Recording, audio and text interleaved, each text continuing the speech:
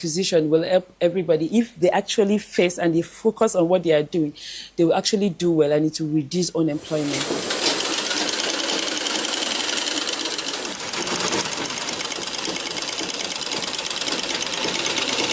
It's fun training COP members because I see the happiness in them when they hear Said and when they hear, oh, there's a fashion designer in the house. Not only that, somebody who can do unisex. Because I tell them, if you want to add value to your family, you have to learn how to sew for your husband, because if you sew for your husband will love you more. So anytime I make mention of that, they're like, oh, I want my husband to love me. And so they are going to sew a whole lot for their husband and they are ready to, sew the whole cloth. It's fun, really. It's very, very beautiful, sewing them, training them. I've trained countless of people because each batch, there are more than 200 that comes on a training. So I have to divide them into 3 segments. Beginner, we have the intermediate, and then we have those that already know how to sew, but then they want to upgrade.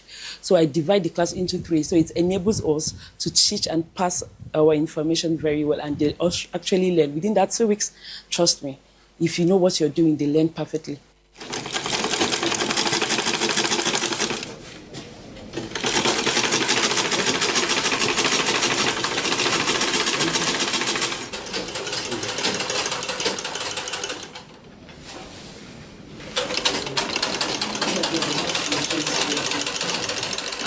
Oyewale Yanoluwa by name.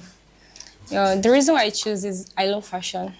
I love to see what people put on, what they wear. So I was like, oh, I'm going to do this, and I want to do that for myself, my family, and for my friends also. There was the fear of, after NYSC, what will I do? What will I be doing? Will I sit down at home or start looking for white-collar jobs? But with what I have, I can start something with it. I had idea of sewing before going to camp. I started 2018 after my ND, and I learned for like 6 months. I knew from then that I need to add more to the idea I have already. So when I got to camp and I heard about Said, and it's an opportunity for me to learn more and acquire more skills, I decided to go for Zuno stitches, actually, to upgrade my sewing. And coming here, I've been able to learn how to cut a proper bustier. I'm not very good in sewing bustier before. I was one that made this yesterday. So I've been able to, I've also been able to learn how to sew a perfect trouser very well. The cuttings, the settings. I've also learned how to pad Eve's padding. Zuno Stitches is one of the best places you can ever be. All right, so I was a core member in Oyo State, and what actually brought me here was because I wanted to upgrade, and I have successfully done that. As you can see, I learned how to sew Sokoto, and then I learned how to sew trousers, and then learned how to sew senator wear. And the best part of it is we sew unisex here. We are right here at the heart of Ibadan or Joe. Just when you go to your job, just take a bike or a cab, tell the bike man you are going to Old Bank. When you get to Old Bank, just ask anywhere that you are going to Zuno Stitches. So I want to use this opportunity to appreciate the federal government and the NYSC for bringing up this wonderful program called Said. It's been eye-opening, and people like us who are ex-core member have actually gained a lot from it, beyond our imaginations. I make ready to wear, like this one I'm wearing, one of my coppers here made this one for me. So that's why I decided to wear it today so that you can see. Then I make male clothes, make a simple senator suit up and down. We can do agbada. We have someone who designs our embroidery and monogram work here. So we also have, we do our trousers, we do streetwear too. I must be very, very sincere. Even before now, I'm always talking to people about NYSC, how NYSC has shaped my way of life, my income. Through this, I actually did my master's through training COP members and Diva. I also bought little properties around with my savings from training them, and also what I get from them, because sometimes they also bring their friends too who are not here, who have to they want to make clothes, so they refer me to their colleagues too. So it has been very, very impactful and helpful, and I'm grateful to NYSC for this opportunity. Nigeria, Nigeria, we serve.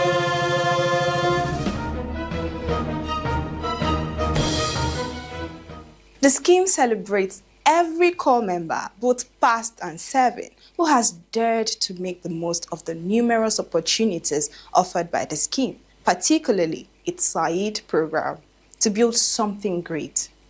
Abigail, we celebrate you. Another story that serves as evidence of the life-changing impact of the NYSC Said program is that of Lillian Ikweze. Let's hear her story too.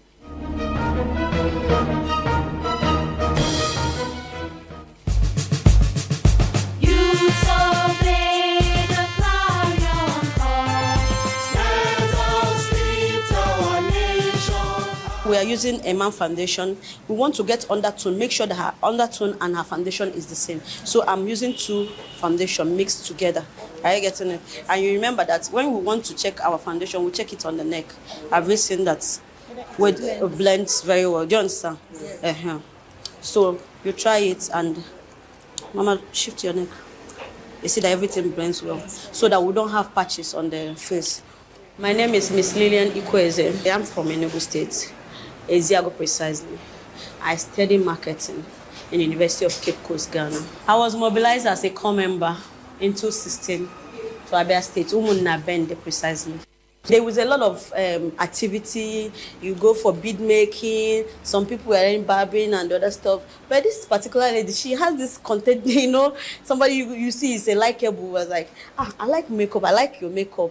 She said, okay, come and join me. So we joined her and it was like, okay, do you have interest? I said, I have interest in makeup, but I don't know. Just we didn't have any ways. Is it possible? He said, just do now. Start first. Make a move. When you make a move, then we'll know the next thing. And I am very, very happy. Said really pushed me. After the service, when we came out from the camp, I still followed it up. And look at me now. I'm a professional makeup artist, and at least I'm making something out for myself.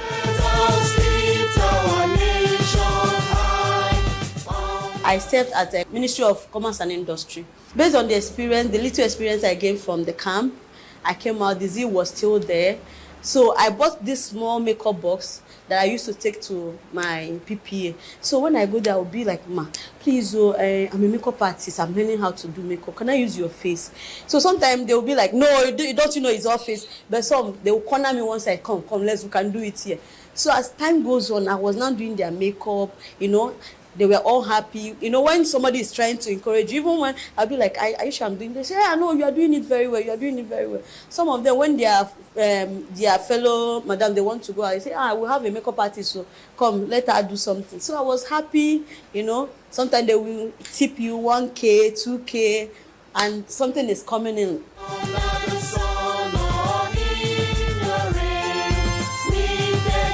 There's no cut and join in terms of success. Starting was not easy. It was difficult for people to accept, Southeast at that point, there was no much makeup and thing. Do you understand? Everybody would just price you peanuts. Is it not just something I would do today and wash my face? Why are you charging so much? Do you understand? But as time goes on, people start buying the idea, and people start seeing the importance of what you are doing, and they still start seeing like, okay, this is actually not because of they want to make money. They also want to impart. Because I can tell you, from every point, at least last year I've trained no less than 50 people under me. Do you understand? So, which is when I see others making money, it's not all about me. It's not about what you can also impart on other people. Do you understand? So it's not easy, but to God be the glory. At least bills are being paid in one way or the other.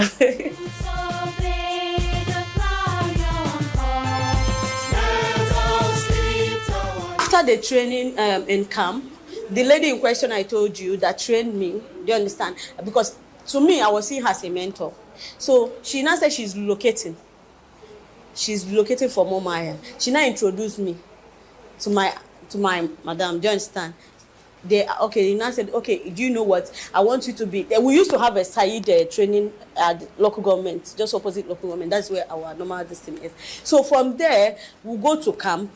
When we go to the camp, the first 2 times I went with her before she finally moved to Calabar. Do you understand? So when we went, she was just telling me, because I was telling her that I'm not used to too much crowd. She said, no worry, before we go 2 or 3 times, you'll be cool. So when we went like 2-3 times, that's 219. Yes, I was becoming comfortable. You know, when you are dealing with your young people, some people will talk and other stuff. So after the Said in the camp, some of them will come out, the ones that don't deploy in Abia, they want to, okay, can we meet?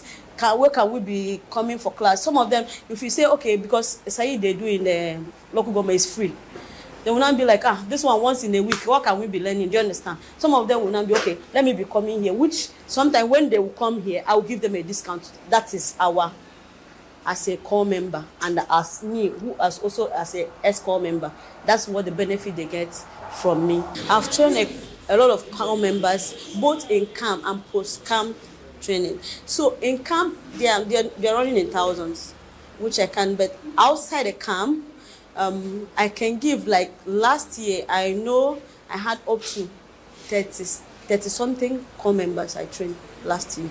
Remember that the neck is part of the face. You don't just do the face and leave the neck. So now I'm going to see the beauty sponge. You just now use it. Make sure that everything is well blended, you get. At least in next 2 months now, you'll be doing like me, because at least if not for the NYC, and how I took it serious. I studied theater and performing arts. And the reason for this is that I'm an actor, a presenter. And when I was posted to Abia State Council for Arts and Culture. Along the line, I had an opportunity to be the actor who was to travel with them to attend NAFest, which is a festival that holds for all states. And we were struggling to battle with who will make the makeup. And as an actor, I take it upon me that in school I learned it as a course in theater practice, which is an amalgamation of different theatrical areas, such as acting, costume, makeup, and whatever. So but I was not that perfect, because in school I concentrated on acting and directing.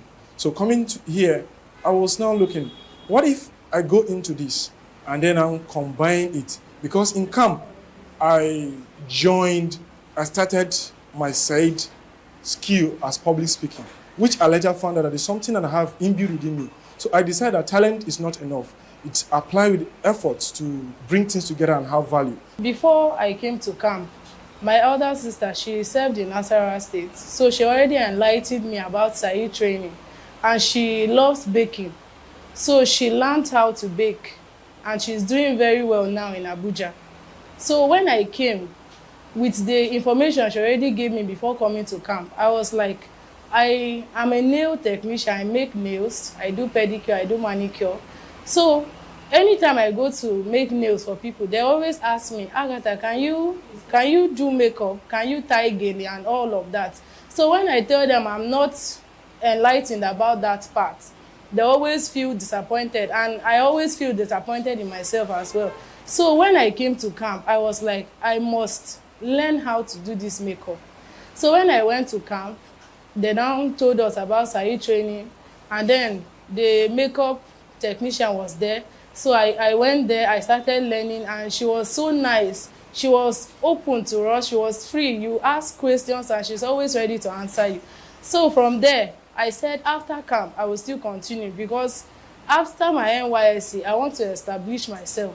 I started this makeup of a thing in camp, doing Said training. When they asked us to group ourselves, choose the kind of Said you want, the kind of training you want to enroll yourself and learn even after NYSC. So they taught us in camp that we should take this Said seriously, because the way the country is going now, we have so many undergraduates that are out there looking for job, one way or the other, looking for white-collar job to be specific. So, but if you have something that you will enroll, or you will keep yourself busy, or be getting one or two naira after your NYSC, it will be better for you than to go and fold your hands, sit one place, and be waiting for government to give you white-collar job. At the end of the NYSC, I will be able to at least establish myself, start something. And I'm very good at making up and also tying gele. That is where I know how to do that one very well, tying up gele. And ever since I started working here, my madam has been more like a sister to me. NYC can make you. can also marry you. Depend on what you want. Some people go, it depends on your attitude, it depends on the way you view it. Me, I utilize my 1 year, and my 1 year is still paying off. So if you go there like you are just going to have fun, some people came to have fun and they are still having fun.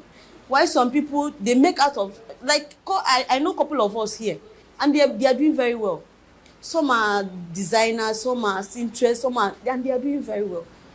If you go to Aba, a lot of our sets are designers and they are doing very well. I want to use this opportunity to say very big thank you to the management of NYSC. You guys are doing just wonderful. You don't know what impact you are making on the life of people. Young people out there, they are very thankful. Even though some people look at it as a waste of time, it's not a waste of time. You impacted in my life. And I know a couple of people that's also been impacted. And all of us joined together are saying thank you very much. Nigeria sauce, Nigeria we serve.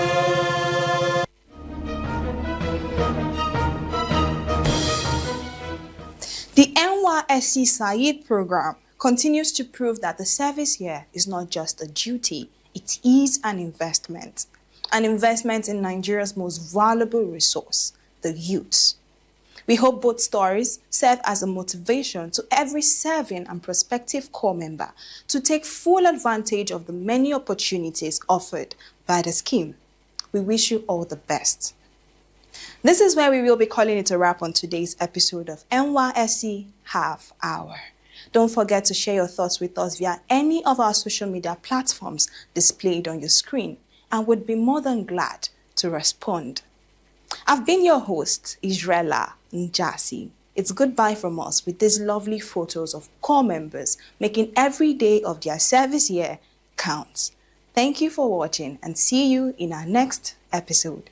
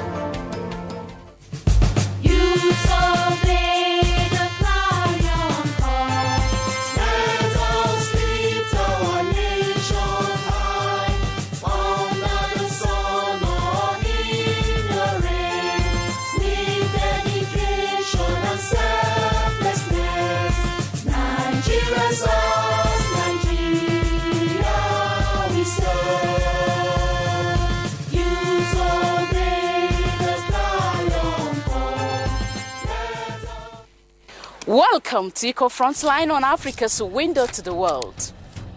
The impact of climate change on the human health is worrisome and calls for urgent and collective action to mitigate it. Climate change is no longer a future warning or a distant threat. One of the most pressing environmental issues of our time is plastic pollution, be it in a visible form, microplastic or nanoplastic. What role do you see government policies or public awareness playing in the future of waste recycling in Nigeria and in Africa by extension? How exactly is rising temperature and extreme weather condition increase diseases in this climate?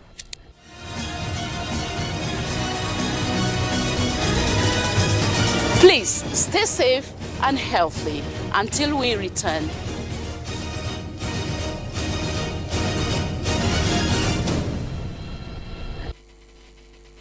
The federal government of Nigeria warns vandals of national assets, electricity transmission towers, cables and other facilities to desist from this act of sabotage. Vandalism is a serious crime punishable under the law. Vandalizing electrical equipment will affect millions of Nigerians, including your loved ones. Remember that national assets belong to all of us, hence the need to protect them. Report all cases of suspicious movement around electrical facilities to security agencies. When you see something, say something. This message is from the Federal Ministry of Information and National Orientation in collaboration with the National Counter-Terrorism Center, NCTC, Office of the National Security Advisor.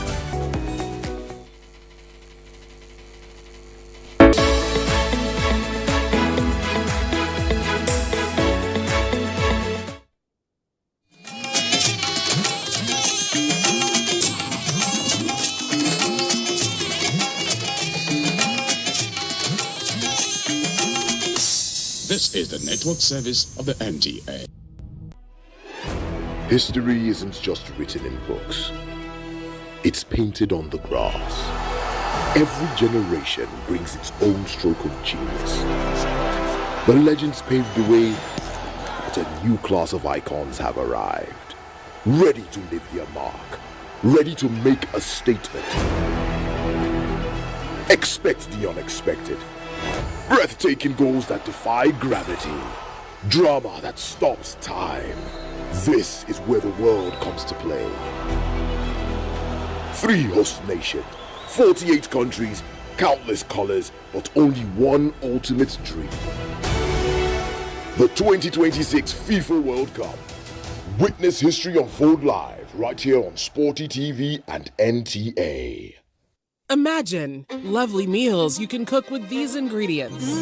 You spend heavily, but no guarantee of a tasty meal. Not making a right choice of seasoning cube can ruin your meal, money, and confidence. For a tasty meal, do not compromise. Choose Gold. Use Terra Gold for the rich, consistent taste your loved ones crave for. Good for soups, stews, and jollof. Terra Gold. 1 cube, endless possibilities. Early detection, it's so critical to screen. It's so critical to check. It's so critical to do that self-examination. Because we have a lot of scientific evidence that discovering the disease early will end up with high probability of cure, less intensive treatment, usually affordable treatment. We've come a long way. The needle has moved, but it has not reached where it should be. And we need cooperation from all sectors: media, government, funding agencies, the banking sector, pharmaceuticals. your diagnosis is just a chapter. It is not your whole story. This is the Survivor's Desk, a show dedicated to navigating the journey of health and healing.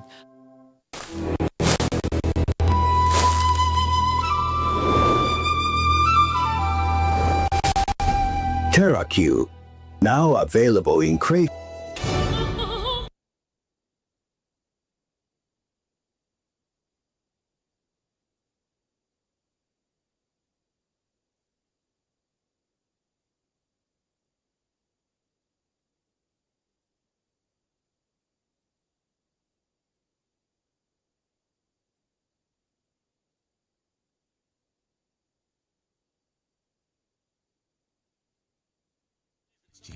It bears the images of our heroes. So, stop abusing the Naira. It is a criminal offense to spray the Naira at events. Stop stepping on the Naira.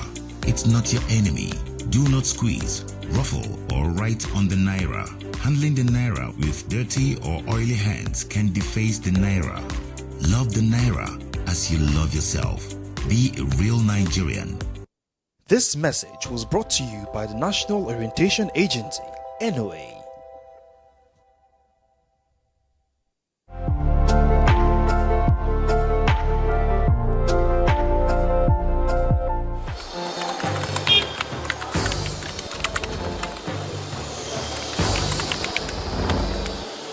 You have no better friend and partner than Nigeria. Let this unveiling today be a call to conscience. Let our practitioners hold the line of truth. To the media, please inform with integrity and with a deep sense of patriotism. To our public officers, communicate with transparency. To citizens, please let us speak with empathy. Let us come together to become the voice of responsibility, the voice of the world that heals division, that inspires hope and drives development.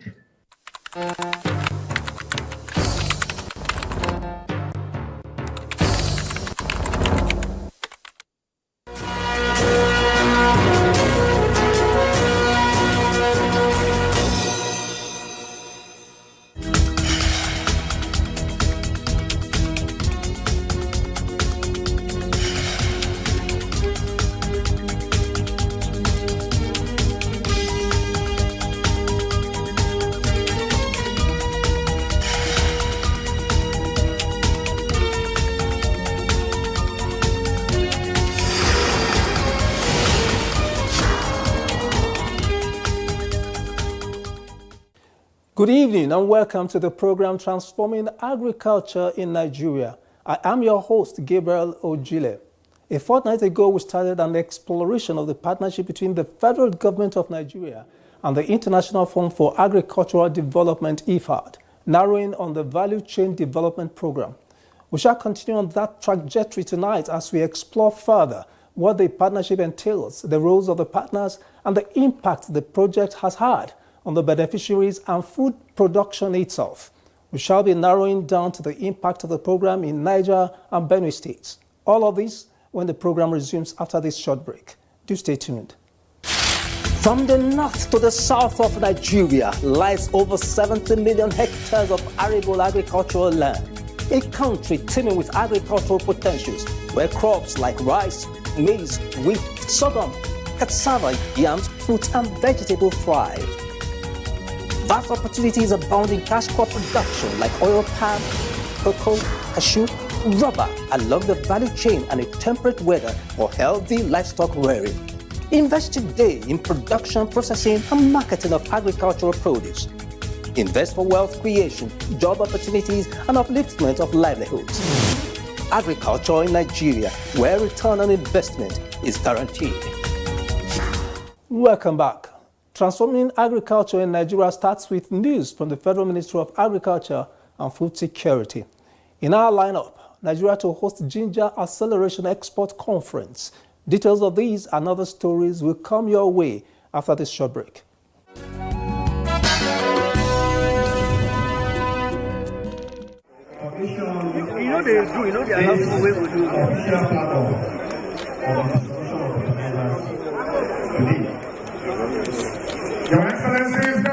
The federal government has flagged off the renewed Hope Farm Input Support Program (FISP) to support farmers across the country with the distribution of 11,720 bags of fertilizer to 2,930 farmers in the Federal Capital Territory, Abuja.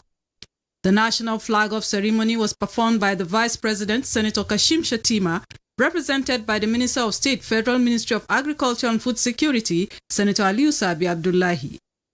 The provision of 720 bags of urea and NPK fertilizers. Speaking during the flag-off ceremony, the Vice President stated that the program is beyond input distribution to farmers and encompasses climate-smart agriculture, building the resilience of farmers through timely and transparent interventions to genuine farmers across the country. The provision of 720 bags of urea and NPK fertilizers to 128,930 smallholder farmers across the country underscores this administration's resolve to uplift our farmers and enhance agricultural productivity. Today's event, which includes the distribution of 11,210 bags of fertilizer to 2,930 registered smallholder farmers within the Federal Capital Territory through the Honorable Minister of the FCT and the All Farmers Association of Nigeria, is both symbolic and strategic. It demonstrates our commitment to ensuring that no farmer, regardless of location, is left behind. This program is not only implemented, but is also tracked for results. Also speaking at the occasion, the Executive Secretary, National Agricultural Development Fund, Muhammad Ibrahim, stated that the FISP being implemented by the fund is in tune with the renewed hope agenda to support farmers across 21 states and has been flagged up in Ekiti and Niger State. At the NADF, again, the real test of this program is not today's event. It is what happens in the farms after today. It is in the harvests. It is in the yields. It is in the farmer whose life depends on these inputs. It is in the households that sees more food in their market. And it is in those rural communities become more productive. To our smallholder farmers, let me say this directly to you. You are not just beneficiaries of this program, you are partners in the national assignment of feeding Nigeria. Speaking on behalf of the farmers, the National President of Farmers Association of Nigeria, Mohammed Magaji, appreciated the federal government for the intervention, saying that it will increase the productivity of farmers across the country. AFAN remains committed to collaborating with the Federal Ministry of Agriculture and Food Security, NADF, state government, and all relevant stakeholders to ensure that this fertilizer gets to the real Nigerian farmers, especially the practicing farmers, in order to unlock the full potential of our agricultural sector. Once again, I thank NADF, the federal government, the host FCT administration, and all partners who have made this program possible. As a beneficiary receive this input, I urge them to utilize them judiciously and strictly for agricultural production.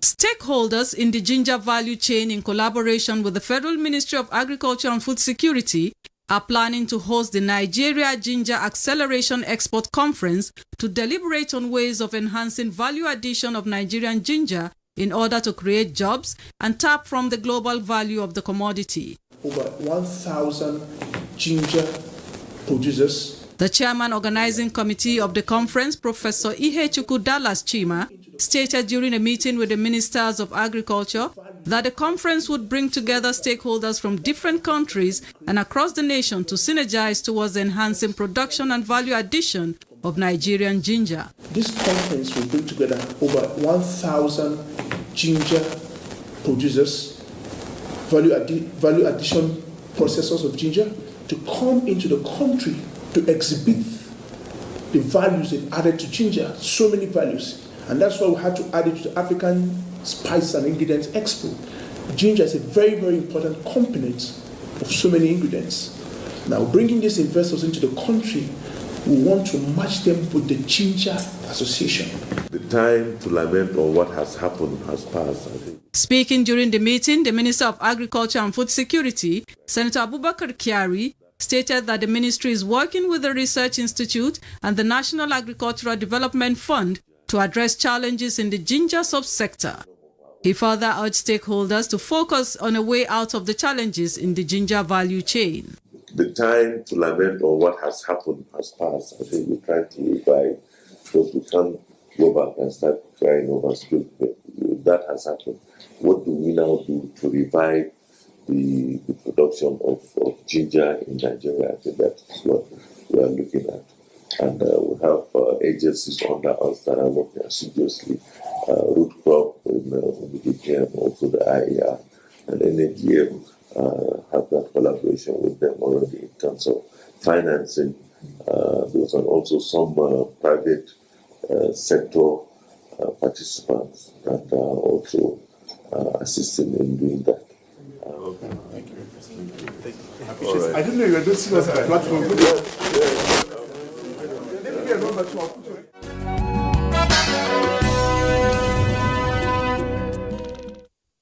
In an effort to make Nigeria agricultural produce meet the global agricultural produce residue standard, the Federal Ministry of Agriculture and Food Security has inaugurated a technical working group in Abuja. The Minister of State, Federal Ministry of Agriculture and Food Security, Senator Aliyu Sabi Abdullahi, who inaugurated the working group, stated that about 76% of Nigeria's agricultural produce has faced rejection in the global market for not meeting safety standards.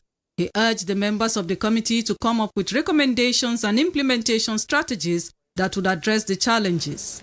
The technical working group should identify relevant agencies to provide useful information for a thorough review of existing national frameworks, policies and guidelines relating to residue management and contamination in the selected priority crops. The relevant agencies should suggest contact persons and provide their contact details. Develop and deploy a survey instrument to generate detailed overview of the current state of pesticide residues and contaminants in the selected priority crops in the country. Identify regulatory, institutional, and operational gaps in residue and contaminant management in the country. Also speaking during the inauguration, the chairman of the Technical Working Group, Professor Lateef Oladimeji Sani, appreciated the government for its commitment to address the challenges and for the confidence reposed in them.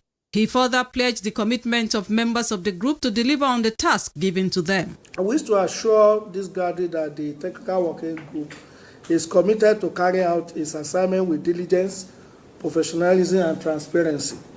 We recognize the trust placed on us, and we will work collectively with all relevant stakeholders to deliver practical, evidence-based recommendations that will contribute meaningfully to our national development goals.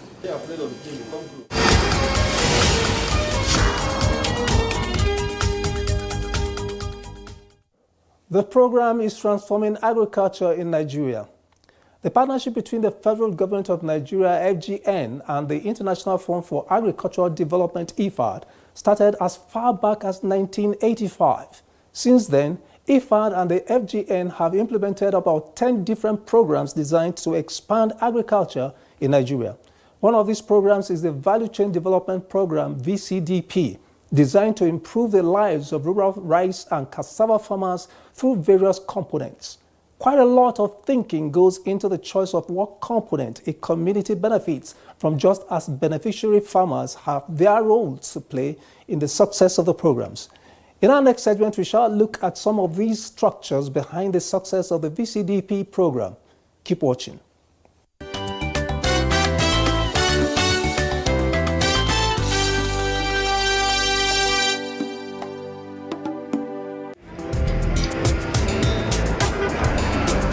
The Value Chain Development Program, VCDP, is a program implemented through a partnership between the International Fund for Agricultural Development and the Federal Government of Nigeria. Implementation started in 2014 and involves 9 beneficiary states. The main objective of the VCDP is to improve the food security and incomes of rural households in Nigeria through developing the value chains for cassava and rice. But why rice and cassava? Importation of rice to the country was very high, and we needed to reduce the importation of rice. So Value Chain Development Program felt there's need to invest in rice production so that it will reduce the importations of rice. For cassava, of course, is a crop that, a food security crop, let me put it in that way. You don't need a lot of, you don't need to spend much before you can go into the production of cassava. It's a food security crop. You can grow it virtually in almost all the soils, and it will strive, and you can get a very good yield if all the good agronomic practices are well followed. Through its various components, the VCDP aims to reduce post-harvest losses and strengthen food security, accelerate economic growth by improving the incomes of rural households, build strong partnerships between the public, private sector, and producers. Some of the projects executed under the VCDP include construction of processing hubs for rice and cassava, purchase of processing equipment, construction of market and storage stalls, as well as construction of culverts and bridges to improve access to market sites. Some communities ask requests for a mini bridge or culverts because some of the areas cannot be accessed during rainfall because of the simple mini bridges that are not available. We go into it, we look at it within our own, we support them. We also provide the community processing clusters or communities with water facility if there is need, if they requested for it. Because before you are talking about value addition in processing some of the product, agari or rice, you must look at quality of water they use. The choice of which projects to implement is not left to chance. It is a product of consultation with the community and often involves a percentage contribution from the farmers. For infrastructure like the processing hubs, bridges, stalls, the project supports the community with 90% of the total cost, while the community pays 10%, which is often in kind. They will come as a group and also work with the contractor. Some of them are providing lands where this infrastructure should be built. This is part of their 10% contribution. And by the time we finish the building, of course, the farmers also need to be trained on how these infrastructures will be maintained, because the federal government of Nigeria will hand over this facility to them. It's not their own. It's no longer a VCDP facility.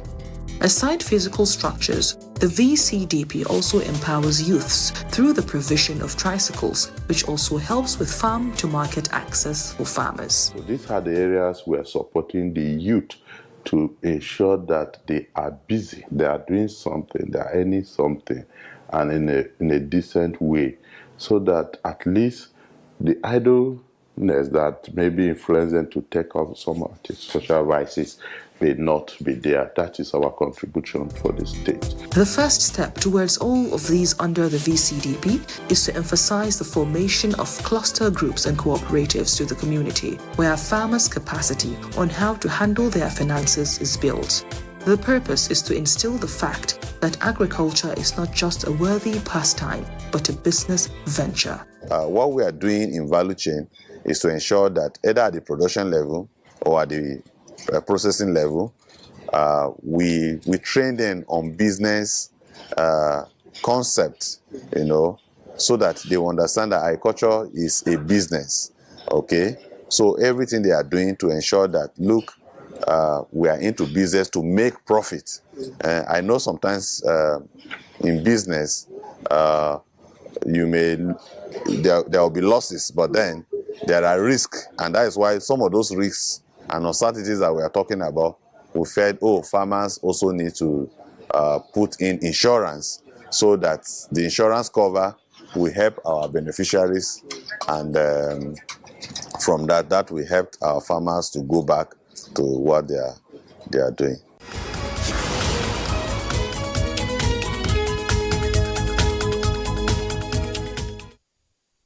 You are still watching Transforming Agriculture in Nigeria. The proof of the impact of federal government of Nigeria and IFAD partnership is in the changes that have happened in the lives of farmers and residents of communities where the Value Chain Development Program is being implemented. In our next segment, we shall take some stories from beneficiaries in Benue State and how the Value Chain Development Program has improved livelihoods in rural communities. Keep watching.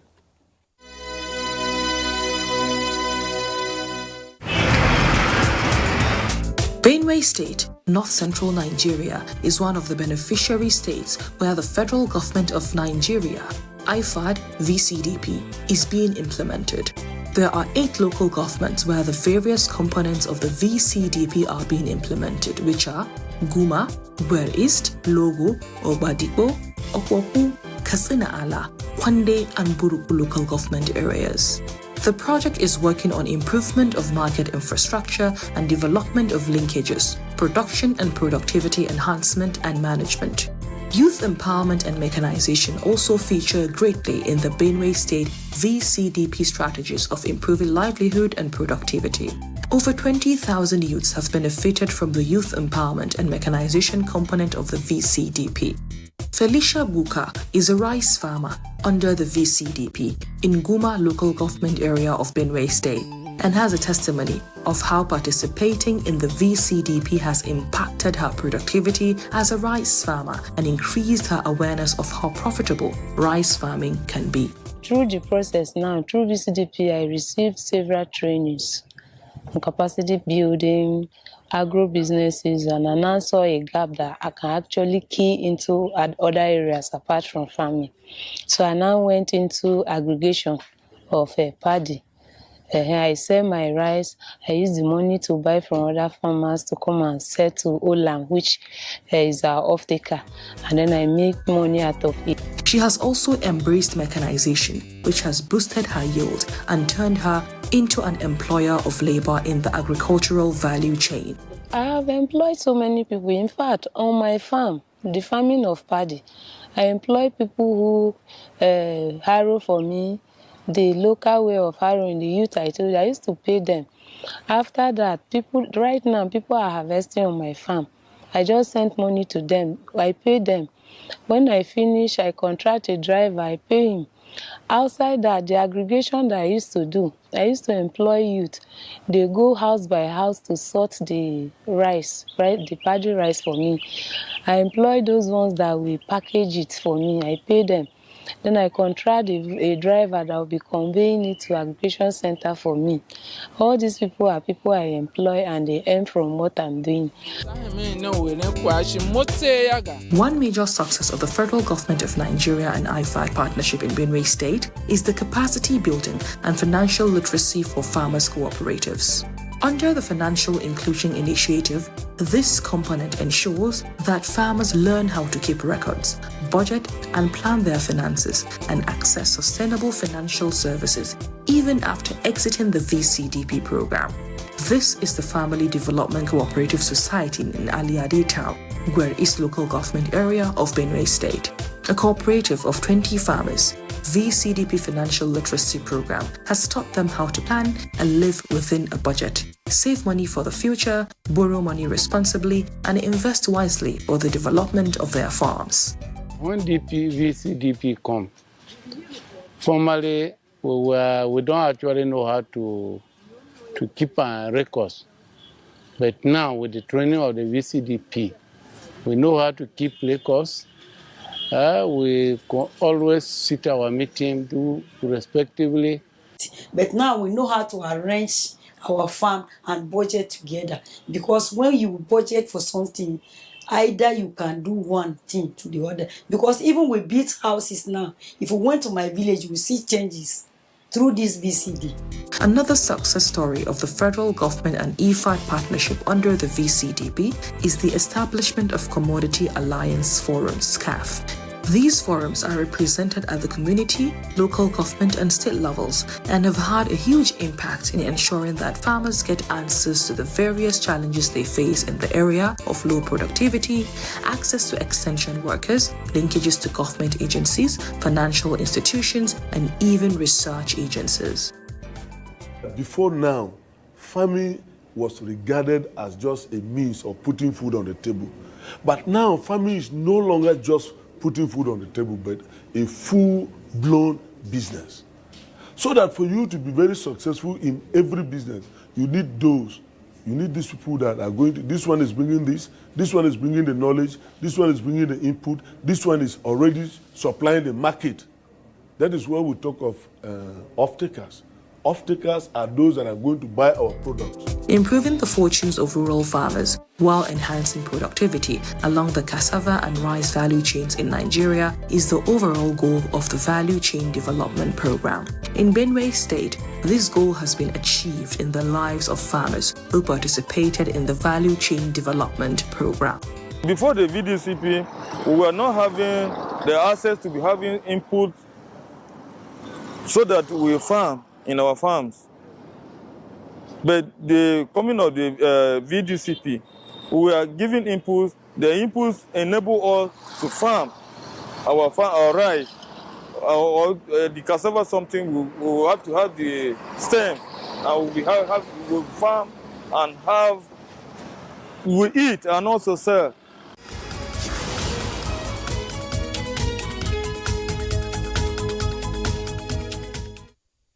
It is said that no man is an island. No country can do it alone, and that's why partnerships exist.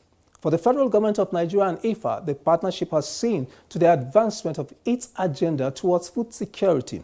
Rural farmers who produce about 70% of the food needs of the country have benefited from this partnership through improvement in their processes, financial inclusion, productivity, and livelihoods in general.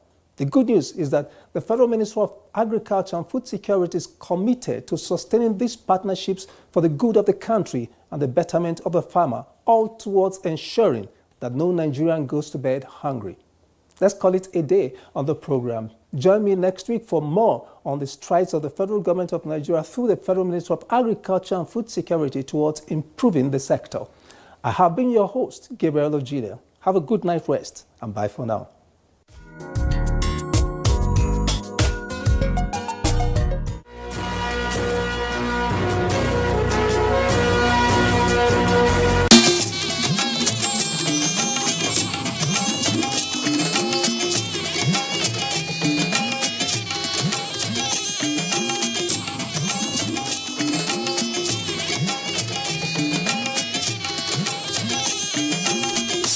This is the network service of the NTA.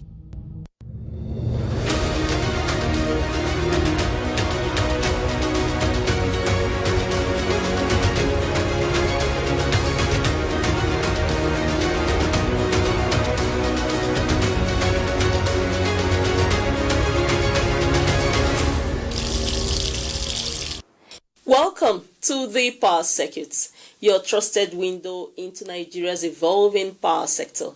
This program is proudly brought to you by the Transmission Company of Nigeria, TCN, the nation's foremost agency responsible for the bulk transmission of electricity across the country.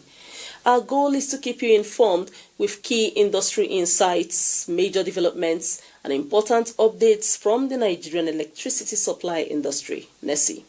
I'm your host, Amara Agogesi, and here's what we have coming up on today's edition. Power Minister Joseph Tegbe assumes office, engages heads of agencies. TCN grants access to mainstream energy to construct 330 kV base at Kainji Transmission Substation.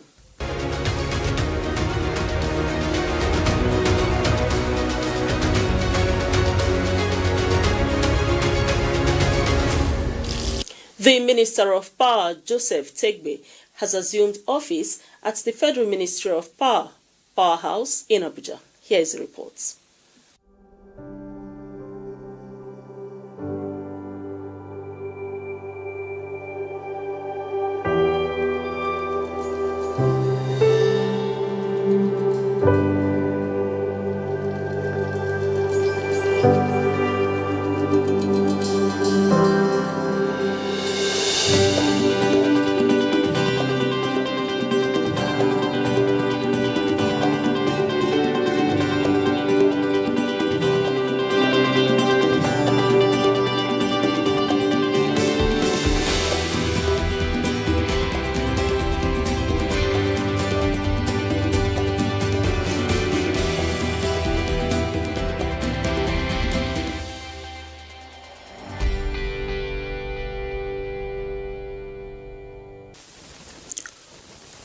Upon his arrival, he was received by the Permanent Secretary in the Ministry, Mr. Mahmuda Maman, along with directors in the Ministry and heads of agencies under the Ministry, including the Managing Director and Chief Executive Officer of the Transmission Company of Nigeria, TCN, Engineer Sule Ahmed Abdulaziz.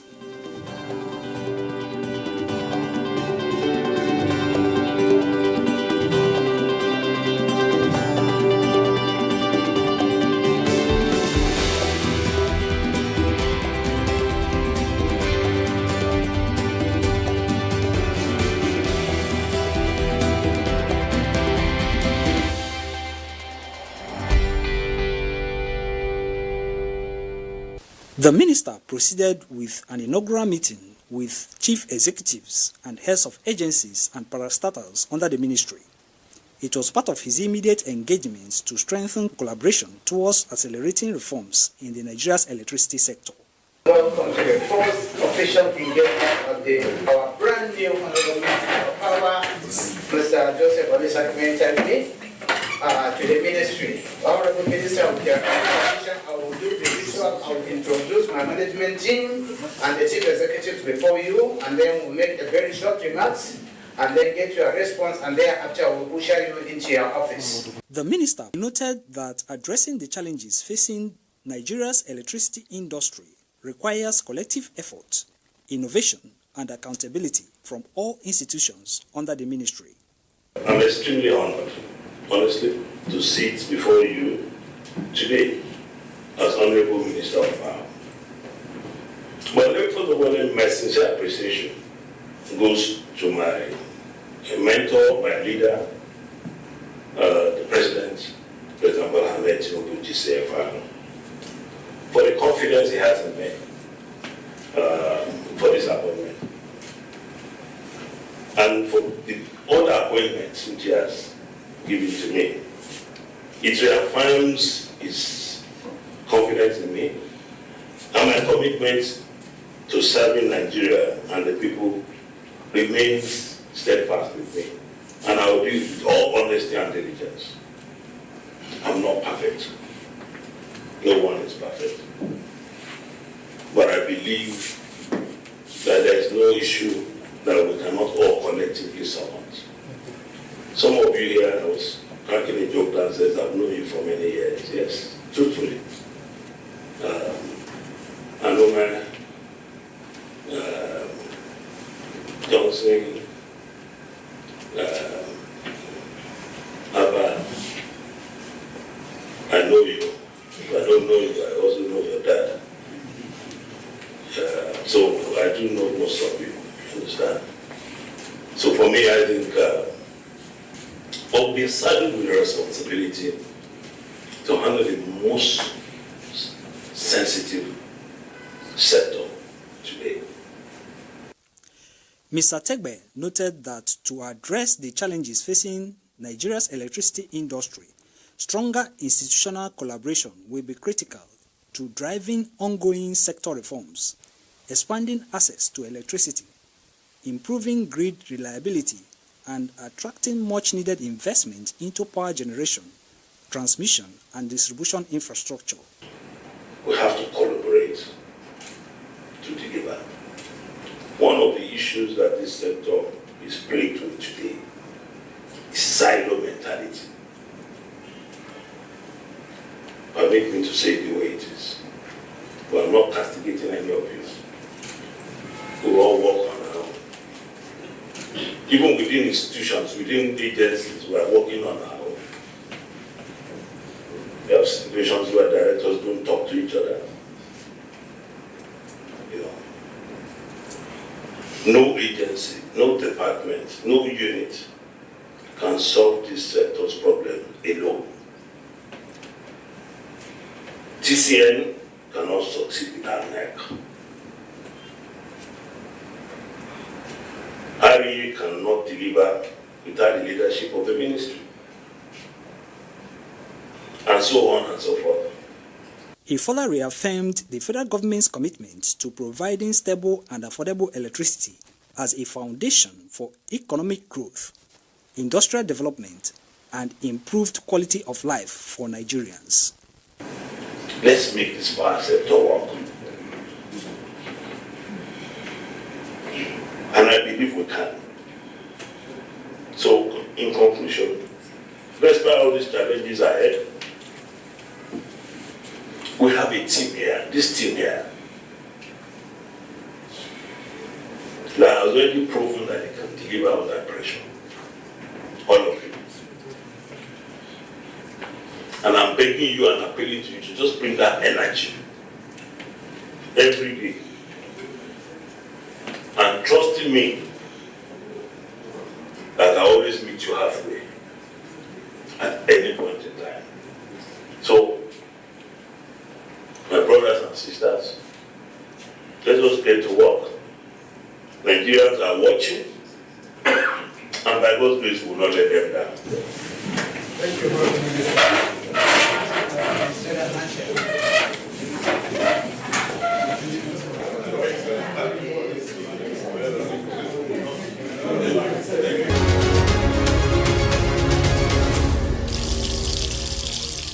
Coming your way shortly is the interview segment of the Power Circuit, just after this timeout.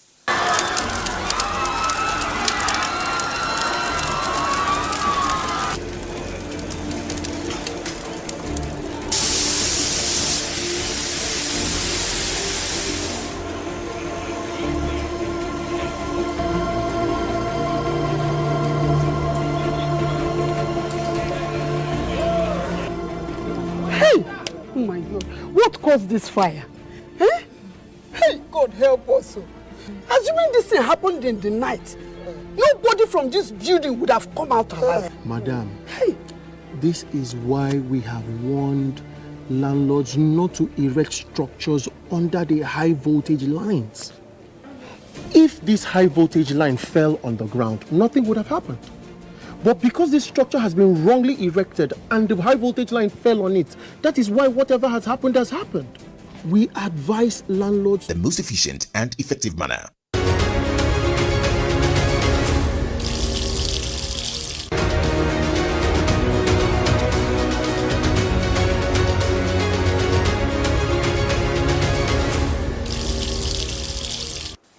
The management of the Transmission Company of Nigeria (TCN) has granted access to Mainstream Energy Solutions Limited (MESL), operator of the Kainji hydropower plant in Niger State, to construct 330 kV bays at the Kainji transmission substation. The operator of the Kainji hydropower plant is expanding its capacity with 2 turbines, requiring the construction of switchyard units 1G3 and 1G4 bays to evacuate an additional 220 megawatts of electricity from the plant. TCN handed over the site to Mainstream Energy Solutions Limited to enable it to begin the construction activities, including civil, electrical, and mechanical works, as well as testing, commissioning, and other approved project tasks.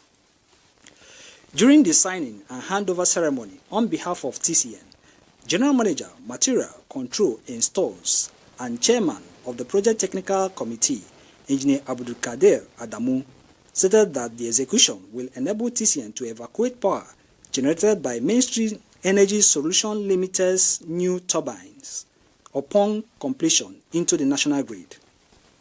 We are expanding our network, we are putting in transformers and all this. We are just putting in money there.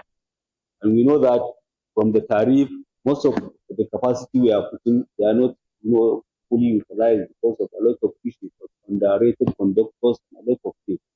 But when they say wheeling, evacuation, very important.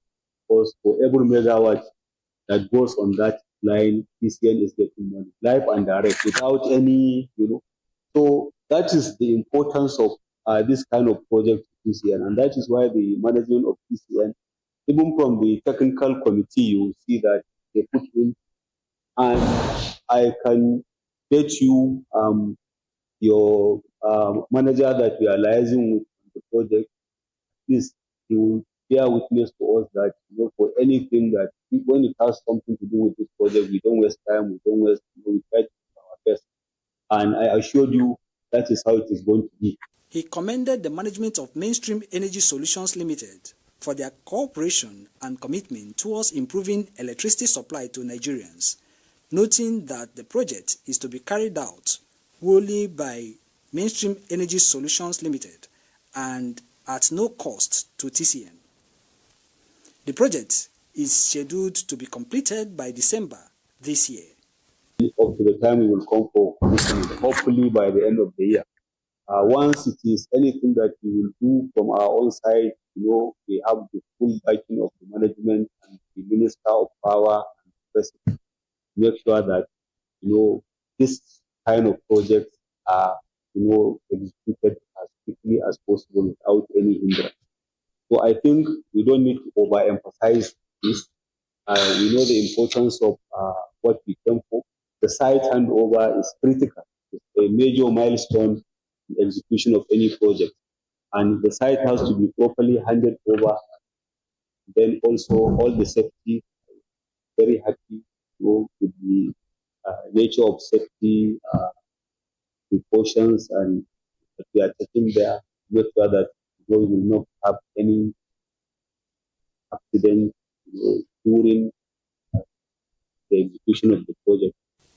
TCN officials also present at the handover ceremony were the General Manager, Business Development, Engineer Robert Bodam, General Manager, Transmission, Shiroro Region, Engineer Kabiru Suleiman, Assistant General Manager, System Electrical, Engineer Ebenezer Opadare, and Principal Manager, Transmission, Kainji Work Center, Engineer Benga Akorede.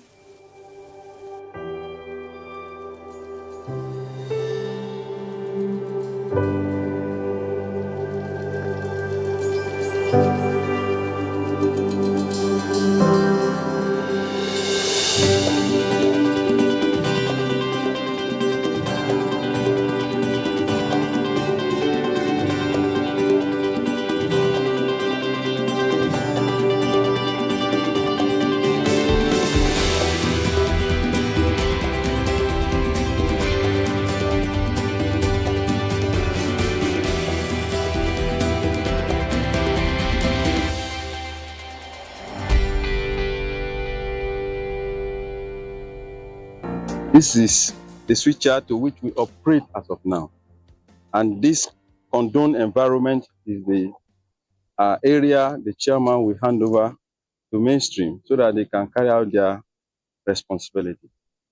The chairman, sir, I want you to please take over from that. This circuit is Unit 5, the closest to the circuit they want to work on. They are coming on with Unit 4 and Unit 3. Unit 4 has its existing structure already on ground, but very close to Unit 5, and a lot of precautionary measures have to be taken here. For Unit 3, it's just an extension of bus bar that is required and is an empty bay, and safety precaution too has to be taken place, but Unit 4 is more of a concern for this responsibility. Thank you, Mr. Chairman. There are a lot of taggings that will later be done to ensure that these are lifelines. This place are energized. You can even hear the sounds. So a lot of precautionary measures have to be taken into place to make sure that machineries and also, you will use high boom, cranes to do this job, and also personnel have to climb up to do some connections at one point or the other, electromechanical connection and a lot of things. So a lot of precautionary measures and safety measures need to be taken care of here. We've understood all what you have said, and that is what made us to all be here as all stakeholders. We are going to ensure all the safety measures were taken care of, because, as we have already said, this is a very critical project, which at the end of it, we will all be proud of ourselves that it has been done successfully, despite the place is powered. It's an energized place. We ensure that at the end of the project, we will all gather here to commission it successfully. We understand really all the concept of this handing over and where we are taking and what we are taking. And we know what we are going to do. We have the qualified hands to do that. But with that same collaboration with you, I think we can be better. To me, the chairman of this technical committee, who I have officially handed over this time. Thank you. I think we are done. Thank you very much.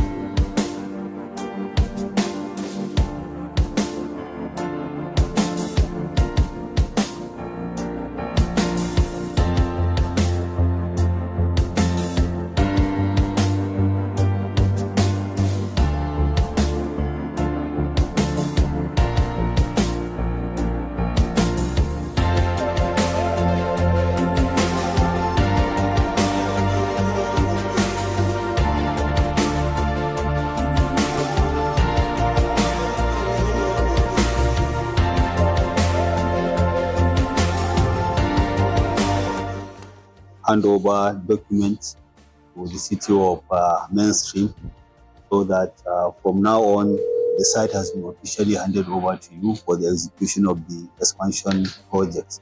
Thank you very much. Yes.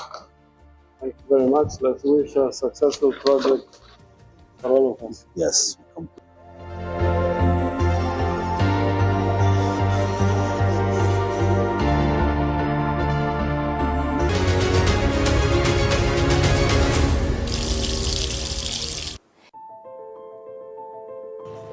Just count all the blocks, eh? Well, sir, we are a transmission company of Nigerian linesmen, and we just observed that you're about to erect a structure here. You're very observant. Yes, I'm trying to put up a shopping mall of 200 shops that will serve this neighborhood. And I'm very excited about the project. But sir, have you observed that it is under high tension transmission lines? It could snap, drop on the shopping mall and electrocute everyone inside it. Moreover, sir, these lines emit electromagnetic waves that are harmful to the health of human beings. Really? This could cause so much harm? Absolutely, sir. Imagine if there's a fire outbreak in the mall. It could destroy the transmission lines, causing outage to many states in the country. Erecting a structure under high-tension transmission lines will not help government efforts to grow our power supply and grow our economy. Be part of growth. Do not destroy electricity power installations. Little vigilance and concern on our part is necessary to protect transmission infrastructure nationwide. Be vigilant. This message is brought to you by the Transmission Company of Nigeria, TCN, transmitting electricity in the most efficient and effective manner.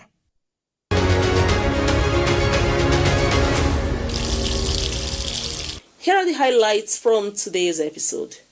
Power Minister Joseph Tegbe assumes office, engages heads of agencies. TCN grants access to mainstream energy to construct 330 kV base at Kainji Transmission Substation. TCN is pleased to have you with us on the power circuit, bringing you greater insight into Nigeria's power sector. You can stay connected by visiting TCN's official YouTube channel via TCN_Nigeria, where you have access to all episodes. We also encourage you to show your support by following and engaging with TCN across all social media platforms. On Facebook, like the page Transmission Company of Nigeria. On LinkedIn, like the page via Transmission Company of Nigeria. On X, follow the company at TCN_Nigeria. On Instagram, stay updated via at TCN_Nigeria. TCN welcomes your feedback and observations.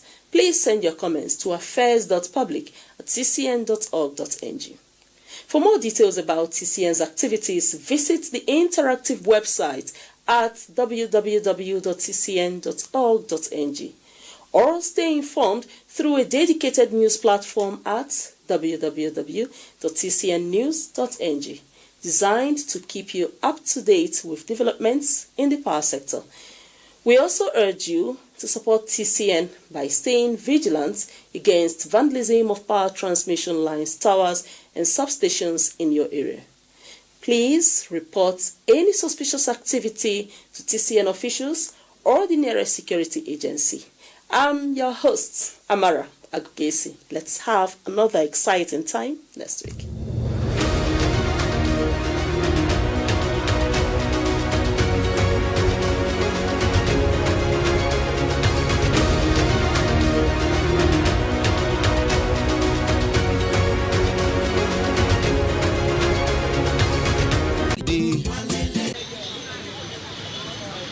In Nigeria, football is not just a sport. It is heartfelt, a passion that binds 200 million people as one. A game that has given us triumphs, tears, and timeless memories. Then came the golden generation, Rashidi Yekini, the lion-hearted striker whose roar shook the world. Kanu Nwankwo, our king of comebacks. And Daniel Amokachi, the bull who carried our hopes. Together, they brought us unforgettable triumphs. The 1994 Africa Cup of Nations. The world finally bowed to Nigerian football. intending to teammates, not intending to score, but the ball delivered in so well that without taking a touch, it flew. It was not only the men who carried the nation's pride. The Super Falcons rose as Africa's queens of football. Mercy Akide, Perpetua Nwokocha, and Asisat Oshoala, inspiring generations of girls to dream, dominate, and conquer. Today, a new generation carries the torch. Mikel Obi, our midfield general, Victor Moses, whose brilliance helped reclaim AFCON in 2013, Wilfred Ndidi, a global star of grit, and Victor Osimhen, whose fire and hunger promise a brighter future.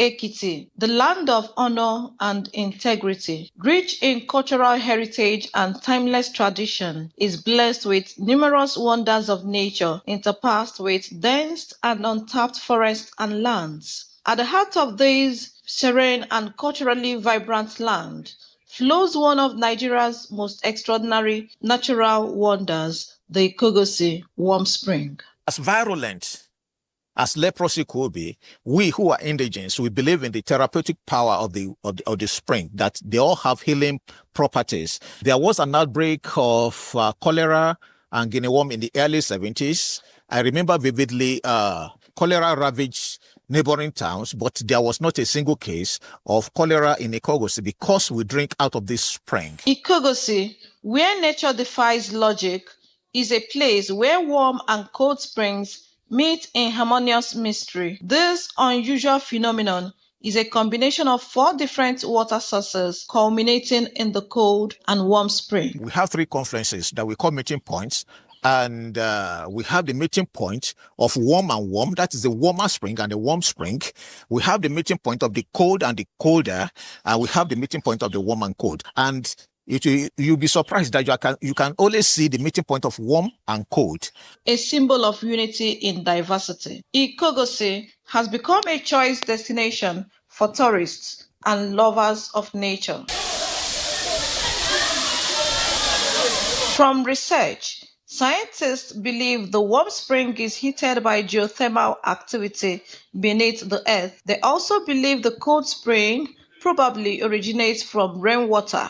The Ekiti state government, towards building a strong tourism destination, has demonstrated commitment by allowing private investment to develop and manage the tourism potentials of Ikogosi. Today, the Ikogosi Warm Spring Resort, under the management of Gloshent Hospitality, has transformed the once remote and dreaded natural site into a choice destination, featuring a modern resort with chalets, conference centers, swimming pools, spa, amphitheater, basketball, hiking field, a bar, and many more. Beyond its beauty, Ikogosi represents the importance of environmental preservation. We all know that the warm spring is the one and only in the world and very unique. UNESCO has come to visit and saying how it is going to help boost tourism here in Nigeria. Ikogosi Warm Spring in Ekiti State stands as one of the nature's rarest and most captivating wonders of nature.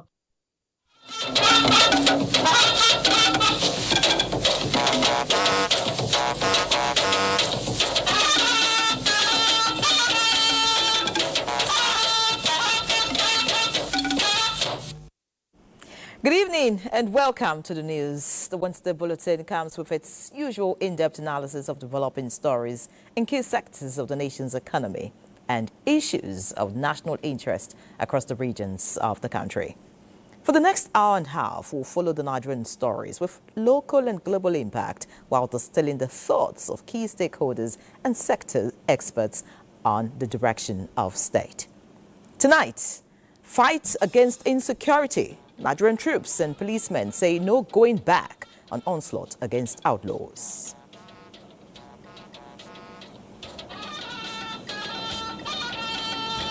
Plateau's Path to Peace Mediation Center inaugurated to ensure justice. The President has approved the establishment of the mediation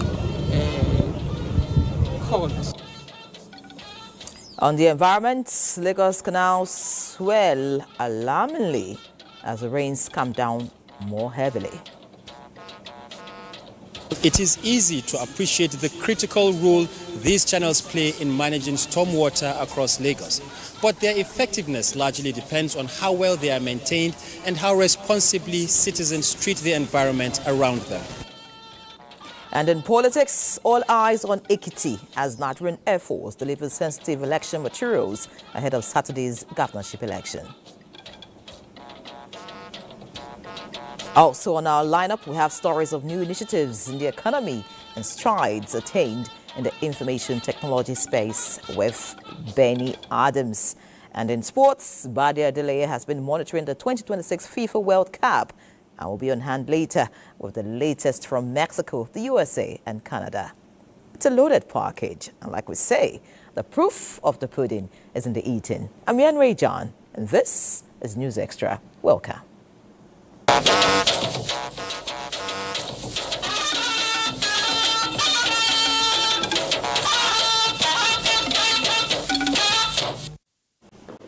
Let's begin with security matters tonight, as troops of the Nigerian Army have rescued 4 kidnapped victims during sustained operations targeting a notorious bandit kingpin, Kachala Muhammadu Fulani, and members of his gang in Katsina State.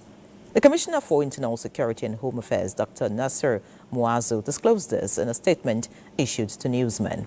The rescued victims are 62-year-old Musa Yakubu, 68-year-old Alaji Saadu Dai, 36-year-old Mukhtar Danja, and 50-year-old Salisu Danja. The victims regained their freedom during ongoing military operations in locations believed to be strongholds of the criminal group. The statement added that medical personnel immediately attended to the victims who sustained gunshot wounds while in captivity. The Katsina State government commended the bravery, professionalism and commitment of the Nigerian Army and other security agencies involved in the operation, noting that their relentless efforts are yielding positive results in the fight against banditry and kidnapping. The government assured citizens that security forces remain on the trail of Kachala Muhammadu Fulani and other criminal elements, stressing that operations will continue until all those responsible for acts of terror against innocent citizens are apprehended and brought to justice. Meanwhile, Katsina State government has commended President Bola Tinubu for approving the deployment of additional security assets to the state to strengthen ongoing efforts against banditry and other criminal activities. Governor Diko Umaru Rada made the commendation during a strategic meeting with religious leaders and community elders aimed at enhancing security and fostering greater collaboration in tackling security challenges in the state. Awal Halaru reports. The meeting had in attendance ulamas and respected elders drawn from communities across the state. Deliberations centered on community-driven solutions and stronger collaboration to restoring lasting peace. Governor Rada told the gathering that the federal government has renewed its commitment to security in Katsina State, citing recent approvals of President Bola Ahmed Tinubu for additional troops, equipment and intelligence support. I'd like to appreciate Mr. President for approving, after my discussion with him, the approval for us to source for 1,000 young able men and women in the state as forest guard, so that they can help the conventional security agencies and our Katsina Community Watch in solving the problem of insecurity in the state. And all of them will be equipped. Ahead of the meeting, Governor Rada signed a new executive order banning the sale, purchase, transportation and storage of petroleum products in jerry cans across the state. He also ordered the immediate closure of all points of sale POS outlets and commercial phone charging centers in Matazu local government area. The use of motorcycles has been banned throughout Matazu and Musa local government areas to cripple the mobility of bandits and kidnappers. The governor pledged to sustain close collaboration with security agencies, traditional institutions and communities to achieve lasting peace and stability across the state. In Katsina, Awal Halaru, NTA News. And still in the fight to rid Nigeria of the agents of terror, 3 explosive ordnance disposal operatives paid the ultimate price earlier this week. The Nigerian police, while warning the officers, say the force remains resolute in ensuring that Nigerian communities enjoy crime-free societies. Now joining me for an interview is the CP in charge of explosive ordnance disposal, CP Hawa Ibrahim. Many thanks, CP, for joining us. Thank you. All right. Now, what do we know so far about the circumstances surrounding this tragic incident, and what immediate steps has been taken by the Nigerian police to investigate the incident and prevent a recurrence? First of all, let me start by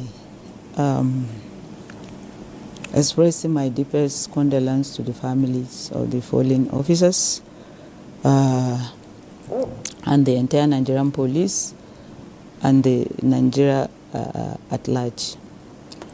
The EOD CBRN is the specialized, EOD CBRN of the Nigerian police is the specialized unit of the Nigerian police that is responsible for detecting, identifying, neutralizing, and rendering safe of explosive and other counter IEDs.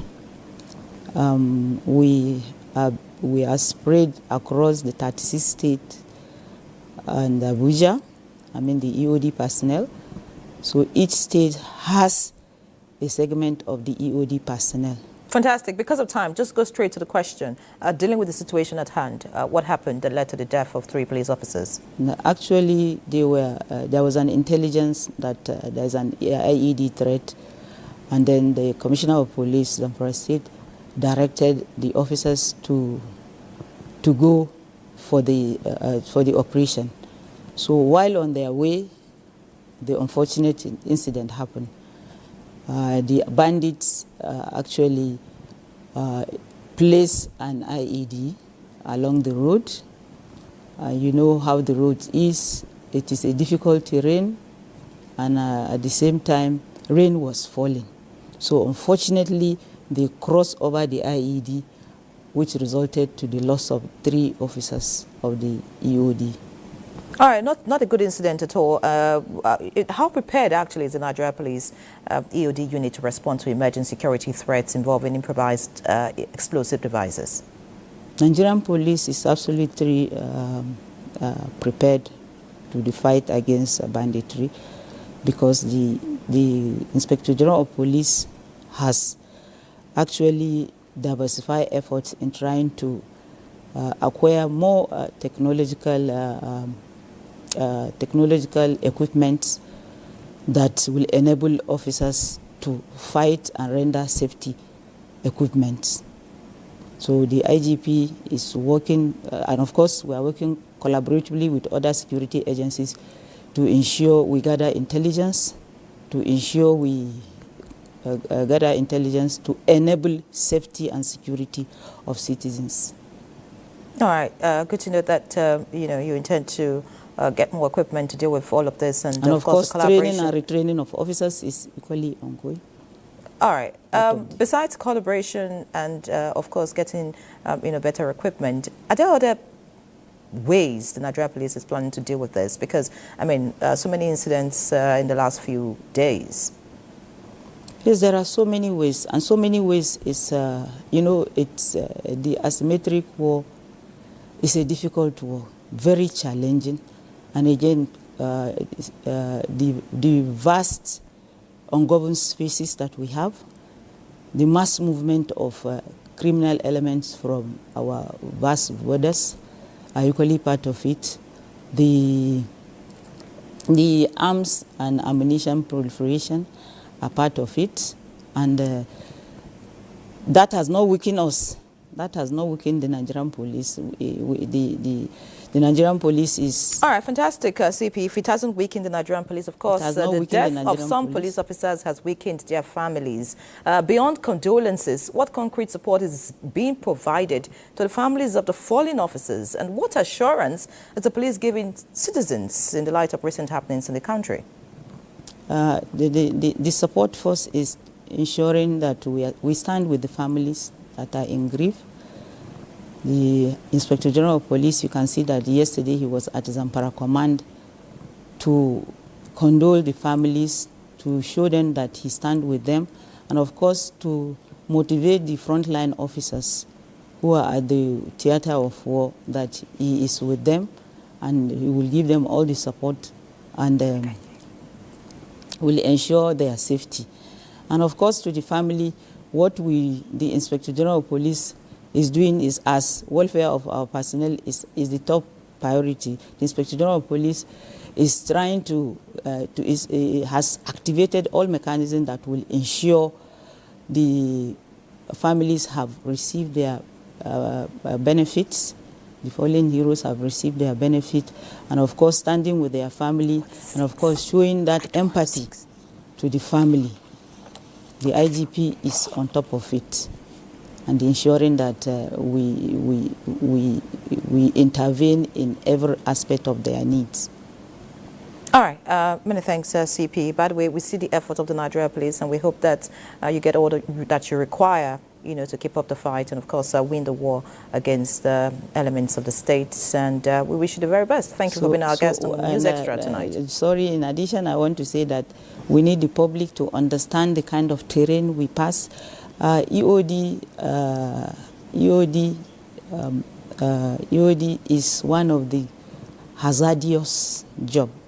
That's explosive ordnance unit is one of the hazardous jobs that that has. Thank you very much. Because of time, we'll have to leave the conversation at this point. Hawa Ibrahim, Commissioner of Police in charge of Explosive Ordnance Department. Thank you for being our guest, and of course, we look forward to hearing success stories from the Nigeria Police Force. And like I mentioned, well done on the good job so far. Thank you. All right, let's look at more security stories now, as barely 24 hours after a federal high court in Katsina sentenced a female arms courier arrested by the DSS to death. A high court in Kogi State has handed the same fate to a notorious kidnap kingpin, Jibrin Halilu. Justice Abdul Nicodemus Awulu found Halilu guilty of conspiracy and kidnapping following his prosecution by the Department of State Services, DSS, over the abduction and murder of a hotel proprietor, Uche Andrew Ofu, in Obajana. Court records show that Halilu and members of his gang kidnapped Ofo in March 2023, collected a sum of 2.5 million naira ransom from his family and later killed him. DSS investigations revealed that the victim had identified Halilu, his neighbor, as one of his abductors before his death. The DSS also linked Halilu and his gang to another kidnapping operation in Lokoja, where they allegedly collected a 5 million naira ransom from a victim. The conviction comes days after a federal high court in Abuja sentenced 4 terrorists to death for their roles in the June 2022 attack on St. Francis Catholic Church in Owo, Ondo State. The DSS says the growing list of convictions reflects its determination to ensure that terrorists, kidnappers, and other violent criminals are tracked, prosecuted, and made to face the full weight of the law.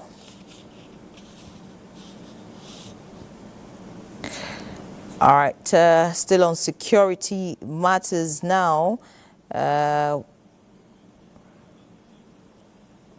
The FCT police has rescued a female who was chained by the brother. I would take that report now of the release of a lady who was rescued by the Nigeria Police Force. This lock is more than this is more than years. For more than 1 year, Grace Anyekoko lived behind the locked door. According to the FCT Police Command, The 36-year-old woman was allegedly confined by her brother, Chinedu Anyekoko, and left cut off from the outside world. The police say when officers arrived at the residence following a distress call on June 12, her suspected abductor resisted efforts to gain access to the room where Grace was being held. The officers eventually forced their way inside. What they found, investigators say, was a woman in chains, weak and surrounded by her own waist. The scene marked the end of months of isolation and the beginning of a struggle for recovery. The victim was seen in a highly dehumanizing condition. Nobody cared about her welfare.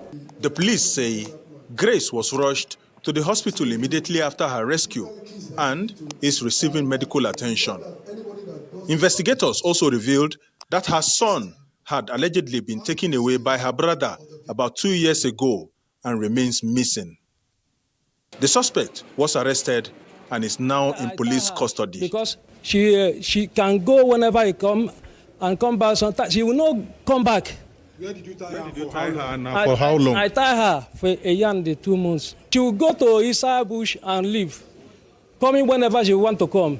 All of a sudden, she come back with a pregnant. As we tie her, we begin to give her those medication that prescribed by us. By who? By me. Beyond the rescue of Grace, the police say information from residents has continued to play a role in ongoing operations against criminal groups across the Federal Capital Territory, which recently led to a hideout linked to kidnapping activities in the Paze-Biajing area. Among the suspects, Hawasha Few supplies food and other items to members of the group and to hostages held by the kidnappers. During her detention, she gave birth to a baby, while both mother and child received medical care. The FCT Police Command says investigation into both cases are continuing. In Abuja, Onoto Yakubu, NTA News. That story actually highlights the effort being put by the Nigerian police to ensure that every nook and cranny of the country is safe. Now let's see other security matters as discussions on the proposed establishment of state police continue to generate concern within security circles. The Inspector General of Police, Olatunji Rawan Desu, reassures officers and men of the Nigeria Police Force that ongoing reforms are designed to strengthen and not to dismantle the institution. Francis Form reports that the reassurance came during the Inspector General's first official working visit to Jigawa State.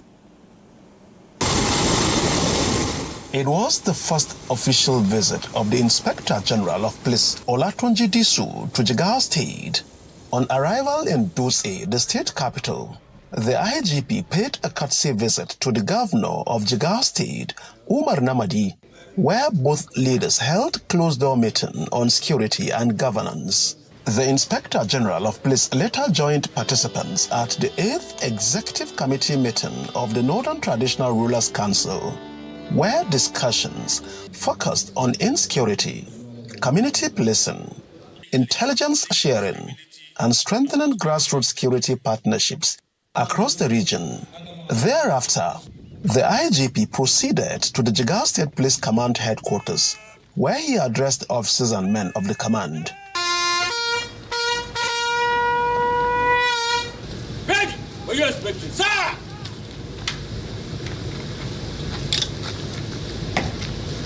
Let me begin by assuring everybody here today that there is no reason to panic at all. The creation of state police does not mean the abolition of the Nigerian police force. We remain as the Nigerian police force. The objective of this reform is to strengthen Nigerians' overall policing architecture by creating additional policing structures that are closer to the communities they serve while maintaining a strong national policing institution capable of addressing interstate, national, and transnational security threats. Beyond the debate of state police, the Inspector General of Police used the engagement to spotlight another critical issue confronting the force, welfare and professional development. He assured personnel that welfare reforms, improved working conditions, capacity building and transparent career progression remain key priorities of the current leadership. Consequently, the First Headquarters will continue to pursue initiatives aimed at improving operational capacity, enhancing welfare, and providing resources necessary for effective policing. Closing the engagement, the Inspector General of Police commended officers and men of the force for their resilience, dedication, and sacrifices in the service to the nation. He further assured men of the force management team continue efforts to build a more professional, motivated, and people-oriented police force. Francis from NTA News. Let's look away from the Nigeria Police Force now, as the London Southwark Crown Court has acquitted former Nigerian Petroleum Resources Minister Diezani Alison Madueke from the 6 counts bordering on bribery charge. The verdict is coming after a rare corruption trial of a high-profile former energy official. British authorities began their investigation into corruption allegations against Alison Madueke more than a decade ago. Alison Madueke, the first woman to be Nigeria's Minister for Petroleum Resources between 2010 and 2015, and that the then President Goodluck Jonathan stood trial, charged with 5 counts of accepting bribes and a charge of conspiracy to commit bribery. Prosecutors alleged Alison Madueke, 65, was given a life of luxury in London from oil and gas industry figures seeking lucrative contracts in Nigeria, which allegedly has long grappled with mismanagement and corruption. But a former minister, who also briefly served as president of the Organization of the Petroleum Exporting Countries and had long faced allegations of corruption, said she never took any bribes and had no real influence over the awarding of contracts. Her lawyers argued the spending cited by the prosecution was reimbursed by the Nigerian state for official business or Alison Madueke, and she gave evidence that she was thought of as Madame Due Process. Following the trial at London's Southwark Crown Court that began in January, Alison Madueke was acquitted after more than 46 hours of jury deliberation. Alison Madueke's lawyer said in a statement that she was grateful to the jury, having unnecessarily endured the ordeal of being separated from her family for over 11 years.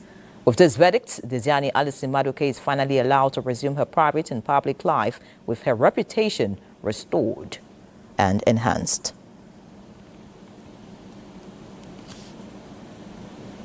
Let's take a break now. When we come back, News Extra continues. Stay with us. Abuja is rising. The Federal Capital Territory is moving forward with purpose, progress, and renewed hope. Join the Federal Capital Territory Administration as we continue to celebrate the commissioning of landmark projects and flag off new ones under the visionary leadership of President Bola Ahmed Tinubu, GCFR, by the Honorable Minister of the FCT, His Excellency Barrister Nyesom Ezenwo-Wike, CON, and Honorable Minister of State, FCT, Dr. Maria Mahmood, in commemoration of the 3rd anniversary of the administration of Mr. President. On Thursday, the 18th of June 2026, the President, Asiwaju Bola Ahmed Tinubu, will commission the access road bypassing Airport 2nd runway from Bill Clinton Drive to Tungan Madaki Community with a 4-span bridge. Venue, Tungan Madaki Community, off Bill Clinton Drive, Airport area. Time, 12 noon. The Federal Capital Territory Administration, building infrastructure, preserving history, empowering communities, transforming lives.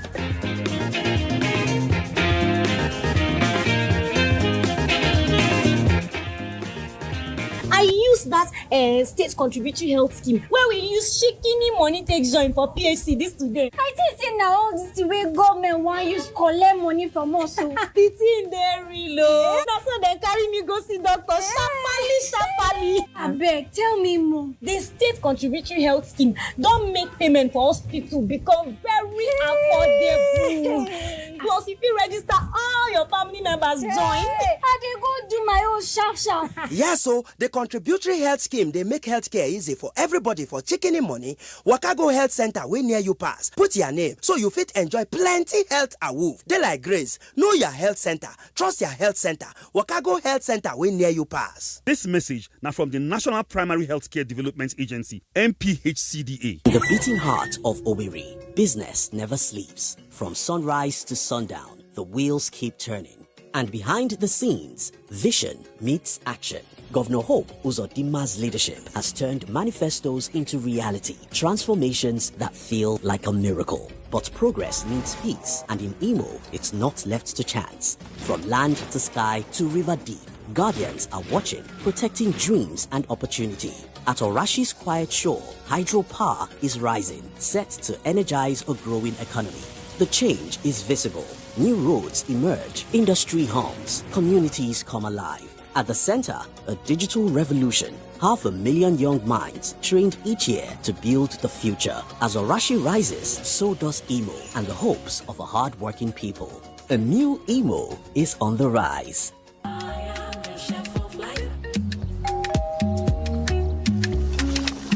Huh? Mr. Chef, it's a two-finger crush. Pass with the chicken and all purpose. With Mr. Chef, a simple crush turns meals into culture and moments into memories.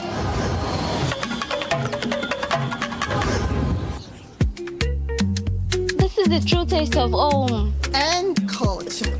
Chef of life. Imagine, say, television, movies, news, and entertainment dey your pocket, just like that. Welcome to Free TV app. Now the #1 digital TV app for Nigeria. Free TV app get over 100 live TV channels, breaking news, sports, Nollywood movies, small pikin shows, and plenty more inside one app. No decoder wahala, no plenty setup. Just download, open, begin the watch.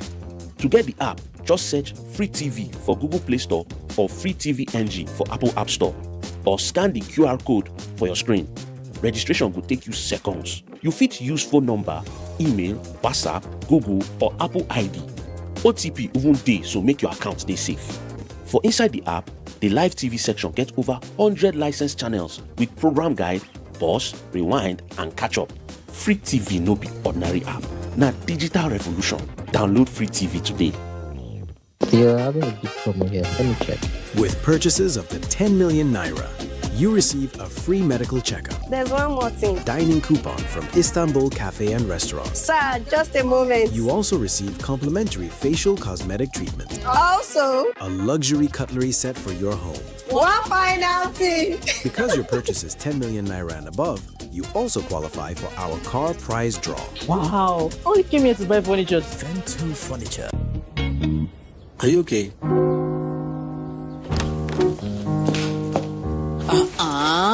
Babe, let's go. I'm not letting malaria steal our big moment.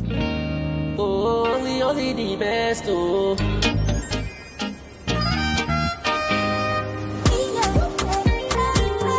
Only the best, oh. Say no to malaria, yes to life. Amatem soft gel, only the best matters. Many thanks for staying with us. President Bola Tinubu has charged the Nigerian judiciary to ensure swift, fair justice that is truly blind to litigant status, insisting that a compromised legal system threatens democratic stability. The president, represented by Vice President Kashim Shettima, gave the charge when he inaugurated the Federal High Court Judges' Quarters in Katakwe, Abuja. State House correspondent Abdurrahman Jibrila has details. It is now my singular honor and privilege to officially commission the 10 units of judges' quarters for the Federal High Court judges here in Katempe District, to the glory of God and for the service of humanity and justice in Nigeria. This public infrastructure is part of the proposed 40 housing units for Federal High Court judges, completed at the 10 units of the 5-bedroom judges' quarters in Katempe District, awarded in September 2024 by the Federal Capital Territory Administration, fully furnished with a 150-capacity event center, a corner shop, and other social amenities. To understand how Mr. President feels, what he thinks about the judiciary, how the judiciary should be independent. But it cannot be independent when you cannot talk about giving them a befitting environment to work, improving their welfare. These are things that will make the independence of the judiciary and uphold the rule of law. As we commission this project today, and these keys are submitted or handed over, may this building provide comfort for our judges, may it strengthen our justice system and serve as a symbol of integrity, hope, and promise that law become the guardian of our democracy. It is deeply encouraging and gives immense hope to the judiciary and the nation at large to see that the welfare of career professionals is being taken seriously. This commitment allows our judicial officers to find peace and stability in their vital roles. The new residential building, President Bola Tinubu says, reinforces his renewed hope agenda and his administration's determination to give the operators of the nation's justice system a befitting home. When we embarked on the renewed hope agenda, we made a sacred covenant with the Nigerian people. We promised to build institutional trust, secure our nation, and ensure that the rule of law is neither compromised nor delayed. Today, with the official commissioning of these 10 housing units for judges of the Federal High Court, we are taking a definitive physical step towards fulfilling that promise. The Federal Capital Territory Administration's intervention project in the judiciary is evident of the federal government's commitment aimed at improving good governance and the rule of law by implementing judicial reforms, restructuring the judiciary, and increasing funding to ensure a just, rule-based society to serve Nigerians effectively and efficiently. In Abuja, Brahman Jibrila, NTA News. Meanwhile, Governor Caleb Mutfwang has once again reiterated his administration's commitment to strengthening access to justice and promoting peaceful conflict resolution. The governor stated this during the inauguration and handover of the ultra-modern mediation center and newly constructed magistrate court initiated by Justices Monica Dongban, president of the appeal court, held in Shandam local government area. Grace Akwego-Tips report is here presented. Against the backdrop of growing efforts to strengthen the administration of justice, the state government is expanding the number of mediation centers, and one of such efforts is the inauguration of the state-of-the-art mediation center and newly constructed magistrate court in Ngotgot, Shandam local government area. Governor Caleb Mutfwang describes the project as a remarkable milestone in the quest to deepen justice delivery, foster peaceful coexistence, and bring judicial services closer to the people. He appreciates Justice Monica Dongban for bringing development to the state, stressing that his administration is working hard to ensure the completion of inherited uncompleted projects in the locality. I'm sure that there are many things that this community can testify of. I remember that as early in my tenure as governor, I was here in Shandam to commission some projects. President Court of Appeal Justice Monica Dongban lauded the initiative, noting that the facilities will enhance access to justice and promote alternative dispute resolution mechanisms capable of reducing the burden on conventional courts. The President has approved the establishment of the mediation court, the mediation branch of the Court of Appeal. Some critical players commended the visionary leadership and outstanding contributions of Justice Monica to the growth and transformation of the state's judicial system. And now, Vice President Kashim Shettima has flagged off the distribution of farm inputs under the Renewed Hope Farm Input Support Program, a major initiative aimed at strengthening food security and boosting agricultural productivity. The program, driven by the National Agricultural Development Fund, is a key component of the Tinubu administration's agricultural agenda. Musa Babali reports that the Vice President, Shatima, was represented by the Minister of State for Agriculture, Aliyu Sabi Abdullahi. This is a symbolic flag-off of the distribution of fertilizer at 70% discount under the Renewed Hope Support Program. Dr. Aliyu Sabi Abdullahi, Minister of State for Agriculture and Food Security, representing Vice President Kashim Shettima. The program centers on distribution of subsidized NPK fertilizer, which is locally produced, traceable, and clearly marked not for sale. Among the first beneficiaries in the FCT are farmers with special needs. Through the first phase, we at the National Agricultural Development Fund are supporting 128,980 smallholder farmers across 25 participating states and the FCT with 515,920 bags of fertilizer. Each farmer will take 4 bags of fertilizer. Vice President Kashim Shettima said the program emphasizes timely delivery of appropriate inputs in collaboration with states and other stakeholders. This coordinated approach is essential to scale impact, strengthen supply chains, and deliver inputs on time to farmers in every part of the country. As governor, we remain committed to align with national priorities while implementing context-specific solutions that address the unique need of our farmers. The provision of quality farm inputs will not only increase crop production or yields, but also strengthen the resilience of farming communities across the FCT. The initiative enjoys the support of indigenous fertilizer producers, agro-processors and marketers. Handover documents have been signed between the Minister of State for the FCT, the NADF, and the All Farmers Association of Nigeria. Musa Baba Aliyu, NTA News.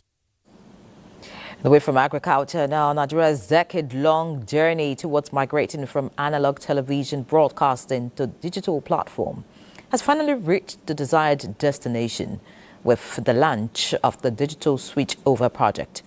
The Minister of Information and National Orientation, Mohammed Idris, while presiding over the event in Abuja, says the gesture demonstrates President Tinubu's commitment to building a modern communication ecosystem that will positively harness the nation's social, economic, and cultural potential. Salihu Abdullahi Gonara reports. Since the pilot digital switchover in Jos Plateau State in 2017 and 7 other states, it has taken almost 10 years for Nigeria to roll out a nationwide digital switchover in line with global transition recommended by International Telecommunication Union. We're unveiling the big picture. The big picture is far greater than technology. It is a national vision. A vision of a Nigeria where every citizen, irrespective of geography, income, social status, enjoys equal access to high-definition television. The launch of the digital switchover represents a future where a student in a rural community can access educational content more effectively. A local filmmaker can reach a wider audience. With the political will on the part of the federal government, stakeholders were unanimous that the big picture project has addressed challenges related to issues of funding and transmission infrastructure, which fast-tracked the delivery of a new national communication spectrum. With the launch, Nigeria now has direct-to-home and over-the-top 2 platforms.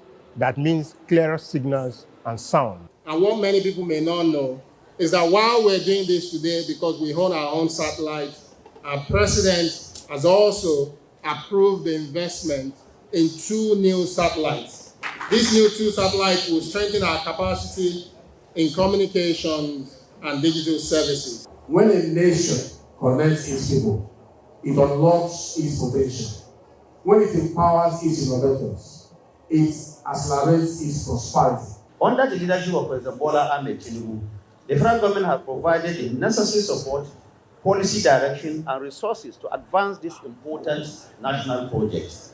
This administration recognizes that broadcasting remains a strategic sector for information dissemination, education, national cohesion, cultural promotion, and economic development. The digital switch over project is therefore not simply a technological transition, it is an investment in Nigeria's future. The Minister of Information and National Orientation and other stakeholders acknowledged these as a milestone in the broadcasting industry that demonstrates Nigeria's commitment to meet contemporary digital life. It is not possible to say that we have a perfect situation, but I'm happy that what we have done today represents the spirit, the vision that President Bola Tinubu has given us. And what this tells me is that Nigeria is indeed a great nation. We can make the impossible happen. And today is a great day for all of us. Little drops of water make a mighty ocean. Stakeholders believe that with this launch, Nigeria is on the path of using the digital economy to fast-track the 1 trillion economy promised by the Renewed Hope administration. From NAJCOMSAT in Abuja, Salihu Abdullahi Gwanara, NTA News. Let's turn our attention to other news now. While Nigeria sustains its advocacy and promotes legal framework against gender-based violence, the First Lady, Oluremi Tinubu, is leading a new effort to rehabilitate survivors of domestic abuse with a new initiative tagged Halfway Home. This follows the signing of a memorandum of understanding between her non-governmental organization, New Era Foundation, the Ministry of Women Affairs and Social Development, and the National Primary Healthcare Development Agency. State House correspondent Adeniyi Taiwo has all the details. It may not have assumed the status of a pandemic in Nigeria. Still, gender-based violence remains a huge social and human rights concern to the society, with about 2,755 documented cases between January and April this year alone. Aligning with President Bola Tinubu's survivor-centered approach to protection, Nigeria's First Lady Oluremi Tinubu, through our non-governmental organization, New Era Foundation, is powering a new initiative tagged Halfway Home to offer relief and a new lease of life to survivors. Following a memorandum of understanding signed for the initiative, New Era Foundation will recede its facility in Ibejuleki, Lagos, formerly known as Patient Home, to the Federal Ministry of Women Affairs for the purpose of establishment, management, and sustainability of the Women's Support and Rehabilitation Home. The home was established by the New Era Foundation in 2019 to provide transitional housing and vocational training designed to help vulnerable women rebuild their lives. The patient's home is now being converted to a halfway house for women who are victims of domestic violence abuse. With women constituting about 81% of victims of gender-based abuse, the collaboration, Minister of Women Affairs Iman Sulaiman Ibrahim says, is a demonstrative commitment to protecting victims and will serve as a national pilot on how government and non-governmental organizations can provide safety nets for the vulnerables. Platforms like this will also allow for us to safeguard, ensuring a holistic long-term well-being and preventing re-traumatization by integrating mental health services, clinical trauma care, and structured economic empowerment for survivors. We can elevate the discourse into national policy, enforcing protection laws, and mobilizing cross-sectoral partnerships to keep SGBV prevention at the top of the national development agenda. The Ministry of Health, through the National Primary Healthcare Development Agency, on the other hand, will be responsible for healthcare services, because we all know that victims of gender-based violence require not just physical and psychosocial support, they also oftentimes require medical support. Upon takeoff, the ministry will oversee the day-to-day management of the facility, identifying, screening, and prioritizing women who need the service. That ink to paper officially marks the beginning of another strategic intervention by Nigeria's First Lady that is expected to offer relief to survivors of gender-based violence, guiding them through their trauma, and of course, putting them on sure footing. In Abuja, Adeniyi Taiwo, NTA News. Well, thanks, Adeniyi, for the update. We hope it translates from the papers to reality, of course. Now, 3 years after its inauguration in June 2023, the 10th Senate of Nigeria has positioned itself as one of the most legislatively active chambers in the Fourth Republic. Let's hear Lami Ali on this. The legislative record of the Red Chamber shows passage of more than 120 bills, with about 40 bills awaiting third reading, while at least close to 500 bills have scaled second reading. This Senate has done a lot in working with the executive arm of government to stabilize this economy through the laws that we have made. We have offered effective representation on the floor of the Senate. Among key bills passed tied to economic policy are the tax reform bills aimed at overhauling VAT, company income tax and revenue administration to boost non-oil revenue, while the investment and securities bill was amended to strengthen the capital market. The Senate also moved quickly on the minimum wage bill, raising the national minimum wage to 70,000 naira in 2024, just as it gave legal backing to Social Security with the passage of the National Social Investment Bill for financial assistance to the vulnerable. In the aspect of governance and elections, it reviewed the Electoral Act to address gaps from previous polls, focusing on transmission of results and party administration. The Court of Appeal should be the court of last resort in pre-election matters in order to give the Supreme Court more time to concentrate on other very critical. The 10th Senate also broke new ground on regional developments.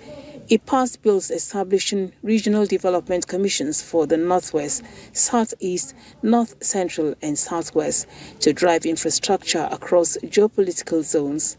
Some other people are trying to focus on education. Some are saying, okay, we have more than enough of this, let's go into agricultural produce. Beyond legislation, the Senate's confirmation rule has been outstanding. It screened and confirmed service chiefs for the armed forces, ministers, heads of agencies and parastatals, plus dozens of ambassadorial nominees. Overall, the 10th Senate's 3-year assessment shows a chamber focused on speed and alignment with executive priorities. You have to look back to see what it was before the journey began and what it is today, and then we can better appreciate what has been done and what has not been done. As it enters the final year before 2027 elections, the Senate's legacy will likely hinge on whether these laws translate to real impacts for Nigerians and whether it can balance cooperation with the executive vis-a-vis its constitutional duty of checks and balances. From the National Assembly, Lami Ali, NTA News. Similarly, members of the Green Chamber are celebrating 3 years since inauguration. How far have they fared? Ignatius Onko tells us. For many Nigerians facing economic and security challenges, decisions taken in the House of Representatives can make a real difference. We have done so well. A lot of bills, motions put in place are impactful. There are bills and motions that will affect directly Nigerians. Since its inauguration in June 2023, the House has pursued an ambitious legislative agenda, passing key bills including the tax reform bills, National Minimum Wage Amendment Bill, and amendments to the Electricity and Electoral Act. On security, the House pushed for stronger responses to banditry and kidnapping, culminating in the passage of the State Police Establishment Bill, considering major constitutional amendment proposals, including reserved seats for women. NERFund bill that helps students' loans. It's public knowledge that the House of Representatives is very disposed to the state police, creation of state police. The appropriation acts, we've always acted on them, but bills, made sure they are passed. I want this 10th Assembly to consider those bills that more women should be included in the sphere of affairs. The 10th Assembly should consider it and pass the bill. Beyond lawmaking, it has intensified oversight, summoning ministries, departments and agencies to account for public funds. The executive has been cooperating with the legislature during this 10th assembly in carrying out our oversight functions. I must say that there has been a cordial relationship between both arms of government. This 10th assembly has not been very active. I don't know, maybe I've not been listening to the news, but they have not been very active in terms of investigative and oversight function. Well, as the final countdown begins, expectations are still high among Nigerians. Will the 6th constitutional alteration cross the finish line with the 10th assembly? Answers to this question will be known by June 2027. Ignatius Nkwo, NTA News. All right. Now, it's 2 decades of existence as the government entity behind critical digital infrastructure and services and Galaxy backbone is positioning itself not just as an ICT provider, but as a strategic enabler of a more connected, efficient, and digitally driven economy. Chimdima Ndubisi tells us more. Before now, Babatunde here, an admin officer, will have to go through piles of files to do his work. But with the use of this digital device, a laptop, he says his work has become easier. Now, everything has been computerized. It is seamless. I can even send mail. If I want to send letters to Lagos now, if it is signed by my supervisor, I can get it signed even through digital means. The government entity behind the digital infrastructure that powers seamless connectivity, secure data storage, and other ICT services used by civil servants like Babatunde for improved service delivery to citizens is Galaxy Backbone. 20 years after its establishment, the agency has evolved into a major driver of digital transformation, shaping public sector workflows and supporting Nigeria's journey towards our digital economy. Thanks to Galaxy Backbone, the days of Yahoo Mail are over for transacting government business. One key innovation, as I have mentioned, is the GovMail. Another important innovation is our homegrown Service-Wise GPT.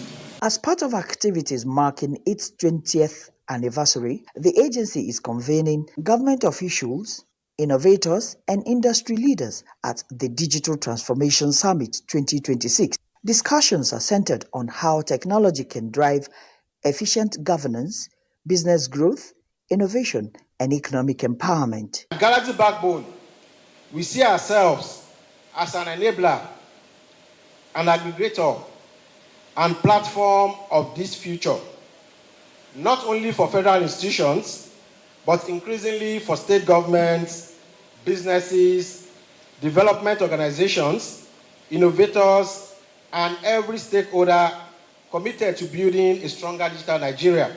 Through its national infrastructure, cloud platforms, cyber security, capabilities, connectivity backbone, and shared services, it provides a strong foundation upon which government can build a more connected, efficient, and citizen-centric future. As we embark on these digital transformations, let us ensure that we are building an integrated system and not silos. The next phase of its evolution will focus on deepening digital inclusion, empowering institutions and businesses. In Abuja, Chimdima Ndubisi, NTA News. In other news, Nigeria is scaling up climate-smart livestock systems to strengthen food security, expand jobs, and support economic growth.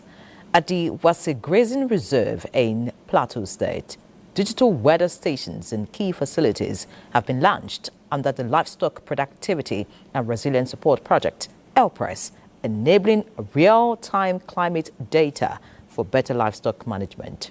Yusuf Jika reports. With climate pressure, population growth, and intensifying land competition, the structured grazing reserves are critical for Nigeria's food security and peace. This sets the stage for a high-level stakeholder gathering at the Wase Grazing Reserve spanning 100,000 hectares to inaugurate digital weather stations, part of 6 installed nationwide, delivering real-time climate data for livestock farmers. The Wase Renewed Hub Village also featured water systems, improved pasture, and feed multiplication training for women and youth in livestock enterprises designed to modernize the sector and position it for global competitiveness. We have met with all the inhabitants of this Wase Grazing Reserve. Whatever we do here is based on needs assessment. We have done our needs assessment and we are working with them, with the state government, the state LPRES also, working with the herders because they have the clusters around so that they can collaborate with us for us to get the success of this. Minister of Livestock Development, Idi Mukhtar Maha, says the Wase Renewed Hub Village goes beyond a grazing reserve, emerging as an economic hub across the livestock value chain to transform livelihoods, boost prosperity, and address long-standing farmer-herder conflicts. By establishing the weather station with NIMET and LPRES to monitor weather speed of wind, to monitor temperature, to monitor soil temperature for germination, to also monitor rainfall pattern.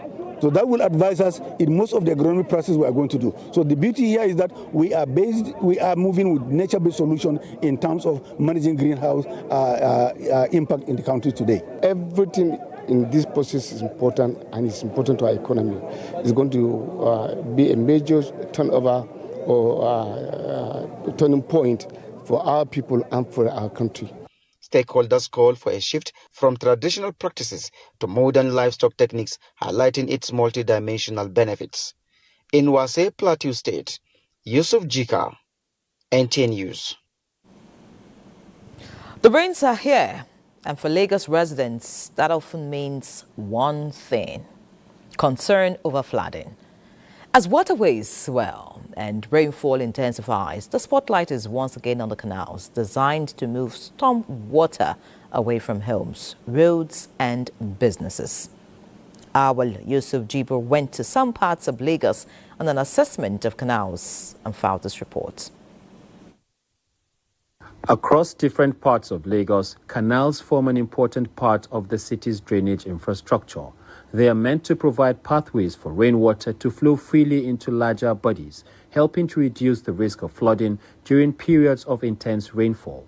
But while some canals appear relatively clear and functional, others tell a different story. This canal, if the rain don't fall like this, the rain the water go full out, it go full of every place. So the thing where we did, say make it help us, make it government help us do am. This thing used to cause so many things for all here.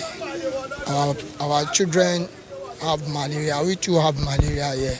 Standing beside this canal, it is easy to appreciate the critical role these channels play in managing stormwater across Lagos. But their effectiveness largely depends on how well they are maintained and how responsibly citizens treat the environment around them. For many residents living near these canals, their condition is a source of concern, particularly during heavy downpours. We residents in this estate, Alaka Estate, we used to have a problem of floods if there's a big rainfall. I'm calling on the government for their quick intervention to, come and clear this place because of the bushes too. Environmental experts note that drainage infrastructure alone cannot completely eliminate flooding if canals are obstructed by human activity. Communities should embrace environmental stewardship by keeping drainage channels clean, by participating in sanitation activities. The Lagos state government has repeatedly urged residents to refrain from dumping refuse in drainage channels and waterways while continuing desilting and maintenance efforts across various locations. For residents, however, sustaining the fight against flooding will require more than government intervention. It is therefore now a collective responsibility and a commitment to keep the drainage channels free from clogging. In Lagos, Awal Yusuf Jibo, NTA News. Let's pause briefly. When we return, more news. Please stay with us.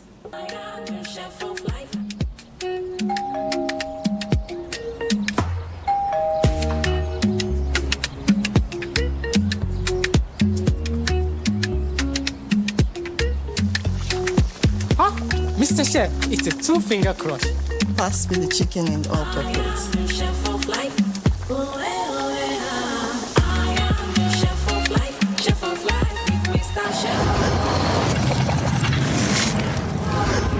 Mamaka, we got this.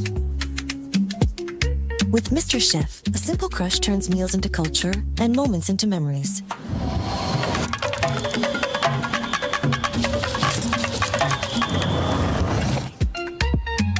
This is the true taste of home and culture. Mr. Chef, taste home, taste culture. Great sound changes everything. Welcome to Soundprints International Company Limited, your trusted brand for quality speakers, digital mixers, amplifiers, public address systems, microphones, and more. Whether for churches, events, businesses, studios, or personal use, Soundprints delivers reliable sound system you can trust. Shop from our showroom or order online through our websites and social media platforms at promo prices. Visit us at Alaba International Market, Lagos, with branches in Onisha, Aba, and Orifite. Call us today.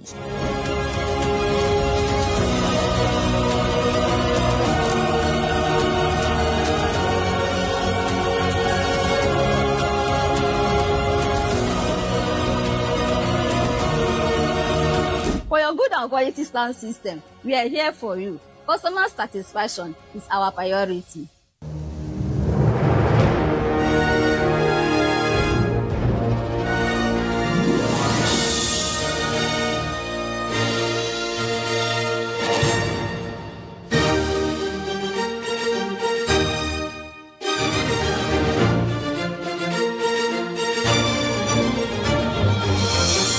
TerraCube, unwrap joy, unleash taste.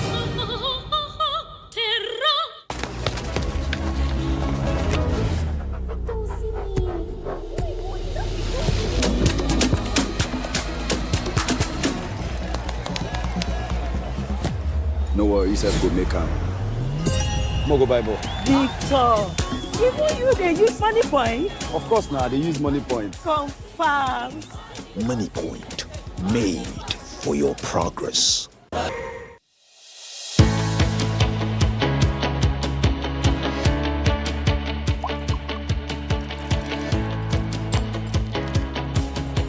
Cadbury 3-in-1 hot chocolate, the treat you deserve. Many thanks for remaining with us. The Northeast Development Commission, NEDC, is diversifying its reconstruction mandate in the region to accelerate industrial growth, access to clean energy, and agro-processing. This is with a view to providing clean technology innovation pathways and specific opportunities to position the Northeast as a hub for clean tech entrepreneurship. Managing Director and CEO of the Commission, Mohammed Goni Alkali, stated this at a high-level technical validation and program development meeting with the United Nations Industrial Development Organization. Ilyasu Ali Yakubu reports. The state of the Northeast continue to face humanitarian crises, crumbling infrastructure, loss of lives and livelihoods, as well as mass displacement. The Northeast Development Commission was established with a mandate to rehabilitate, reconstruct, and build capacities of the people to regain the region's lost glory.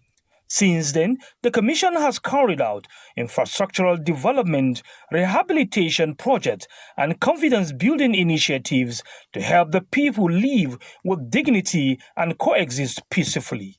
This high-level meeting further underscores the Commission's commitment to evidence-driven development with global partners.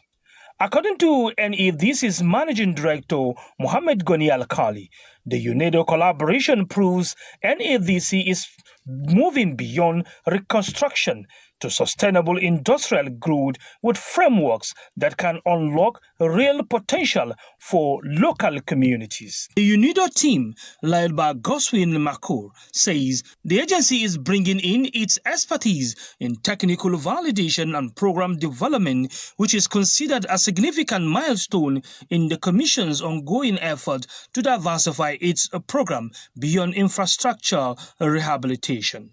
The validated program, frameworks, and technical document arising from the session will form the basis for NEDC's strategic program submission to UNIDO and relevant bilateral development partners. If this structured mandate is fully implemented, the Northeast region will compete favorably with other industrial hubs of the nation. In Abuja, Ilyasu Aliyakubu, NTA News. Now time to join Benny for business news. Benny. Thank you, Yeri. Talking business. Minister of Solid Minerals Development, Dele Alake, says Africa can no longer afford to remain a supplier of raw materials to the rest of the world if the continent hopes to achieve sustainable economic growth and industrial development. Alake made the assertion as Nigeria intensifies preparations for the 5th African Natural Resources and Energy Investment Summit 2026, slated for Abuja from July 23rd to 25th. Positioning the country at the forefront of Africa's push for resource sovereignty and industrial transformation.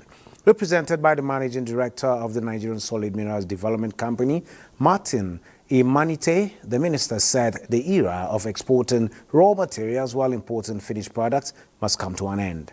About how we create jobs for our young people, build industries that will add value to our resources and position Africa as a competitive player in the global economy.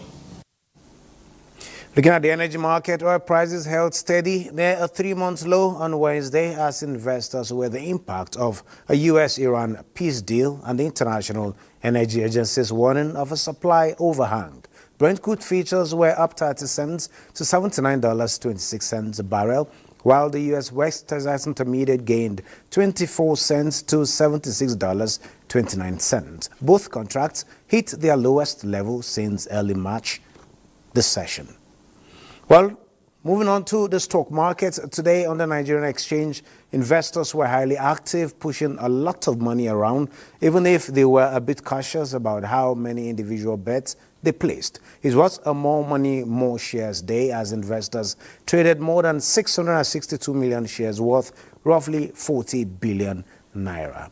Compared to yesterday, the total amount of money moving around the market went up by 9%, and the physical number of shares changing hands jumped by 24%. Even though more money moved, the total number of approved transactions deals dropped by 7%. This means institutional investors like pension funds or banks were likely making fewer but much larger block purchases. The total value of the market or listing is 154.5 trillion naira, which is 114 billion naira. At the end of the day, banking and finance dominated the floor with Access Holdings emerging star of the day. That is it on business at this time. Yeri, you can take it from here. Well, thanks, Benny, for the update. Now, the growth of Nigeria's economy depends largely on how micro, small and medium businesses thrive at the subnational levels. This policy thrust of the Presidential Enabling Business Environment Council, PEBEC, takes the council on tour to meet with the business class across the country. From Gombe, Talatu says engagement with business operators highlights the challenges and successes in the business environment for better performance. This is a gathering of the Gombe business community. The objective is to reduce bureaucratic obstacles, improve transparency, and promote business-friendly reforms. Part of why we're here on this tour is also to let the states know, to showcase to the states the indicators we currently use on subnational ease of doing business ranking, and a host of other things that we've continued to do, such as sensitization of taxpayers, so that they are very much aware of what taxes and levies are due to them.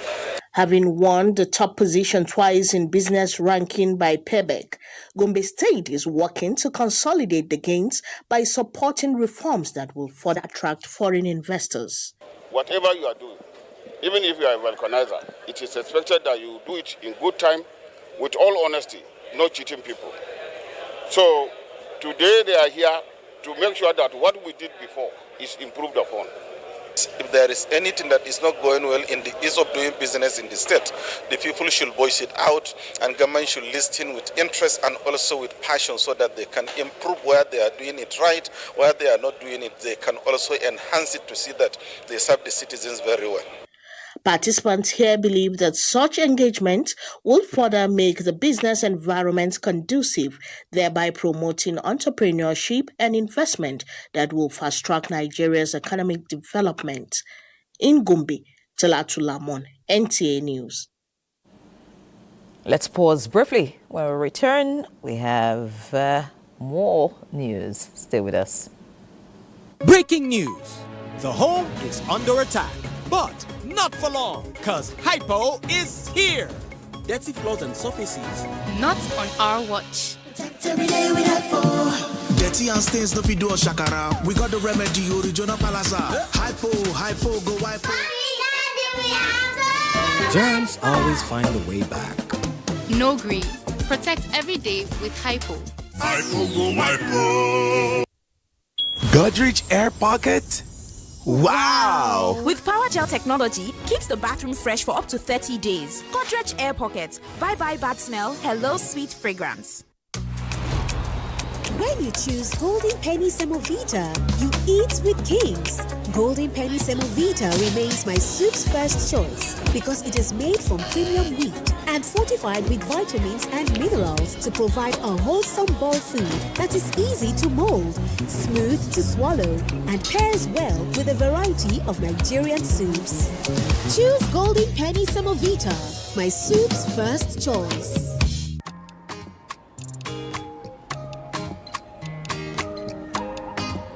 E get why we dey pray for our family every day. E get why we dey get up to go hustle every day. E get why. E get why. And e get why Nigerians trust M and B paracetamol, the red one, every day. E dey show pen red card, kia, so we fit to face life without pens. Therefore, next time pen show him wawa face, knock am with M and B paracetamol, the red one. M and B paracetamol, the red one na for you and your family, and e dey clear pain, small cold and fever, one hand. If your symptoms no clear after 2 days, go see doctor. With a splash of golden terra oil, mums make every dinner a grand family celebration. Her care nourishes you from within.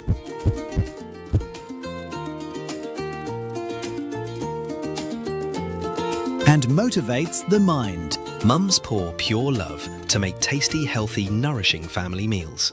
Golden terra oil. Pour pure love.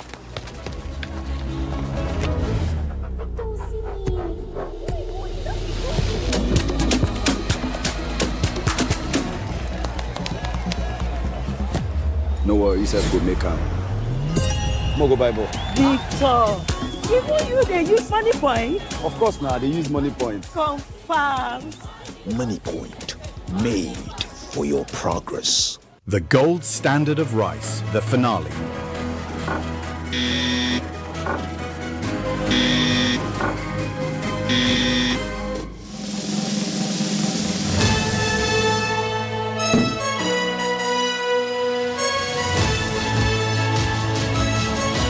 High swelling index, non-sticky, no stones.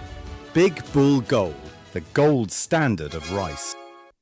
Once upon a time, there was a land plagued by blandness. Food had lost its flavor and there was nothing left to savor. Just then, the tastemaker arrives to restore taste to this land of blandness.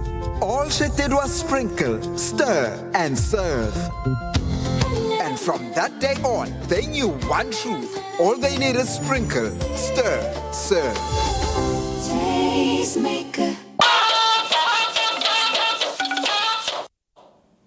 Glad to have you back. The First Lady, Oluremi Tinubu, has described intervention projects as a critical tool for bridging the gap between government and citizens by ensuring visible, accessible, and responsive development. This was contained in a message at the official presentation of the annual status report on zonal intervention and constituency projects implemented under President Bola Tinubu's Renewed Hope agenda. Kenneth Nanim reports that the First Lady's message was delivered by the wife of the Vice President, Nana Shettima. The Ministry of Special Duties and Intergovernmental Affairs has the mandate to monitor, verify, clarify, and coordinate federal government intervention projects in various sectors, including education, healthcare, water supply, rural electrification, security, women and youth development, and community affairs.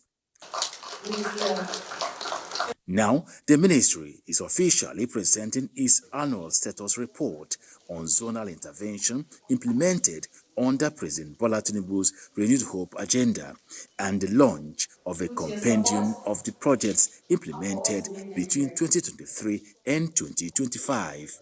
I want to acknowledge First Lady Oluremi Tinubu, in a message, commended effort by the ministry and urges development partners, legislators, implementing agencies and other stakeholders to sustain their commitment to transparency, accountability, and effectiveness in the execution of constituency and zonal intervention projects. the compendium being unveiled today is a reflection of policy implementation, institutional collaboration, and the renewed hope agenda of His Excellency President Bola Ahmed Tinubu GCFR. It captures the ongoing efforts to translate vision into measurable outcomes for Nigerians across all regions. Minister of Special Duties and Intergovernmental Affairs, Zephaniah Gisalu, emphasizes the ministry's commitment to data-driven governance and effective project monitoring. This event is all about to give us a platform for accountability, transparency, and to reflect.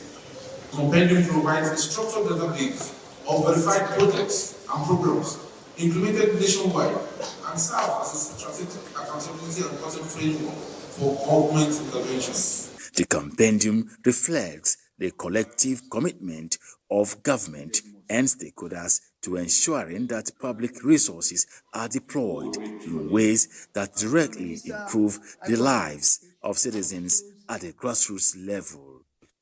Kenneth Nanim, NTA News.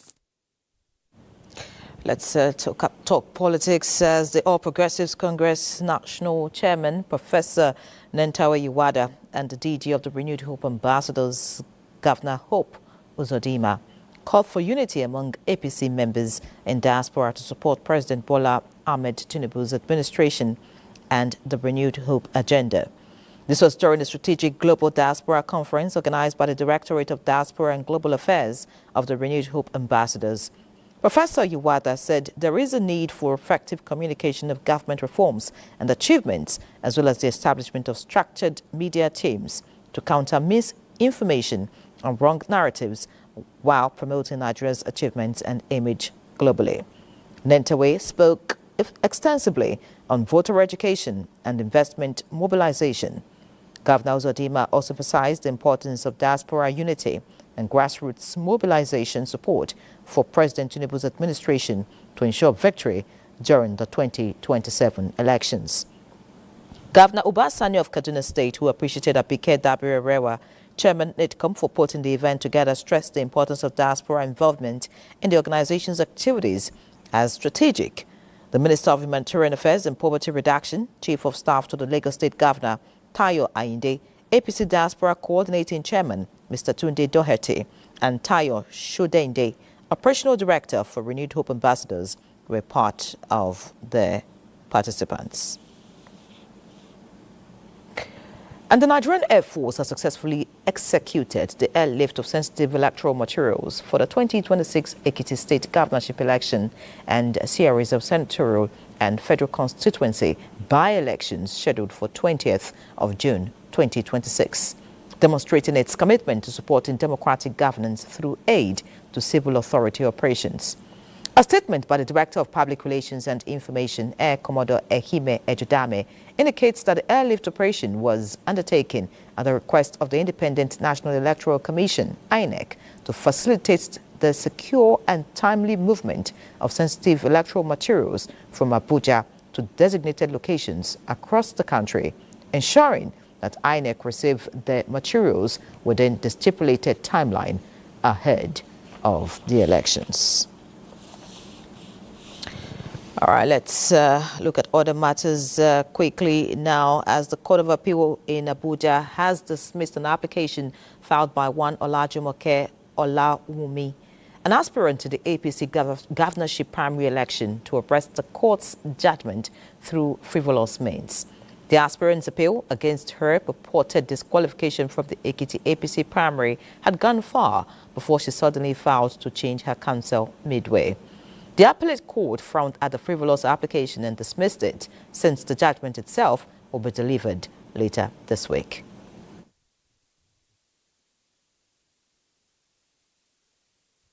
And tasty, something. Oh my golden penny noodles full of flavor, good weekend. Golden penny noodles is sweet though. It was made for me. I want what I want. Golden penny noodles is sweet though. It was made for me. I want what I want. I don't.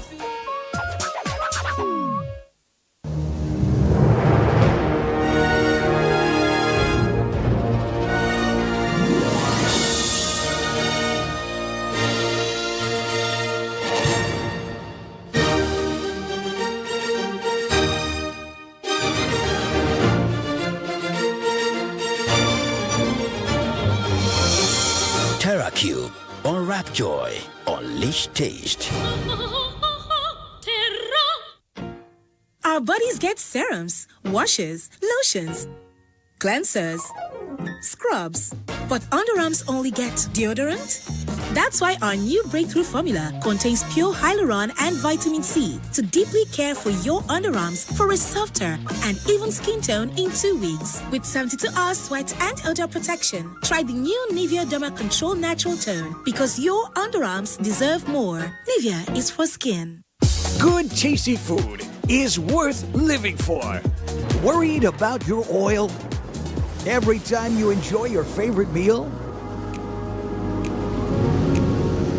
Introducing Smart Balance. Smart Balance Rice Bran Oil is rich in Gamma Original. Golden Terra Smart Balance Oil reduces bad cholesterol. Godrich Air Pocket?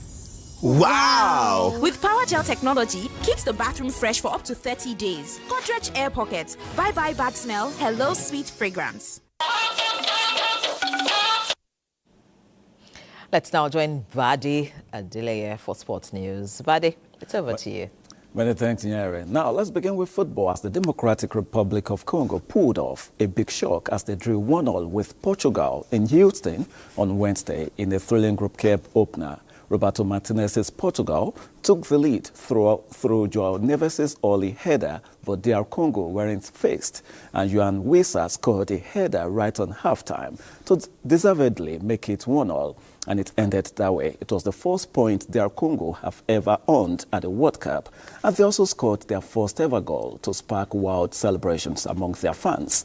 England are currently taking on Croatia with Harry Kane on a hat-trick. The last time we checked, the scoreline was 3-2 in favor of England. In upcoming fixtures, Ghana are up against Panama in a match that will be live on NTA from 11 tonight, while Uzbekistan and Colombia have scores to settle at 3 in the morning. Now, three-time champions Elkanemi Warriors of Maiduguri and surprise package Ikorodu City of Lagos will contest the men's final of the 2026 President's Federation Cup after overcoming their respective semi-final hurdles on Wednesday. For Ikorodu City, it was another chapter in a remarkable giant-killing campaign as the Lagos-based side edged Nasarawa United 4-2 on penalties after a 1-0 draw in regulation time at the Samuel Ogbemudia Stadium in Benin City. In Katsina, former champions Elkanemi Warriors showed their pedigree with a commanding 3-1 victory over Wiki Tourist. And that does it on Sports Tonight. Let's now return to Nyere.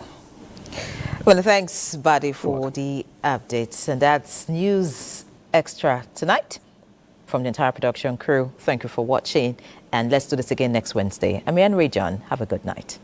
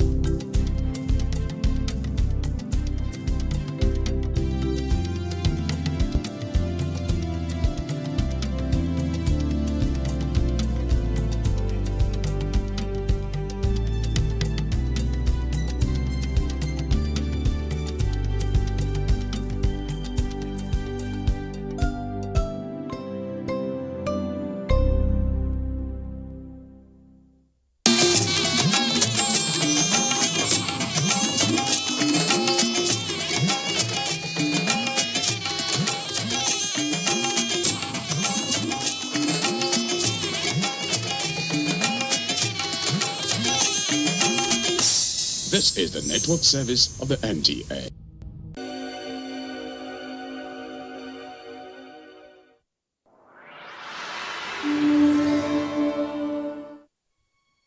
Have a good day, babe. You too. I love you. I love you too. Father and son together in my house. It must be a good day. Okay, let's just get right to the business of why we're here. Where are you? Oh, okay. I'll come meet you there. Who's that? Hey sis, who's this man lying down on the couch? I don't talk about him very much. Nobody knows that I have a brother. Fuck! God, what is wrong with you? These people know everything.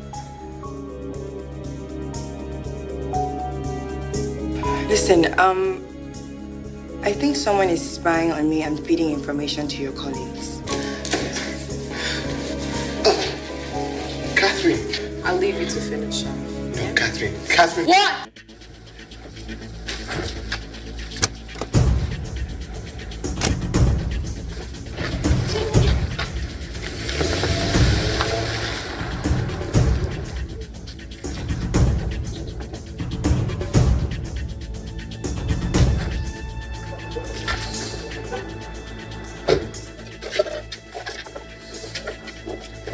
Hello, McKenna. Looking for this? What are you... Oh, all of that will be revealed very soon. And I'm sure you're going to be a very good little hua. Drive.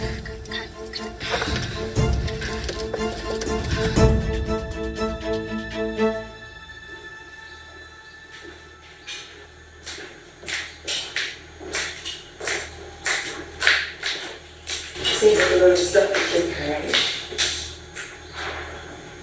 Yes. Well, how long do you intend to be gone for?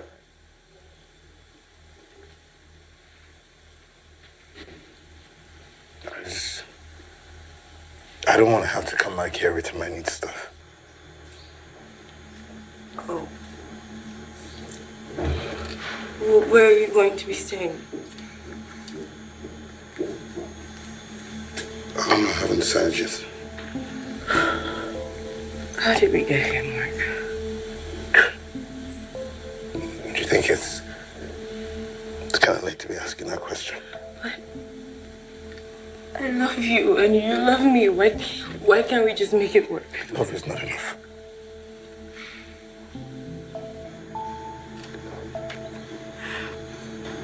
Mark.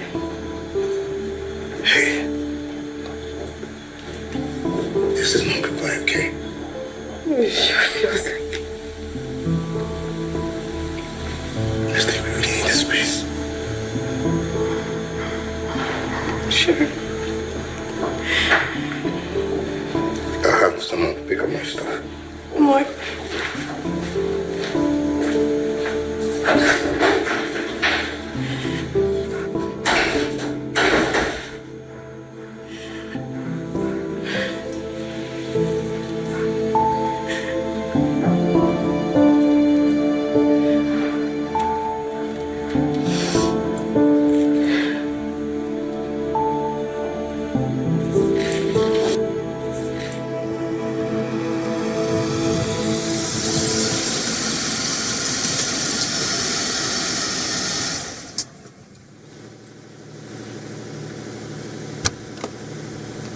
Out! Get out! Get out! Yeah. Move. Move. Yeah. Move. Yeah. I will show you today. You want to screw my husband? Yeah? You don't know me? Destroy my home? Move!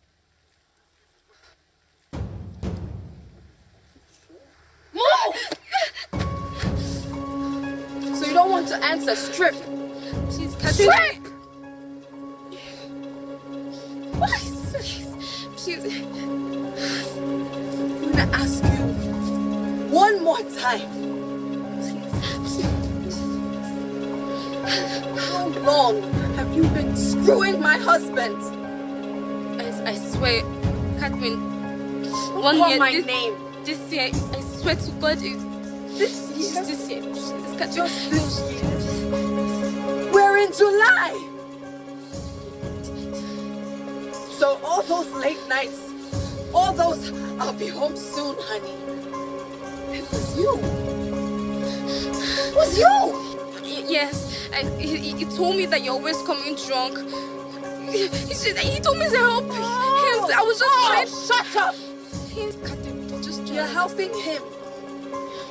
Helping him help me. Saving our marriage by screwing my husband.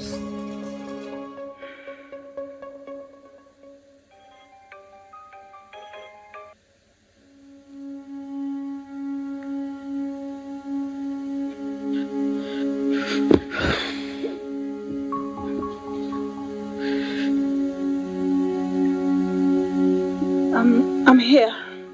I'll resign. I'll resign. I will resign right now. I will never go back. I promise. Please, I would resign. I will never go back. Okay. Again. Shut up. Just kill me. And pen inside the bag. Sign your resignation letter. And be quick.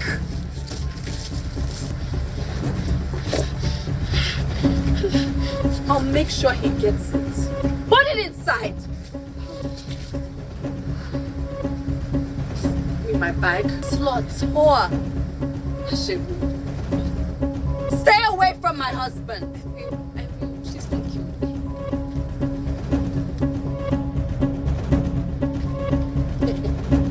It's been a fake.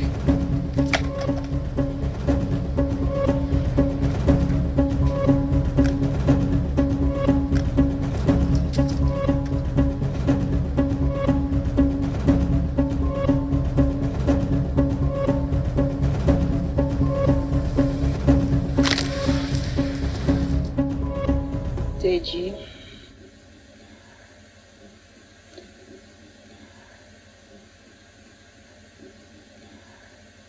I've been busy. No. I'm not lying. Running? We were done, Deji.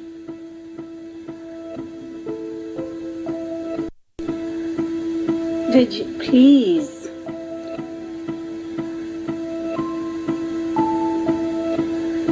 I just needed to get away. Just okay. Understood.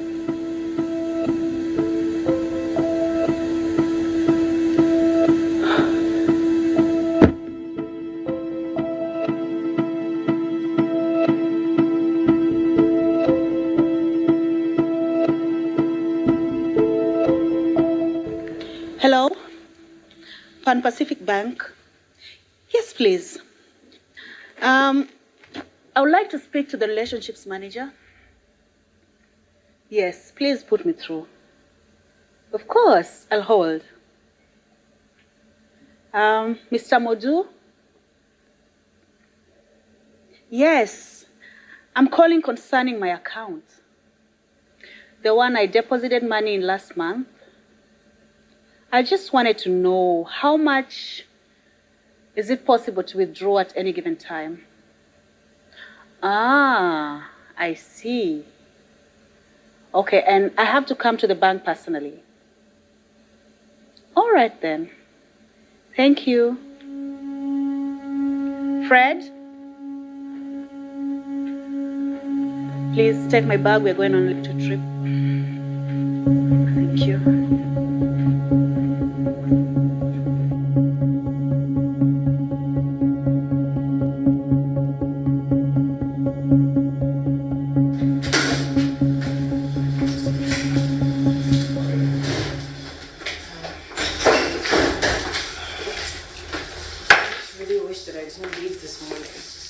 Come on, it can't be that bad. Trust me, it is.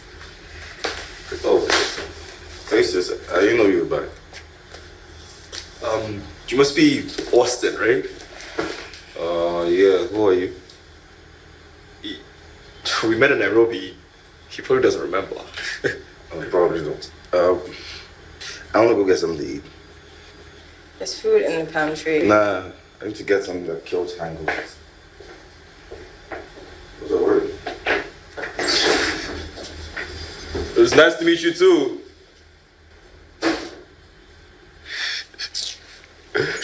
What's going on with him? Do you mean apart from him showing up at the face and throwing up right in the middle of the floor?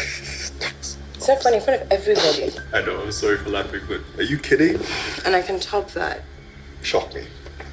Mark is staying at a hotel.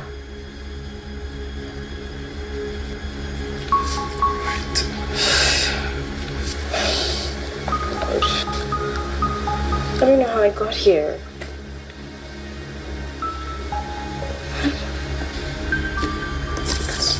It's gonna be okay. Come on, don't be like, I hate to see you like this. Come here. Come here.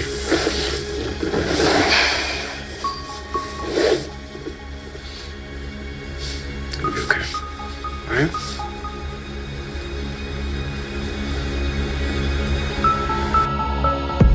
And why you intended on meeting here. I have an appointment. There are things I want to discuss with you. You don't have to waste your time. I've taken matters into my own hands. What's that supposed to mean? I'm not interested in your faithfulness anymore. Or lack thereof. Catherine. It's okay. I've learned that you are just incapable of it. Are you going to keep bringing this up? I didn't sign up for this. Okay, so let's not launch into who owes who what here, okay? James, you have some nerve. James, Ruby, you have some damn nerve. It's not that I don't love you. Please, just stop wasting your time. I'm just not capable of monogamy. Okay, that's it. Then why did you get married to me? Because I love you. Does your Jack in the Box know that you love me?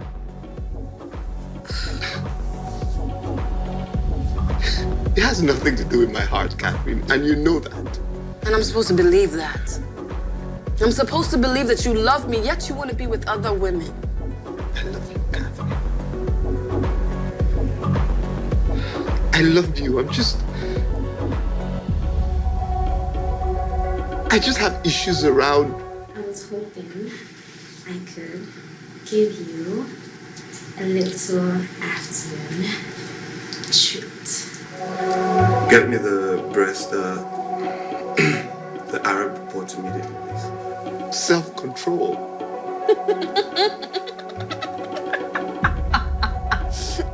God, James, I don't believe you. I don't believe you. Why didn't you just bother telling me this before we got married? Hey. Beautiful. Hi. What the hell is going on? James, this is Richard. Richard, this is James. Pleasure to meet you.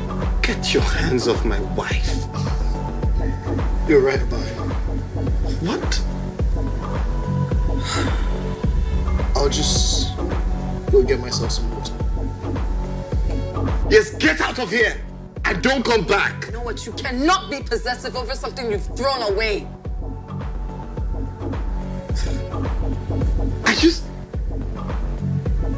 I never thought seeing you in the arms of another man would hurt me so much. It's so nice that you're discovering yourself once again.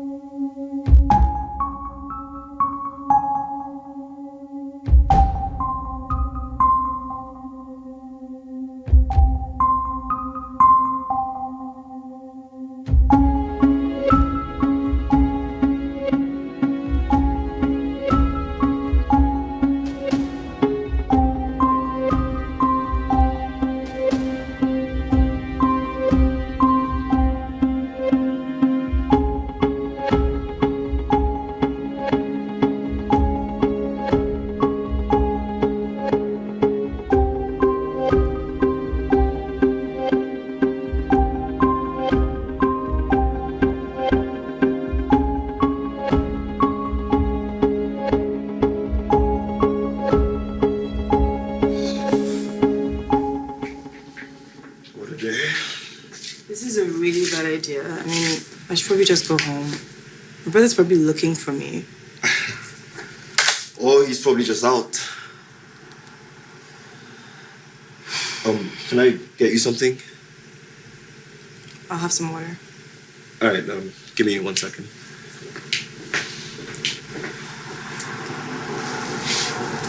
All right.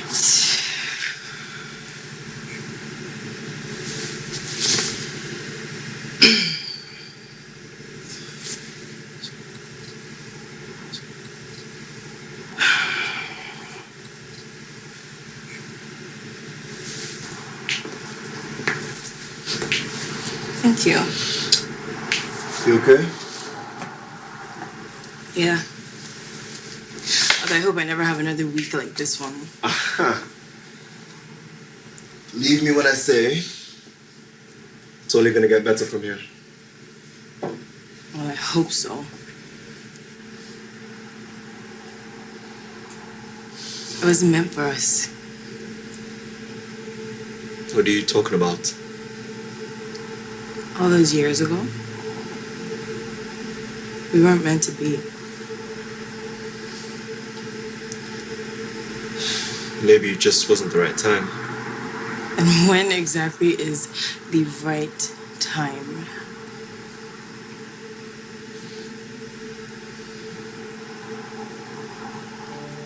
When you choose it to be.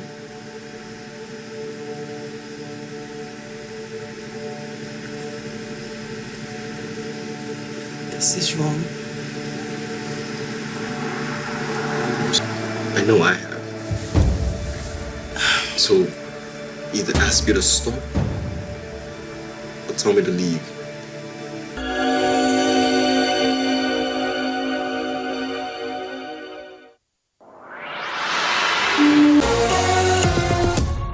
To execute it.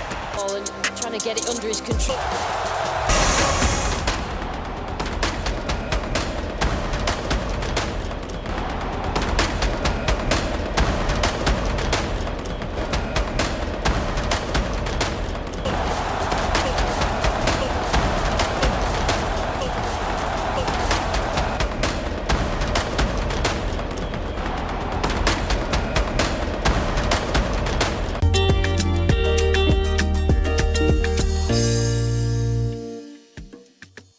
The early 2000s, where the administration then put in a policy that compelled local broadcasters to do more of local music on radio stations and TV stations than international music. Prior to then, at different outlets, individuals were mostly listening to international content. But that was a defining moment in the history of Afrobeats in Nigeria. Because from then on, we started to consume a lot more Nigerian music content, and the story today speaks for itself. Africa is not the next frontier. It is the frontier. We have to work together, the content creators, the government, policymakers, the private sector. They have to collaborate closely to ensure that we are able to take our souls to the world. We can only make the digital space better.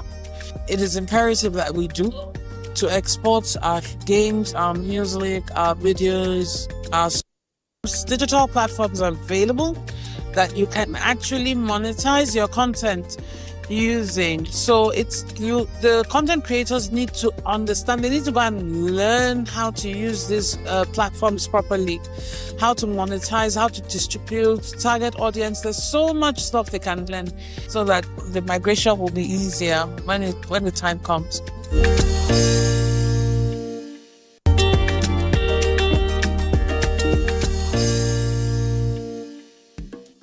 Entertainment holds a very, very big key to unlocking the potential for Africa from the economic point of view, from the reputation point of view, as one of the platforms and the tools that we have to really show the world how we want them to see and engage with our country and our continent. Our stories have always been cultivated locally and internationally. From the times of Fela Kuti, King Sunny Ade, Oliver the Coke, Orlando Owo, and whatever you to today, in the days of Olamide and Wizkid and Thames and Burna Boy, the African story is powerful. African creativity is potent, and we continue to demonstrate that with how we utilize it locally and internationally. What we are seeing right now is that today's technology allows us to benefit more from the exploiting of that creativity, whether it's through YouTube or through Spotify or through Twitter and Facebook and Instagram. I look forward to a time where we will not only participate as passengers, as minority participants in global entertainment, but where we will be mainstream, where we get to a point where we are mainstream, at the Oscars, at the Grammys, at all of that, but where we also own channels and platforms that are as mainstream, as global as what we have today. It benefits the continent commercially, it benefits us reputationally, and to be able to just encourage practitioners, policymakers, stakeholders, investors to continue to do the work to make African entertainment global. Just pro there. Once everything don't clear, you code you there, you go boss all the foul.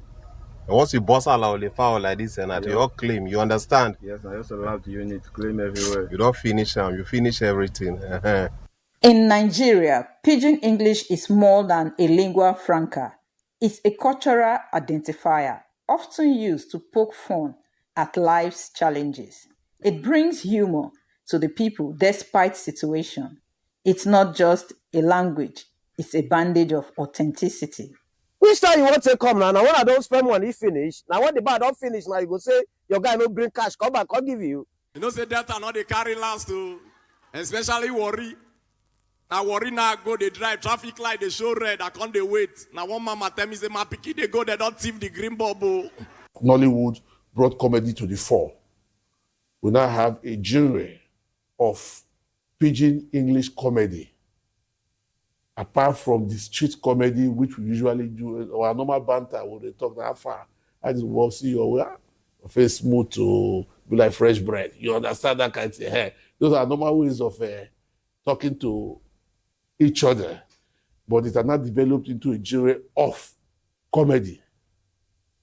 And we use it to make ourselves happy and communicate.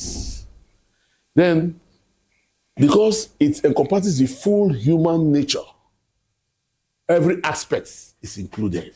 Even in grief. Oh boy, sorrow, say, oh, packy bucket. You cannot just enjoy. Now when you're smart, you don't enter your pockets. Now the guy go kick bucket. No, but just smart, they're so like you. Street credibility goes beyond humor. It's about humility, loyalty, and staying true to one's root. It's the language of the streets, where creativity and resilience strive. If you talk about credibility, use the word cred. Pidgin has it more than the English language. You will see something that happened recently in London, Windsor Castle, when the Nigerian president, Ahmed Bola Tinubu, visited the King of England. He even borrowed our language. Nigeria not the carry last. That thing actually started from worry not the carry last. From there, Delta need the carry last. Now it's not Nigeria need the carry last. As I go there, I can't really confirm and say the woman she dey sell banger. That's buy one for mama. As I dey waka, as I wear the wig, they waka for road. Now say everybody dey turn left, right, they look now. Neighbors, families, and friends are the backbone of Nigerian culture. Their support fuels Nigerian spirit, where loyalty to one's area is paramount. Street cred is Nigerians' DNA, and it's non-negotiable. When you got street, you got everything. I call all Nigerians, make we embrace peace. Make we join hands, make we build this our country well. If peace not dey, if kasala dey, if gbege dey, if wahala dey, instead of government to come do better things for us, they go come dey use the money when they're supposed to take do better things for us, take the so.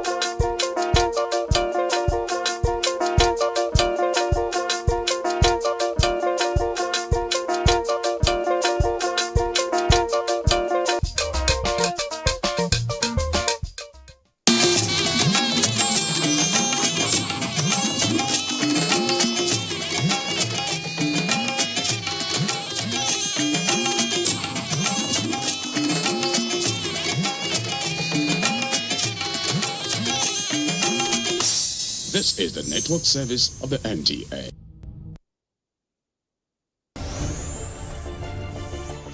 Are you a tech enthusiast? Perhaps you want to know more about the devices and gadgets you use. Tech Mode.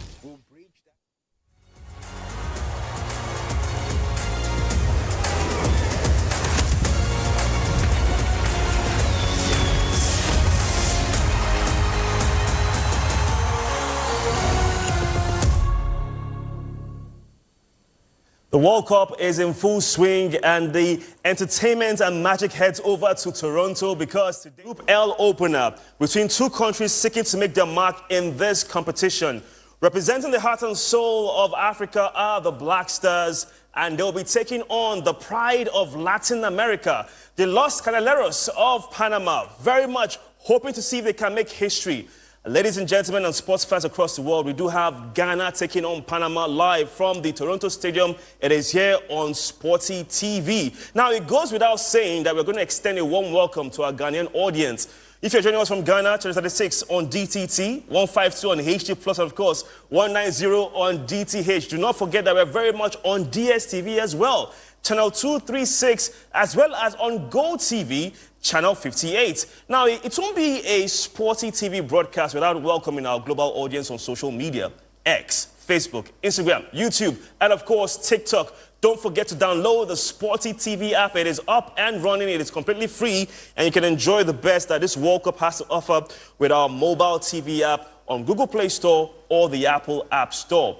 The name is Victor Godfrey. Allow me to do the honors. Today we do have an incredible lineup to break down every single talking point leading up to kickoff. I'm going to start off with the lady in the house. She is very analytical, hence we call her the analytical Daisy Michael with us in the house. Not forgetting the man who is also known as the odds man, but he brings a sensible, youthful energy to proceedings. That is Chigozie Brown. Guys, how you doing? We're looking good.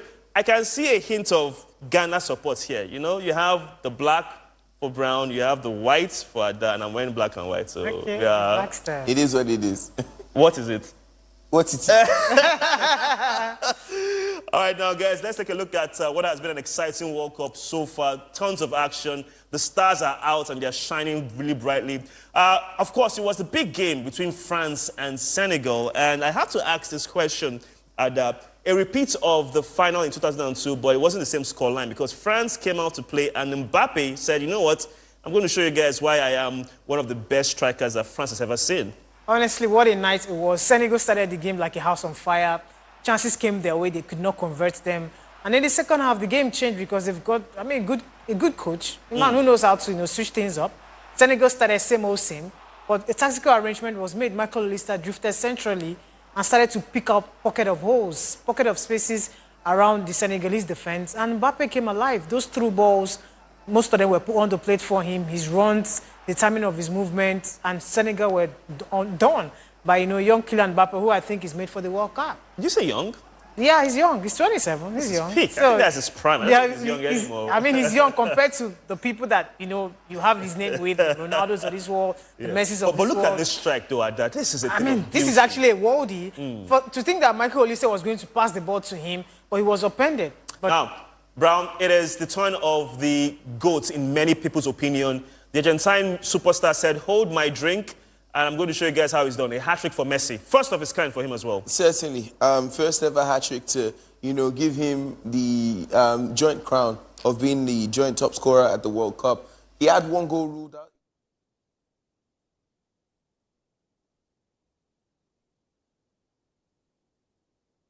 Dusk to dawn, 24 hours a day. NTA International is with you. In your living room, office, and everywhere, anywhere. We provide the company you desire in terms of balanced and up-to-date news, programs, and the best of entertainment.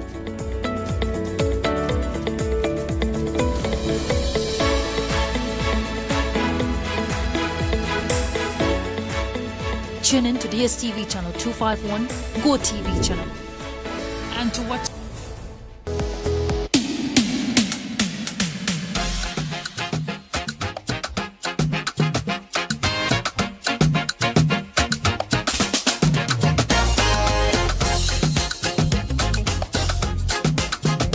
Social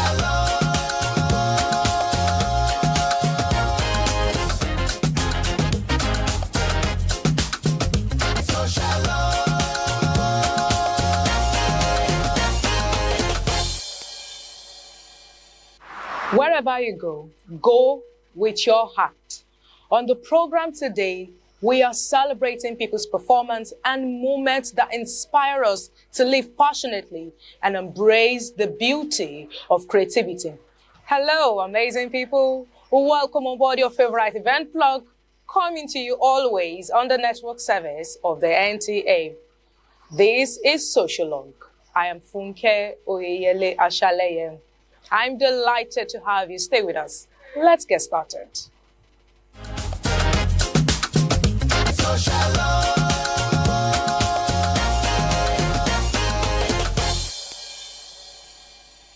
Birthdays are special milestones celebrated in different ways, especially for individuals who have attained remarkable ages and made significant contributions to society.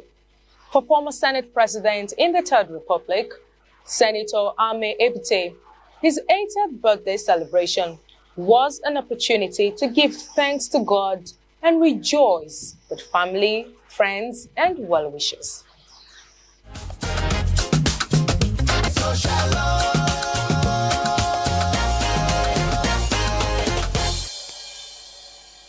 Former Senate President Senator Ame Ebute deemed it important to return thanks to God for the gift and preservation of life at 80.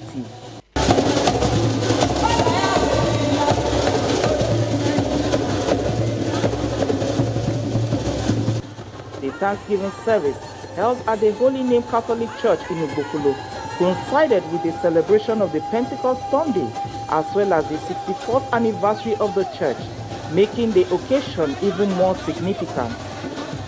In his homily, the officiating priest, Reverend Father Peter Ogbe, emphasized the importance of the gift of the Holy Spirit and urged Christians to use those gifts in service to humanity and the growth of society. Amana no alewa alekela no mia eko ku confirmation na abono bioje yuklonia oge kulipodo glipoi ipoe kano so enche oche jofuli la no alekela no mia ekla no imalea ko gwalo yuklo.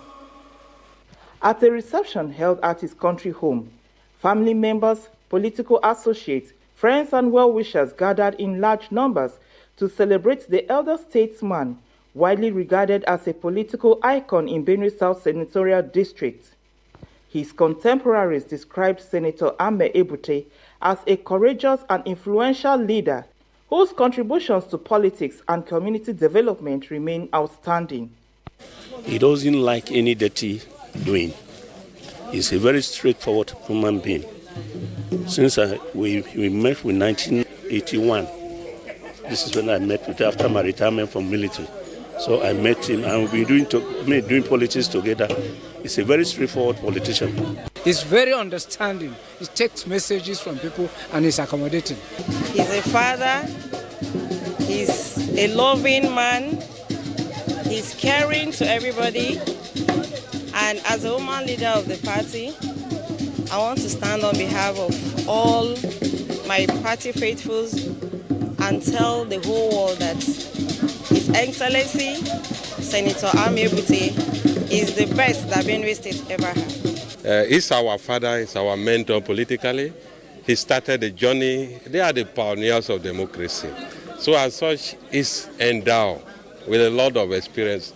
His children, filled with admiration and gratitude, describe him as a loving father, mentor, and hero. Father is a very patient man. He does not rush things. He doesn't go for things just like that. He waits for his own and it comes to him. He's a visionary and principled father. Very principled man that cares and cares for his community, that cares for the well-being of his people. My father, Senator Ame Ebute,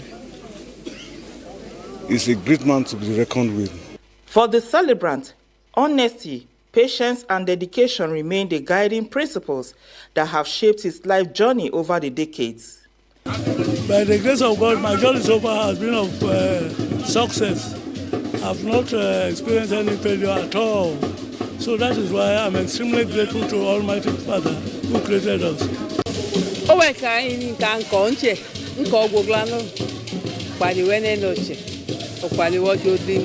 okpanilu walu mo yenunge ho otoleba yo manunge jiloa oladu manaje kochechiko wenoge lo ya no paniwe ya.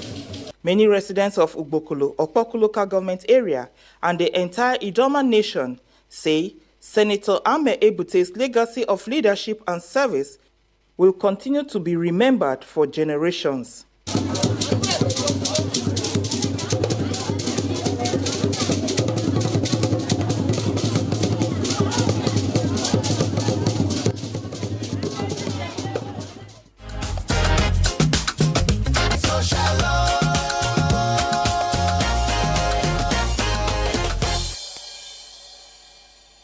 Congratulations to him.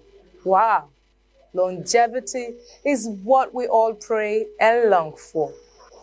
Now for our second story today, the stage remains a powerful platform for storytelling, bringing real-life experiences and important social issues to the forefront through drama and performance. Now up next is Halima, a captivating stage play filled with resilience, hope, and pursuit of dreams.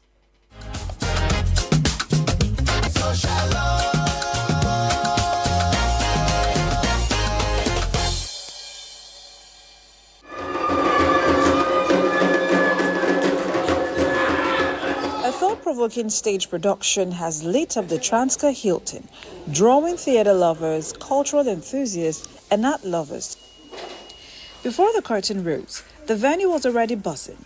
Guests arrived in style, walking the red carpet in an atmosphere that blended glamour with anticipation and walking through the exhibited pieces, a fitting prelude to an evening of powerful storytelling. Stage play is about the struggle. And art, like one prominent artwork we have there, is about the struggle of the emancipation of Africans through the security trials, which is linking it again back to the stage play as it relates to us in our current life. So many of the pieces here are related to the connection between art, the placing through art, the connection between our lives and the security system we have in the country now. Comedians warmed up the crowd, setting the tone for what will become a deeply moving night. But beyond the glamour and laughter lies a story that would leave many in deep thought. The play, titled For Halima's Sake, follows Halima, a resilient woman who sells akara in her northern community to support her family, and her brilliant daughter Aisha, whose hunger for education is her greatest hope. But hope is shadowed by danger. Halima is molested and murdered by the associates of the wealthiest man in the community, a man whose power has long shielded him from the consequences of the terror his circle unleashes on locals. Her death leaves behind a grieving family and a community burdened by fear and silence.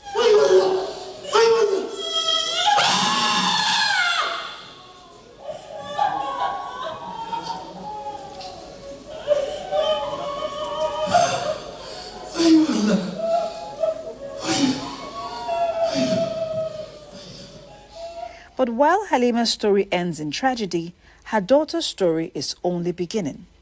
Driven by grief and determination to seek justice, Aisha leaves her community to study law in the city. Years later, armed with knowledge, courage, and purpose, she returns to confront the system that failed her mother and countless others. Continue to ask questions. You didn't say anything. She rallies her father, the villagers, and the traditional ruler to challenge the culture of silence and demand accountability from those in power. Despite attempts to erase painful memories through gifts and public displays of generosity, the community refuses to be silent. 2 years later, the case is reopened. Forgiveness is between a man and Allah. But justice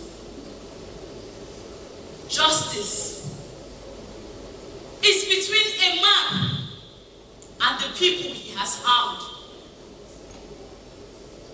You can never, ever outsource justice to forgiveness. I rest Next might kiss you.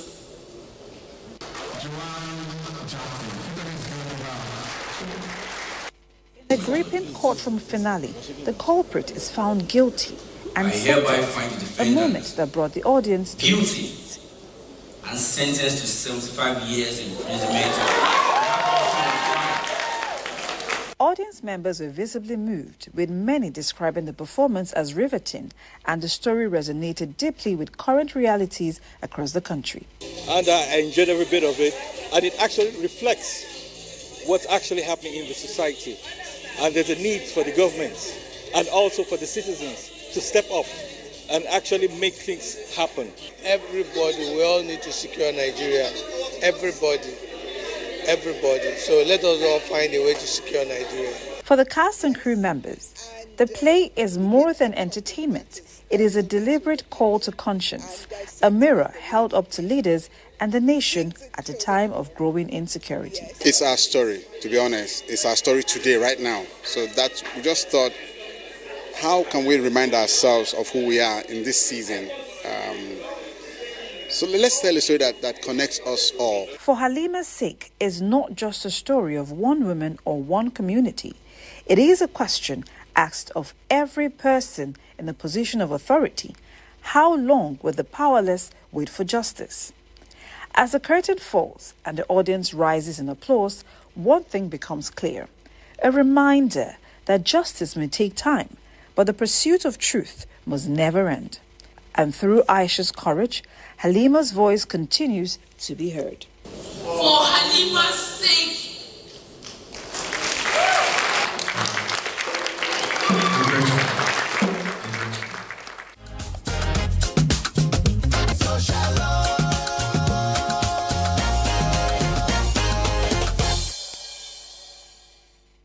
The stage play did not only entertain the audience, but also deliver powerful lessons. If you're just tuning in, this is Sociologue, where we bring you events as they unfold. Now we're moving the spotlight to the food basket of the nation, where children were hosted to an excursion by the management of Tito Gate, Makurdi, Benue State.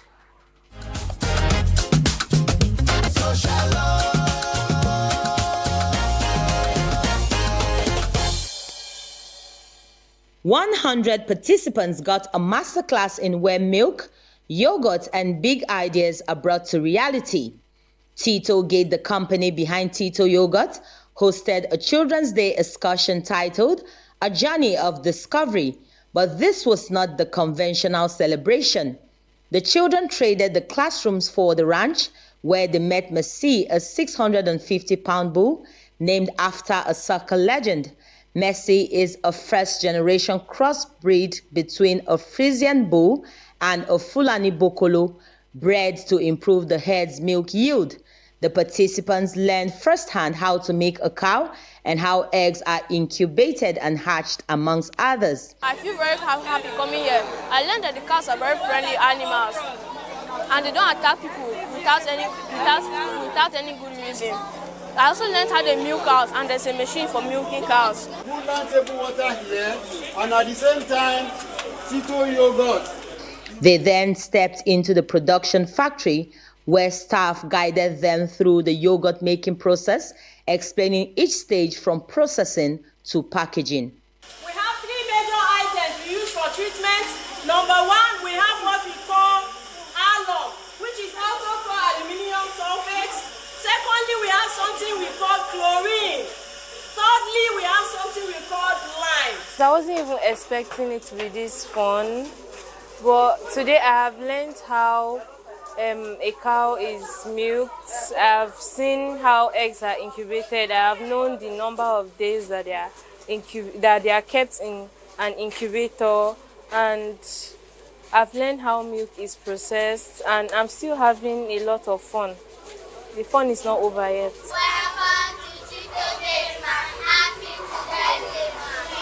At Tito Gates Eatery, the children got a practical look at how the business operates. Some assisted with welcoming guests, while others served customers under staff supervision. One participant was selected to act as CEO of the day. giving them a chance to experience a leadership role. Today we are going home with new knowledge, happy memories, and lots of excitement. Thank you for making our Children's Day special and unforgettable. President of Tito Yogurt Limited, Asiwaju Isaac Akinkumi, said that on a day like this, the best gift you could give a child was a glimpse of what they could become. He added that it meant opening doors, sparking curiosity, and teaching real-world skills early. In the course of organizing these events, we discovered very unfortunately some young teenagers that had never seen the four walls of a primary school. That's a big concern to me personally. A young girl of about 14, 13 came to look for work on our ranch. You don't go to school? No. They don't go to. Why are you not going to school? I don't have father, I don't have mother. And you have never been to primary school? It touches me very deeply. I want to look at a way of doing something about it. There were also games and gifts and activities to close out the day. By letting these children experience entrepreneurship up close, Tito Gate is taking it a step further by investing in the next generation of innovators, farmers, and business owners. In Makudi, Simbiat Agbaji, NTA News.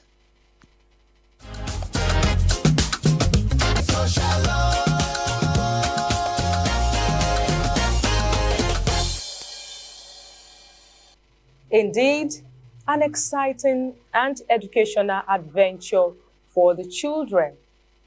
Music has a unique way of bringing people together, lifting spirit, and creating memories.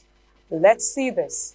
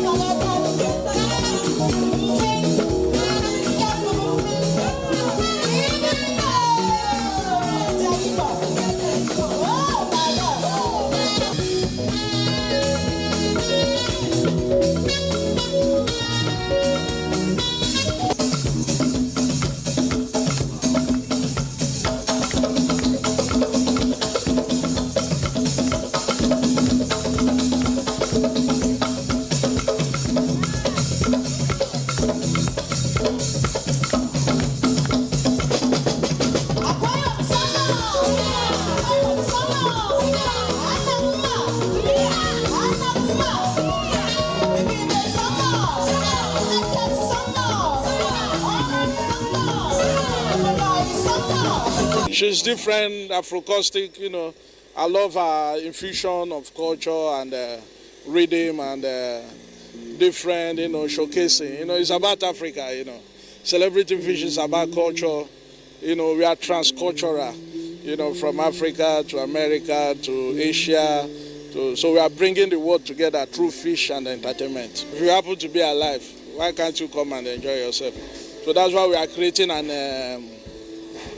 environment, a community of enjoyment. So it's a community of enjoyment, you know.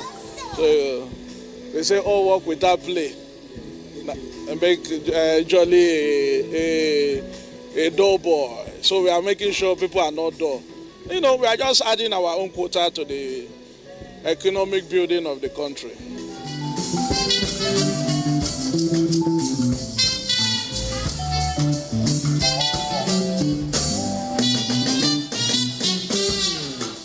Enjoy your life, shop your money. Now best you will be alive. Now in the song mathematics. Enjoy your life, oh, shop your money. Now best you will be alive. Now in the song mathematics, oh.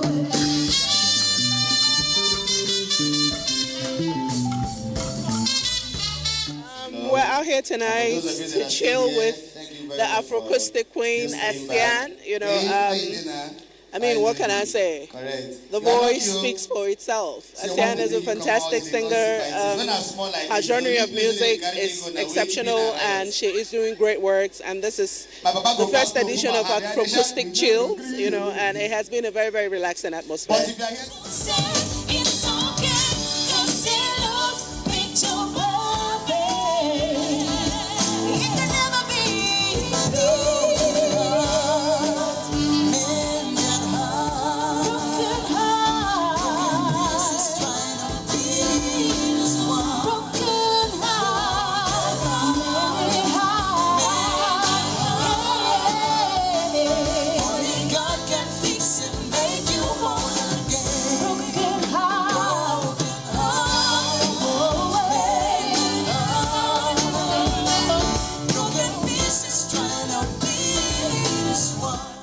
Is a blend of the African sound. We talk about percussions, drums, conga, djembe, all of that, mixed with the acoustic guitars.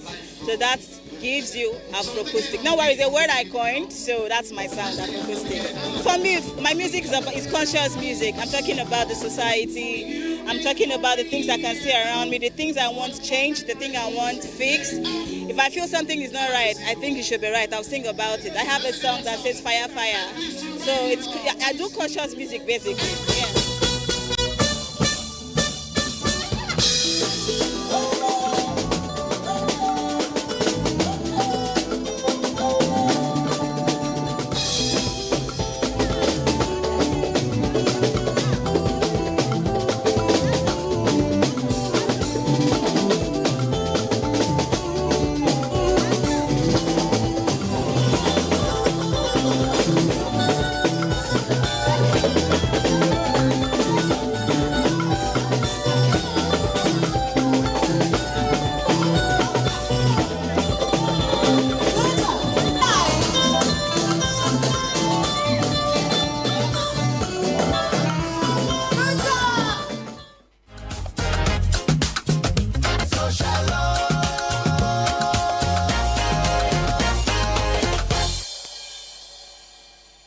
That's how much we can take.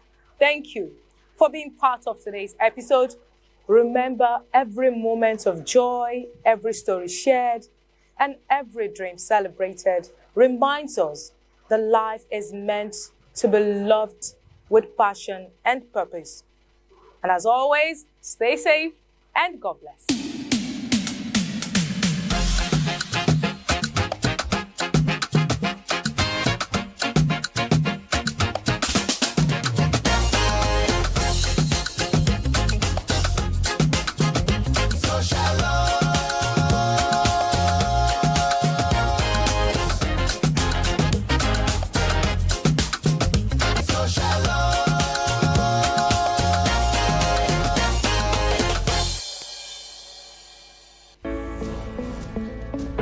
From dusk to dawn, 24 hours a day, NTA International is with you.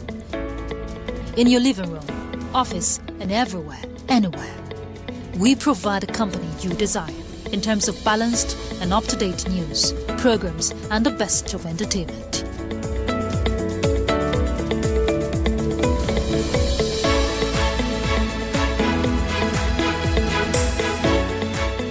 Tune in to DSTV channel 251, Go TV channel, and to watch NTA.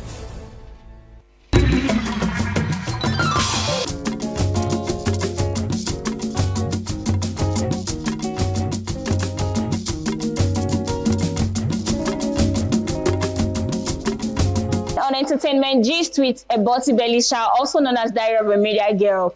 Guys, guess what? I'm always looking forward to Entertainment Gist, because tell me why.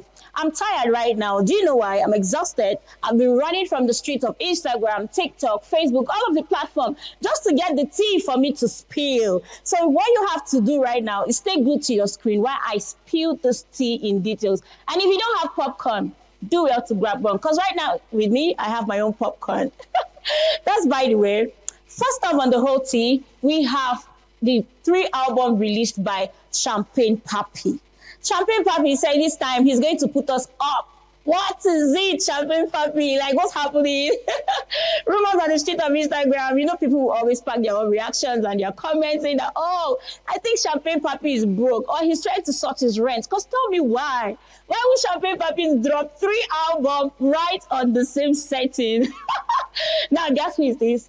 Drake, our superstar Drake this time came with lots of goodies for us. He didn't just drop the long anticipated Iceman. Drake also did well to give us an extra tea. He gave us Habib Titi and also gave us Maid of Honor album. So let's see that this whole album is compared to 40 songs. That means 2026 is a sure one for us. Yeah.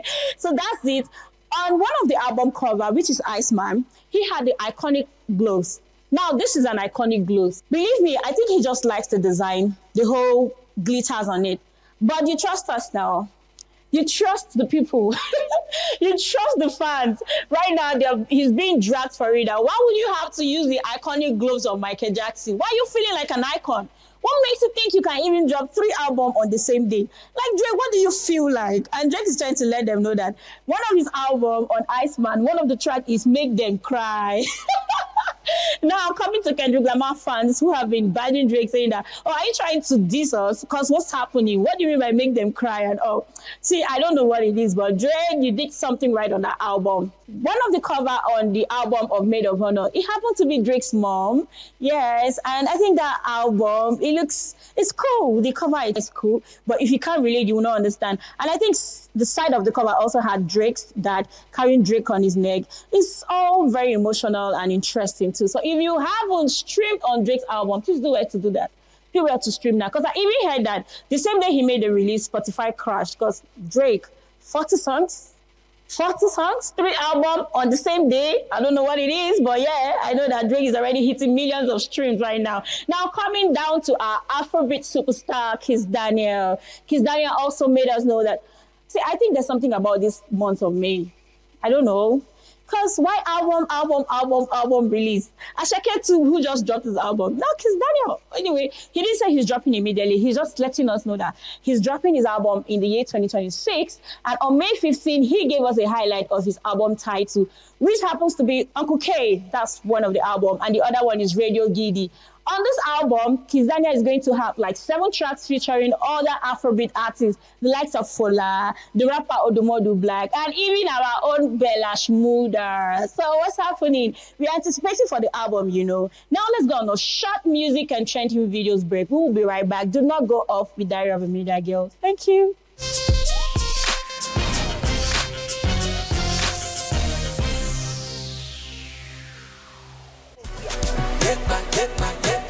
Everything smooth like some paper. When you know they finish like your data. I don't answer my prayer. Paper. You know how they like to check on my paper. Say you not go fear my vendetta. Never see me coming on that paper. Me for what me share it. You no day, you no die. Put up best in my mama. Show more ye boda timo conquer. No guarantee, no shorty. Timo de fait filet body. Ogo ye clarity finesse. Ogo ja tie mi o le pretend. Were Mustafa. Je boni mi o le go fasha. On posi amu de faja. Don't lie on our were gaja. Give me the baba what? Give me the baba shit. Ogo ye shekini. Ofu on la tata. I make everything smooth like some paper. When you know they finish like your data. I hustle for the seat, my brother. Me many times I can't explain. And they laugh at all my mistakes, so I feel the pain. To disappoint them wasn't the goal, but I've been carrying wounds untold. I'm just learning as I go, trying hard not to lose control. Sometimes weak and sometimes strong, sometimes right and sometimes wrong. I'm just telling you my truth, that I'm only human.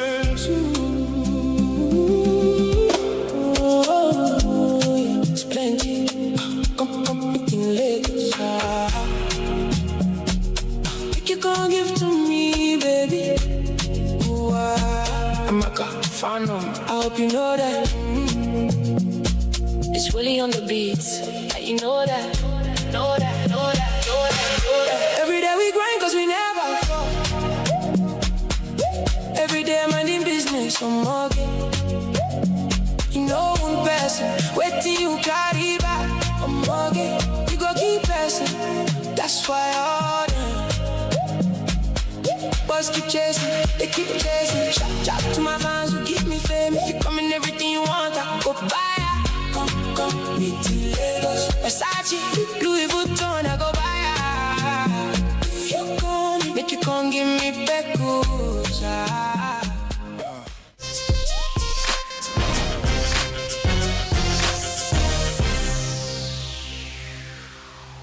Welcome back again on the screen with Diary of a Media Girl. I believe you can see the whole excitement on my face. Like I said before, I'm not even tired of this aproko. I just want to give you guys all the tea because I have a whole lot of tea on my agenda. So first off on this one, we have our popular, beautiful actress. Guess who she is? Yes, you're correct. The most elegant, beautiful, outstanding actress in Nollywood. This time, she has been mentioned as one of the cast in BBC Wahala.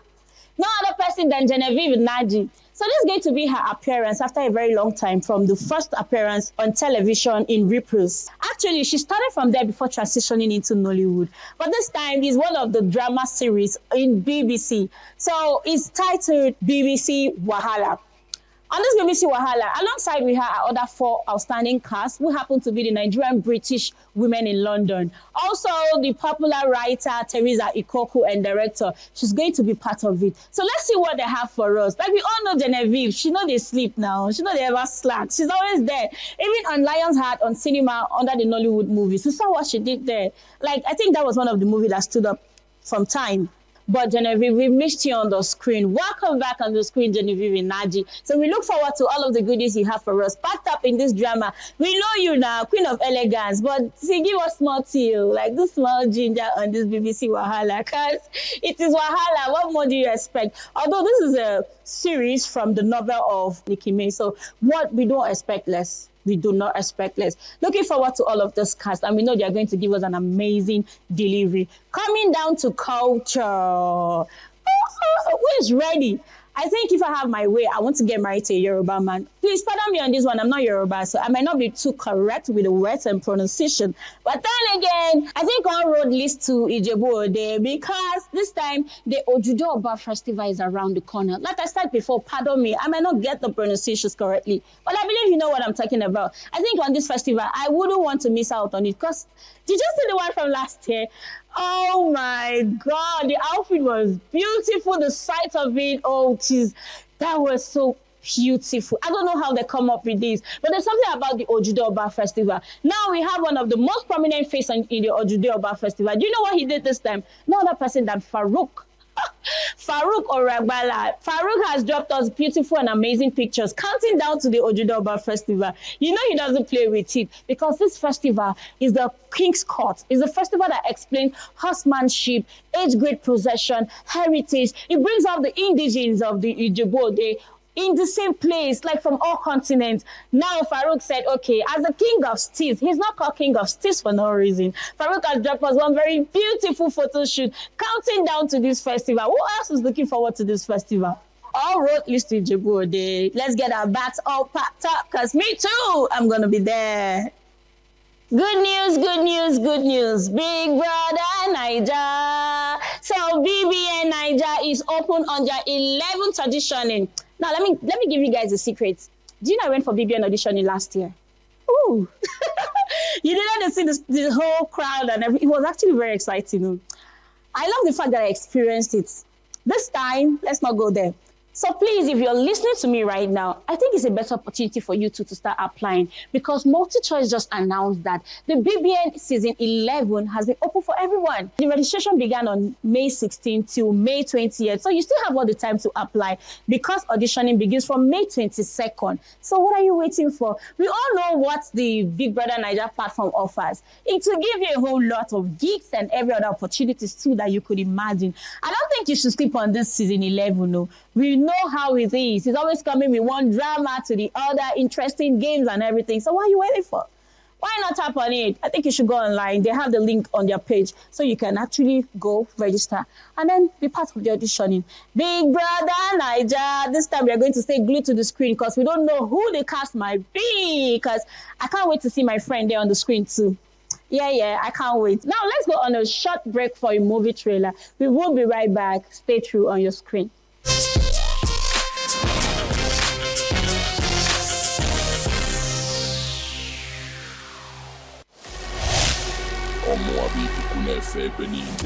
Some little where money flows. It's who I am.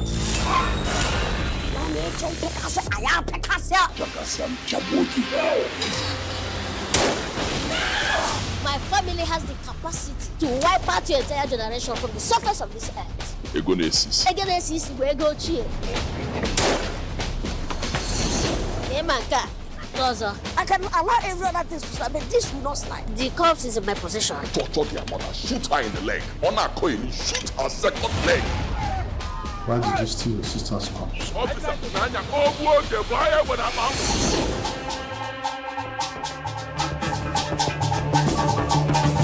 My late wife, Chilota, will be buried tomorrow. Chilota will not be buried tomorrow. Nobody on earth can counter what I say. My money has no beginning on our end. 2 hours to provide my wife's corpse, else I will burn both of you alive. They play in the show. I trusted you. You are benefiting from me, and I benefited from you. The truth they say is bitter. I tear you up. You blood-sucking demon. The blood of my sister will be the end of comparison. For the film. She's dead and gone. By the time I finish dealing with negative powder, it's so cool. Who sent you? You're standing on the sinking sand, and those 2 elements is what will destroy you. Your family are in my possession. If you delay me, I deny you.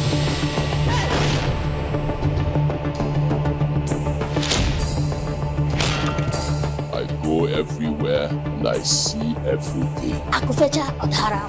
I am your God. 12 noon tomorrow.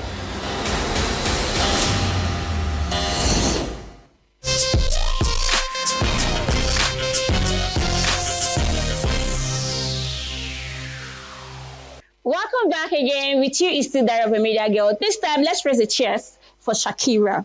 So our beautiful superstar Shakira said, in her words, this long-awaited orchestrated campaign to ruin her reputation, her health, her music career, and all of it. She said this time that she's been cleared of the fraudulent case. And you know what? It has already been arranged that she's going to be paid the sum of $64 million to compensate her from all of the whole trauma, because the judges has already made it rule that the prosecutors cannot give any evidence. There's been no evidence that Shakira was in Spain in 2011 to get such huge amount of taxation. Like she also said that she has been through this up and on, and this time she's happy that her name has been cleared from any fraudulent activities. In her words, I was never involved in any fraudulent activities, and I don't think I would ever be. Aside that, there's another good news on it too, because this time Shakira is coming back again on FIFA. So we all know that instead of her to be weighed down with all of this orchestrated campaign, let her put in the energy for FIFA World Cup 2026, because right now we all know that she just had a release of the anthem with Burna Boy. So Shakira, we look forward to you. It's more cheers to you and more congratulations, because on my end, I'm also happy for her. At least no fraudulent activities, and there is no proof for that. So which means officially she's been cleared. Congratulations, Shakira. Coming to Blessing CEO. Like, what's wrong with this woman? Our relationship therapist, coach, and influencer. She's back at it again. She's always known from one controversy to the other. Because I don't know what's happening. Blessing CEO. Few months ago, we were all looking out for her, saying, oh, this lady has cancer. She came out with a fake result at the end of the day to say she had cancer. This time, it's been said that she made a lease of a property worth 36 million naira to a client in person of Mrs. Ifeyiwa. That was in July 17, 2024. Let's see what's happening. Like, why always you? Why always you and the controversies? The way we actually gave her the recognition on on social media was how she claimed someone else's house back then to be her own property, putting it on social media. Now this time she has gone way beyond that. For her to lease a property she doesn't have access to. What 36 million naira? But do you know what? We all know Blessing CEO now. She always say, no, I'm not guilty. I'm not guilty. I didn't do it. She always has something to justify her action. Even when she came out to embezzle funds, because tell me why you're going to collect money from your fans in the name of having cancer when you do not have one. And then she still came out to say, I'm not guilty. Yes, I actually thought it was stage 4 cancer. But on this one, you're not guilty. So why did you make refund of 24 million naira? Because, yeah, she's been able to make refund of 24 million naira, even while pleading not guilty to Mrs. Ifenyua. So we just look forward and hope that she's able to balance up the rest. Because why would you even do that? Why would you go as far as that? Like, do people still trust Blessing CEO? First of all, that's the question. Because if you're online, you're following with Blessing CEO, you see what she does. When she's in a controversy, she deactivates her account and just go off. When she's done, she comes back again. Why? Who is trusting? Who has to trust Blessing CEO in this time? So anyway, I just hope that she's able to pay off her debt, and I hope that this should be the last, because we Nigerians in general are actually giving her too many chances. This time is for the bull of the bullless. Chike, oh Chike, this is hard for me to say. Bull for the bullless said, please, Nigerians, pity me. But we feel like he owes a proper apology. Do you think he does? I just feel like, I don't know. For you, I don't know. Do you think he owes us a proper apology? You guys should take it easy on him now. Leave his comment section alone. Everybody's there dragging him. Why someone's wife? Why this? Why that? It seems you like older women. We are here for you, bull of the bullets. Okay, so whatever it is, the bull of the bullets said you guys should pity him. It's coming directly from him.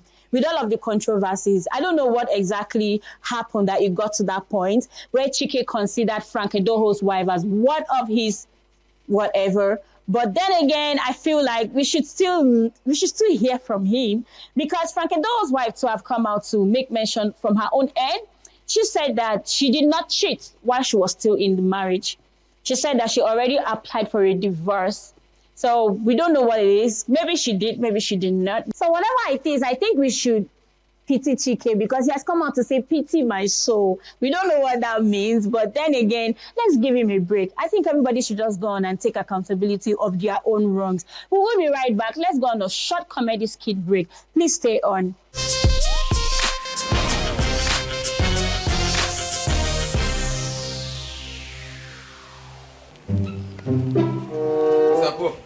Hey, Pires. How far now? Now, how far matter they grant? I don't understand. You should be how far. We never get light till they come out. The money they gotta give you for light, what did they happen to the light? I don't understand. Why we shouldn't be waiting there to light? You see anybody get light for the area? You don't get front, you not go see light. Who get light for here? Who? No, this compound get light now. This compound get light. And that mean they band A now. We you don't know the band what we We did live band, and our band live band is after band A, band B, band C. Yeah, when I tell them some more pay better money, that I don't agree. I never just put up for the last band. Now we did so now. What you concern they stay in one room with live band? I go NEPA office yesterday safe. Say I won't go give. Now they tell me say our money they don't go fit collect her now. Say people we did band A since they never even give them light and now we will did that last. Now this man hold the money say I want you not reach. I carry the money come out now. I didn't say I go when I come in the evening I'll go explain the. Yeah, you never settle this afternoon problem. You won't have the evening ocean. Oh, but you dey stop me, man, not come out, which I don't understand. What be all this one when now? When NEPA tell you say the money not reach, why you not give them when they give us low current first?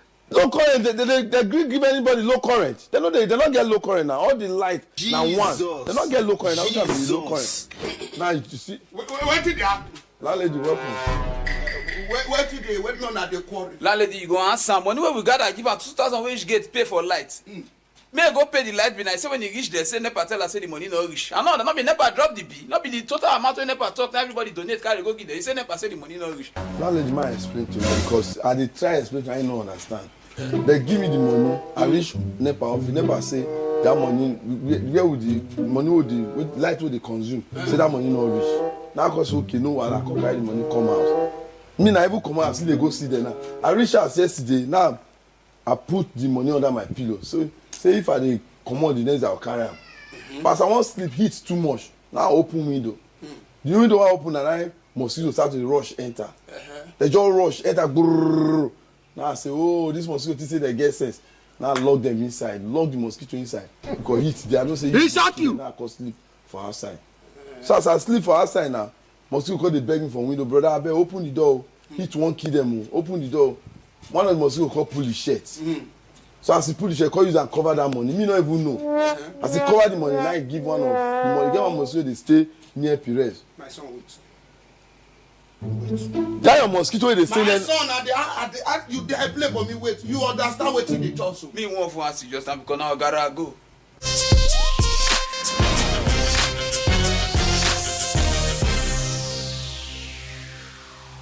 Welcome back again. One of the greatest actors of our time, Alex Ekubo. We just lost Alex Ekubo to cancer again, same as South Sudan the other time. Like, what's happening? I think there should be more awareness on cancer because it's really devastating that we get to lose prominent people. We get to lose people we love, people that are already here, that are existing to give us the best part of them to cancer. May his soul rest in perfect peace. May his soul rest in perfect peace. This is such a huge loss for Nollywood. This is not just the only loss recently. They've had like the likes of 2 others. But on this one, Alex Ekubo. We all know that Alex Ekubo has been off everywhere for the past 1 year. We didn't know exactly what was happening. He just went off on all social media platforms. He just blacked out. We saw how his friends have been trying to reach out to him. Some even send him invitations to join on their movies. He'll be like, oh, I'll come back. And do you know one thing? He was part of the cancer awareness team in 2024. He led the team alongside with Ice Prince Zamani. Ice Prince came out to say too that I saw Alex Ekubo, but I didn't know that he had cancer. He was a victim to cancer. He was struggling through the pain. He came out, he led the team on the street. Like, whatever it is, we did not expect his return to be like this. This one has been a huge one on everybody, on his fans, on everybody, on all social media platforms. May his soul rest in perfect peace, Alex Ekubo. Thank you for staying true with me on Entertainment Gist. Do not go off. Next week, I'm coming back here again to give you lots of tea. Like I said before, I will continue running around for all this Aproko gist for you because my only job is to spill the tea. Skill, hard work, and dedication are some of the values that are required to excel in any field of endeavor. These qualities are evident in the members of the footwear producing cluster of Area 1 Shopping Center, Garki, in the FCT. The cluster churns out a variety of footwear, particularly leather palm slippers of all shapes, sizes, and colors. It also provides repair services for footwear. We have been here for long. Since this market was built, we are here because what I can say that this market was built because of we shoemakers. The business is okay, the business is fine. We are very happy with this kind of business we are doing. These products testify to the fact that made in Nigeria goods are unique and durable. When you ask somebody to buy our product, you will say this is our handmade Nigeria product. All this things, in anywhere you take this, you will sell it. In anywhere you wear this, somebody know that you wear a palm slippers. With the good quality, with good sole. We did it very well. You can see it here. People are coming themselves to come and buy from us. Come and request for their choice. Our leather is the best in the world. Our Nigerian leather is the best in the world. We have Nigerian leather. We have leather. Why is it the best? Because we know it. When you see the foreign leather, you will see the difference than our Nigerian leather. So even if you produce a palm with a foreign leather, and then you produce palm with a Nigerian leather, the person who will buy foreign leather will come back and look for another ones. The ones you did in Nigerian leather, you will stay long and it's with the quality. So Nigerian leather is very good for us. On the whole, patronage is good, but business could be better if the challenges faced by these craftsmen are addressed. The challenge we have is, support from the government. Look at this, our area here. look at the population we are as shoemakers, as people who are helping the country. I'm telling you, from at least almost 15 years we are here for this space here. Up to now, no any government organization come and help or support with a money or maybe what we use to work. And if we talk of banks, all these banks, a bank will give you 100,000, you will later look for a 150,000 from you. So we need government, as we heard that this government are helping, to come and support us here. It's a good idea, you know, bringing out Nigerian-made product to the market. And I feel they are more solid than what you buy outside, and more quality, high quality and all that. I think if we patronize them, it will be better and they'll feel more encouraged. With the prevailing situation of too many people pursuing a limited number of white-collar jobs, those engaged in any form of entrepreneurial activity or craft should be encouraged, supported, and provided with an enabling environment to thrive.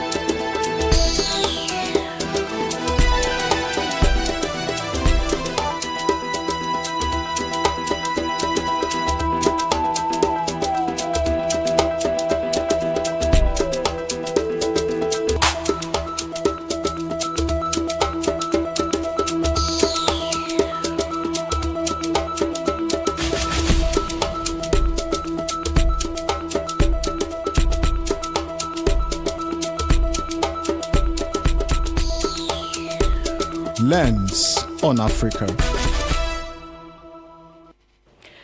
Africa is a continent of stories told in rhythms, woven into fabrics, passed down in proverbs, songs, and sacred rituals. For centuries, our cultures have been our classrooms, our libraries, our compass. But in a fast-moving world of smartphones, streaming screens, and global influences, a critical question confronts us. How do we pass on who we are without losing ourselves? Today on Lens on Africa, we turn our focus to cultural transmission and modernization, the delicate balance between preserving ancestral wisdom and embracing modern life. From village squares to virtual spaces, from oral traditions to digital archives, we explore how Africa's heritage is being reshaped, redefined, and reimagined for the next generation. Welcome to Lens on Africa, reaching you on Africa's window to the world, NTA International. I am Norlene Ebel Army. Now, expect a lot from us on this edition as we navigate tourist destination, kingdom and chiefdom, African fashion, African entertainment news, and lots more. Now, let's begin with African political history, which is a rich and complex narrative that spans centuries, from pre-colonial empires to modern-day democracies. We shall look at the pivotal moments that shaped Cameroon's political landscape and the leaders that defined the nation. Stay tuned.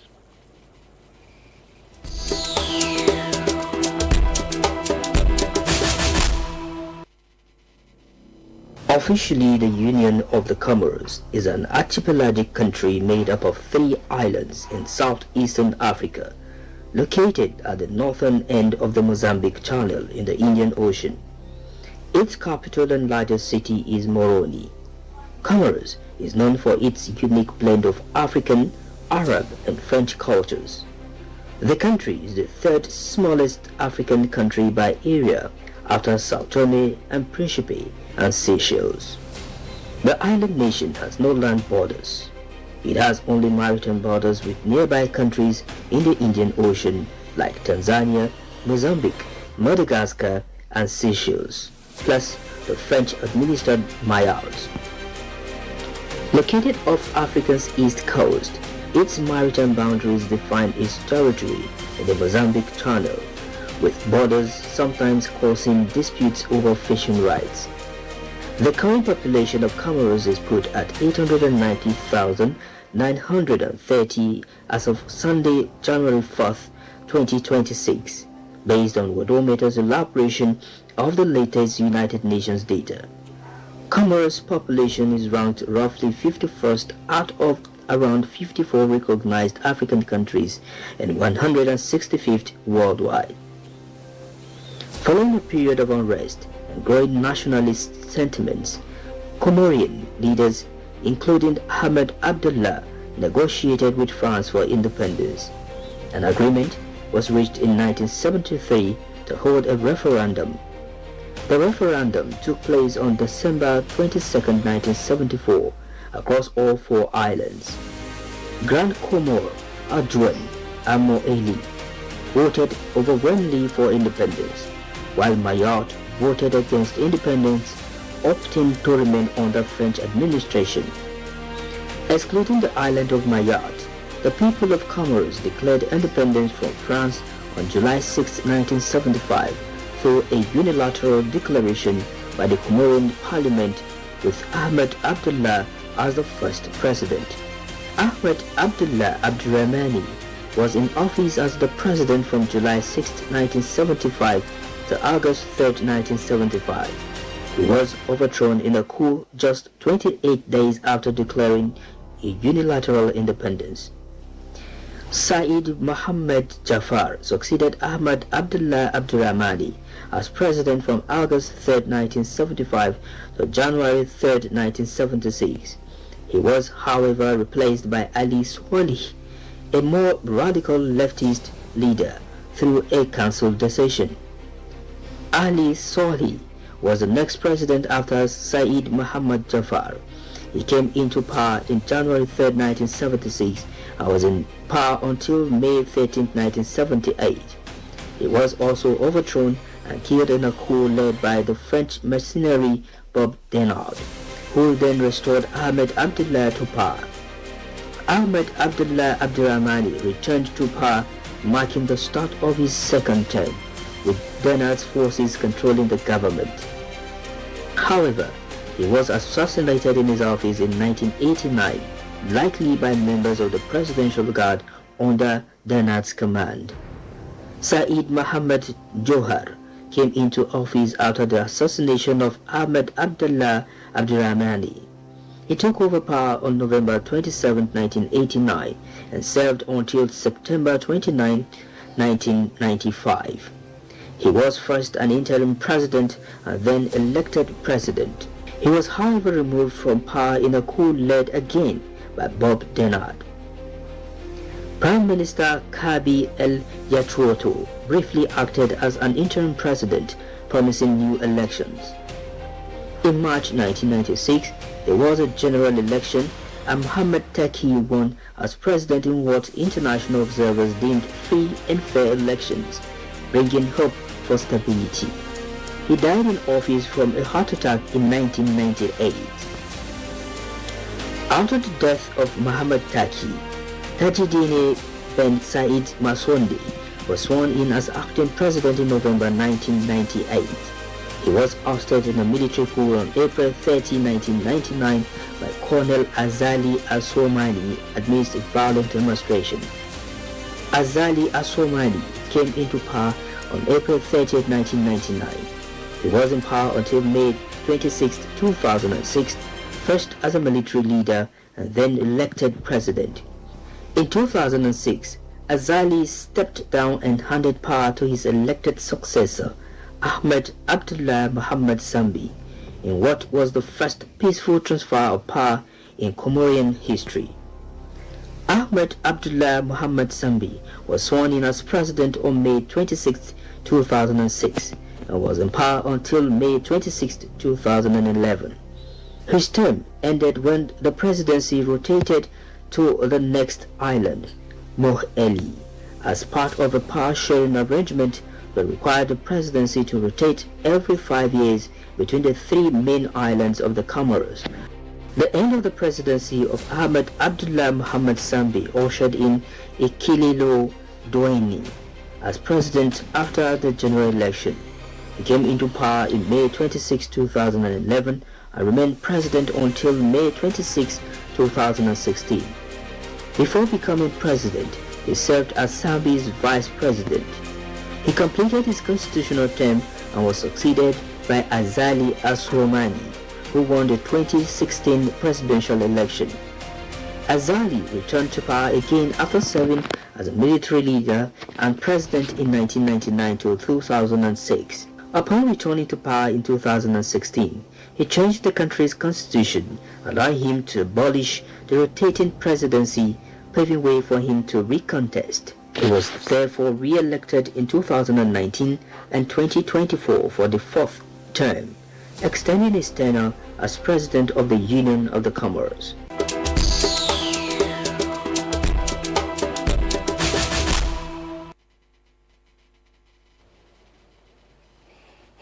Comoros is notable for being one of the world's smallest and most unstable nations, with a history of over 20 coup attempts since independence in 1975. Well, the good news is this: African politics continues to evolve, with themes like democracy, ethnicity, and economic development taking center stage. Now, at this point, we shall zoom our lens on tourism. Our tourist destination this week is Garamba National Park, located in the Northeastern Democratic Republic of Congo. Let's take you there.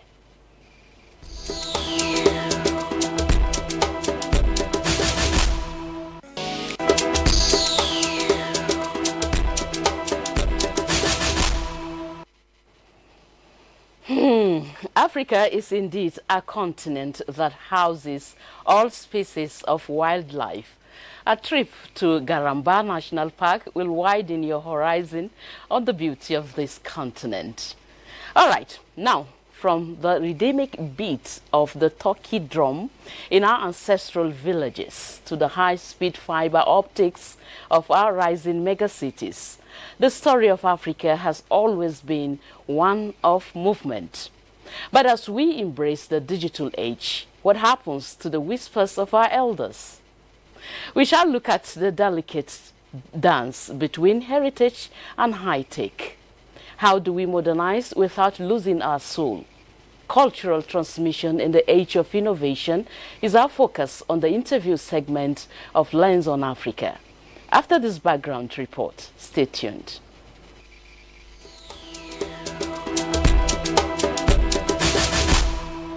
Across Africa, cultural transmission, the intergenerational passage of language, values, rituals, and knowledge, has historically been the living thread connecting past, present, and future. This process, often facilitated through oral traditions, storytelling, and communal rites, does more than preserve heritage. It forms a collective identity, instills social cohesion, and provides a moral compass for communities. In a continent of immense diversity, these shared cultural foundations have been fundamental to resilience, offering a sense of belonging and continuity amidst change.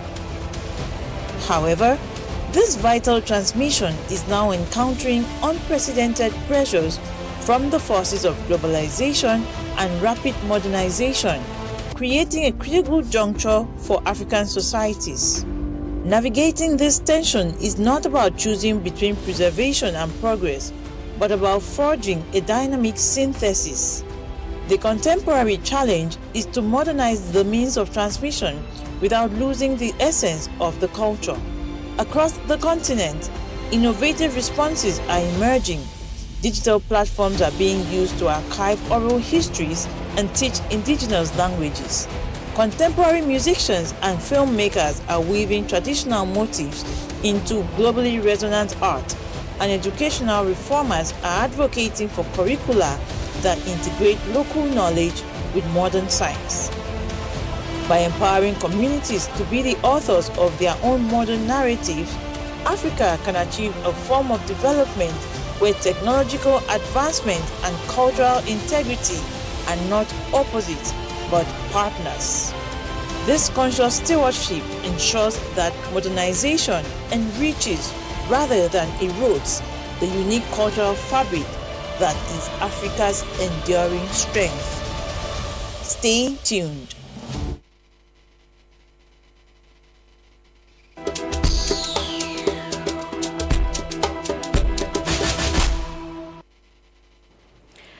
Joining me in the studio to speak further on this is Gaza Mark Auta, popularly known as G-Code, a Nigerian writer, cultural historian, and development advocate focused on memory, leadership, and public purpose.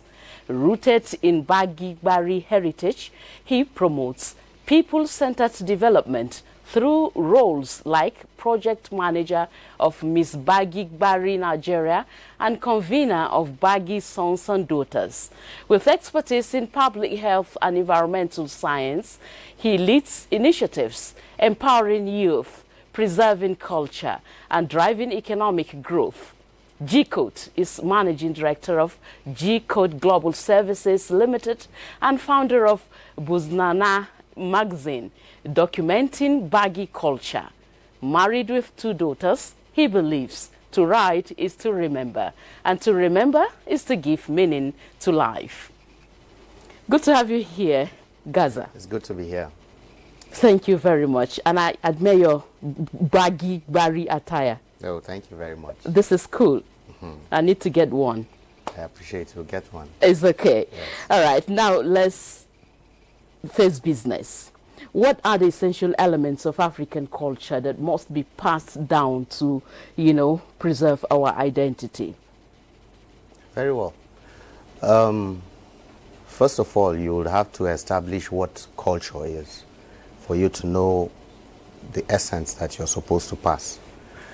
Culture can simply be put as the way of life of a people, how they eat, what they eat, how they dance, how they bury their loved ones, how they marry out their daughters, that's the definition of culture. Now, what variables of this particular culture should you preserve? Because I feel in the 21st century it is important for Africa to preserve what is left of our culture. And of course, if you're to preserve, then maybe language, it's important for us to preserve language. It's important for us to preserve our identity. Identity is, okay, you just admired my clothes and the rest. So it tells who you are, not necessarily a costume, but it tells the kind of people you are. And I think it's important for us to preserve our core values. And by core values, embedded in core values is where you would find justice, equity, fairness, equality, and the rest of them. So, and you see embedded in the African traditions and heritage, we have all these things, even before we took up what is called democracy today. And I am also of the belief that it is important for us to preserve our land, because you need a place for you to practice your culture. For example, if you call someone an Israelite or a German, he has to be in Israel or in Germany for him to be called that. So I think it's important too for us to, and you see, the African preservation of things, they are definitely different from, of course, the Western and the European way of preservation. And I think it's important too to preserve our names. Sometimes when I watch movies, I see someone is called a spoon, straw, river. But you see, in Africa, we tend to name things towards experiences. We name things along the line of events. We sometimes believe in reincarnation and the rest of them. So how do you preserve what is left? Of course, through some of these things. And then it is important for us to preserve through storytelling. There was a professor, the professor that set up the Department of History in ABU Zaria. His name was Professor Abdullahi Smith. You know, in history, they say if you want to put it down through literature, they say you have to show your references, you have to, and the rest. But you see, in Africa, it's not necessarily so. There is a river in Uke, Karo local government. Now, our people have fished there for hundreds of years. They have used that river for economic values. But for you to document about that river, they will tell you you need reference.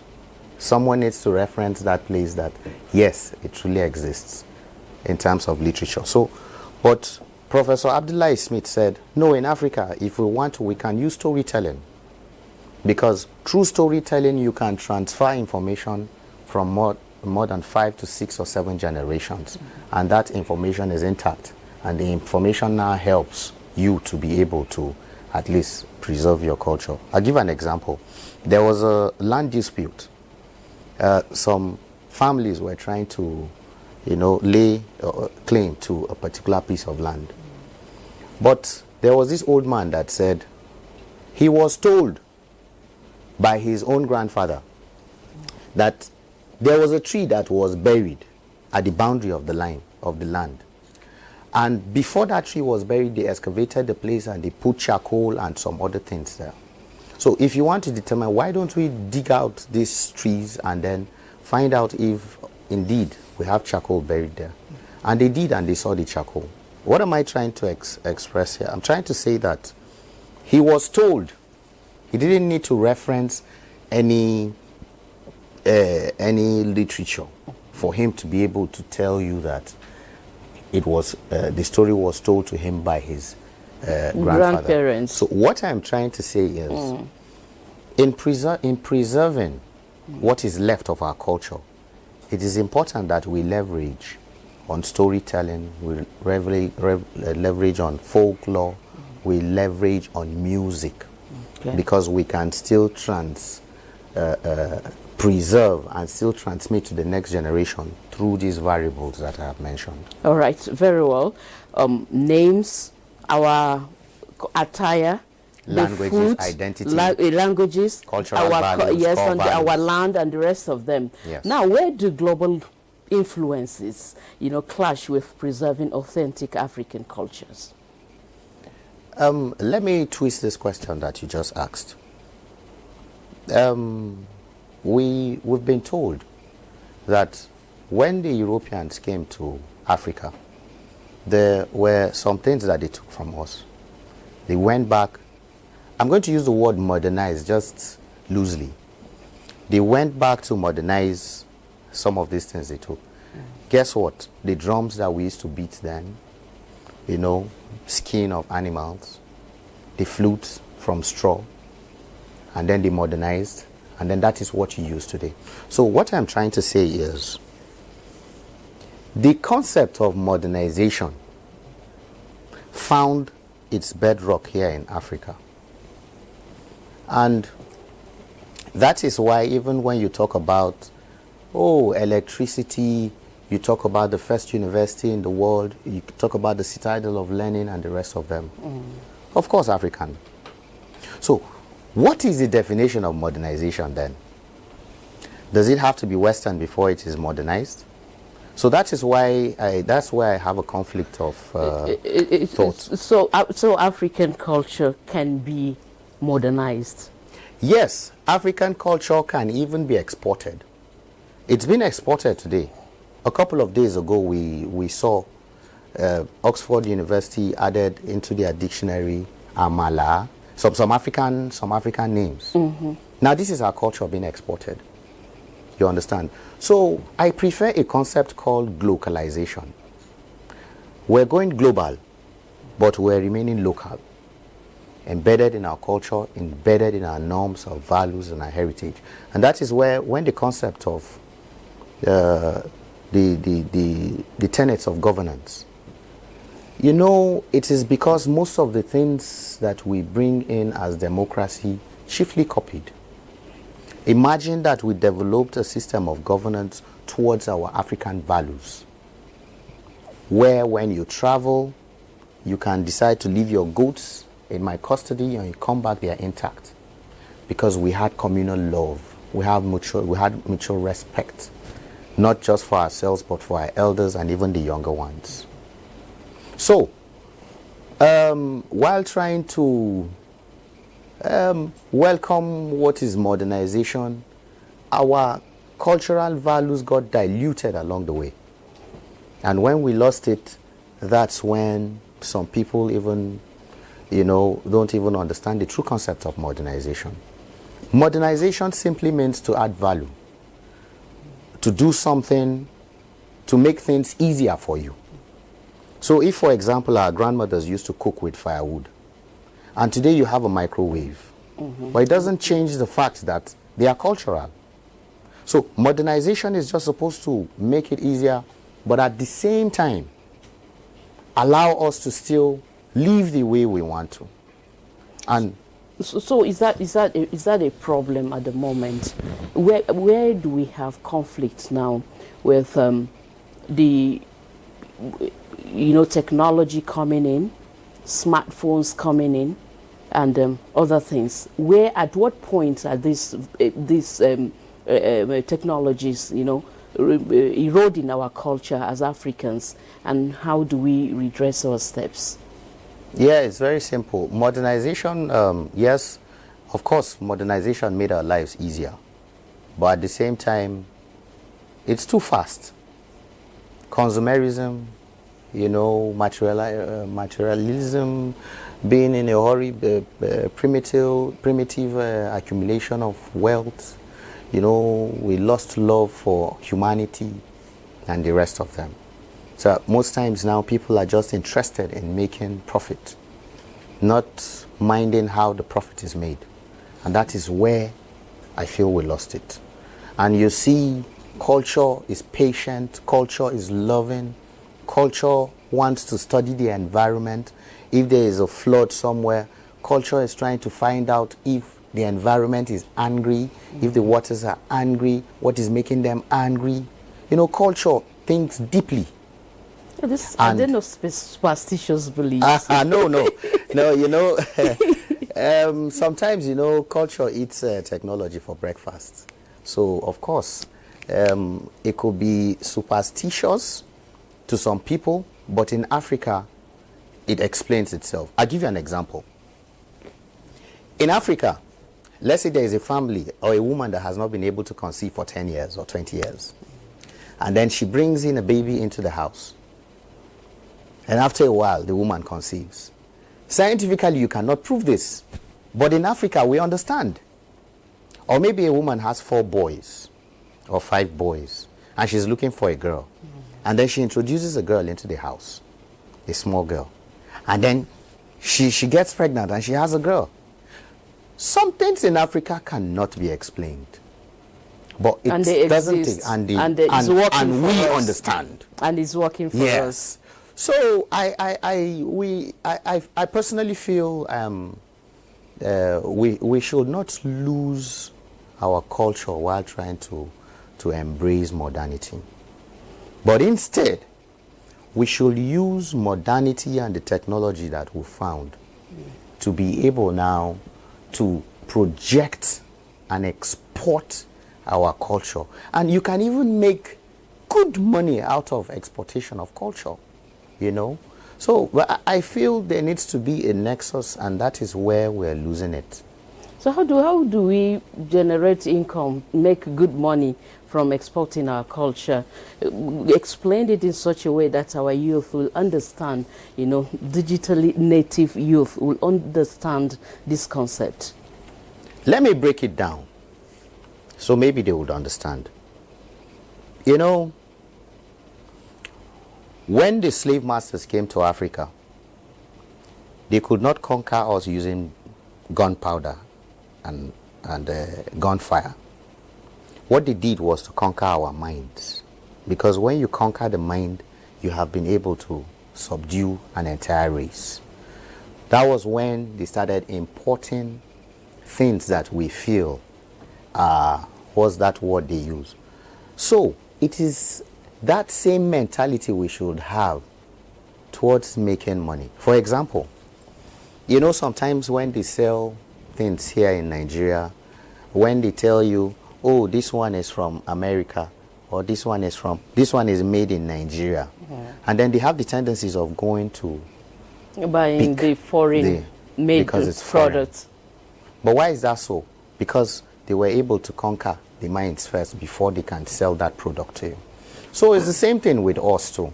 Quality also plays a vital yes, role. I agree, but I'm just looking at it from a holistic point of view. So it's the same thing. Like when I walked in here, you said you liked my attire. So of course I'm trying to project it. So it means if I sell it to you, you'll buy it. Sure. So it's the same way that we have very unique things that we can sell out there. We're doing it with music already. You can see that the Nigerian music has gone global. And you see that they are fusing it with our African language and culture. But imagine that they were, for example, the rappers were just rapping like the Americans or the black Americans. They have it there already. So they would not want to patronize you because they have lots of them. But when you fuse something unique. So it's the same thing with our cuisine. You know how much money the African restaurants are doing abroad. You know how much money they are making now abroad. It's the same thing with our fabrics. But what I think we need to export now will be our language. Because, for example, we have 54 countries in Africa. Close to half of them speak English. And there is a possibility that there is an Englishman that has never been to Africa. In fact, he might think Africa is a state. It's a country, just one country, not knowing that we're broken into. So what I'm trying to say is, in selling whatever it is that we want to sell, let's first of all have a mindset that we're selling out there. It is only when that mindset is recognized that the products now will be bought. That is what I feel. All right. That's a good one. Then what roles can our elders play when it comes to preserving our cultural knowledge? We have a saying in my tribe that when an elder dies, a library is burnt to the ground. So it means that our elders are being underutilized as we speak. Because an elder, especially an African elder, is a fountain of knowledge. He has seen it all. He has heard it all. Through the experiences of others. Now this is where technology comes into play. Now I see we have podcasts, we have these digital libraries and everything. This is where we should employ these elderly people. By employ, not in the literal word, but I mean to pick their brains. Their knowledge. So that if, for example, I want to pose a question to an elder, why is it that in your own time, you people used to live up to 120 years? And why do you think we don't get to live up to 70 in good health? So now you see you've brought a conversation. And the elder will be able to give you the reasons why their people used to stay that long. And then imagine that you have 10 perspectives from 10 different elders. So imagine that you condense all this now into... So this is a way of preserving information through the elders.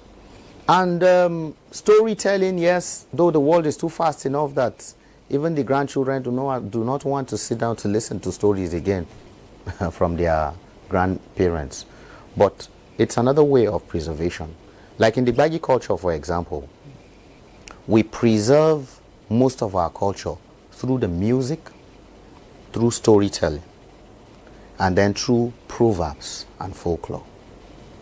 These are some of the ways that, because then they had not perfected the art of literature. So of course, most of their literature was cumbersome and some taken away from them. So this is another way of using the elders to preserve what is left. Because once they go with a lot of information, and it's not too good. And of course, it can be retrieved when they are gone. Now, how can indigenous languages thrive in education, digital spaces, and of course, public life? Well, I think for indigenous languages to thrive, first of all, the government has to be deliberate. We have to explore our educational curriculums. You know, let's say there's a geopolitical zone, let's say Lagos, for example. Lagos should have some indigenous courses in Yoruba. If you come to the FCT, for example, there should be some indigenous courses in either Gbagi, Ghana, and the rest of them. And it should be cut across all the geopolitical zones. When you go to Plateau State, maybe some aspects of Plateau State, Birom, Taro, you know, like that. So I feel when you're deliberate, it is only when you're deliberate that you'll be able to. And you see, the parents have a role to play. I personally, when I knew that my wife was pregnant with our first child, I told her that there was no longer English. We're not going to speak English in the house anymore. And that was what we did. Now she grew up speaking Gbagi. And you see what even some of the custodians of our culture that are supposed to preserve it are even the ones that are even diluting it. When the grandparents come, they tend to speak English with them. You understand? In this case, you are successful in transmitting your language to your daughter right from conception to when she was given birth to. Yes. But in a situation whereby you are not from the same tribe with your wife, how could that be achieved? So that is where I've seen some things on social media. They say they have University of Languages where maybe a certain language can be transmuted into an app. So if you want to learn the Gbagi language, for example, there should be an app for it. So when I tell you Agife, you say, what is good morning in Gbagi? It tells you Agife. And like that. So if we're deliberate with close to 420 languages in Nigeria, imagine that the government is even opening an aspect of the Ministry of Education and saying they are looking for interpreters because they are going to pay them money to come and interpret into their various languages. So in a span of 10, 15 or 20 years, we have apps now that are restoring what was lost. Because you see, there was a UN report that said that from 1995 to 2020, 10 languages were lost in the north. 10 languages lost in the north. They will not be spoken again. So imagine that we had preserved these languages in an app. And then the custodians of these languages now, through tribes, will be able to pick their own languages and learn. Yeah, we know that there has to be languages do evolve. Like 200 years ago, we didn't have Pidgin English around Nigeria, but today there is Pidgin English, and you are having Yoruba, the coastal Pidgin English, the Calabar Pidgin English, and like that. So there is room for evolvement. But at the same time, it is important that we deliberately preserve these languages, because with the rates, at the rates that we're going now, most of this generation thinks it is even local for you to speak your language in public space. So they want to speak English. So this is what I call the erosion of culture. And if this generation doesn't want to, what happens to the next generation? And then the next generation, then till it is lost. So that is why deliberate actions need to be taken so that we preserve this. If the next generation comes and they are interested, then it is preserved the next. That's what I feel. All right, now to conclude this conversation, what's your vision for a balanced relationship between African cultures and modernization, let's say in the next 30 years? Whether we like it or not, modernization has come to stay. I read somewhere that I do not know what is going to cause the Third World War, but I know that after the Third World War, man will go back to fighting with sticks and stones. How possible is that? It's just an assertion with the rate at which technology is going. So what I'm trying to say is, there has to be a meeting point now between culture and technology and modernization. And culture now has to take advantage, because whether culture likes it or not, culture is at a disadvantage. So culture has to be deliberate. Culture has to take advantage of technology for culture to be able to survive. So if you're trying to save an aspect of how you eat and what you eat, if my grandfathers used to take jepos, that today I can modernize my jepos and then I cut in cucumber inside the garden egg. If I have to preserve my language, you talked about apps. If I have to wear my traditional clothes, I mustn't still wear it as boggers as my grandfathers used to wear it. I can make it fashionable. Now, if I have to preserve my core values, I have to know the definition of justice, equity, fairness, equality, and how the world looks at it now, amongst other things. So culture has to find a meeting place, and that was why I used the word globalization. That it is now time for every culture to think global, but to remain embedded locally. All right, thank you very much. Very well spoken, Gaza. Outer Mark, we appreciate your input on Lens on Africa as regards cultural transmission and modernization. Thank you so much. Thank you very much for having me. All right. Yes, I've been speaking with Gaza Outer, and he has been talking to us on cultural transmission. Now, let's shift gears to African fashion. Remember, here on Lens on Africa, we celebrate the creativity, diversity, and cultural expression that defined African fashion. Here is the cultural tapestry of the Fulani tradition found in northern Nigeria. Have a look.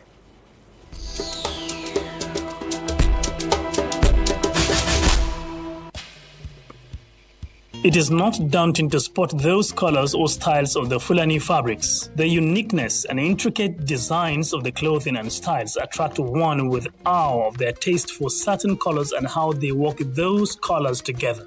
Fulani traditional attire could vary within influences to do with history and styles based on age, status of the weaver, and location, as well as distinctive cultural practices to which they are inclined.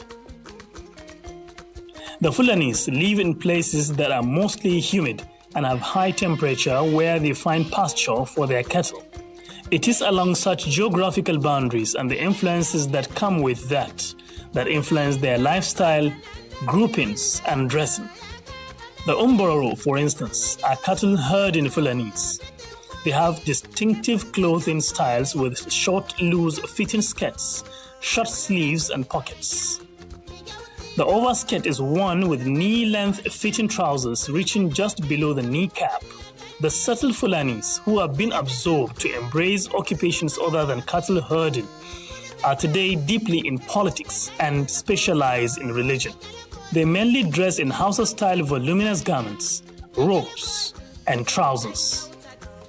Generally, the Fulani men traditional dress are made from hand-woven clothes, characterized by very thin wrap of black or red evenly distributed stripes. The traditional dress of pastoral Fulanis of northern Nigeria consists of a smock called Gambari trousers and cap with ear flaps of considerable relic. Gambari smocks are normally decorated with hand embroidery using woolen threads of red, green, blue, or black colors. Although the cloth is partly worn by the Hausa people themselves, It's, however, more closely associated with the Fulanis and to the history of northern Nigeria itself. In Birimao of today's Gwarzo local government, part of the ancient Kano city, different dresses such as Yeno, Mudunkari, Lambichi, and Inyalo are widely woven in home-based workshops, hereditary in nature. The types of woven clothes are usually for consumption by the Fulani people. It is strikingly discovered that the Fulani people value those attires because of the embroidery on it is produced by the Hausa people. They are highly compatible neighbors.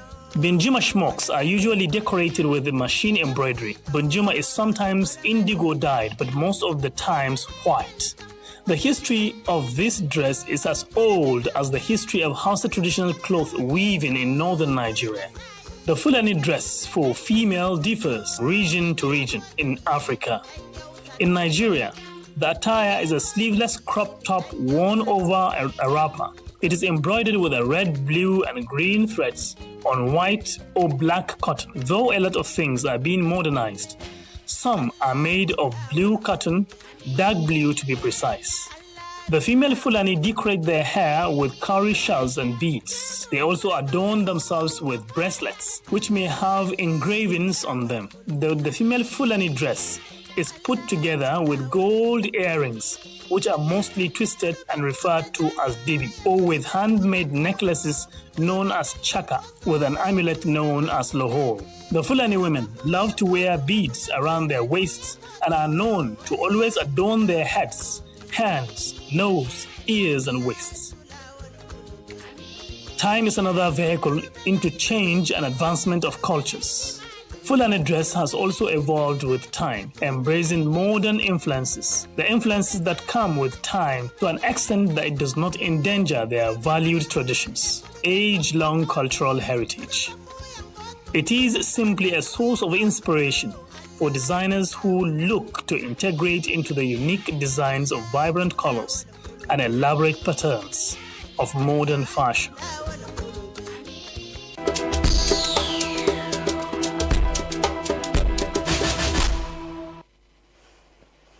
Beautiful Fulani attire there. Now let's bring you up to speed with entertainment news on the continent.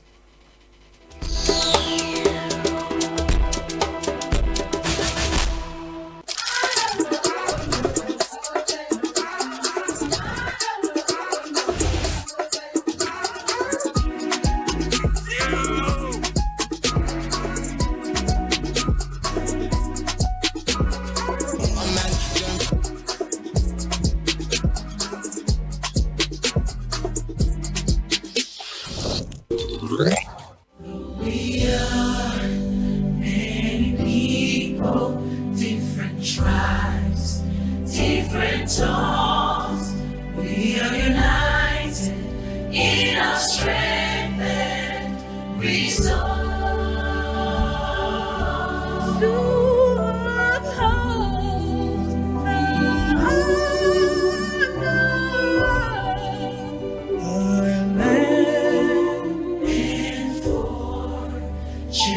Generations to come.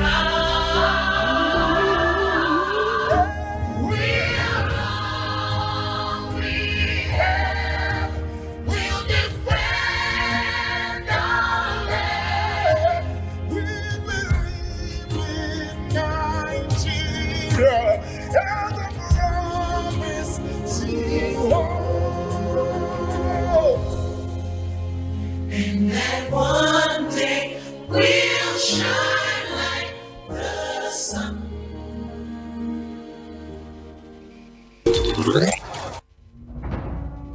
Orí adé tú àbíwá pẹ̀lẹ́ ni mo fi ṣẹ́ mi rán.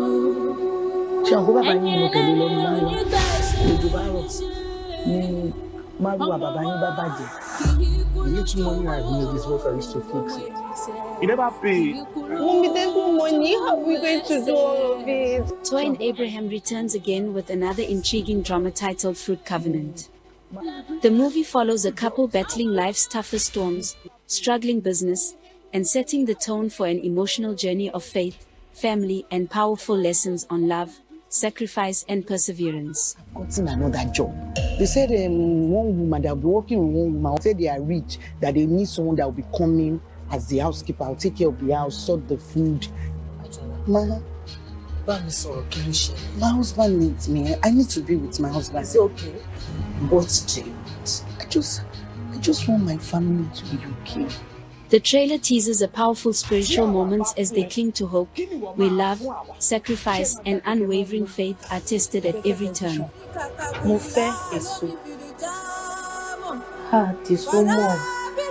If you're a fan of faith-based Nollywood stories packed with emotion and life lessons, Fruit Covenant is one movie that's sure to leave a lasting impression.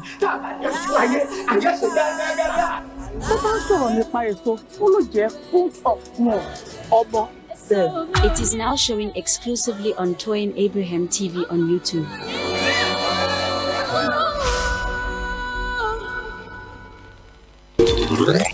Sorry, your friend Adide, he went out on an errand. He's coming back soon. But like, I can eat the food. Like, And maybe when he comes back, he will get you something from the kitchen. But I want to ask you, you are these classmates, right? yes, like, So now, go to the same school. exactly. I want to ask you, you as a young man, do you think you are doing what your family is proud of? Like your father can beat his chest in public and say, my son is this, my son does this. So, sir, That's not even what I'm trying to get to. What I'm trying to get to is you as a young man, can you leave your father's house and go and live alone without the guidance of your father and survive? sir, sorry, like, do you have problem with like people that have like their mouth is to smell? Like, what do you think about it? I'm a very clean person. You can ask Adi. I take cleanliness to the next level.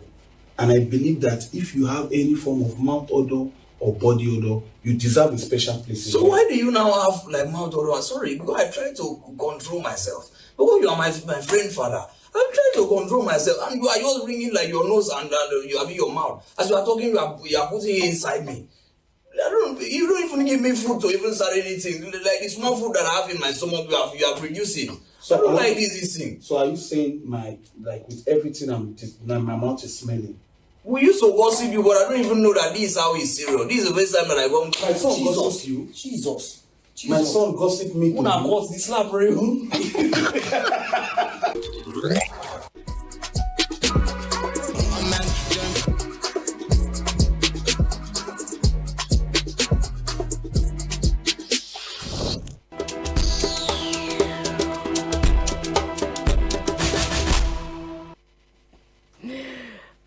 Africans are really talented.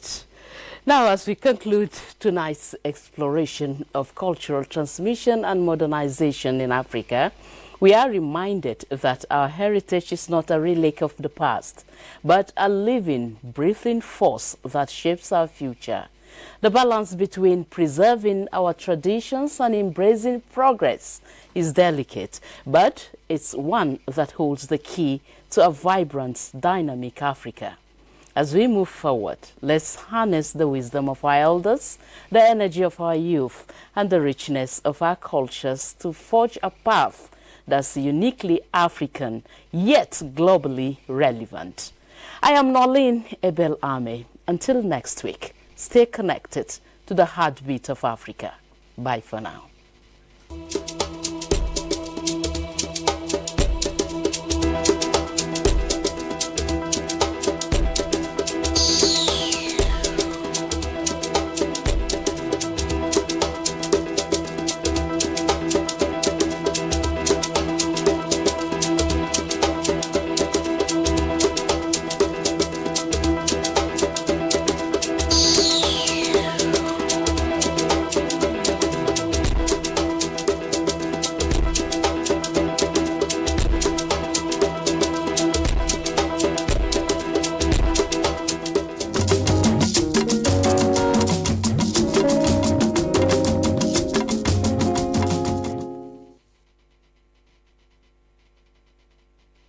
The federal government of Nigeria warns vandals of national assets, electricity transmission towers, cables and other facilities to desist from this act of sabotage. Vandalism is a serious crime punishable under the law. Vandalizing electrical equipment will affect millions of Nigerians, including your loved ones. Remember that national assets belong to all of us, hence the need to protect them. Report all cases of suspicious movement around electrical facilities to security agencies. When you see something, say something. This message is from the Federal Ministry of Information and National Orientation in collaboration with the National Counter-Terrorism Center, NCTC, Office of the National Security Advisor.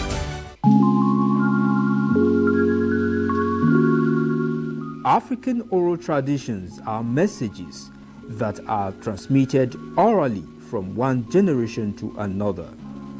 The messages may be passed down through speech or song, and may take the form of folktales and fables, epic histories and narratives, proverbs or wise sayings of our fathers.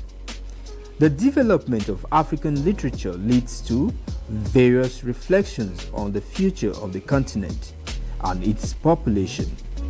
Self-knowledge and consciousness of one's cultural identity are two major factors in the process of affirmation of one's personality.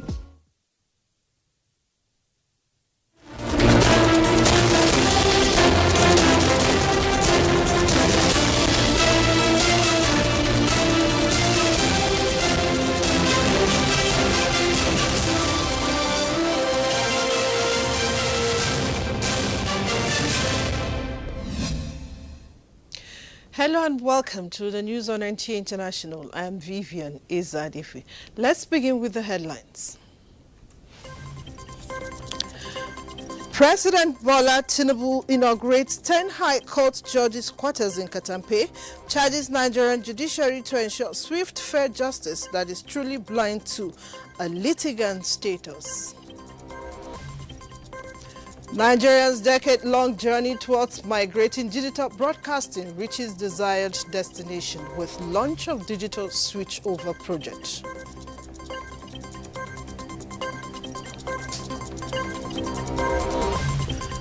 World leaders praise U.S.-Iran deal assures U.S. not cutting allies.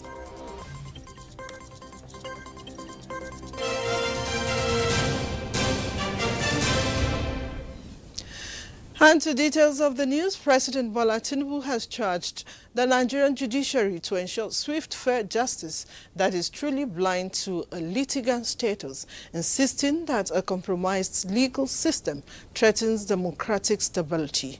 The president, represented by Vice President Kashim Shettima, gave the charge when he inaugurated Federal High Court judges' quarters in Katampe, Abuja. State House correspondent Abdurrahman Jibrila reports. It is now my singular honor and privilege to officially commission the 10 units of judges' quarters for the Federal High Court judges here in Katempe District to the glory of God and for the service of humanity and justice in Nigeria. This public infrastructure is part of the proposed 40 housing units for Federal High Court judges completed at the 10 units of the 5-bedroom judges' quarters in Katampe District, awarded in September 2024 by the Federal Capital Territory Administration, fully furnished with a 150-capacity event center, a corner shop, and other social amenities. To understand how Mr. President feels, what he thinks about the judiciary, how the judiciary should be independent. But you cannot be independent when you cannot talk about giving them a befitting environment to work, improving their welfare. These are things that will make the independence of the judiciary and uphold the rule of law.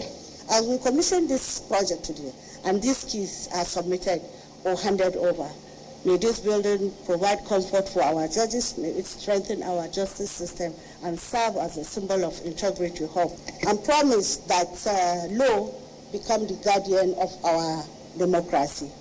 It is deeply encouraging and gives immense hope to the judiciary and the nation at large. to see that the welfare of career professionals is being taken seriously. This commitment allows our judicial officers to find peace and stability in their vital roles. The new residential building, President Bola Tinubu says, reinforces his renewed hope agenda and his administration's determination to give the operators of the nation's justice system a befitting home. When we embarked on the renewed hope agenda, we made a sacred covenant with the Nigerian people. We promised to build institutional trust, secure our nation, and ensure that the rule of law is neither compromised nor delayed. Today, with the official commissioning of these 10 housing units for judges of the Federal High Court, we are taking a definitive physical step towards fulfilling that promise. The Federal Capital Territory Administration's intervention project in the judiciary is evident of the federal government's commitment aimed at improving good governance and the rule of law by implementing judicial reforms, restructuring the judiciary, and increasing funding to ensure a just, rule-based society to serve Nigerians effectively and efficiently. In Abuja, Brahman Jibrila, NTA News. The Nutrition 774 Initiative Strategy Board has adopted a domestic financing model as the sustainable foundation for nutrition investment in Nigeria, as Vice President Kashim Shettima charged 26 states that have not inaugurated their state councils on nutrition to close the gap. These were among decisions taken during the second high-level strategic board meeting of the Nutrition 774 Initiative at the Presidential Villa. Again, Abdurrahman Jibrila has more.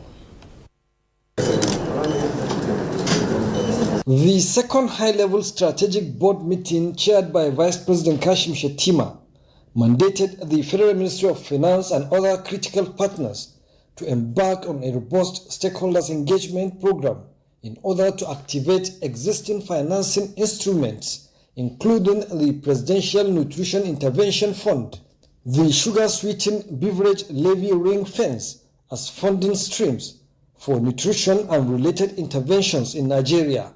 The board noted the importance of Nutrition 774 initiative as the primary governance vehicle for delivering nutrition outcomes at scales across all the 774 local government areas in Nigeria, which is a milestone achieved in the operationalization of the initiative. The renewed hope agenda of His Excellency President Bola Ahmed Tinubu GCFR places human capital development at the center of Nigeria's development trajectory, and nutrition is the foundation of that human capital. A malnourished child cannot become the engineer who builds the roads, the teacher who shapes our classrooms, the scientist who expands our frontiers, or the leader who carries our national burden. They deserve dignity in their aspiration to be what they desire. The President understands this with the urgency of a reformer, and the patience of a builder. His commitment to nutrition is a governance directive, and this board exists to operationalize that directive. We are here to turn national concern into institutional action, and institutional action into measurable outcomes in the household, in the wards, in the local government areas, and in the life of the child whose future depends on the seriousness of the Nigerian state. The Vice President urged the Nigeria Governors Forum and the Association of Local Governments of Nigeria to ensure the inauguration of 26 state councils on nutrition and the establishment of the local government committees on food and nutrition in 304 local government areas. Now, we know the challenges of stunted growth and malnutrition in nation building, and states are fully focused and engaged with this program. The allocation is there, more than 150 billion, for instance, in the 12 federal agencies, but that is not going to cut it, given the ambition that we have. And so Ministry of Budget, Ministry of Finance, and all other agencies, Ministry of Agriculture, we have to do more. Advocacy and also ensuring economic empowerment for the women, and we're on it. I would just like to do a clarion call. This is a whole of system, whole of government, responsibility. It's important that we all take it seriously. Once it's a bill, then there is a sustainable financing mechanism. It takes effect on its own, and it clearly spells out the responsibilities of all sectors of the economy. On the proposed National Nutrition Bill, the board charged the Secretariat to liaise with critical stakeholders in the National Assembly, subnational governments and other partners in the nutrition sector, with the view to getting valuable inputs from them before formally transmitting same to the National Assembly. From the State House, Abraham Jibrila, NTA News.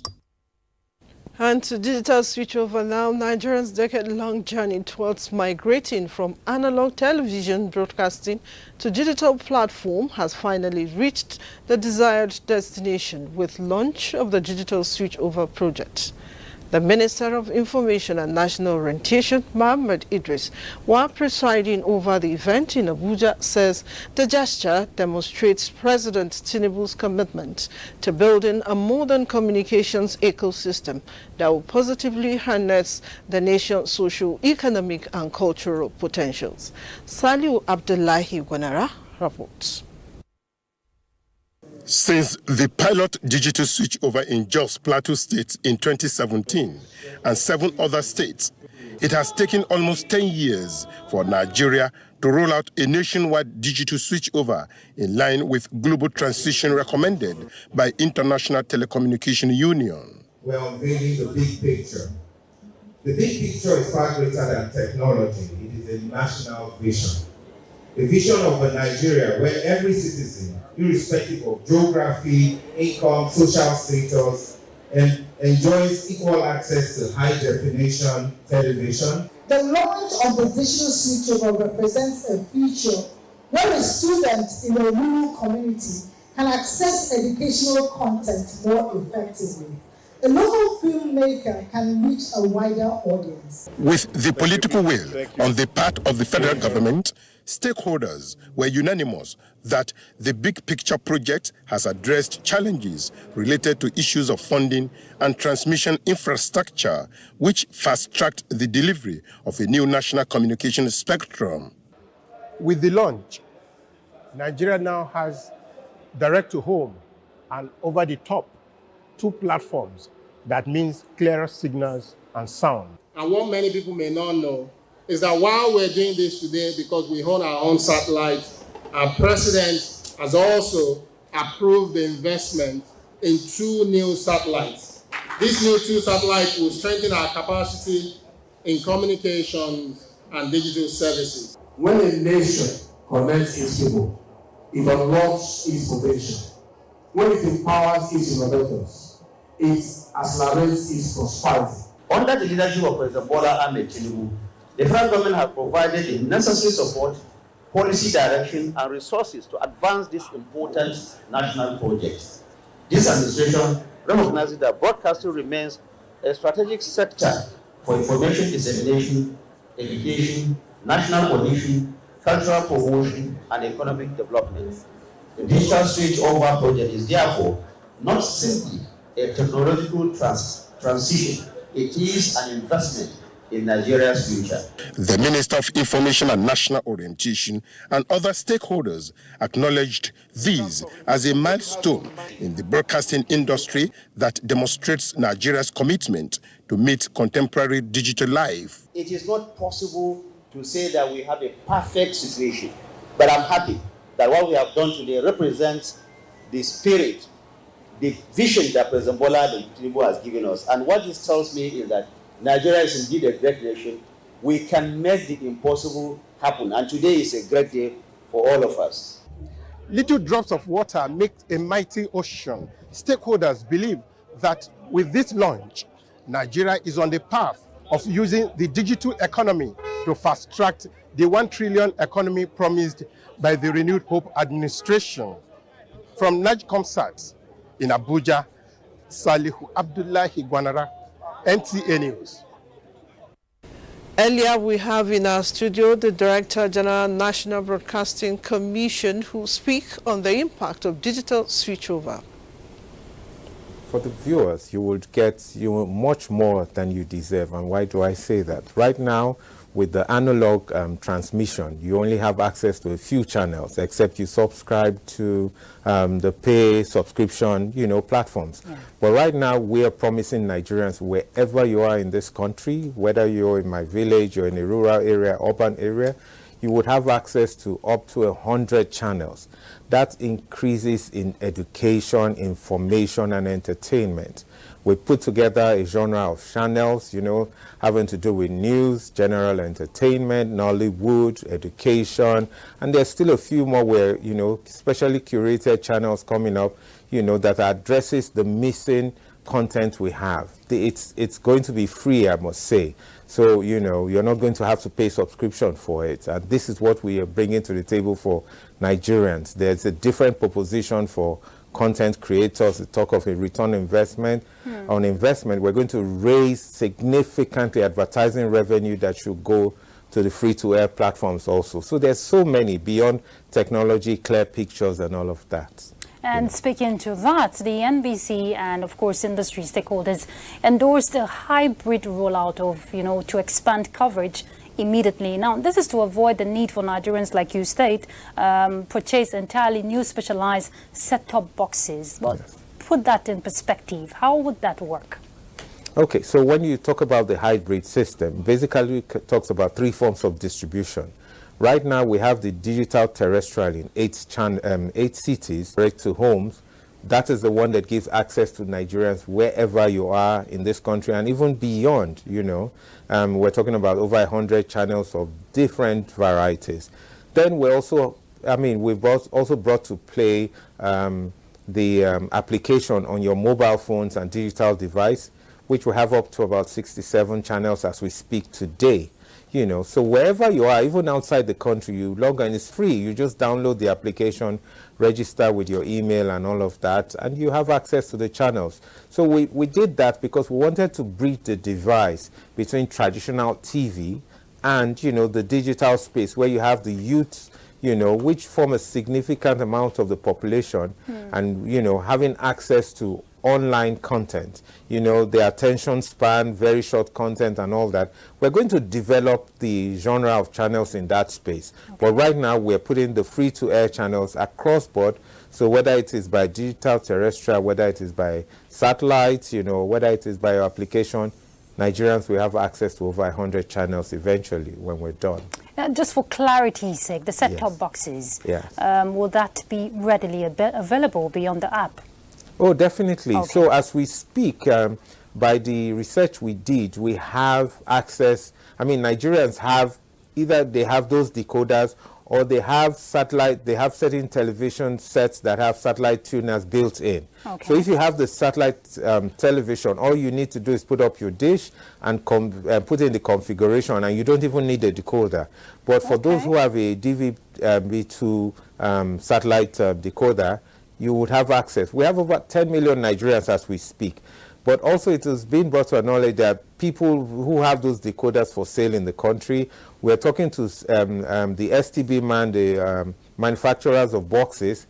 Very soon we're going to be announcing where you will get those boxes all over the country. Okay. As we speak, we're fast-tracking a whole lot of things, but we're still in talks with the STB man to be able to do that. We haven't done, we'll come to the public with that very soon. And this will require huge investments. How do you think investors can come in to leverage the opportunity therein?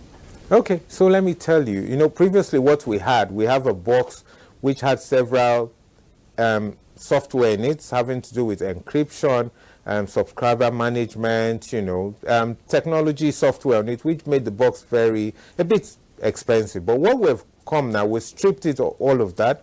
We want to make sure free TV, as the word connotes, is free to all Nigerians. So what you have is a box which is not encrypted, and it's not very expensive. As we speak, several of the STB manufacturers have spoken to us. They have put in, some of them have boxes, which they're going to bring, and very soon they're going to start selling to the general public. And then there's also plans to bring in more, from them to be able to supply to the public. So for in a very short while, we're going to have a lot of uptake of those boxes, and they're very willing, because now it is a box. I mean, if you look at the proposition as against what you have today, you have access to 100 channels.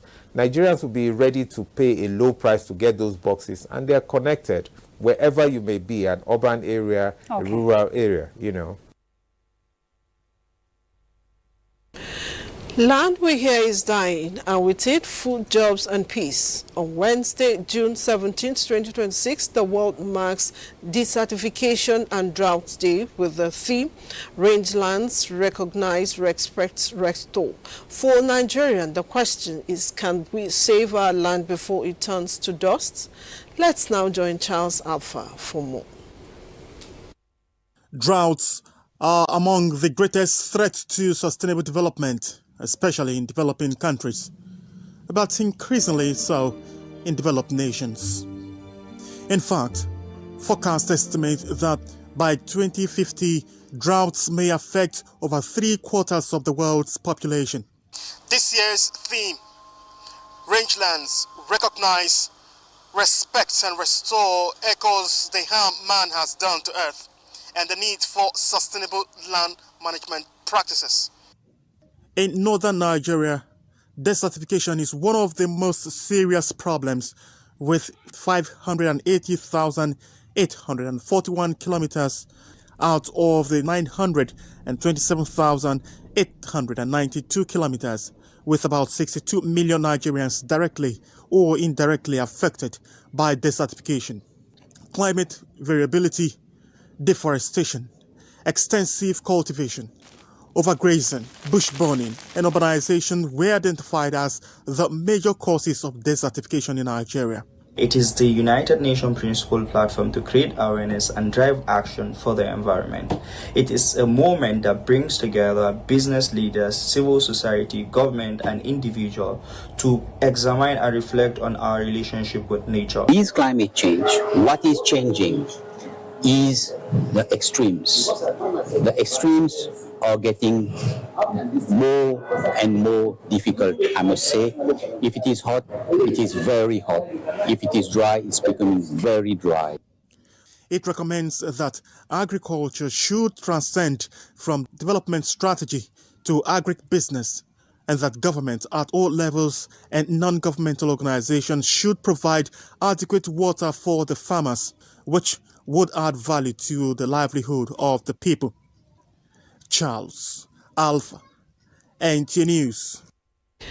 You're watching the news on NTA International. It's time to take a short break. The news continue in just a moment. Just stay. From dusk to dawn, 24 hours a day, NTA International is with you in your living room, office, everywhere and anywhere. We provide the company you desire in terms of balanced and up-to-date news, programs, and the best of entertainment. Tune in to DSTV channel 251, GoTV channel.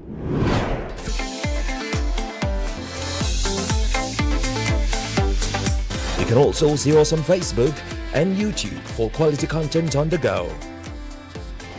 NTA International, Africa's window to the world.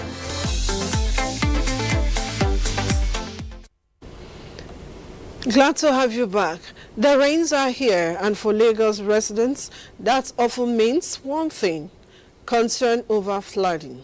As waterways swell and rainfall intensifies, the spotlight is once again on the canals designed to move storm water away from homes, roads, and businesses. Our Yusuf Jibo went to some parts of Lagos on an assessment of canals and filed this report. Across different parts of Lagos, canals form an important part of the city's drainage infrastructure.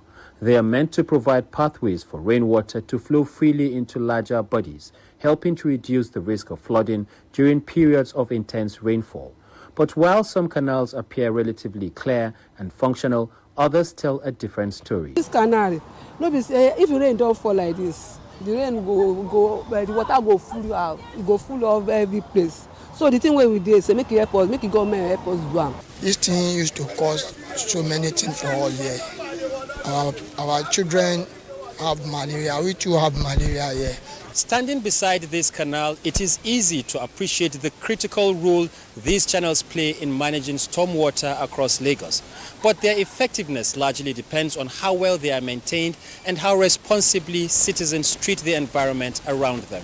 For many residents living near these canals, their condition is a source of concern, particularly during heavy downpours. We residents in this estate, Alaka Estate, we used to have a problem of floods if there is a big rainfall.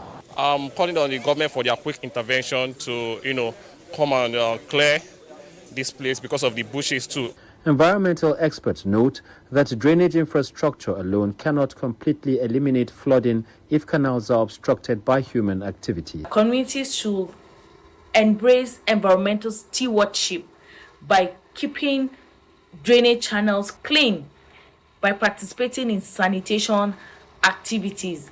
The Lagos state government has repeatedly urged residents to refrain from dumping refuse in drainage channels and waterways while continuing desilting and maintenance efforts across various locations. For residents, however, sustaining the fight against flooding will require more than government intervention. It is therefore now a collective responsibility and a commitment to keep the drainage channels free from clogging. In Lagos, Awol Yusuf Jibo, NTA News. In a major step towards regional stability, the Minister of Defense of the Federal Republic of Nigeria, General Christopher Musa, had signed a memorandum of understanding with the minister delegates at the presidency in charge of defense of the Republic of Cameroon, Mr. Joseph Bertie Asomo, to deepen bilateral defense cooperation and secure their shared southern border. A statement by the Special Advisor Media to the Minister of Defense, Leah Katumba Batunde, says the signing ceremony in Yaoundé concluded 2 days of intensive deliberations by defense and security experts from both nations. The agreement establishes a modernized framework to counter emerging threats across both terrestrial and maritime domains and establishes a renewed framework for cooperation in securing the terrestrial and maritime domains along the Nigeria-Cameroon southern border and reinforces the long-standing defense relationship between both nations. The agreement marks a pivotal milestone in Nigerian-Cameroon relations, reinforcing both nations' shared commitment to sustainable peace, regional sovereignty, and collaborative defense. Saudi Arabia has commenced preparations for the annual replacement of the Holy Kaaba's Kiswa, the black silk covering that adorns Islam's most sacred site in Mecca, as part of a long-standing tradition symbolizing the kingdom's commitment to serving the two holy mosques. Tokwa Alabi has more.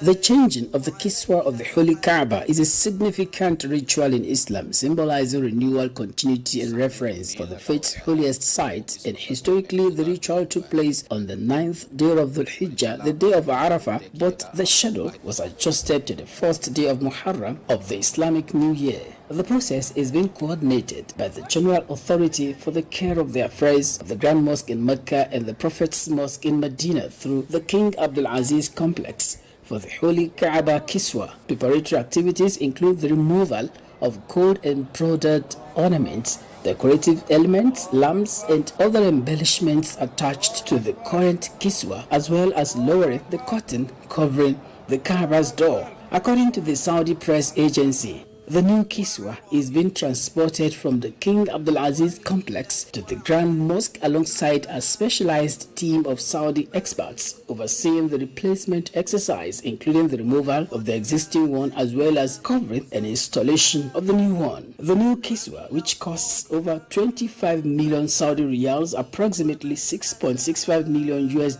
is produced with the use of high quality materials, including 825 kilograms of natural natural silk, 47 rolls of black silk for the outer covering, and 400 kilograms of raw cotton for the inner lining. Additionally, 60 kilograms of pure silver and 120 kilograms of gold-plated silver are used in the intricate embroidery of the Quranic verses and decorative motifs, and before production, all materials undergo rigorous laboratory testing to ensure they meet strict quality standards and can withstand varying climatic conditions. For over a century, the annual replacement of the Kiswa has served as a powerful symbol of Saudi Arabia's dedication to preserving Islamic heritage and providing care for the two holy mosques as the kingdom continues to rely on local expertise and advanced technologies to maintain this revered Islamic tradition. Talk by Alabi, NTA News. South Africa's Democratic Alliance, the second largest party in the fragile coalition government, has demoted former leader John Steenhuisen from the cabinet month before local elections. The reshuffle comes ahead of November's local government elections, a key test for the party following the formation of the 10-party coalition government in 2024. George Hill Lewis, the Cape Town mayor, who took over as party leader in April, had asked President Cyril Ramaphosa to remove Steenhuisen as agriculture minister, the DA said in a statement. Steenhuisen will be replaced by Willie Alkamp, the current environment minister, and will take up a role as deputy minister of trade, industry and competition. The changes follow a careful assessment of the party's representation in government, the DA said, adding that the renewed team will strengthen its contribution to the coalition. The centre-right joined government after the African National Congress, ANC, lost its 30-year majority in the 2024 national elections amid voter disillusionment with alleged corruption and mismanagement. The DA holds 6 cabinet positions compared to 20 for the ANC. The London Southwark Crown Court has acquitted former Nigerian oil minister Desiani Alison Madueke from the 6 counts bordering on bribery charge. The verdict is coming after a rare corruption trial of a high-profile former energy official. British authorities began their investigation into corruption allegations against Alison Madueke more than a decade ago. Alison Madueke, the first woman to be Nigeria's Minister for Petroleum Resources between 2010 and 2015, under the then President Goodluck Jonathan, stood trial charge with 5 counts of accepting bribes and a charge of conspiracy to commit bribery. Prosecutors alleged Alison Madueke, 65, was given a life of luxury in London from oil and gas industry, figures seeking lucrative contracts in Nigeria, which allegedly has long crappled with mismanagement and corruption. But the former minister, who also briefly served as president of the Organization of the Petroleum Exporting Countries and had long faced allegations of corruption, said she never took any bribes and had no real influence over the awarding of contracts.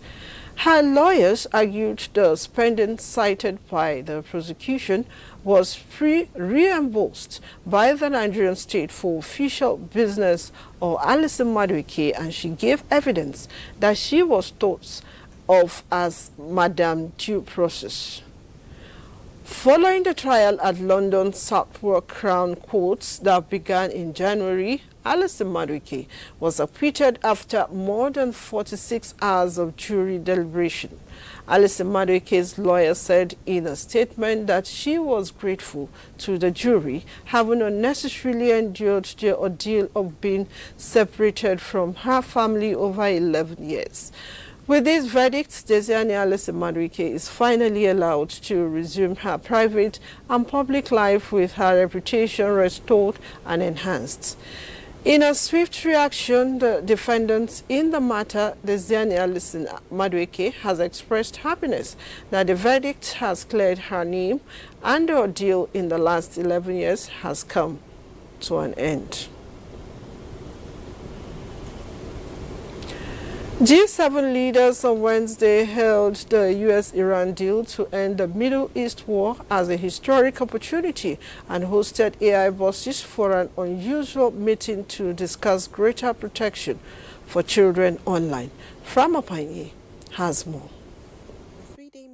Of the leaders of Britain, Canada, France, Germany, Italy, Japan and the United States focus intensely on US President Donald Trump's deal to end the war with Iran and efforts to pressure Russia into brokering peace with Ukraine. France, whose President Emmanuel Macron is chairing G7, published a communique overnight that said all the leaders had agreed on key geopolitical issues. Trump's memorandum of understanding with Iran, to be signed in Switzerland on Friday, provides a historic opportunity to prevent Iran from acquiring any nuclear weapon and tackling the threats related to its regional and ballistic activities. At the launch on Wednesday, the digital sphere took center stage, with some European G7 members pushing for more security to protect minors in a fast-changing world, moves that have irked the United States.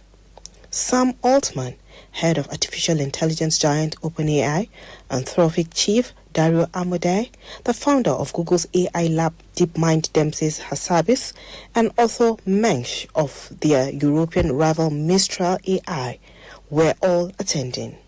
British Prime Minister Keir Starmer announced that children under 16 will be banned from using social media in the country, with France also eyeing a similar measure. Meanwhile, Trump has been center of attention throughout his stay at the summit in Lakeside Resort of Evian. French officials will be satisfied that the mercurial U.S. president has stayed for the entire event and signed on the G7 communique, in contrast to the previous gathering in Canada where he left early. Frama Pani, NTA News. Canada's Prime Minister Mark Carney says U.S.-Iran deal to end the Middle East war could be a game-changer in the region and beyond, and NATO Chief Mark Rutte says U.S. not cutting away from allies. Details again with Framapanyi. Prime Minister Mark Carney, while commenting on the third day of the G7 leaders meeting in the French town of Evian, says the U.S.-Iran deal is a welcome idea. He noted U.S. change in tone with respect to Ukraine as Kyiv seeks to end more than 4 years of the conflict following Russia's invasion. The leaders of Canada, France, Germany, Italy, Japan, Britain and the United States also held a very detailed discussion about Lebanon. He added, "It creates a possibility of game changer," and I referenced the discussions we had on Ukraine, on Lebanon, and the change in tone with respect to Ukraine, the change in orientation, a more realistic, in our view, expectation of where this war was going to go, and the position against Russia, the tightening of sanctions against Russia, the ability to provide additional defensive support for Ukraine. Meanwhile, NATO Chief Mark Rutte says the United States is not stepping back from Europe by announcing cuts to the forces it makes available to the alliance. Washington has told its allies it is reducing the asset it puts to disposal of NATO's commanders, as it expects European countries to take primary responsibility for their own conventional defense. And here I want to highlight what is truly a sign of success in how NATO is evolving. You will likely have seen news of the US adjusting its contributions to the NATO force model. In some cases, this has been cast as a problem, as the US pulling away from its allies. But that is not the reality. The US has made clear that it is committed to NATO. NATO leaders gearing up for a summit with Trump in Turkey next month, at which Europe wants to show it's making good on the pledge to ramp up defense spending. Rutte hailed U.S.-Iran deal to end the Middle East war, which European diplomats say they hope will draw a line under the disagreement ahead of the Ankara summit. Frama Panyi, NTA News. We'll take another break now. Stay with us.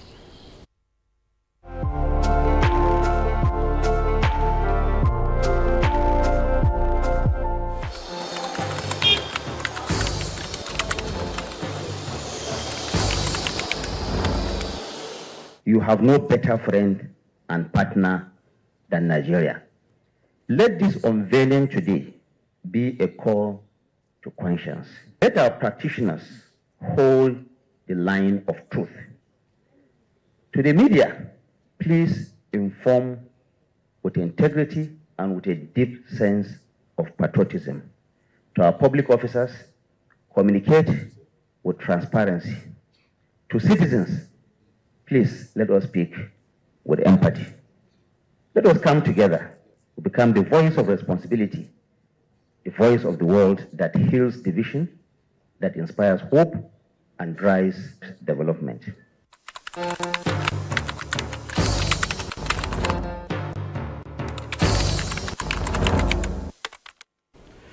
Thank you for staying with us. Moving on now, the Northeast Development Commission, NEDC, is diversifying its reconstruction mandates in the region to accelerate industrial growth, access to clean energy and agro-processing with a view to providing clean technology innovation pathways and specific opportunities to position the Northeast as a hub for clean tech entrepreneurship.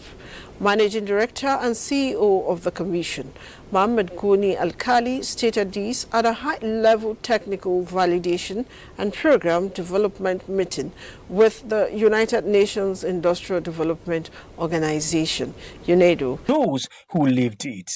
29 years into this horrific journey, the state of the Northeast continue to face humanitarian crises, crumbling infrastructure, loss of lives and livelihoods, as well as mass displacement. The Northeast Development Commission was established with a mandate to rehabilitate, reconstruct, and build capacities of the people to regain the region's lost glory. Since then, the Commission has carried out infrastructural development, rehabilitation projects, and confidence-building initiatives to help the people live with dignity and coexist peacefully. This high-level meeting further underscores the Commission's commitment to evidence-driven development with global partners. According to NEDC's Managing Director, Mohammed Goni Alkali, the UNEDO collaboration proves NEDC is moving beyond reconstruction to sustainable industrial growth with frameworks that can unlock real potential for local communities. The UNIDO team, led by Goswin Makur, says the agency is bringing in its expertise in technical validation and program development, which is considered a significant milestone in the Commission's ongoing effort to diversify its program beyond infrastructure rehabilitation. The validated program, frameworks, and technical document arising from the session will form the basis for NEDC's strategic program submission to UNIDO and relevant bilateral development partners.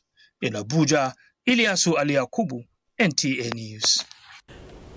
While Nigeria sustains its advocacy and promotes legal frameworks against gender-based violence, First Lady Oluremi Tinubu is leading a new effort to rehabilitate survivors of domestic abuse with a new initiative tagged Halfway Home. This follows the signing of a memorandum of understanding between her non-governmental organization, New Era Foundation, the Ministry of Women Affairs and Social Development, and the National Primary Healthcare Development Agency. State House correspondent Adeni Taiwo reports. It may not have assumed the status of a pandemic in Nigeria. Still, gender-based violence remains a huge social and human rights concern to the society, with about 2,755 documented cases between January and April this year alone. Aligning with President Bola Tinubu's survivor-centered approach to protection, Nigeria's First Lady Oluremi Tinubu, through our non-governmental organization, New Era Foundation, is powering a new initiative tagged Halfway Home to offer relief and a new lease of life to survivors. Following a memorandum of understanding signed for the initiative, New Era Foundation will recede its facility in Ibejuleki, Lagos, formerly known as Patient Home, to the Federal Ministry of Women Affairs for the purpose of establishment, management, and sustainability of the Women's Support and Rehabilitation Home. The home was established by the New Era Foundation in 2019 to provide transitional housing and vocational training designed to help vulnerable women rebuild their lives. The patient's home is now being converted to a halfway house for women who are victims of domestic violence abuse. With women constituting about 81% of victims of gender-based abuse, the collaboration, Minister of Women Affairs Iman Sulaiman Ibrahim says, is a demonstrative commitment to protecting victims and will serve as a national pilot on how government and non-governmental organizations can provide safety nets for the vulnerables. Platforms like this will also allow for us to safeguard, ensuring a holistic long-term well-being and preventing re-traumatization by integrating mental health services, clinical trauma care, and structured economic empowerment for survivors. We can elevate the discourse into national policy, enforcing protection laws, and mobilizing cross-sectoral partnerships to keep SGBV prevention at the top of the national development agenda. The Ministry of Health, through the National Primary Healthcare Development Agency, on the other hand, will be responsible for healthcare services, because we all know that victim violence require not just physical and psychosocial support, they also oftentimes require medical support. Upon takeoff, the ministry will oversee the day-to-day management of the facility, identifying, screening, and prioritizing women who need the service.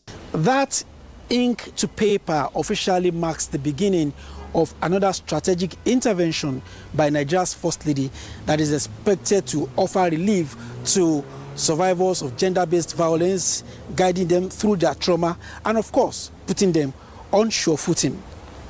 In Abuja, Adeni Itaiwo, NTA News. The proposed Special Agro-Industrial Processing Zone SAPS one-stop-shop framework for investment facilitation has been presented to the Minister of Agriculture and Food Security, Abubakar Kyari. At a meeting with the Minister, officials of the SAPS National Coordination Office, led by the National Program Manager, discussed strategies for strengthening interagency coordination among key regulatory institutions, promotes an enabling environment for domestic and foreign investment in agro-industrial development, for which the minister reinforced the federal government's commitment to agricultural transformation, industrialization, and economic growth. He described the SAPS program as a viable vehicle for achieving that. That this program becomes a success. As you can see on the list, we have about 24 ministries and departments and agencies that we have invited, and we have this technical arrangement where they would also explain their commitments and what they should be aware of, what SAPZ and what Mr. President's agenda seeks to achieve. So for me, it's really something that is important, because once you have everybody speaking with one voice, then we'll have this ease of doing business and ease of doing investment in Nigeria. At its core, SAPZ is an investment program. Its success will ultimately be measured not only by the infrastructure constructed, but by the volume of private capital attracted, the enterprise or enterprises established, the jobs created, the exports generated, and the incomes improved. Not a strategy. It is actually an ease of doing business platform, but specifically for the zones. This is a zone that we're injecting at the first phase about $538 million US. In the second phase, tranche 1, we're injecting 300 million, and tranche 2, we're also injecting another 300 million. We're gearing towards almost 1 billion. And this is a zone that promises, or that is aimed at supporting President Bola Ahmed Tinubu's 1 trillion economy agenda. The The SAPZ program is one of the federal government flagship initiatives aimed at transforming agricultural production into a competitive agro-industrial economy. The proposed one-stop shop is expected to streamline regulatory processes, improve investor confidence, reduce transaction costs, and accelerate investment across SAPZ locations nationwide. The meeting was also attended by development partners, the media, and other stakeholders. We'll bring you more reports in just a moment. Do stay with us. Federal government agencies under the National Employment Council have signed a memorandum of understanding to strengthen labor inspection and improve data sharing on labor standards implementation across the country. The Minister of Labor and Employment, Muhammad Maigari Dingyadi, says the initiative will provide policymakers with reliable labor market data to track employment trends, forecast future skills needs, and enhance workforce productivity. Joseph Hussain reports that the agreement was signed at the 13th meeting of the National Employment Council in Abuja. The National Employment Council serves as a key platform for reviewing progress in employment governance, addressing emerging labor market challenges, and advancing policies aimed at creating decent jobs and improving workforce productivity. A functional labor market information system serves as the foundation for evidence-based employment governance. It provides policymakers with the information needed to identify labor market trends, forecast future skills requirements, monitor employment outcomes, understand sectoral shifts, assess productivity patterns, and evaluate the impact of public interventions. The 13th meeting of the Council is focused on strengthening labor inspection for more effective employment governance in Nigeria. As part of the deliberation, custodians and users of labor market information signed a memorandum of understanding committing to the sharing and utilization of quality labor market data to support evidence-based policy making, employment planning, and skills development. It demonstrates our collective resolve to move forward beyond fragmented labor market information systems towards a coordinated national framework capable of generating timely, reliable, and actionable labor market intelligence. To have a modern labor legislation, to have an effective labor inspection, we also need a well-resourced labor inspection unit. Now the labor market is evolving, especially with advanced technology. This is why authorities in the labor sector are emphasizing labor inspections to ensure that labor laws guiding occupational safety and health, recruitment, and general well-being of workers are upheld. In Abuja, Joseph Otsen, NTA News. The Joint Admissions and Matriculation Board, JAMB, has announced the 2026 Unified Tertiary Matriculation Examination, UTME, original results slip will be available for printing within 2 hours on Wednesday. In a statement, JAMB's Public Communication Advisor, Dr. Fabian Benjamin, explains that the original result slip contains candidate photographs, national rankings, and other security features designed to enhance its authenticity and acceptance for official purposes. According to the board, the document is one of the official requirements for post-UTME screening and admission consideration by tertiary institutions across the country. Dr. Benjamin advised candidates to print the slip from any internet-enabled device or at an accredited business center. The statement also urges candidates to carefully verify all details on the slip immediately after printing and keep a copy for future admission-related purposes. Good news for air travelers and the international wing of the Caribbean International Airport nears completion under Governor Peter Mbah. From transport and healthcare to agriculture and urban renewal, Enugu is fast emerging as one of Nigeria's leading development hubs in line with President Bola Tinubu's renewed hope agenda. Jonathan Omojali reports on projects inspected by the presidential media team and renewed hope ambassadors. A smooth takeoff from the Akanu Ibiam International Airport. Soon, many more will follow. With its international wings set to begin operations in December, the airport is expected to boost trade, tourism and investment across the southeast. Behind me is the international wing of the airport that had, before this government came, not been active in terms of conclusion of the construction phase of it. Clearly, without the conclusion of the construction phase, the operationalization wouldn't have taken place. So under this government, Dr. Peter Simba, and the leadership of the President Bola Ahmed Tinubu, the governor had approached the aviation sector to start the process of concessioning. To give credit to Mr. President, because it took Mr. President, standing behind this deal for this success to be recorded. This is the first airport in our history that has been successfully concessioned. Security is also getting a major boost through a network of static and mobile surveillance cameras linked to a command and control center. Authorities now receive real-time intelligence powered by AI technology. So we have both the static and the mobile cameras. If you look at our DRS vehicles, they all have an AI embedded cameras.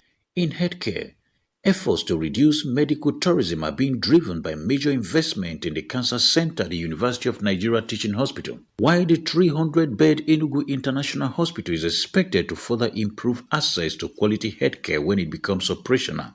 To ease pressure on the city, work is progressing on the Enugu Smart City. Sitting on 10,000 hectares, the project is designed to become a new hub for investment and economic growth. So what we're seeing in Enugu today and at the scale these things are happening is only possible because we now have more funds coming from the federation account. There are quite a lot of support from the center to the sub-national. The transformation extends to education, with 267 smart green schools built across the state to provide modern learning and equip children with skills for the future. Agriculture is not left out. Investments in mechanized farming, 260 farm estates and rural roads are opening up new opportunities for farmers and strengthening the state's economy. For Enugu State, the future is no longer a promise. It is already taking shape. Jonathan Omojali, NTA News. And that reports bring us to the end of the news at this hour on NTA International. Thanks for being part of it. I'm Vivian.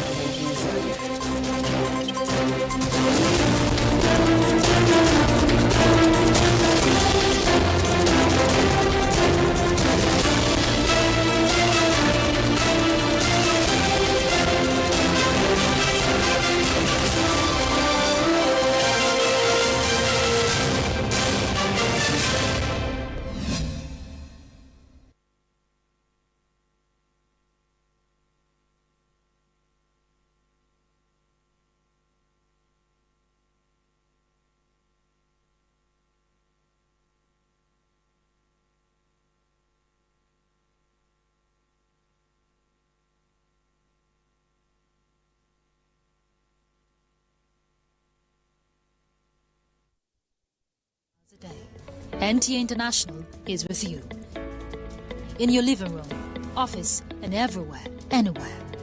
We provide the company you desire in terms of balanced and up-to-date news, programs, and the best of entertainment.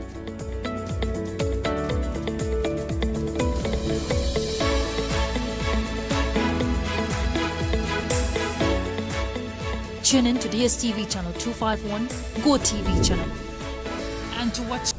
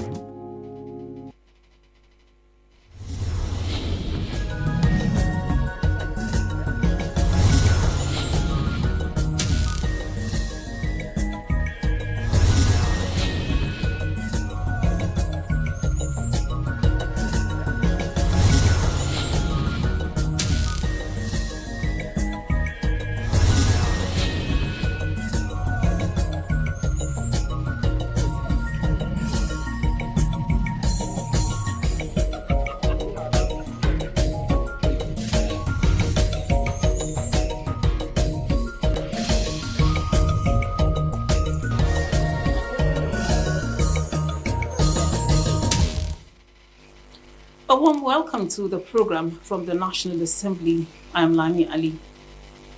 In support of federal government resolve to complete all ongoing projects captured in the 2025 appropriation bill, the Senate on Wednesday, 10th June 2026, approved the extension of the implementation of the capital component of the 2025 budget to September 30, 2026.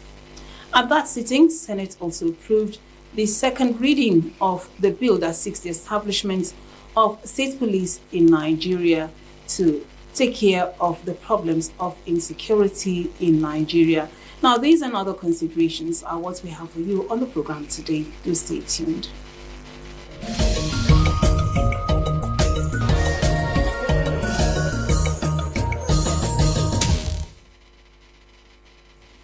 The extension of the implementation of the capital component is the third by the Senate, having earlier moved it from 31st December 2025 to 30th March and then to 30th June 2026. Lifeline of the budget be extended by 3 months. That is the budget of 2025. Yes, budget of 2025. Be amended and extended by another 3 months. I have a motion to that effect. Please proceed. And we will craving that Order 1B be dispensed so that I move this motion. I so move. It has been seconded. Those in support that Order 1B be suspended or be utilized or invoked, and the Chief Whip of the Senate should immediately move ahead to move the motion to extend the budget by the number of months you will mention, say aye. Those against say nay. The ayes have it. The Appropriation Act was enacted to provide funding for the implementation of government programs, projects, and activities aimed at promoting economic growth, infrastructure development, national security, and the welfare of Nigerians. Also note that despite substantial release made by the federal government to ministries, departments, and agencies for the execution of approved projects and programs, a significant proportion of the funds released remain unutilized due to procurement timelines, project implementation challenges, and other administrative processes. Aware that a number of strategic capital projects across critical sectors of the economy are at advanced stage of completion and require additional time for execution, certification, and payment. Further aware that failure to extend the implementation period of the 2024 Appropriation Act may result in the abandonment of critical projects, wastage of already committed public resources, and disruption of ongoing government interventions. Concerned that several of the projects contained in the 2025 Appropriation Act may not be rebudgeted under subsequent appropriation acts, thereby creating funding gaps and undermining the attainment of national development objectives. Recognizes that extending the validity period of the capital and recurrent components of the 2025 Appropriation Act will facilitate the efficient utilization of released funds, improve budget performance, enhance service delivery, and support economic growth. Convinced that granting a further extension of the implementation period is in the national interest and will ensure value for money in public expenditure. Accordingly, the Senate resolves to support the amendment of the 2025 Appropriation Act to extend the implementation period of the capital component from 30th June 2026 to 31st December? No. To extend it by 3 months. To extend the implementation of the capital component of the budget by another 3 months to 30th of September 2026. In accordance with our law and the power of the National Assembly, what we have done this afternoon is to ensure proper implementation of these budgets.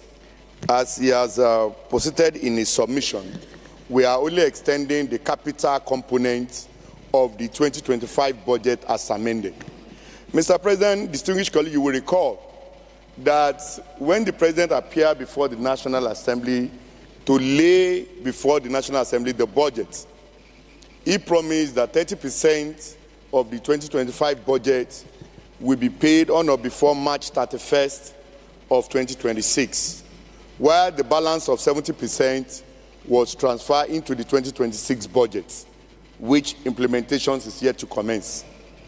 Now, the 30%, while we are passing the 2026 budget, and due to non-implementation of that promise of the President, we are forced to extend the budget to June 30th, 2026 of this year.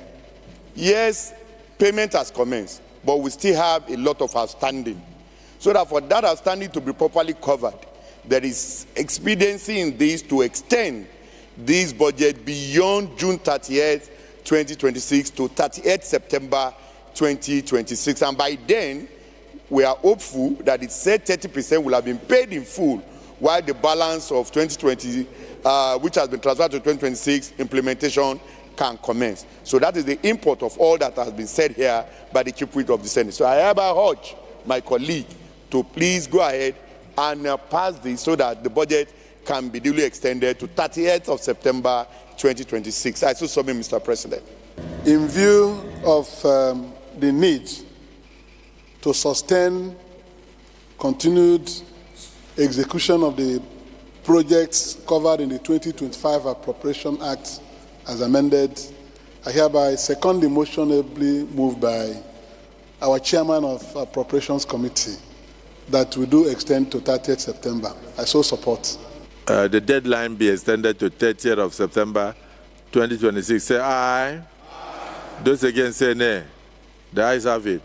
The 2025 budget, earlier extended to 30th of June, is further extended to 30th of September 2026, according to the Senate resolution. Let me thank distinguished Senator Mongunu for bringing this up, because payment would have stopped halfway if this was not done. So I congratulate you. I also congratulate the Chairman of Appropriation and all the concerned senators for bringing this to the fore. Accordingly, the resolution of the Senate will be communicated to the Executive that the budget has been extended to 30th of September 2026. That is the 2025 budget appropriation. The Senate, meanwhile, pushed ahead with the bill to establish state police, referring it to the Constitution Review Committee after a scaled second reading.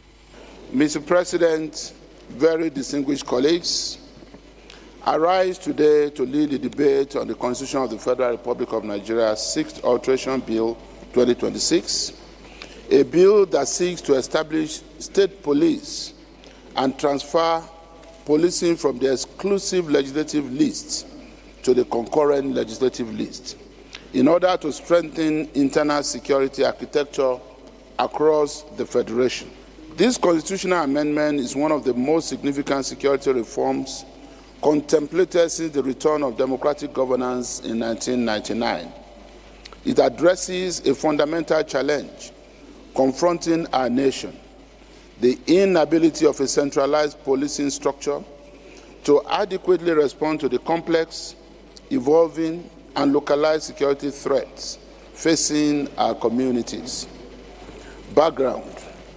Mr. President and very distinguished colleagues, as you know, Nigeria currently operates a centralized policing system established under Section 214 of the Constitution, which provides for only one police force for the entire Federation. While this model may have been suitable at the time of its adoption, contemporary realities have exposed its limitations.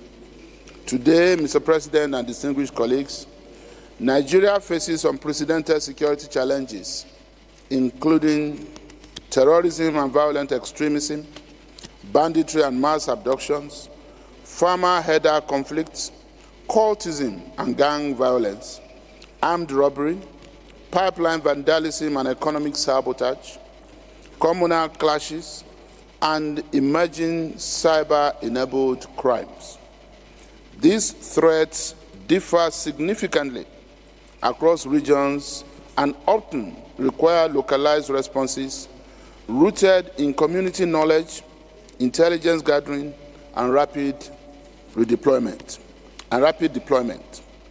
Unfortunately, the centralized structure of the Nigerian police force has become overstretched, under-resourced, and unable to provide the level of security required in a nation of over 230 million people spread across 36 states and the Federal Capital Territory.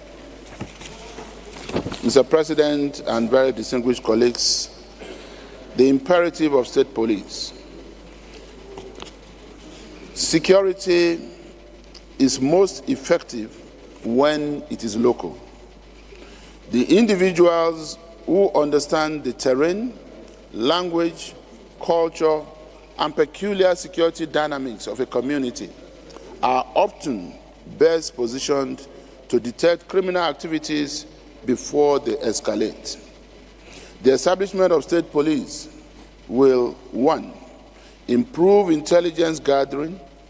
Local police officers are better equipped to obtain actionable intelligence from communities because they understand local languages, customs, and social structures. Modern policing relies heavily on intelligence rather than force. State police will significantly strengthen Nigeria's intelligence architecture. 2, to facilitate rapid response to security threats, as the centralized command structure often creates bureaucratic delays in responding to emergencies. State police formations will possess operational flexibility to respond swiftly to security incidents within their jurisdictions. Number 3, to promote community policing. Effective policing requires trust between law enforcement and the public. State police will foster stronger community partnerships and improve public confidence in law enforcement institutions. Fourthly, to relieve pressure on the federal police. The federal police currently bears responsibility for policing the entire nation. Establishing state police will allow the federal police to focus on A, interstate crimes, terrorism, organized criminal networks, border security, cybercrime, protection of federal assets, and national security operations. Number 5, state police will strengthen Nigeria's federal structure. Nigeria operates a federal system of government. Under a true federation, powers and responsibilities should be appropriately shared among different levels of government. Most mature federations maintain subnational police institutions alongside federal law enforcement agencies. International best practices. Very distinguished colleagues, several federal nations successfully operate multi-layered policing systems.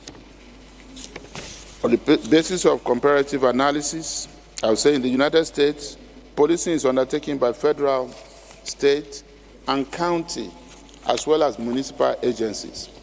In Canada, provinces maintain their own policing arrangements alongside federal policing institutions.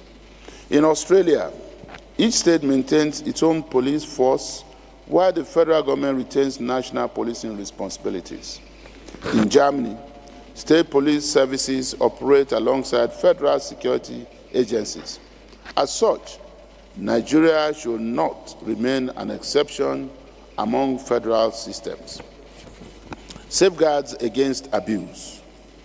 Mr. President, very distinguished colleagues, one of the major concerns often raised against state police is the possibility of abuse by state governments. This bill adequately addresses those concerns through several safeguards. 1, establishment of state police service commissions. 2, federal oversight through the Federal Police Service Commission. 3, uniform national policing standards. 4, legislative confirmation of senior appointments. 5, constitutional procedures for removal of state commissioners of police. 6. Periodic certification and review of state police operations. And 7. Federal intervention mechanisms in situations of complete breakdown of law and order. These provisions create a balanced framework that combines operational autonomy with accountability and constitutional oversight. Economic and developmental benefits. Security remains the foundation of economic growth. No nation can attract investment where insecurity prevails. The establishment of state police will enhance investor confidence, protect agricultural production, reduce rural insecurity, safeguard critical infrastructure, improve business activities, promote tourism, and accelerate economic development across the states. The economic losses arising from insecurity far exceed the financial costs of establishing state police.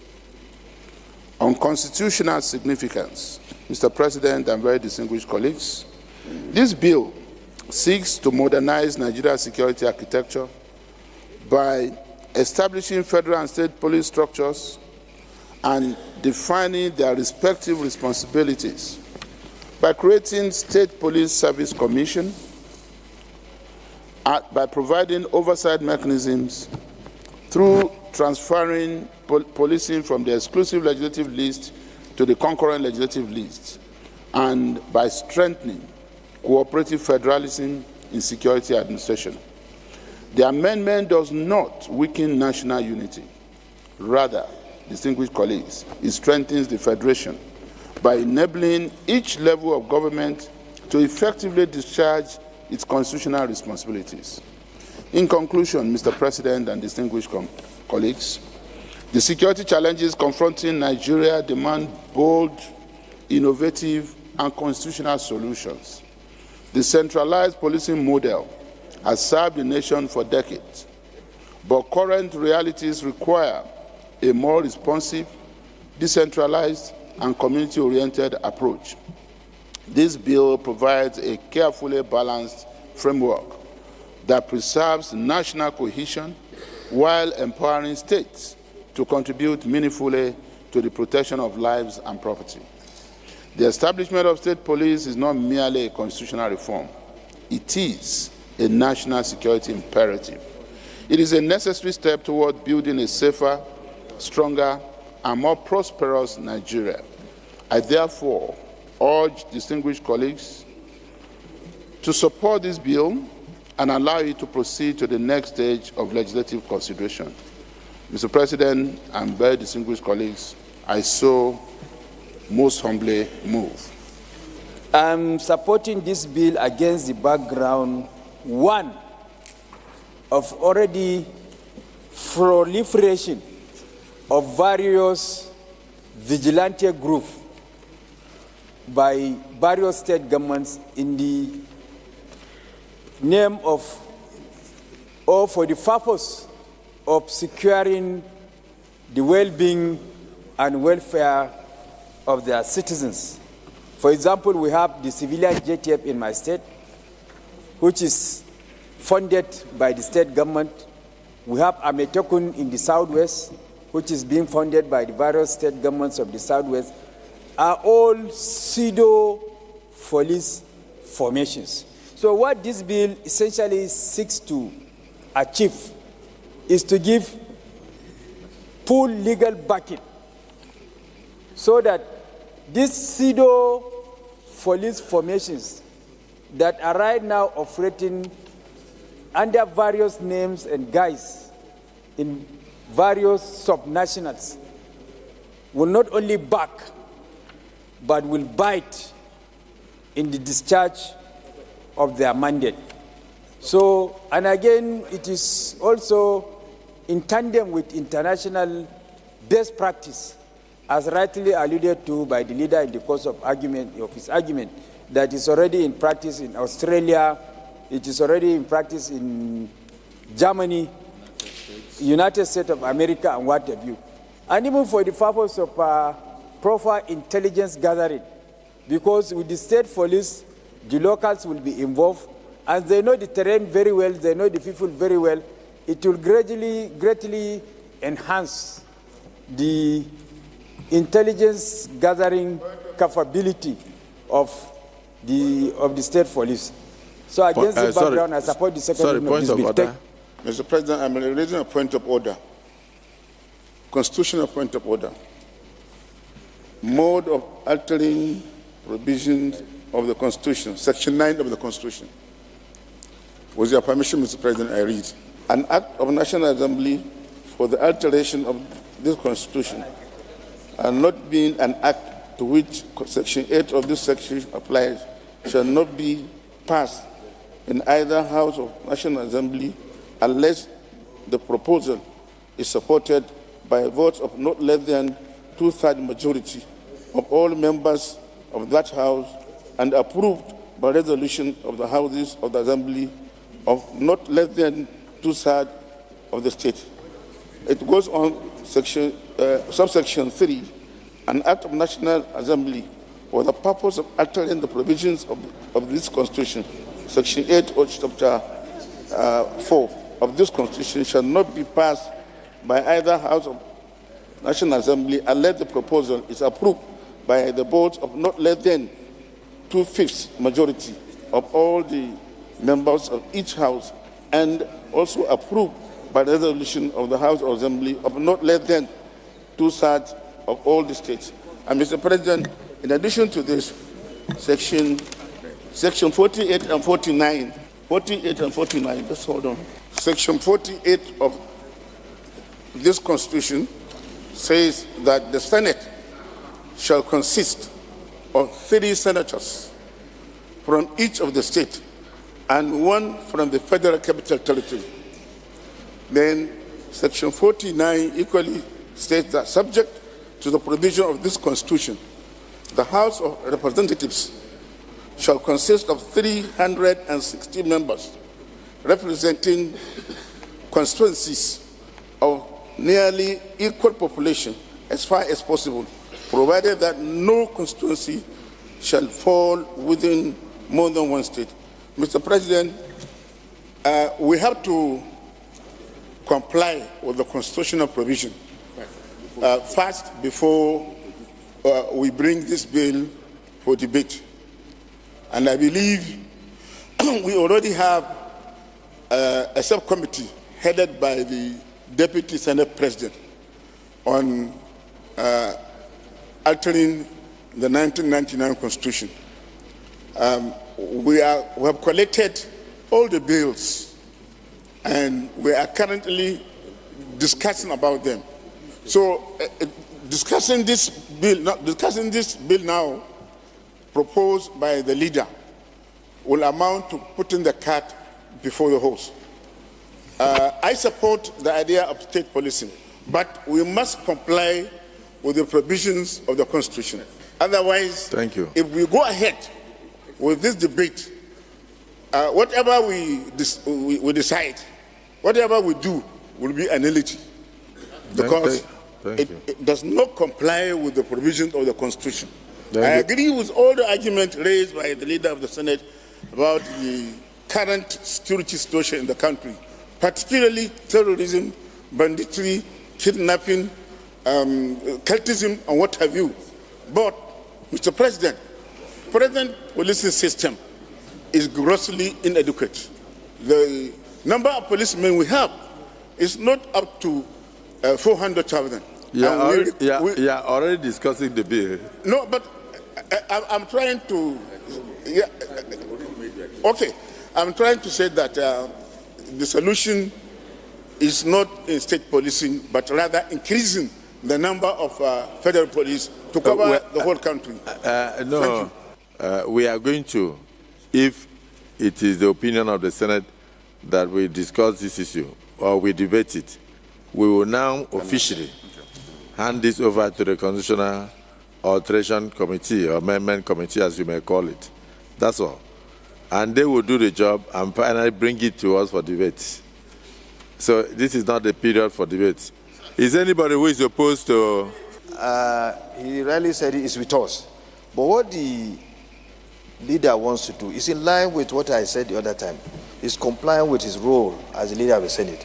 He just wants to amplify, just to talk about the bill, right? To go with local or internal procedure, all right? But this is not. We are not going to put it to vote now.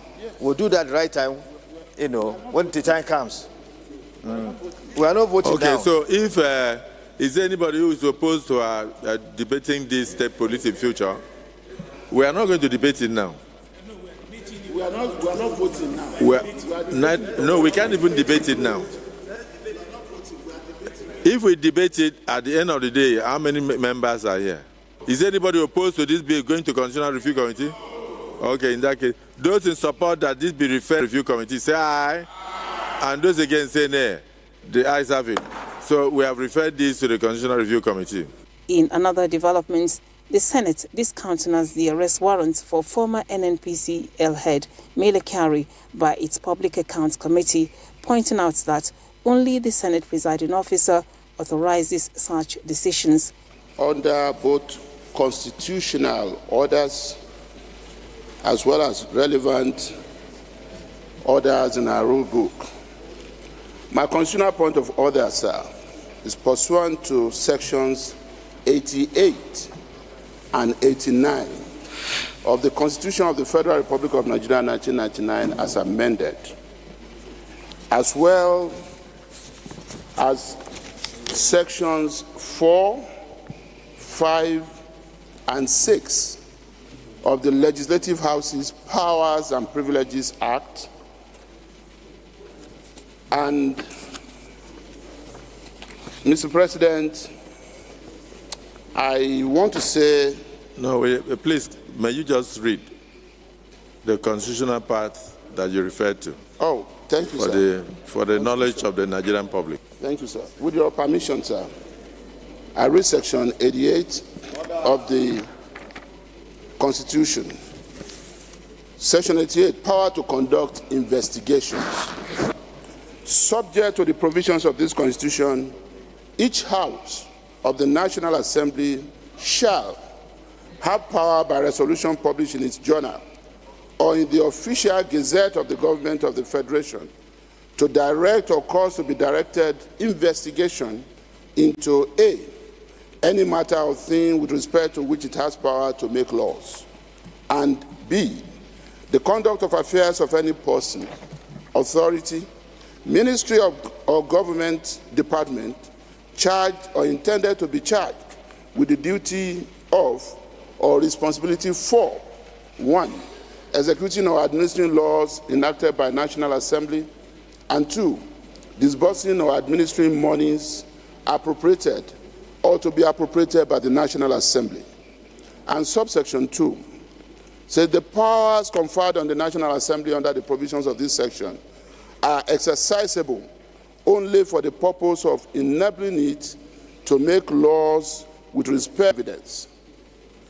For the purpose of any investigation under Section 88 of this Constitution, and subject to the provisions thereof, the Senate or the House of Representatives or a committee appointed in accordance with Section 62 of this Constitution shall have power to A, procure all such evidence written or oral, direct or circumstantial, as it may think necessary or desirable, and examine all persons as witnesses whose evidence may be material or relevant to the subject matter. B, require such evidence to be given on oath. C, summon any person in Nigeria to give evidence at any place or produce any document or other thing in his possession or under his control, and examine him as a witness and require him to produce any document or other thing in his possession or under his control, subject to all just exceptions. And D, issue a warrant to compel the attendance of any person who, after having been summoned to attend, fails, refuses, or neglects to do so, and does not excuse such failure, refusal, or neglect to the satisfaction of the House or the committee in question, and order him to pay all costs which may have been occasioned in compelling his attendance or by reason of his failure, refusal, or neglect to obey the summons, and also to impose such fine as may be prescribed for any such failure, refusal, or neglect, and any fine so imposed shall be recoverable in the same manner as a fine imposed by a court of law. 2. A summons or warrant issued under this section may be served or executed by any member of the Nigerian police force or by any person authorized in that behalf by the President of the Senate or the Speaker of the House of Representatives as the case may require. Mr. President, I'm coming under our relevant rules with a matter of urgent public importance, which has to do with the sitting of the Senate Committee on Public Accounts yesterday and the issuance of the purported issuance of a warrant of arrest on the former Group Managing Director of NNPC, Mr. Mele Kyari. And subject to your discretion and the approval of this Senate, I intend to move a motion to call for the dissociation of this Senate as an institution from the manner of the conduct of this sitting and the statements made by one of our respected colleagues. You mean of that sitting? Yes, sir. Of the not committee, this sitting, oh. Of the Public Accounts Committee yesterday, and of that sitting. Of that sitting, and comments also attributed to one of our respected colleagues, His Excellency, Distinguished Senator Adams Oshiomhole. That is the summary of that, if I have your permission. Distinguished colleagues, a motion has been brought forward to review the decision of the Senate's Standing Committee on Public Account held yesterday and the discussions therewith. Those in support that they should proceed to move that motion say aye, and those against say nay. The ayes have it. You may proceed. 1 and 51 of our rules to move a motion for an urgent need to preserve the institutional authority of the Senate, ensure compliance with the Legislative House's Powers and Privileges Act, and safeguard the principles of fair hearing, due process, and parliamentary impartiality in legislative oversight proceedings. Mr. President, distinguished colleagues, the Senate notes that sections 88 and 89 of the Constitution of the Federal Republic of Nigeria 1999 as altered confer investigative and oversight powers on the National Assembly and its committees for the purposes of lawmaking, accountability, transparency, and good governance. Senate also notes that the Legislative House's Powers and Privileges Act, L12 Laws of the Federation of Nigeria 2004, provides the legal framework for compelling the attendance of witnesses before either house of the National Assembly and its committees. Senate further notes that sections 4, 5, and 6 of the Legislative House's Powers and Privileges Act specifically vest the authority to issue warrants compelling the attendance of witnesses in the presiding officer of the Legislative House, namely the President of the Senate, in respect of Senate proceedings and committees thereof. Senate equally notes that the Senate Committee on Public Accounts recently considered and purportedly resolved to issue or recommend the issuance of a warrant of arrest against Malam Mele Kyari, former Group Managing Director of the Nigerian National Petroleum Corporation, NNPC, following allegations of failure to honor invitations extended by the committee. Mr. President, Senate is aware that during deliberations on the matter, comments were attributed to distinguished Senator Adams Oshiomhole, describing NNPC Limited as, quote, a bunch of criminals and thieves, unquote. Please take that again. Mr. President, Senate is also aware that during deliberations on the matter, comments were attributed to distinguished Senator Adams Oshiomhole, describing NNPC Limited as, quote, a bunch of criminals and thieves, unquote. Senate is also aware that the Senate, as an institution established under the Constitution of the Federal Republic of Nigeria, is bound at all times to conduct its proceedings in accordance with the principles of natural justice, fairness, objectivity, parliamentary responsibility and decorum, and respect for the rule of law. Senate is further aware that while the Senate possesses extensive investigative and oversight powers, such powers must be exercised in a manner that does not create the appearance of bias, prejudice, prejudgment, or predetermined conclusions regarding any person or institution under investigation. Senate notes that the NNPC Limited is a company incorporated pursuant to the Petroleum Industry Act 2021 and remains a strategic national energy institution in which the Federation of Nigeria retains ownership interest on behalf of the Nigerian people. Senate observes that the statements characterizing NNPC Limited as, quote, a bunch of criminals and thieves, unquote, are capable of conveying a conclusion of criminal culpability against an institution and its officers before the conclusion of any lawful investigation or determination by a court of competent jurisdiction. Senate also observes that such statements, if left unclarified, may be misconstrued by the public as representing the official position of the Senate and may undermine confidence in the impartiality and objectivity of ongoing legislative oversight proceedings involving NNPC Limited and its former management.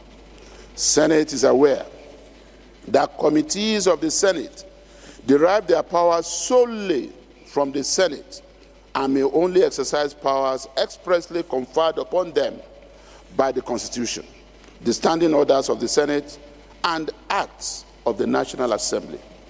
Senate is also aware that the power to issue a warrant affecting the liberty of a citizen is an extraordinary statutory power, which must be exercised strictly in accordance with the procedure prescribed by law.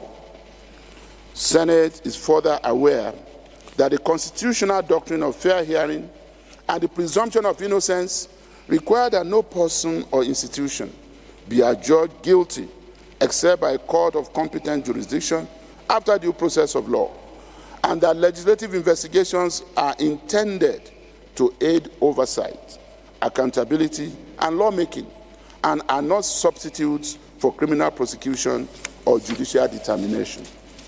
Mr. President, distinguished colleagues, Senate further observes that compliance with due process strengthens rather than weakens the authority, dignity, and credibility of the Senate.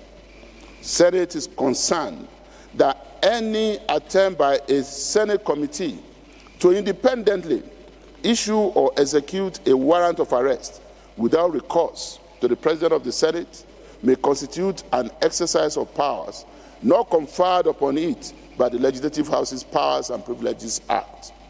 Senate is also concerned that such procedural irregularities may expose Senate proceedings to avoidable legal challenges and diminish public confidence in the institution. Senate is further concerned that statements suggesting the guilt or criminal culpability of any person or institution before the completion of investigations may prejudice proceedings and create the impression that conclusions have already been reached.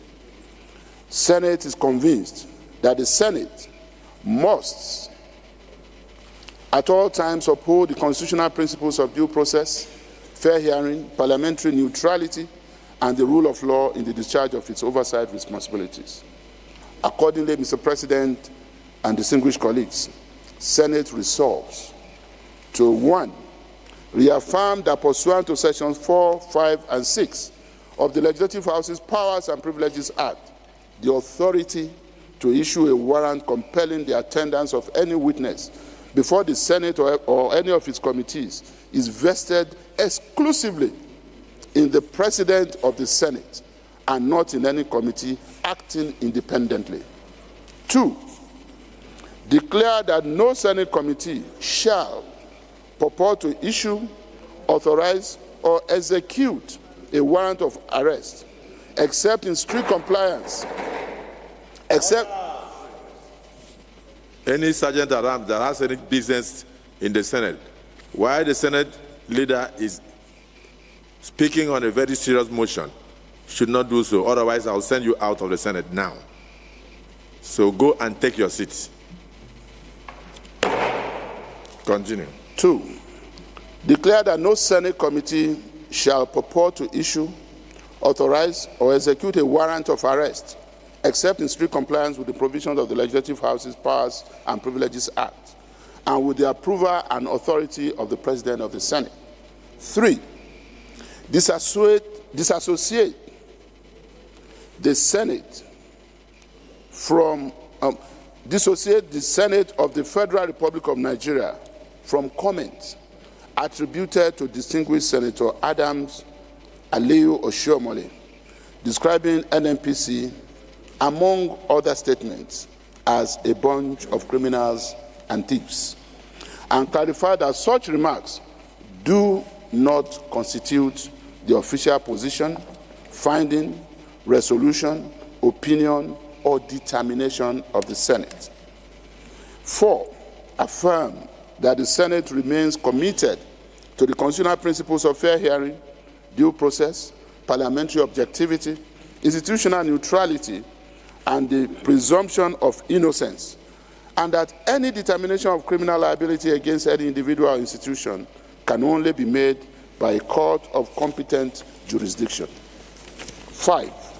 Urge all committees and members of the Senate to exercise restraint in public statements relating to ongoing investigations and avoid comments capable of prejudicing proceedings or conveying conclusions on matters yet to be determined by competent authorities.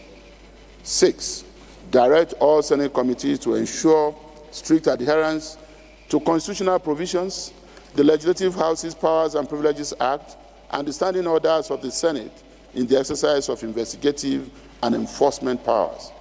And 7.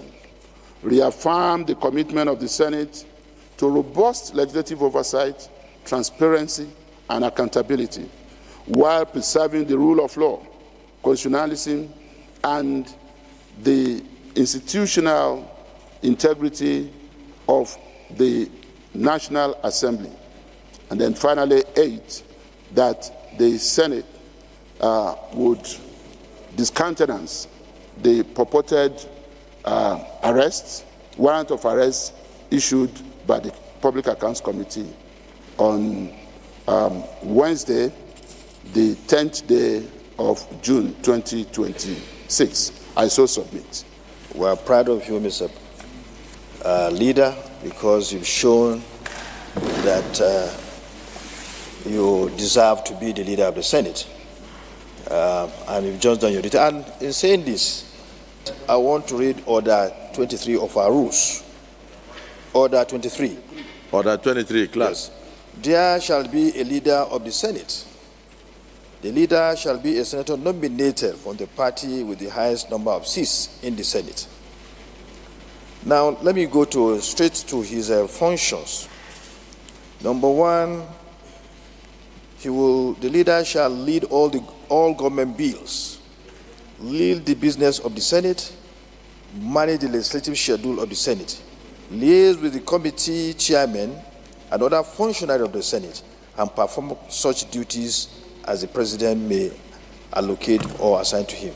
So it's fall within his duty. The workings of the committees, the way we work in this chamber, are we doing it right? Is there any way that we are going wrong? It's all part of his duty. Apart from the Senate President, the Deputy Senate President, the next person is the leader of the Senate. And his own function, he runs around to make sure that we do things in line with our rules, in line with the Constitution of the Federal Republic of Nigeria. And I thank him very much for his observation. He observed that certain things are not done properly. Issuing warrants should be what the Senate President should do, or the Speaker. In their absence, the Senate Deputy Senate President or the Deputy Speaker. And it's clearly stated in the relevant rules and relevant laws of the land. The committee overstepped its bound, and he has done the right thing by drawing the attention. Let's not, someone should not feel that he's been targeted or whatever. No, he's just doing his duty to preserve the integrity of the Senate. And you've done it well. We are proud of you. We can't thank you enough. You've done well by making sure that the highest assembly in this country, the Senate is the highest assembly. We need to do things in line with our rules, with the law of the land. I don't want to go back on what you've said. You said everything, eloquently stated everything. I don't want to flog the matter, but we should take this as a lesson so that we don't overstep our bounds. In fact, Mr. President, let me also refer to Section 62 of our Constitution. The Senate or the House of Representatives may appoint a committee of its members for such special or general purpose as, in the opinion, will be better regulated and managed by means of such a committee, and may by resolution, regulation, or otherwise, as it thinks fit, delegate any functions exercisable by it to any such committee. And let me go straight to the relevant area. Nothing in this section shall be construed as authorizing such house to delegate to a committee the power to decide whether a bill shall be passed into law or to determine any matter which it is empowered to determine by resolution under the provision of the Constitution. But the committee may be authorized to make recommendation to the House on any such matter. So all these things that were done should be a kind of recommendation that will be brought before the Senate, and then the Senate will decide. If the Senate feels that the warrant should be issued, a warrant will then be issued. So please, let's go by the ground norm of our country, the Constitution. In fact, even our rules is a product of the Constitution. Section 60. It doesn't come, anything you see in the rules is part of the Constitution. It's an extension of the Constitution. So thank you, the leader, for guiding the House properly.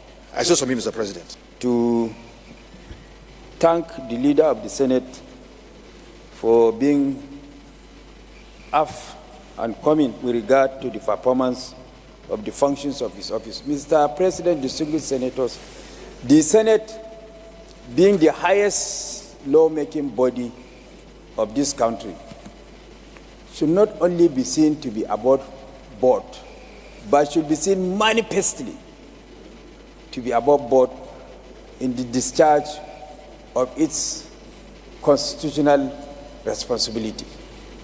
Mr. President, distinguished senators, being the highest lawmaking body of the country, it is inherently contradictory for us to, at one arm, purport to make laws for the peace, order, and good governance of the country, and on the other hand, seem to be flagrantly or violently violating the provisions of the very laws that we pass for the peace, order, and good governance of the country.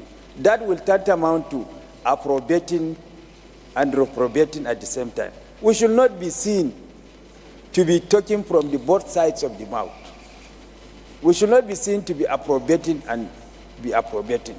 We should be seen to be manifestly above board as the highest lawmaking body of the country. So this motion that was brought by the Senate leader is apt and germane, and it's a wake-up call.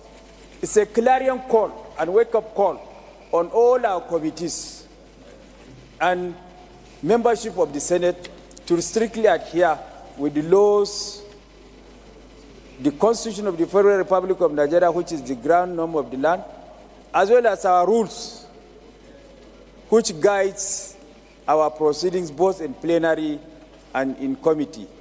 Thank you. Because we have thanked the Senate leader on his clear elucidation of the provisions of the law as regards our conduct either in the Senate or in our committees. Mr. President, I am in no doubt that all of us here accept the principle of decency and that we will not and should not make statements that seeks to impugn the character of public officers or individuals in the society so that we do not convey a very negative impression of the Senate as a bunch of representatives that are out to witch hunt and malign the character of Nigerians.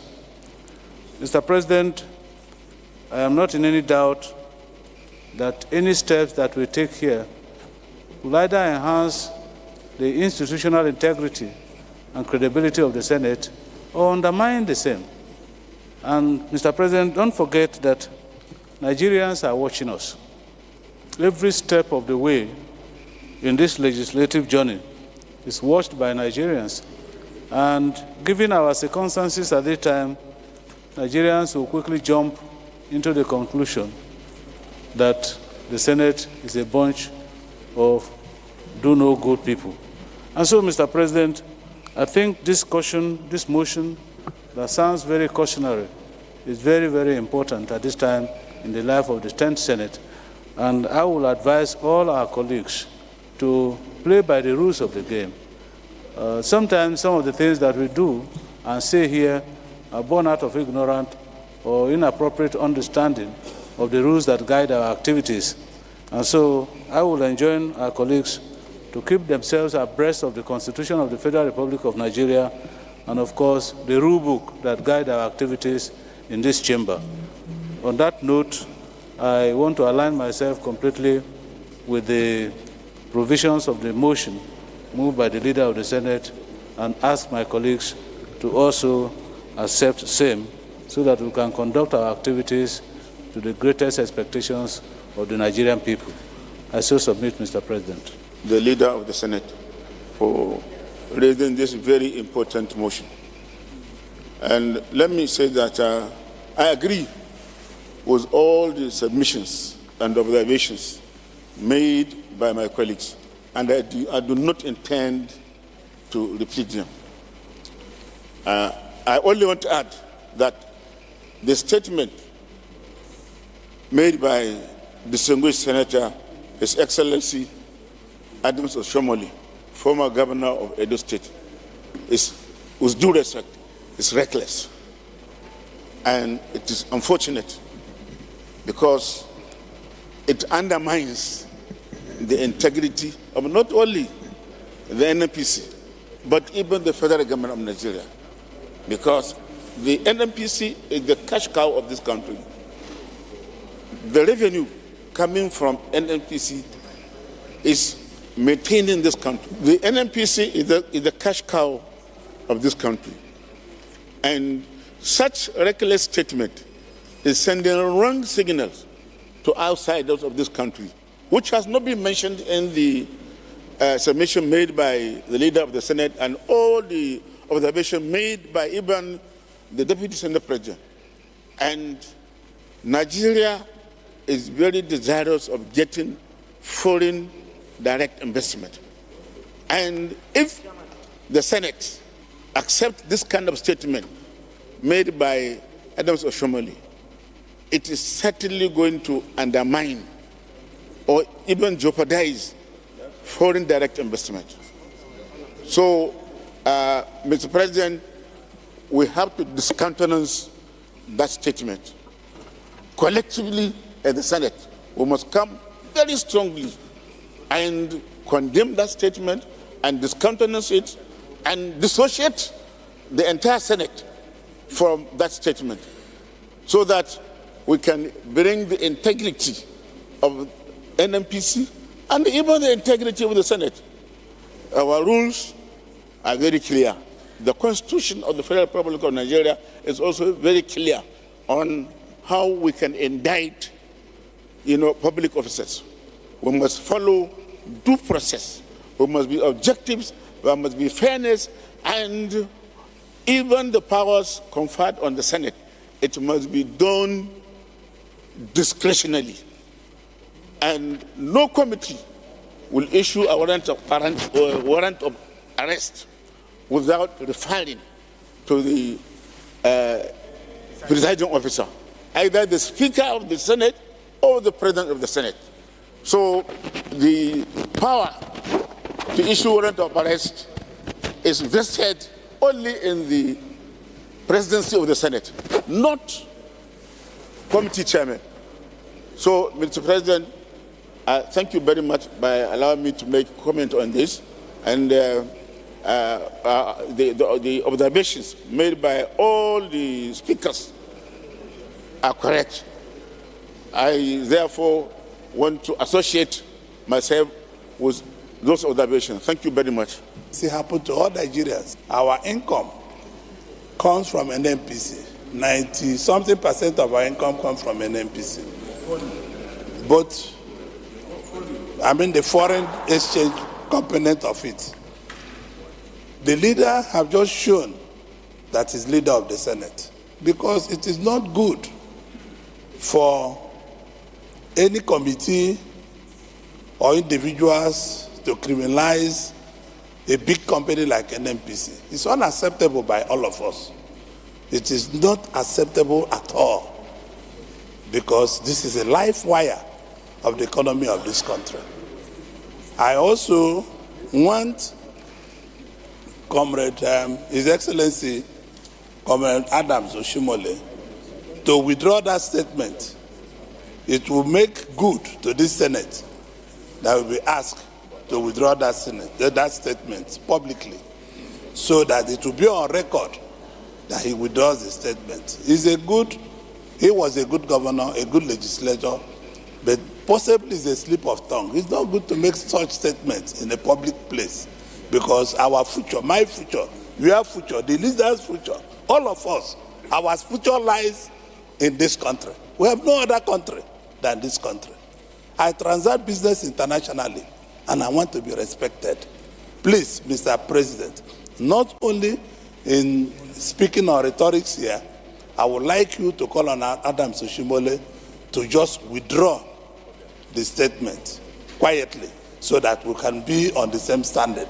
There are procedures for any committee to do something. If a committee you are chairing or you are a member of are going astray, you call them to order and give them direction of the rules. Let them follow the rules. So there's nothing wrong in summoning anybody or issuing warrant of arrest, but it has to be done properly by the procedure of the Senate. Thank you, Mr. President, for giving me this opportunity. Keep telling you, we have the Constitution, we have this rule. 3 years after, many of you have not read these rules. 3 years after, many of you have not read these rules. And this is what I keep saying. Is there anybody who is opposed to this motion? Definitely, I'll hear you out. But I want to, is there anybody who is opposed to this motion? Okay, so there's no need for us to keep debating. Let us hear from the Senior Senator Adams Oshimole. I thank you for making it possible for me to be a member of the Public Accounts Committee. And I want to assure you that in all my actions, I bear in mind the fact that it is through your privilege that I am a member of any committee. And I will do nothing that will be a source of embarrassment either to Mr. President as the presiding officer of these hallowed chambers, or indeed to any of my colleagues.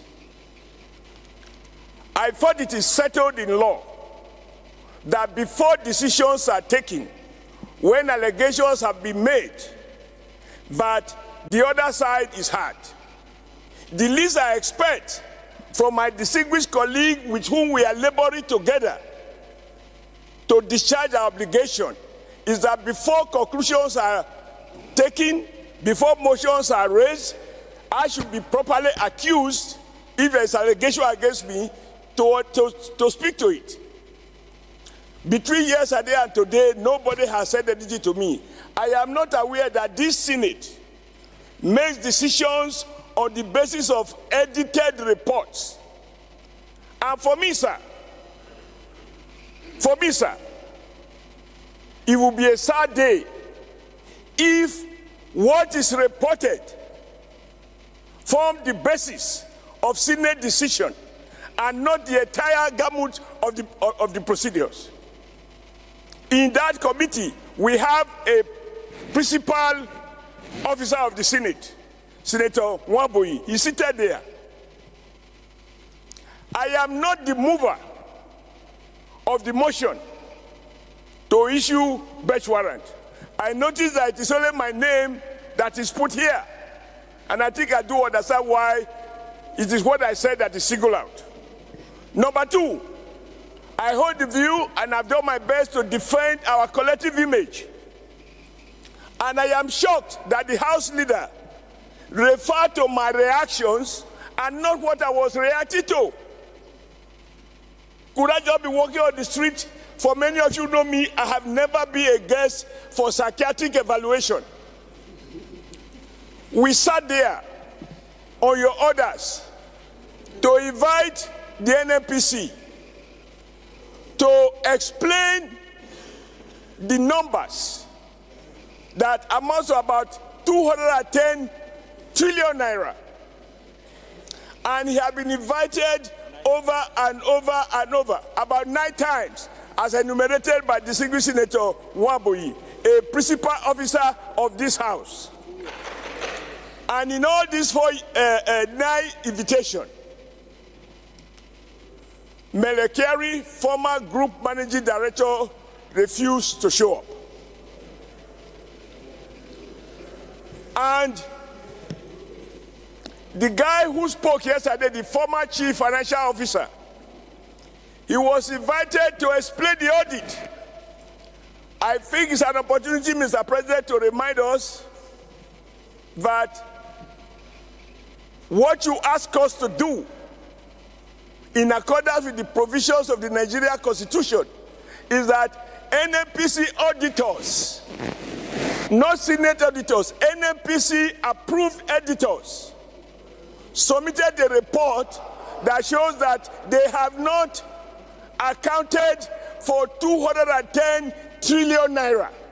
I use the word accounted for. This is not my findings. They transferred this report to chairman. These people have been invited several times and we did not have the benefit of seeing them. So yesterday, taking this background into account, the former immediate past finance officer or financial controller of NNPC was asked to speak to the audit report, not Oshomole's report, to explain, because the auditors appointed by them, I was attacking the integrity of the Senate. And that is why, even if the whole world condemn me and God uphold me, I am free. And I will be faithful to my duties. Now we ask him to take the oath based on the procedures not established by me, rather than speak to the issue of 210 trillion. He said something like this: no money is missing. He said to us, your own colleague, the people you found worthy and fit to man the Public Account Committee, he said to our face, Mr. Chairman of the Senate Committee on Public Accounts and Senators, you, that is the senators, do not have the monopoly of patriotism. And we talk about NNPC as if we are the only patriot. He went on. It is you, senators, who recommend your children for employment into the NNPC. And he went on and on. Yes.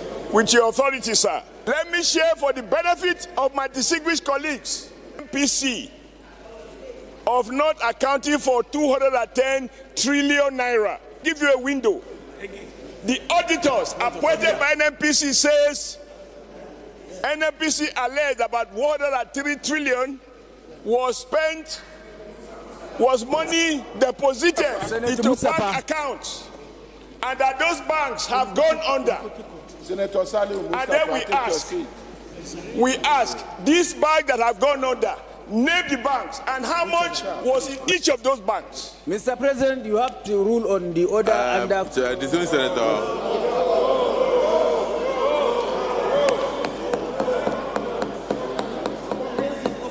Let me bring this thing to an end. Distinguished Senator Oshimole.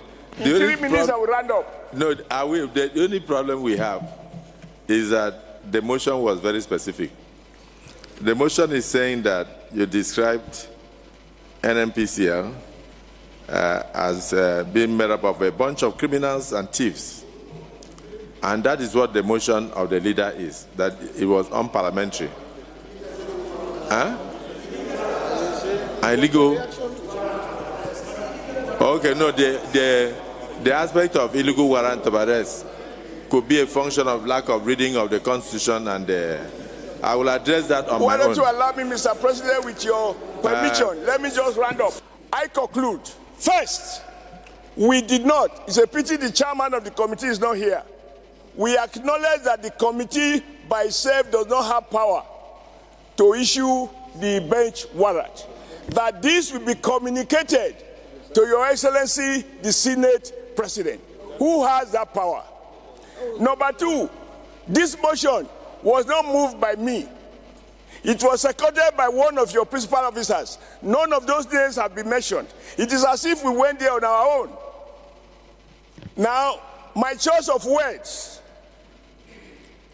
we have senior advocates here. Even in matters of murder, if you can establish that you acted under extreme provocation, the court will take a second view. This Senate, under your leadership, was being attacked. Our collective integrity was called into question. You were accused of nominating your children to work in NNPC. And yet we're asking questions about 210. But what I want every member of the House to hear is that two issues. That NNPC claim over 107 million was in banks that have been liquidated. Without listing the name of the banks. Second, that about 103 trillion naira was by drivers and tankers that carry product of NNPC and they cannot account for it. Sir, I have a duty to the Nigerian nation first. And may God punish me anytime I knowingly allow my responsibility to be compromised by people who think they have money. That is why I said, among other things, that the laws of the Senate will be meaningful when we use it to deal with people who have money, who are lions, not when we harass innocent, poor civil servants. I said so.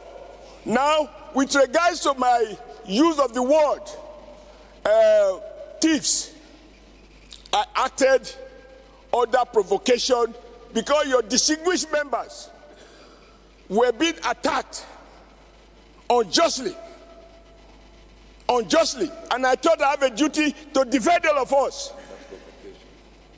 Under extreme provocation that a man who cannot account for 107 trillion he claimed I deposited in various banks that have gone into liquidation.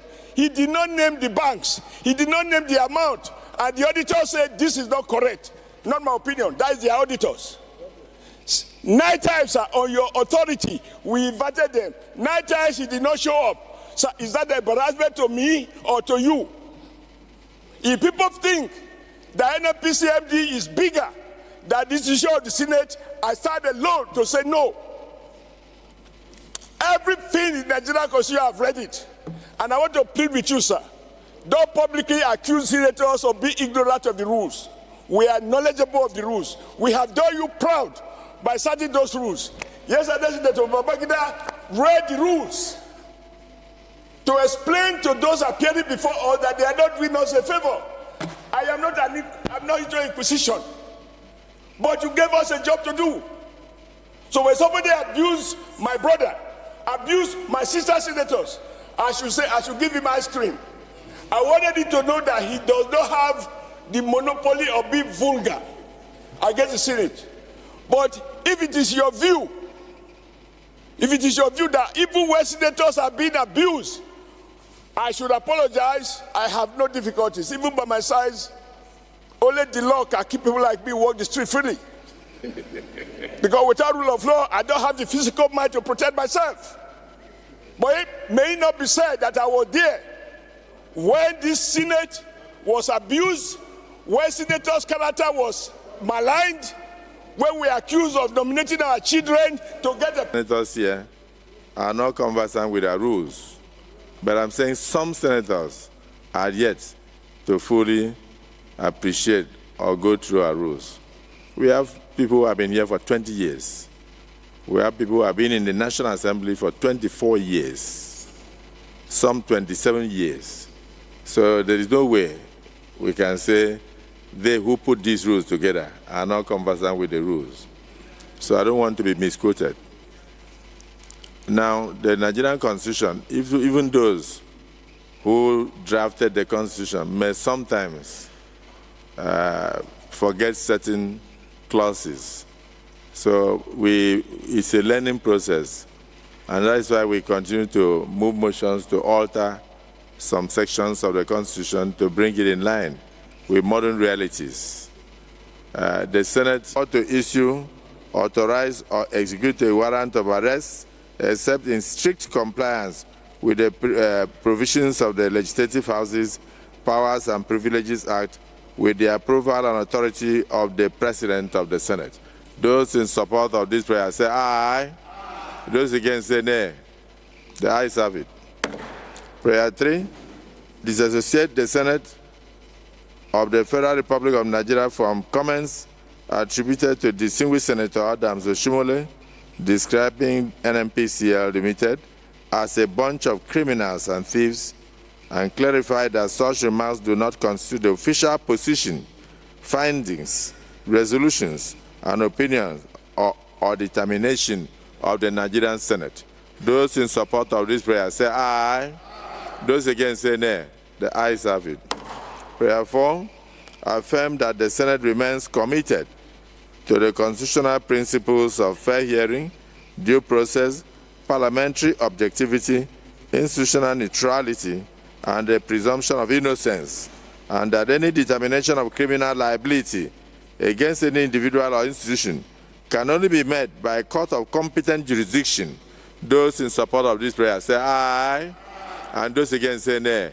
The ayes have it. Prayer 5, urge all committees and members of the Senate to exercise restraint in public statements relating to ongoing investigations and avoid comments capable of prejudicing proceedings or conveying conclusions on matters yet to be determined by competent authorities of the Nigerian Senate. Those in support of this prayer say aye. Aye. Those against say nay. The ayes have it. Prayer 5 or prayer 6, direct all Senate committees to ensure strict adherence to constitutional provisions, the Legislative Houses Powers and Privileges Act, and the standing orders of the Senate in the exercise of investigative and enforcement powers. Those in support of this prayer say aye. Aye. Those against say nay. The ayes have it. Prayer 7, reaffirm the commitment of the Senate to robust legislative oversight, transparency, accountability while preserving the rule of law, constitutionalism, and the institutional integrity of the National Assembly of the Federal Republic of Nigeria. Those in support of this prayer say aye, and those against say nay. The ayes have it. Then prayer 8,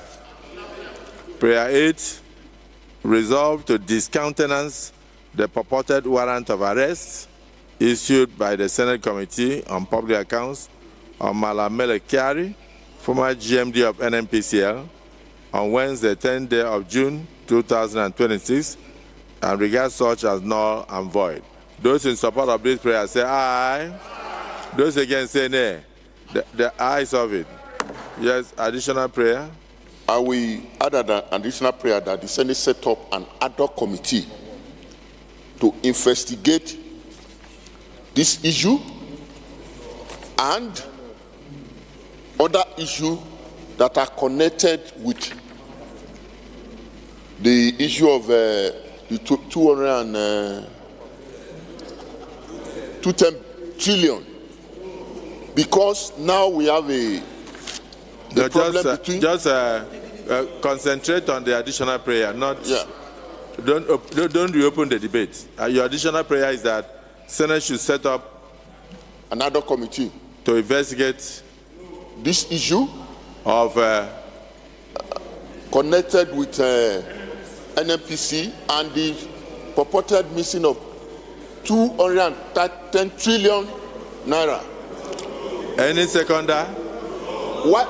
Any seconder? The issue dies. Along your rule out of order. We are through with debate.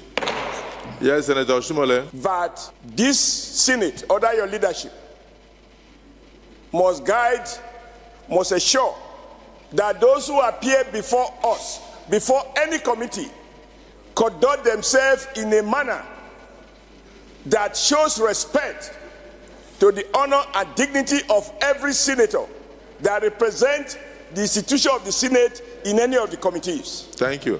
Any seconder, Senator Asukwa? I to second the motion, just move the additional prayer, just moved by Senator Adams Oshomole. Urge all those who are appearing before Senate committees or any of our agencies to conduct themselves in a manner that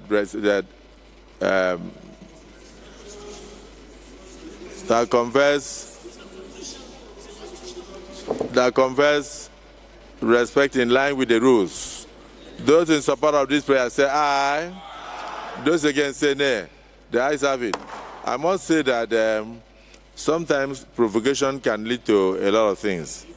And I must also commend the Senate leader for raising this issue, because what was out there in the public glare was that the Senate condemns NNPCL and calls it an organization consisting of a bunch of criminals and thieves.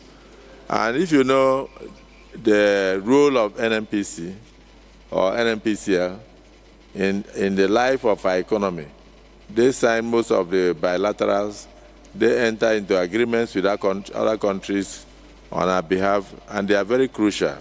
So if the Nigerian Senate is seen to be criminalizing what NNPCL stands for, no country will wish to do business with Nigeria. And so it's important that today we have that impression has been corrected. And distinguished Senator Orji Sokalo, from a businessman's point of view, I want to thank you for your contribution. Thanks, Senator Alero. Thank my special advisor, my brother, distinguished Senator Abdullahi, and Yaya. And also thank the Deputy Senate President and all those who have contributed towards resolving these issues. And on my part, I will say that I would like to see the Committee on Public Accounts, the chairman and all the members. I will communicate a date to them next week so that I can have a discussion with them. And also, I don't want to see NNPCL. They should still do their work, but I would like to see that committee so that at least I can guide them on the modus operandi in line with our constitution and our rules. I thank all of you, and we can move up from here now. Thank you.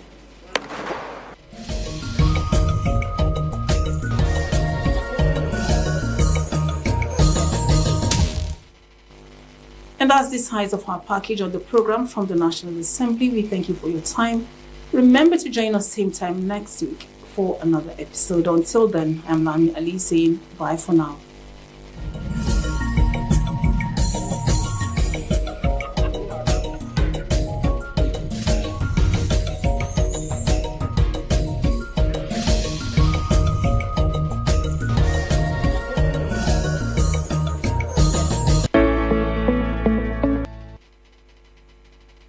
Moving Nigeria to greatness.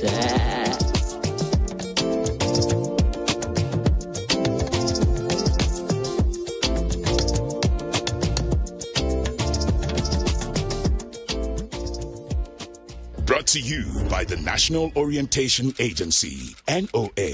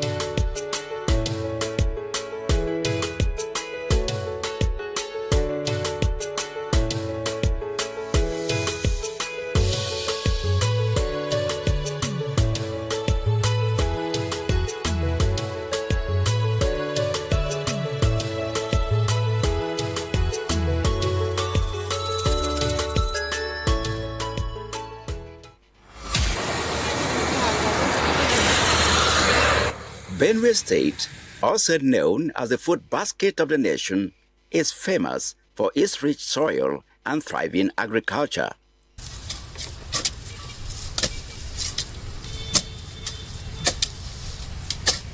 This land feeds millions across Nigeria.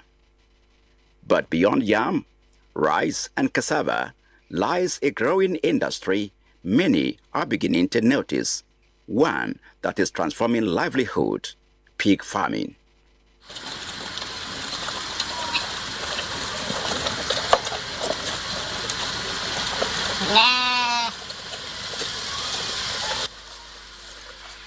Pig farming, once overlooked, is now emerging as a powerful engine of economic growth. The pig has developed certain qualities that are good for easy generation of money, which is the desire of the people. And some of those qualities are the pig is omnivorous, that is, it eats anything. It consumes both food that is meant for human consumption and food that is meant for other livestock consumption. You may be surprised to learn that pigs even eat grass. So sometimes when you run challenges of feeding your pigs, you can even go and get some grass, some type of grass or herbage, I would say, that is acceptable to the pigs. So that is one of the things that makes the pig acceptable to the people, and see people running it there. Pig production is a very lucrative business, has a quick turnover, and those who venture into it has never regretted, because they've turned millionaires overnight. And I want to also say Benue State is a place where we consume a lot of pork meat.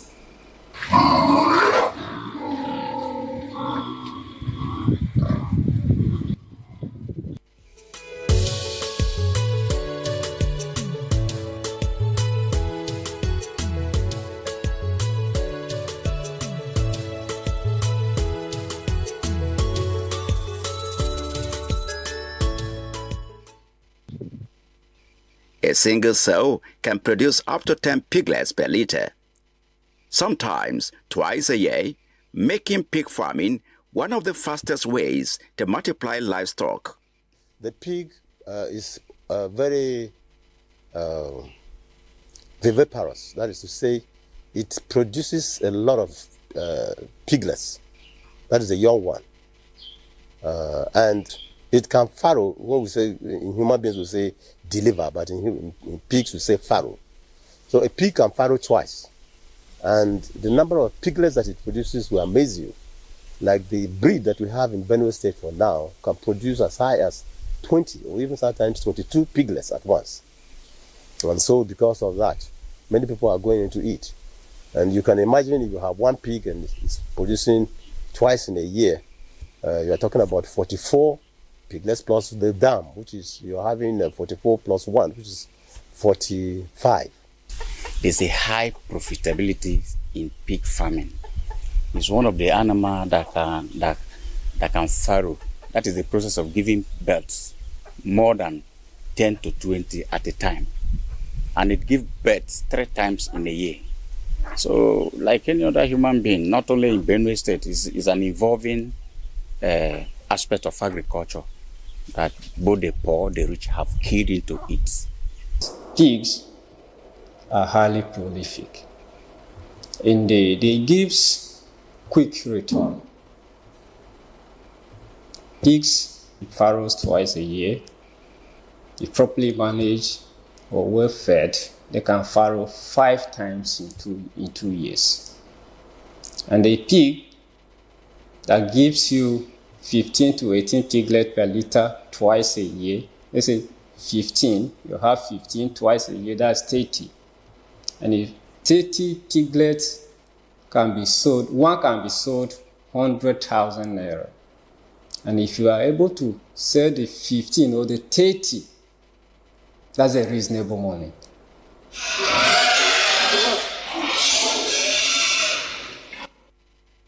From farm to market, pig farming supports a growing value chain. Farmers, feed suppliers, transporters, and meat vendors. The demand is much because I can say maybe I'm just guessing, but maybe I can say maybe they used to keep pig every day more than, I would say up to 100, more than 100. If we go Uruku market, through my office Uruku market, at the beginning of the market on both for main road, I say the market, the length of the market, I saw the butchers rail up. It's only pig. The level of consumption all over the world too is becoming so alarming. It has 6%. It's the most highest consumed meat all over the world, followed by chicken. Pig has 6%. Chicken has only 4%. So in that kind of lucrative business, that is why you see a lot of people are coming into the business.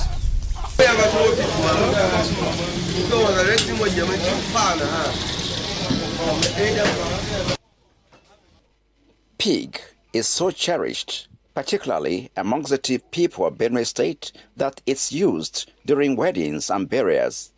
So, for many families, pigs provide income for school fees, healthcare, and daily survival. Pig is a delicacy. You find out that, yes, our people produce cattle, sheep and goat, but they value so much of the pig. And the value in terms of using it as a commercial venture, for socio-cultural practices and all that. And there is high demand. My first son finished secondary school to A level, College of Agri, Yando, and my second son is trying to finish next year, university level, and my third son is in university now. He's trying to go 200 level, and I have the one that the secondary school. All of my children that I have, it's only one will be 8 years plus. They're in primary school. The other one, they're in universities. The other ones, they're in senior school. Only one child, my last child, remained in primary school. From the pig selling. Everybody in the state consumes pork. If not all, but 80 to 90%. And for a thief man always says they don't know the meat, the particular meat that is the first, but the next meat that is the sweetest, the second sweetest meat is the pork. And in thief culture, you cannot marry without presenting a pig. So the consumption of pork in the state is very high. For a thief man, if you would ask him which meat is the best, he'll tell you he doesn't know the first, but Ijo don't know. That means the next to the best is the pig meat. That's the pork. So it's a very good business, and this is a very catchy area for anyone who want to venture into the business. I have 3 workers. One is here, 2 are in Abuja, in separate farm. Can you see? Only me. Then if other youth will do the same thing, who will go and look for government work, and the business is over lucrative. You'll be surprised to learn that Benue State is a net importer of pigs. In as much as we are producing here, we still go out to go and source for pigs from other states to buy. Most times you see our farmers going to Kafanchan to buy their pigs, and some go to Taraba State to buy pigs to bring it to the Benue State. This is because production in the state is not adequate to cope with the demand. This pork pig business is a very nice business. We really game in it.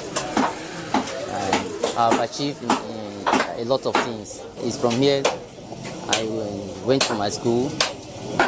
I got a plot and I built, and I have a lot of families that I'm operating with, and I'm feeding almost my family.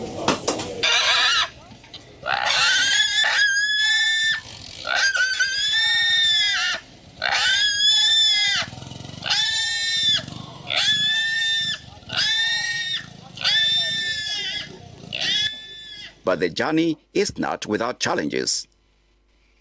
Disease outbreaks, poor infrastructure, and limited access to veterinary care threaten progress. In some other parts of the state too, water. You see, pigs. Usually there was this common saying that pigs are the most dirtiest animal. But pigs are one of the neat animals. Pigs are dirty depending on the system of management. So they too consume good water. If you don't feed them with good water, they will not give you a better result. So water in some areas is a challenge. When I was closer to my farm at Vandekya, which I mentioned earlier, I set up a farm, and by the time I was trying to relocate to Makurdi, I left the farm in the hands of my manager, who was not as strict as I used to be. And because he used to allow people move in and out, someone brought in a disease, which is generally popularly called African swine fever. Very deadly. I was raising then about 25 piglets. I was growing them to market size, so that I can sell them, make money, and then relocate my family. One day I discovered that they had the stockmen moved out, went and ate pork, came back without disinfecting themselves, went in straight to work, and it wiped out all the stocks that I was fattening. So the aspect of hygiene is very critical in pig farming.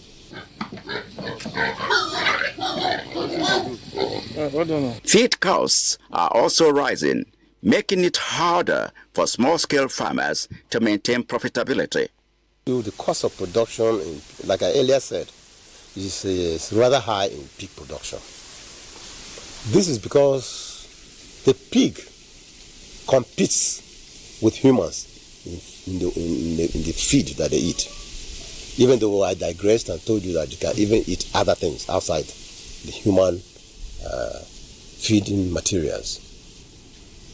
Basically, our raw materials for feeds is for the carbohydrate component. We use maize, we can use guinea corn, we can use, I wouldn't mention yams because people will open their eyes, but yams can be part of it.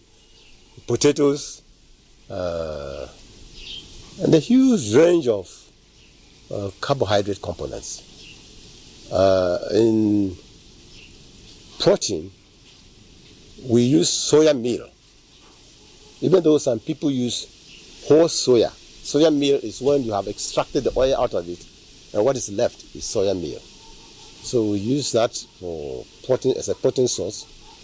Some people will just grind the whole toast the whole of the soya and then crush it as part of the protein source. We also use pumpkin cake. In areas where sunflower is cultivated in large quantities, sunflower is part of it. One of the protein sources and the brewers dried grain, brewers grain. When they produce soya, beer, as we are doing in Benue, Ziva is being produced. The waste product is a very rich source of protein. In the past, we used to get them free from here. We're looking forward to our governor to permit us to even purchase, that is the farmers, to purchase the soya, the brewers' grains free of charge. Or even if we are free, we could even go and buy. We are prepared, the farmers are prepared to go and buy from Ziva. So as their byproduct, we are ready to buy the protein source from them. The major challenge in this business is feed. The cost of feeding is usually high, and then where to source raw materials for producing or compounding the feed is somehow a challenge, because those raw materials we use in compounding pig feeds are same raw materials we ourselves consume. So it's like the animals are competing with the human on those raw materials. So the cost of feeding pigs is a challenge to us in the state here.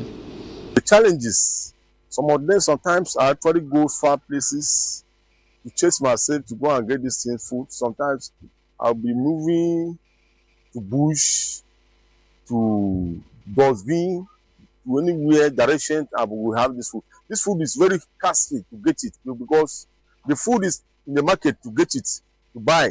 It's very costly to get, to buy. But when you carry small money to go and buy, you cannot get it because it's big money. Like me, like this, I don't have, my father is not alive, my mother. Person will support me to this business, I couldn't have. Yeah, a great person to support me, I will go far distance of this thing very well.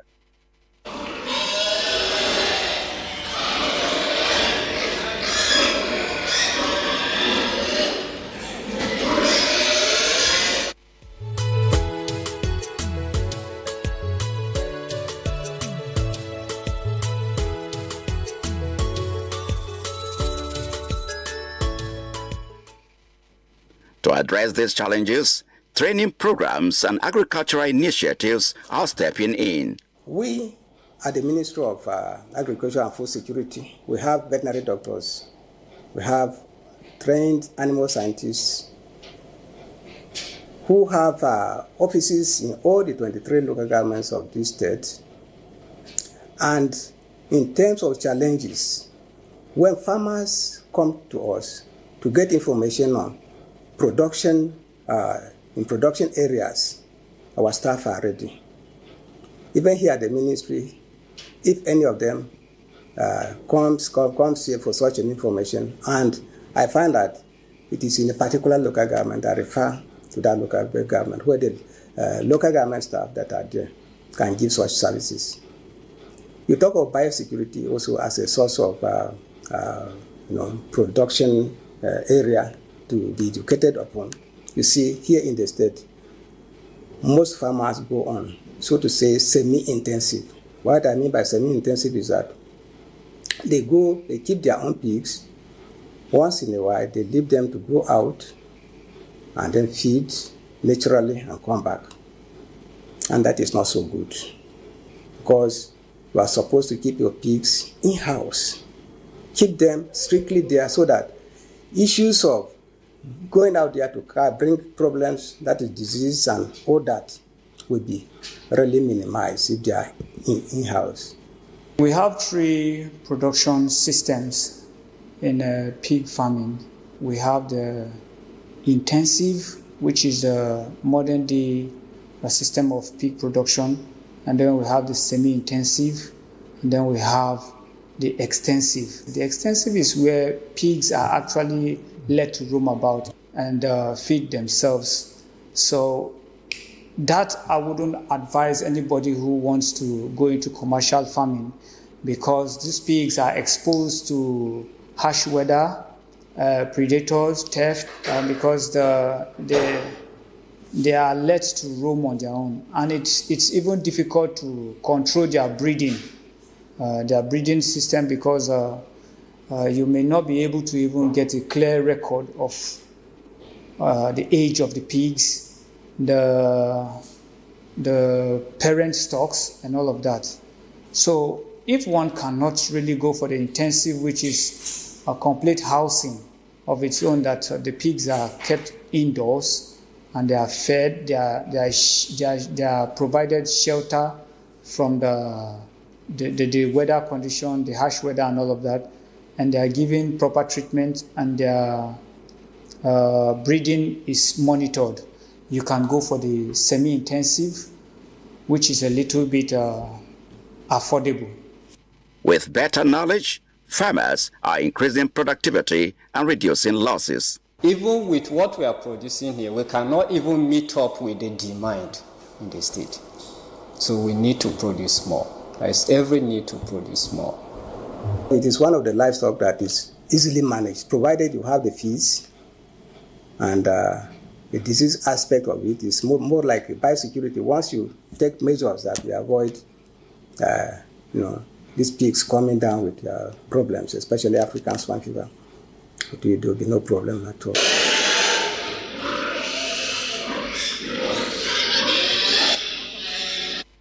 The future of pig farming in Benue is promising. We really need assistance from government to expand our farms. Otherwise, we cannot meet the demand of our people.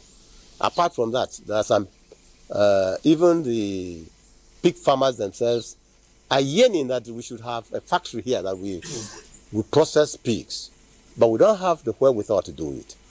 We need a facility that we produce these pigs, and then people can come from outside and buy not just the pigs that we produce, but also from the processing plants.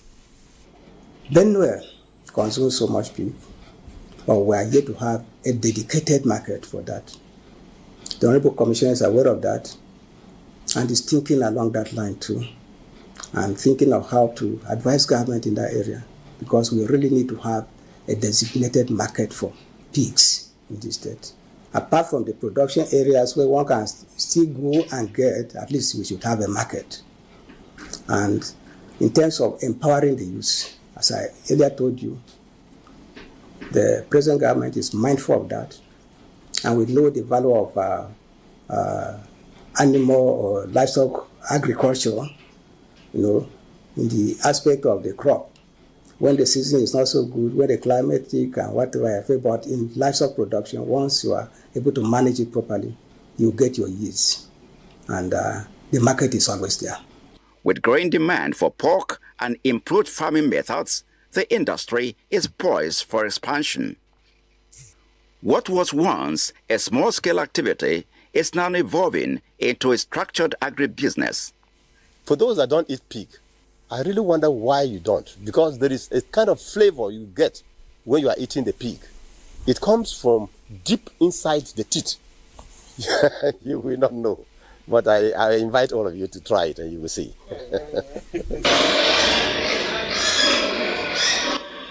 In the heart of Nigeria's food basket, pig farming is more than just livestock. It's a pathway to opportunity, resilience, and growth. For the people of Benue State, the future is not just in the soil, but in every pig pen, every piglet, and every promise of a better tomorrow.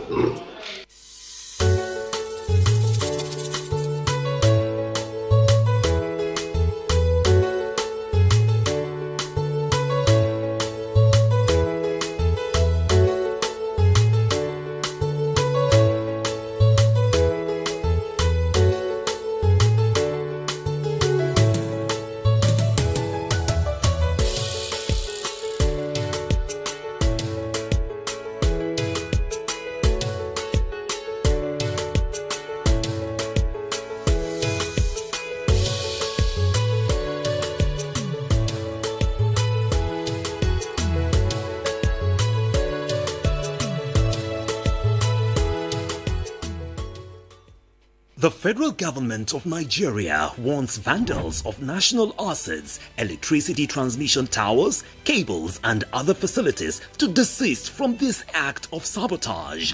Vandalism is a serious crime punishable under the law. Vandalizing electrical equipment will affect millions of Nigerians, including your loved ones. Remember that national assets belong to all of us, hence the need to protect them. Report all cases of suspicious movement around electrical facilities to security agencies. When you see something, say something. This message is from the Federal Ministry of Information and National Orientation in collaboration with the National Counter-Terrorism Center, NCTC, Office of the National Security Advisor. Skill, hard work, and dedication are some of the values that are required to excel in any field of endeavor. These qualities are evident in the members of the footwear producing cluster of Area 1 Shopping Center, Garki, in the FCT. The cluster churns out a variety of footwear, particularly leather palm slippers of all shapes, sizes, and colors. It also provides repair services for footwear. We have been here for long.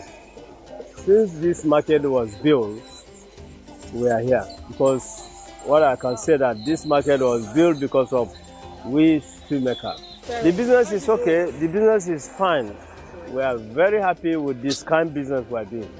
These products testify to the fact that made in Nigeria goods are unique and durable. When you ask somebody to buy our product, you will say this is our handmade Nigeria product. All this things, in anywhere you take this, you will sell it. In anywhere you wear this, somebody know that you wear a palm slippers. With the good quality, with good sole. We did it very well. You can see it here. People are coming themselves to come and buy from us. Come and request for their choice. Our leather is the best in the world. Our Nigerian leather is the best in the world. We have Nigerian leather. We have leather. Why is it the best? Because we know it. When you see the foreign leather, you will see the difference than our Nigerian leather. So even if you produce a palm with a foreign leather, and then you produce palm with a Nigerian leather, the person who will buy foreign leather will come back and look for another ones. The ones you did in Nigerian leather, you will sell long and it's with the quality. So Nigerian leather is very good for us. On the whole, patronage is good, but business could be better if the challenges faced by these craftsmen are addressed. The challenge we have is, support from the government. Look at this, our area here. Look at the population we are as shoemakers, as people who are helping the country. I'm telling you, from at least almost 15 years we are here for this space here. Up to now, no any government organization come and help or support with a money or maybe what we use to work. And if we talk of banks, all these banks, a bank will give you 100,000, you will later look for a 150,000 from you. So we need government, as we heard that this government are helping, to come and support us here. It's a good idea, bringing out Nigerian-made product to the market. And I feel they are more solid than what you buy outside and more quality, high quality and all that. I think if we patronize them, it will be better and they'll feel more encouraged. With the prevailing situation of too many people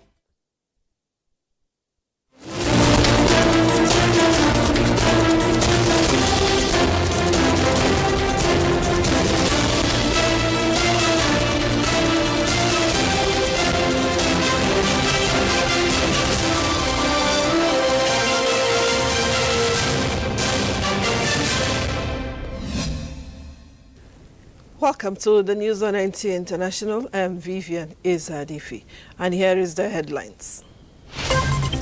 President Bola Tinubu inaugurates 10 High Court judges' quarters in Katampe, charges Nigerian judiciary to ensure swift, fair justice that is truly blind to a litigant status.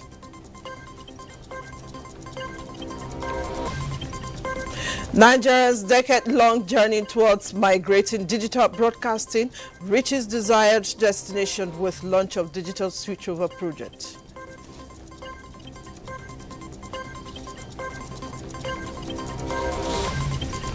Plus, world leaders praise U.S.-Iran deal assures U.S. not cutting allies.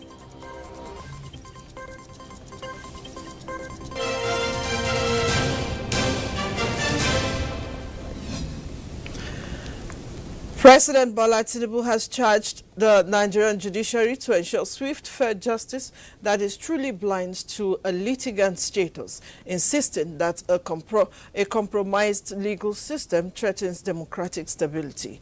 The president, represented by Vice President Kashim Shettima, gave the charge when he inaugurated Federal High Court judges' quarters in Katampe, Abuja. State House correspondent Abdurrahman Jibrila reports. It is now my singular honor and privilege to officially commission the 10 units of judges' quarters for the Federal High Court judges here in Katempe District to the glory of God and for the service of humanity and justice in Nigeria. This public infrastructure is part of the proposed 40 housing units for Federal High Court judges completed at the 10 units of the 5-bedroom judges' quarters in Katampe District, awarded in September 2024 by the Federal Capital Territory Administration, fully furnished with a 150-capacity event center, a corner shop, and other social amenities. To understand how Mr. President feels, what he thinks about the judiciary, how the judiciary should be independent.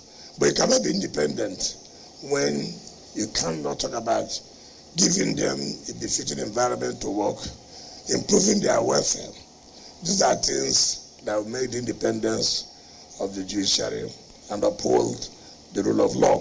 As we commission this project today, and these keys are submitted or handed over, may this building provide comfort for our judges, may it strengthen our justice system and serve as a symbol of integrity, hope, and promise that law become the guardian of our democracy. It is deeply encouraging and gives immense hope to the judiciary and the nation at large to see that the welfare of career professionals is being taken seriously. This commitment allows our judicial officers to find peace and stability in their vital roles. The new residential building, President Bola Tinubu says, reinforces his renewed hope agenda and his administration's determination to give the operators of the nation's justice system a befitting home. When we embarked on the renewed hope agenda, we made a sacred covenant with the Nigerian people. We promised to build institutional trust, secure our nation, and ensure that the rule of law is neither compromised nor delayed. Today, with the official commissioning of these 10 housing units for judges of the Federal High Court, we are taking a definitive physical step towards fulfilling that promise. The Federal Capital Territory Administration's intervention project in the judiciary is evident of the federal government's commitment aimed at improving good governance and the rule of law by implementing judicial reforms, restructuring the judiciary, and increasing funding to ensure a just, rule-based society to serve Nigerians effectively and efficiently. In Abuja, Brahman Jibrila, NTA News.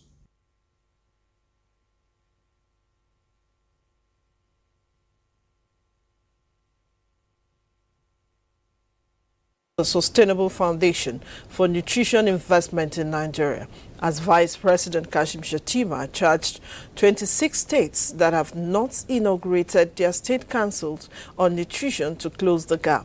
These were among decisions taken during the second high-level strategic board meeting of the Nutrition 774 initiative at the Presidential Villa. State House correspondent again, Abdurrahman Jibrila, tells us more.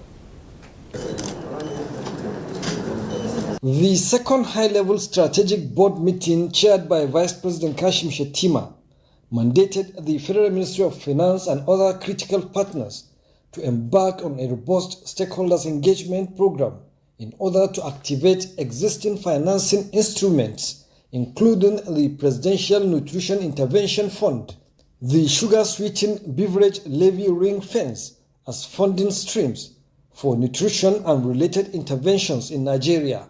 The board noted the importance of Nutrition 774 initiative as the primary governance vehicle for delivering nutrition outcomes at scales across all the 774 local government areas in Nigeria, which is a milestone achieved in the operationalization of the initiative. The renewed hope agenda of His Excellency President Bola Ahmed Tinubu GCFR places human capital development at the center of Nigeria's development trajectory, and nutrition is the foundation of that human capital. A malnourished child cannot become the engineer who builds the roads, the teacher who shapes our classrooms, the scientist who expands our frontiers, or the leader who carries our national burden.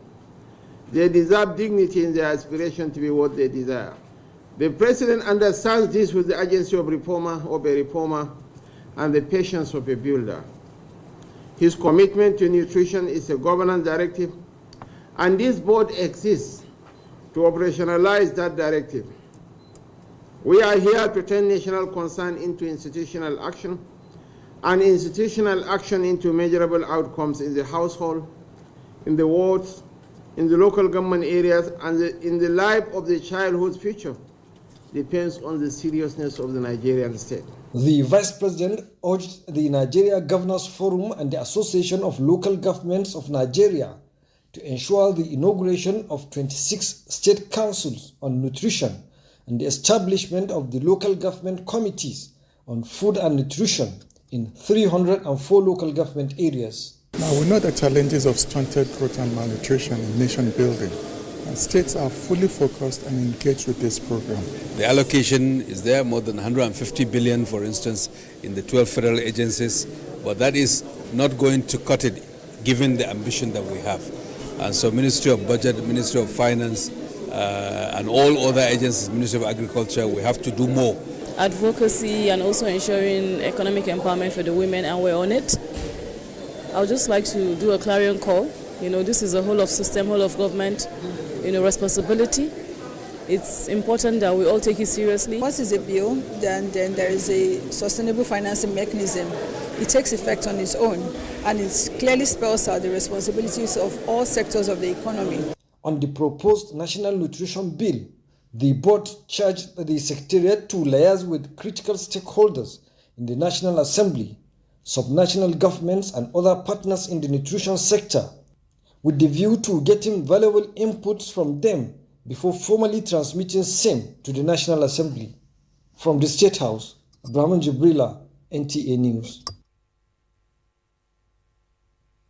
Nigerians' decade-long journey towards migrating from analog television broadcasting to digital platform has finally reached the desired destination with launch of the digital switchover project.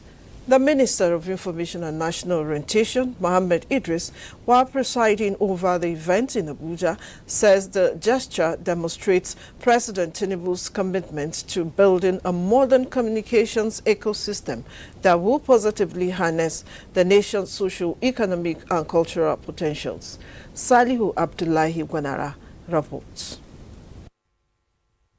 Since the pilot digital switchover in Jos Plateau State in 2017 and 7 other states, it has taken almost 10 years for Nigeria to roll out a nationwide digital switchover in line with global transition recommended by International Telecommunication Union. We're unveiling the big picture.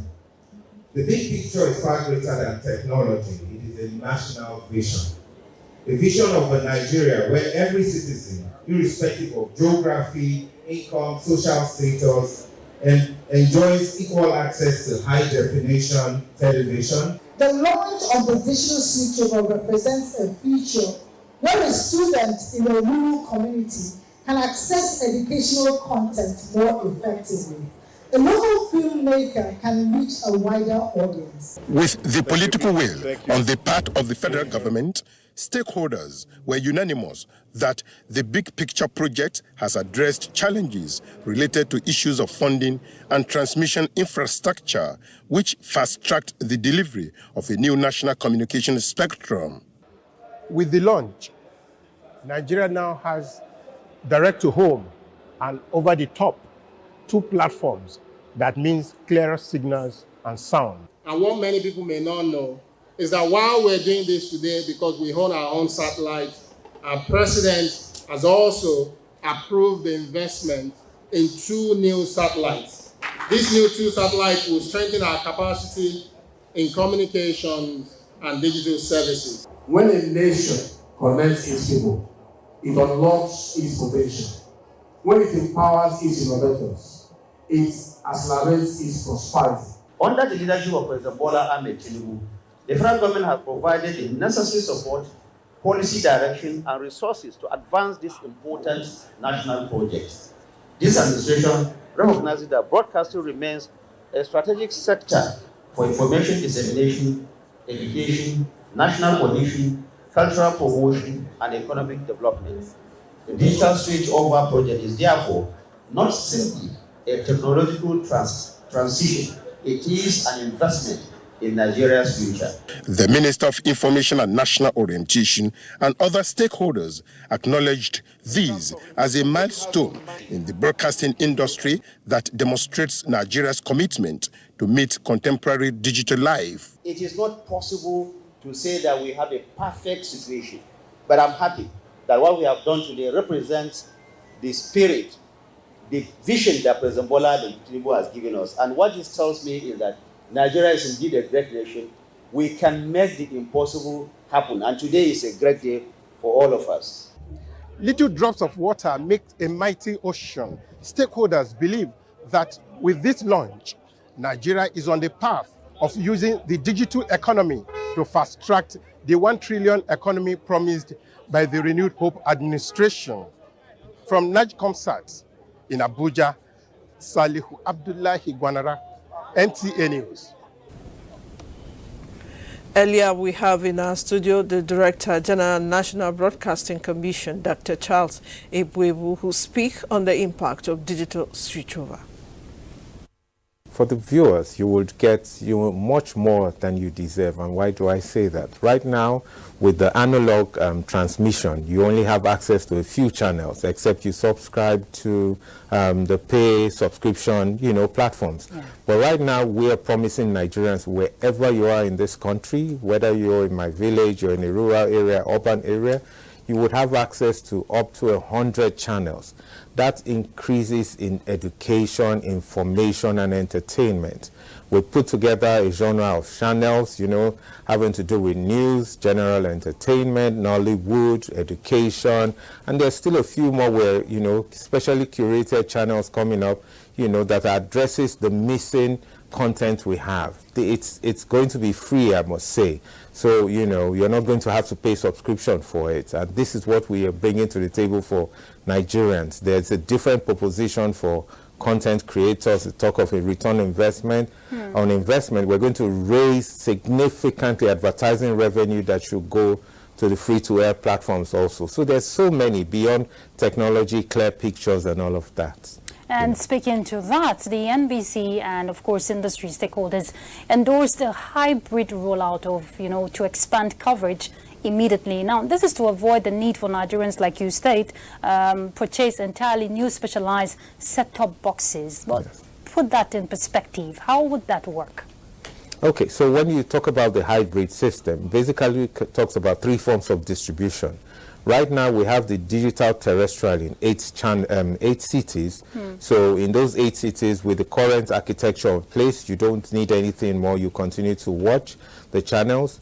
We have also gone by way of satellite, which is the DTH, direct to homes. That is the one that gives access to Nigerians wherever you are in this country and even beyond, you know. We're talking about over 100 channels of different varieties. Then we're also, we've also brought to play the application on your mobile phones and digital device, which we have up to about 67 channels as we speak today.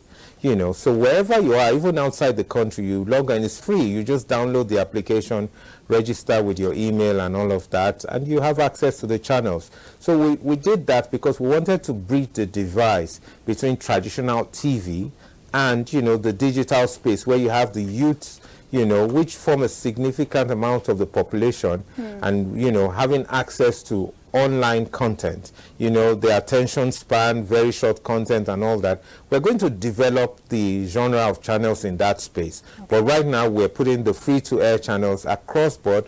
So whether it is by digital terrestrial, whether it is by satellite, you know, whether it is by your application, Nigerians will have access to over 100 channels eventually when we're done. Just for clarity's sake, the set-top boxes, will that be readily available beyond the app? Oh, definitely. Okay. So as we speak, by the research we did, we have access. I mean, Nigerians have, either they have those decoders or they have satellite, they have certain television sets that have satellite tuners built in. Okay. So if you have the satellite television, all you need to do is put up your dish and put in the configuration, and you don't even need a decoder. But for those who have a DVB2 satellite decoder, you would have access. We have about 10 million Nigerians as we speak. But also it has been brought to our knowledge that people who have those decoders for sale in the country, we're talking to the STB man, the manufacturers of boxes. Very soon we're going to be announcing where you will get those boxes all over the country. Okay. As we speak, we're fast-tracking a whole lot of things, you know. But we're still in talks with the STB man to be able to do that. We haven't done, you know, we'll come to the public with that very soon. And this will require huge investments. How do you think investors can come in to leverage the opportunity therein? Okay, so let me tell you, you know, previously what we have a box which had several software in it having to do with encryption, subscriber management, you know, technology software on it, which made the box a bit expensive. But what we've come now, we've stripped it of all of that. We want to make sure free TV, as the word connotes, is free to all Nigerians. So what you have is a box which is not encrypted, and it's not very expensive. As we speak, several of the STB manufacturers have spoken to us. They have put in, some of them have boxes, you know, which they're going to bring, and very soon they're going to start selling to the general public. And then there's also plans to bring in more, you know, from them to be able to supply to the public. So for in a very short while, we're going to have a lot of uptake of those boxes, and they're very willing because now it is a box. I mean, if you look at the proposition as against what you have today, you have access to 100 channels. Nigerians will be ready to pay a low price to get those boxes, and they're connected wherever you may be, an urban area, a rural area, you know. Land we hear is dying, and with it, food, jobs, and peace. On Wednesday, June 17, 2026, the world marks Desertification and Drought Day with the theme, Rangelands, Recognize, Respect, Restore. For Nigeria, the question is, can we save our land before it turns to dust? Let's now join Charles Alpha for more. Droughts are among the greatest threats to sustainable development, especially in developing countries, but increasingly so in developed nations. In fact, forecasts estimate that by 2050, droughts may affect over 3/4 of the world's population. This year's theme, Rangelands, Recognize, Respect and Restore, echoes the harm man has done to Earth and the need for sustainable land management practices. In northern Nigeria, desertification is one of the most serious problems, with 580,841 kilometers out of the 927,892 kilometers, with about 62 million Nigerians directly or indirectly affected by desertification. Climate variability, deforestation, extensive cultivation, overgrazing, bush burning, and urbanization were identified as the major causes of desertification in Nigeria. It is the United Nations Principal Platform to create awareness and drive action for the environment. It is a movement that brings together business leaders, civil society, government, and individuals to examine and reflect on our relationship with nature. Is climate change? What is changing is the extremes. The extremes are getting more and more difficult, I must say. If it is hot, it is very hot. If it is dry, it's becoming very dry. It recommends that agriculture should transcend from development strategy to agribusiness, and that government at all levels and non-governmental organizations should provide adequate water for the farmers, which would add value to the livelihood of the people. Charles Alpha, NTA News. The rains are here, and for Lagos residents, that often means one thing: concern over flooding. As waterways swell and rainfall intensifies, the spotlight is once again on the canals designed to move storm water away from homes, roads and businesses. Awal Yusuf Chibo went to some parts of Lagos on an assessment of canals and filed this report. Across different parts of Lagos, canals form an important part of the city's drainage infrastructure. They are meant to provide pathways for rainwater to flow freely into larger bodies, helping to reduce the risk of flooding during periods of intense rainfall. But while some canals appear relatively clear and functional, others tell a different story. This canal, no be say if the rain don't fall like this, the rain go the water go full out, it go full of every place. So the thing where we do is make it help us, make it government help us do am. This thing used to cause so many things for all year. Our children have malaria, we too have malaria here. Standing beside this canal, it is easy to appreciate the critical role these channels play in managing stormwater across Lagos. But their effectiveness largely depends on how well they are maintained and how responsibly citizens treat the environment around them. For many residents living near these canals, their condition is a source of concern, particularly during heavy downpours. We residents in this estate, Alaka Estate, we used to have a problem of floods if there's a big rainfall. I'm calling on the government for their quick intervention to, come and clear this place because of the bushes too. Environmental experts note that drainage infrastructure alone cannot completely eliminate flooding if canals are obstructed by human activity. Communities should embrace environmental stewardship by keeping drainage channels clean, by participating in sanitation activities.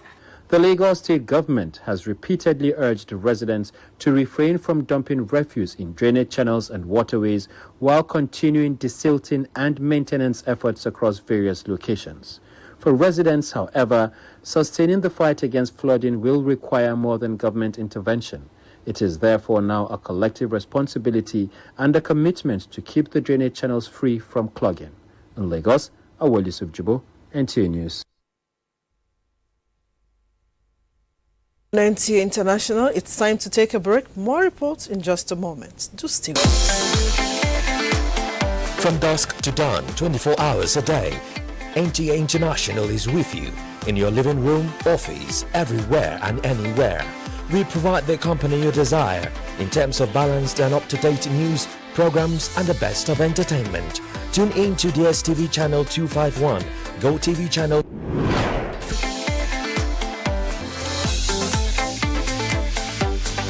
You can also see us on Facebook and YouTube for quality content on the go.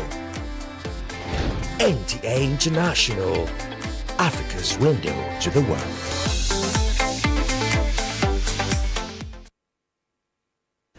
Welcome back. In a major step towards regional stability, the Minister of Defense of the Federal Republic of Nigeria, General Christopher Musa, had signed a memorandum of understanding with the minister delegates at the presidency in charge of defense of the Republic of Cameroon, Mr. Joseph Bertie Asomo, to deepen bilateral defense cooperation and secure their shared southern border. A statement by the Special Advisor Media to the Minister of Defense, Leah Katum Babatunde, says the signing ceremony in Yaoundé concluded 2 days of intensive deliberations by defense and security experts from both nations. The agreement establishes a modernized framework to counter emerging threats across both terrestrial and maritime domains and establishes a renewed framework for cooperation in securing the territorial and maritime domains along the Nigerian-Cameroon southern border and reinforces the long-standing defense relationship between both nations. The agreement marks a pivotal milestone in Nigerian-Cameroon relations, reinforcing both nations' shared commitments to sustainable peace, regional sovereignty, and collaborative defense.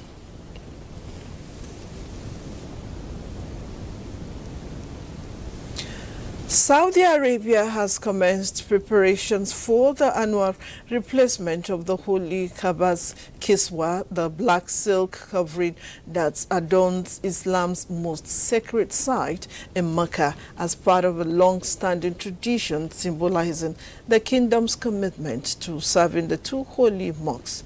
Dr. Alabi has more.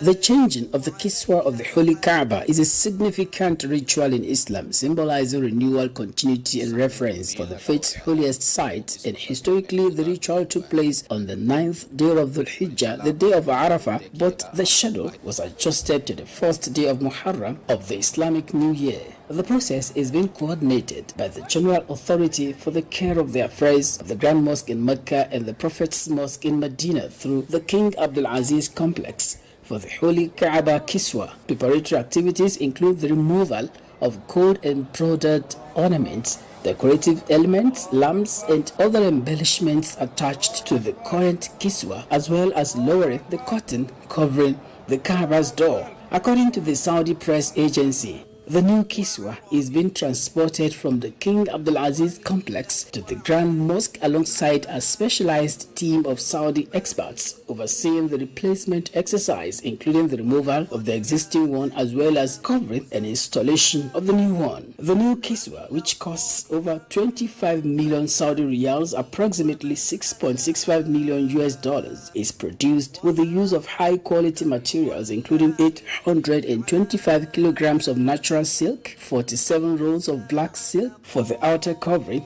and 400 kilograms of raw cotton for the inner lining. Additionally, 60 kilograms of pure silver and 120 kilograms of gold-plated silver are used in the intricate embroidery of the Quranic verses and decorative motifs, and before production, all materials undergo rigorous laboratory testing to ensure they meet strict quality standards and can withstand varying climatic conditions. For over a century, The annual replacement of the Kiswa has served as a powerful symbol of Saudi Arabia's dedication to preserving Islamic heritage and providing care for the two holy mosques as the kingdom continues to rely on local expertise and advanced technologies to maintain this revered Islamic tradition. Talk by Alabi, NTA News. South Africa's Democratic Alliance, the second largest party in the fragile coalition government, has demoted former leader John Steenhuisen from the cabinet months before local elections.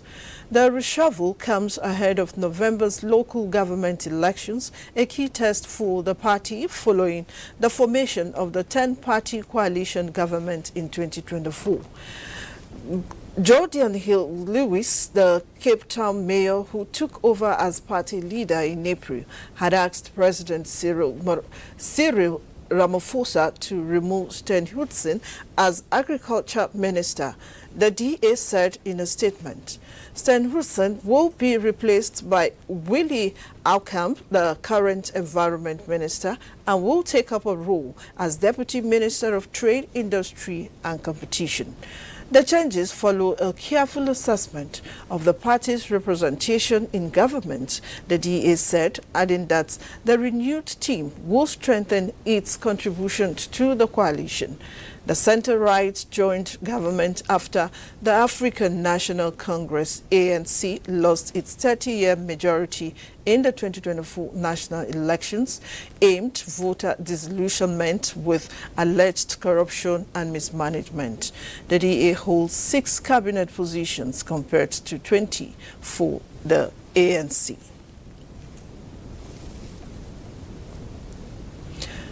The London Southwark Crown Court has acquitted former Nigerian oil minister Diezani Alison Madueke from the 6-count bordering on bribery charge.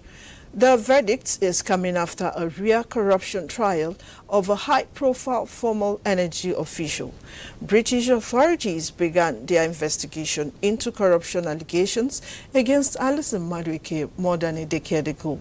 Alison Madueke, the first woman to be Nigeria's Minister for Petroleum Resources between 2010 and 2015 under the then President Goodluck Jonathan, stood trial charged with 5 counts of accepting bribes and a charge of conspiracy to commit bribery. Prosecutors alleged Alison Madueke, 65, was given a life of luxury in London from oil and gas industry figures seeking lucrative contracts in Nigeria, which allegedly has long grappled with mismanagement and corruption. But the former minister, who also briefly served as president of the Organization of the Petroleum Exporting Countries and had long faced allegations of corruption, said she never took any bribes and had no real influence over the awarding of contracts. Her lawyers argued the spending cited by the prosecution was reimbursed by the Nigerian state for official business or Alison Madueke, and she gave evidence that she was thought of as Madam Due Process. Following the trial at London Southwark Crown Court that began in January, Alison Madueke was acquitted after more than 46 hours of jury deliberation. Alison Madueke's lawyer said in a statement that she was grateful to the jury, having unnecessarily endured the ordeal of being separated from her family over 11 years. With this verdict, Diezani Alison Madueke is finally allowed to resume her private and public life with her reputation restored and enhanced. In a swift reaction, the defendant in the matter, Diezani Alison Madueke, has expressed happiness that the verdict has cleared her name and the ordeal in the last 11 years has come to an end. G7 leaders on Wednesday held the U.S.-Iran deal to end Middle East war as a historic opportunity and hosted AI bosses for an unusual meeting to discuss greater protection for children online. Framapanyi has more. The three-day meeting of the leaders of Britain, Canada, France, Germany, Italy, Japan and the United States focused intensely on US President Donald Trump's deal to end the war with Iran and efforts to pressure Russia into brokering peace with Ukraine. France, whose President Emmanuel Macron is chairing G7, published a communique overnight that said all the leaders had agreed on key geopolitical issues. Trump's memorandum of understanding with Iran, to be signed in Switzerland on Friday, provides a historic opportunity to prevent Iran from acquiring any nuclear weapon and tackling the threats related to its regional and ballistic activities. At the launch on Wednesday, the digital sphere took center stage, with some European G7 members pushing for more security to protect minors in a fast-changing world, moves that have irked the United States. Sam Altman, head of artificial intelligence giant OpenAI, Anthropic chief Dario Amodei, the founder of Google's AI lab DeepMind Dempsey Hassabis, and Otto Mensch of their European rival Mistral AI were all attending. British Prime Minister Keir Starmer announced that children under 16 will be banned from using social media in the country, with France also eyeing a similar measure. Meanwhile, Trump has been center of attention throughout his stay at the summit in Lakeside Resort of Evian. French officials will be satisfied that the mercurial U.S. president has stayed for the entire event and signed on the G7 communique, in contrast to the previous gathering in Canada where he left early. Frama Pani, NTA News. Canada's Prime Minister Mark Carney says U.S.-Iran deal to end the Middle East war could be a game-changer in the region and beyond. And NATO Chief Mark Rutte says U.S. not cutting away from allies. Details again with Frama Pani. Prime Minister Mark Carney, while commenting on the third day of the G7 leaders meeting in the French town of Evian, says the U.S.-Iran deal is a welcome idea. He noted U.S. change in tone with respect to Ukraine as Kyiv seeks to end more than 4 years of the conflict following Russia's invasion. The leaders of Canada, France, Germany, Italy, Japan, Britain and the United States also held a very detailed discussion about Lebanon. He added, "It creates a possibility of game changer, and I referenced the discussions we had on Ukraine, on Lebanon, and the change in tone with respect to Ukraine, the change in orientation, a more realistic, in our view, expectation of where this war was going to go, and the position against Russia, the tightening of sanctions against Russia, the ability to provide additional defensive support for Ukraine." Meanwhile, NATO Chief Mark Rutte says the United States is not stepping back from Europe by announcing cuts to the forces it makes available to the alliance. Washington has told its allies it is reducing the asset it puts to disposal of NATO's commanders, as it expects European countries to take primary responsibility for their own conventional defense. And here I want to highlight what is truly a sign of success in how NATO is evolving. You will likely have seen news of the US adjusting its contributions to the NATO force model.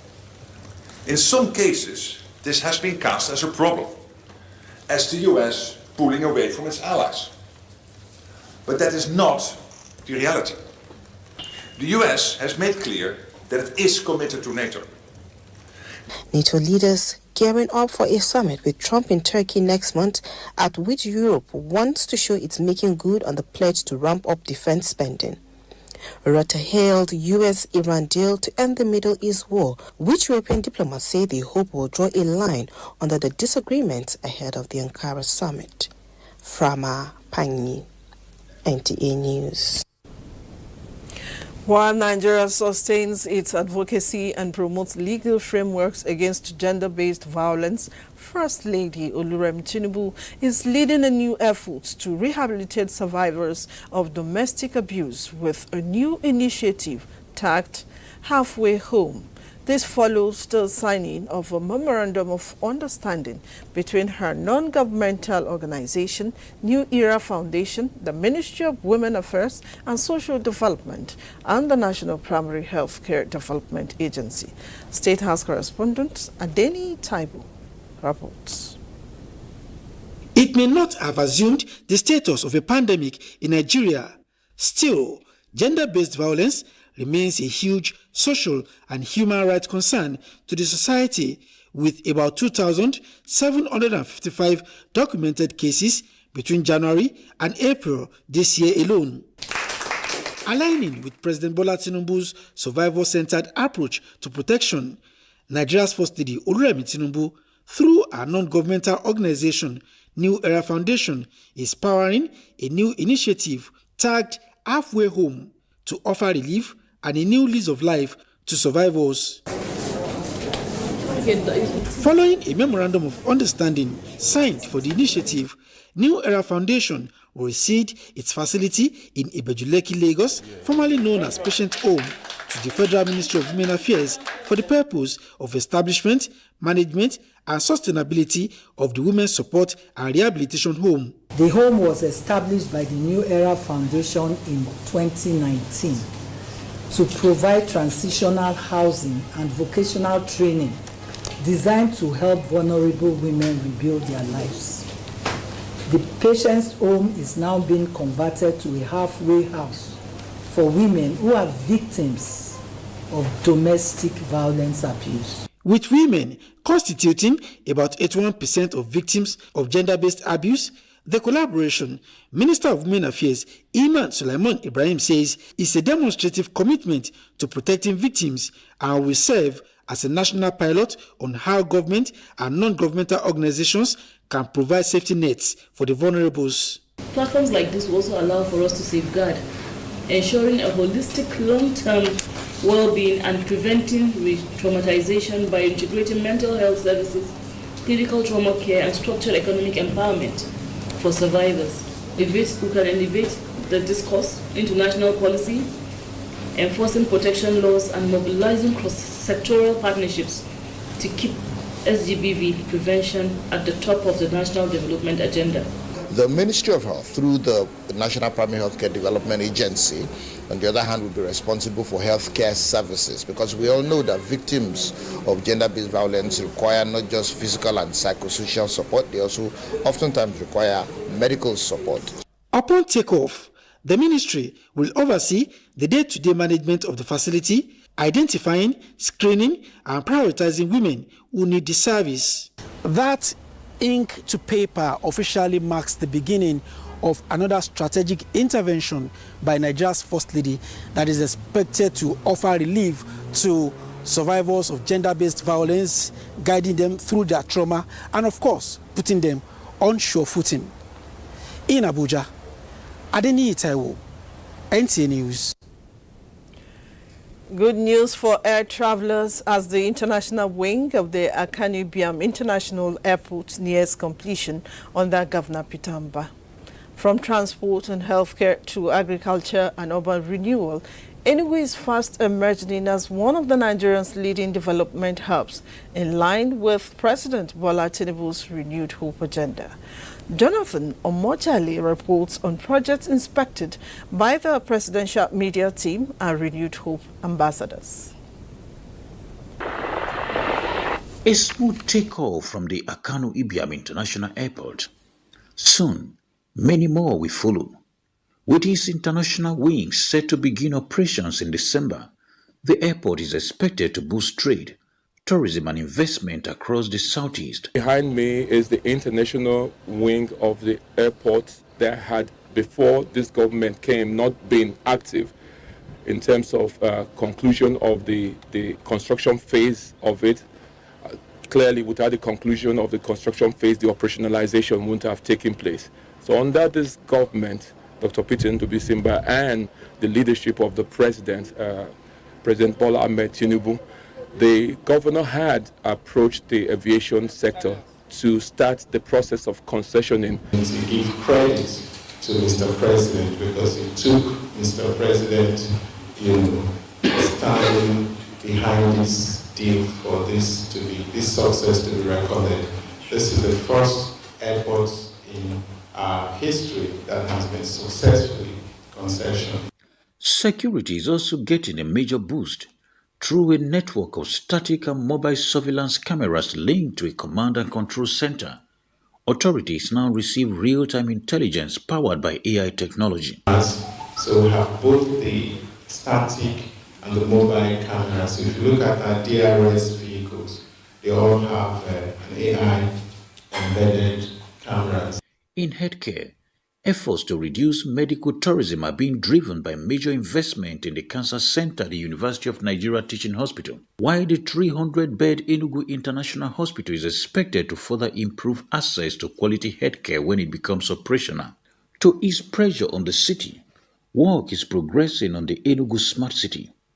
Sitting on 10,000 hectares, the project is designed to become a new hub for investment and economic growth. So what we're seeing in Enugu today and at the scale these things are happening is only possible because we now have more funds coming from the federation account. There are quite a lot of support from the center to the sub-national. The transformation extends to education, with 267 smart green schools built across the state to provide modern learning and equip children with skills for the future. Agriculture is not left out. Investments in mechanized farming, 260 farm estates and rural roads are opening up new opportunities for farmers and strengthening the state's economy. For Enugu State, the future is no longer a promise. It is already taking shape. Jonathan Omajali, NTA News. We'll take another break now. Stay with us. Back, Sokoto State Government has launched 2 key development projects aimed at improving rural livelihoods and enhancing the welfare of vulnerable communities. The initiatives include the commencement of a 23-kilometer road project linking the agrarian communities of Dabawa and Mekujera, as well as the foundation laying ceremony for 100 housing unit for internally displaced persons in Rabat local government area. Abdullahi Umar Ilalu reports.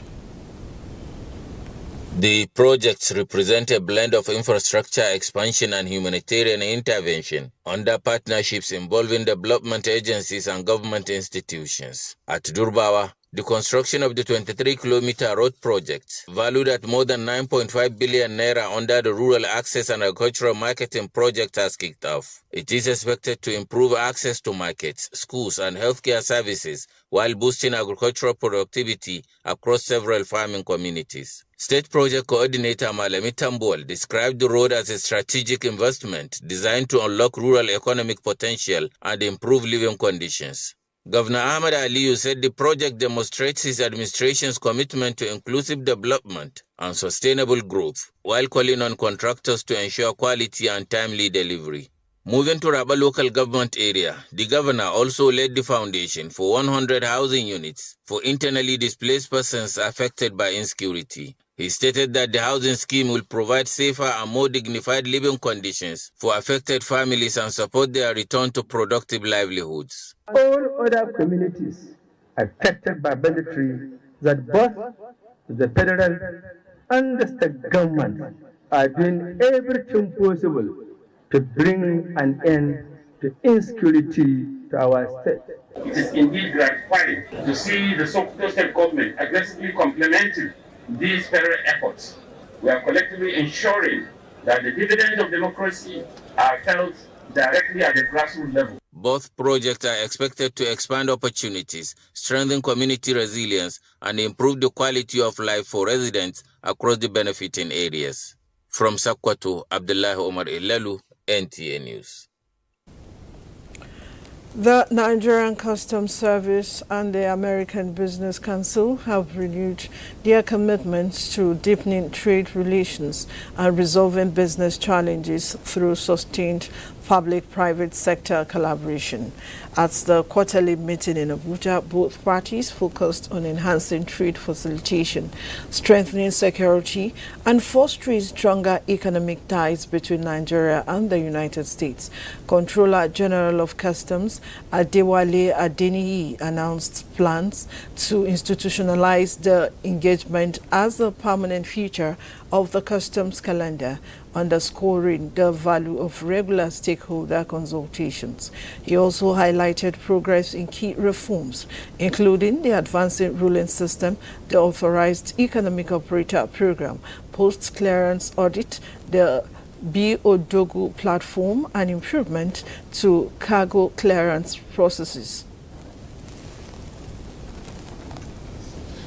The various, military security issues that is confronting us. I believe that if we get it right on the economic front, we will surely be on the right path to getting it right in the partnership that we're trying to strike in the security and defense sector.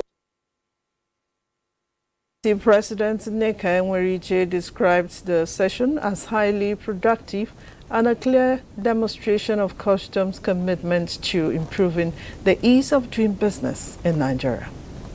Well, engagements that we are having, the only other organization we're having this with is with the CBN governor in a very structured way. And thank you again, CGC, for having us have this quarterly meetings.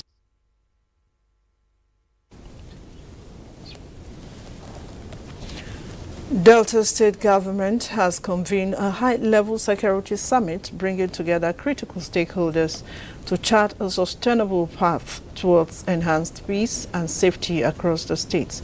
Participants at the summit mapped out actionable strategies to strengthen peace, safety and security across the states. Susan Esu has more. A proactive move to address evolving security challenges, the Delta State government is engaging key actors in the security architecture to strengthen collaboration and intelligence sharing. The summit provides a platform for robust dialogue among security agencies, community-based groups, and the media, all aimed at developing inclusive strategies to curb crime and enhance public safety. Governor Sheriff Oboroweri, while calling for stronger synergy between critical stakeholders, condemned the act of terrorism recorded in other parts of the country. While we cannot divulge our security strategies to the public, our government has continued to invest.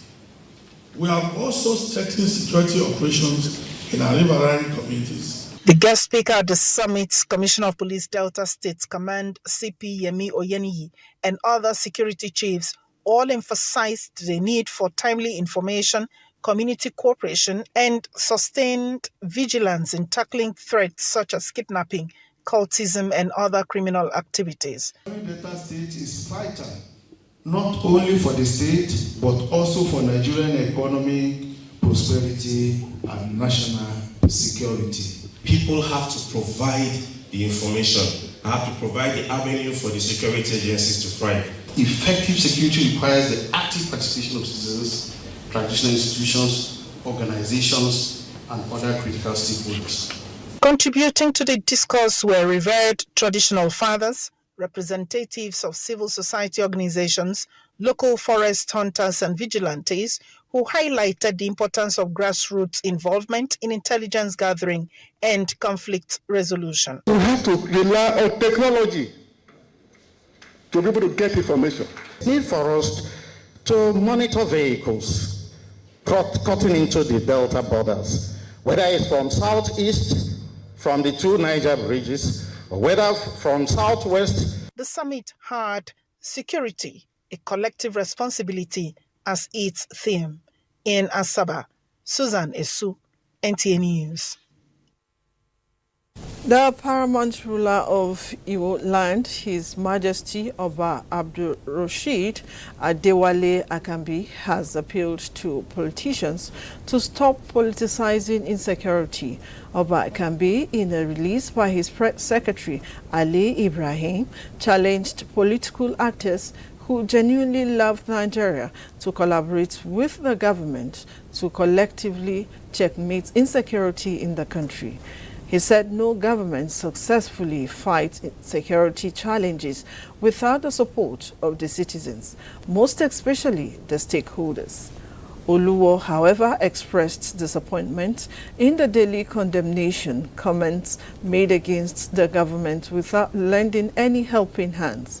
Iwoland paramount ruler stated that Nigeria insecurity has no political, ethnic and religious coloration and called on political leaders to embrace dialogue, suggest and discuss ideas with a view to overcoming the country's security challenges, saying national security and national cohesion should be prioritized beyond political attachment.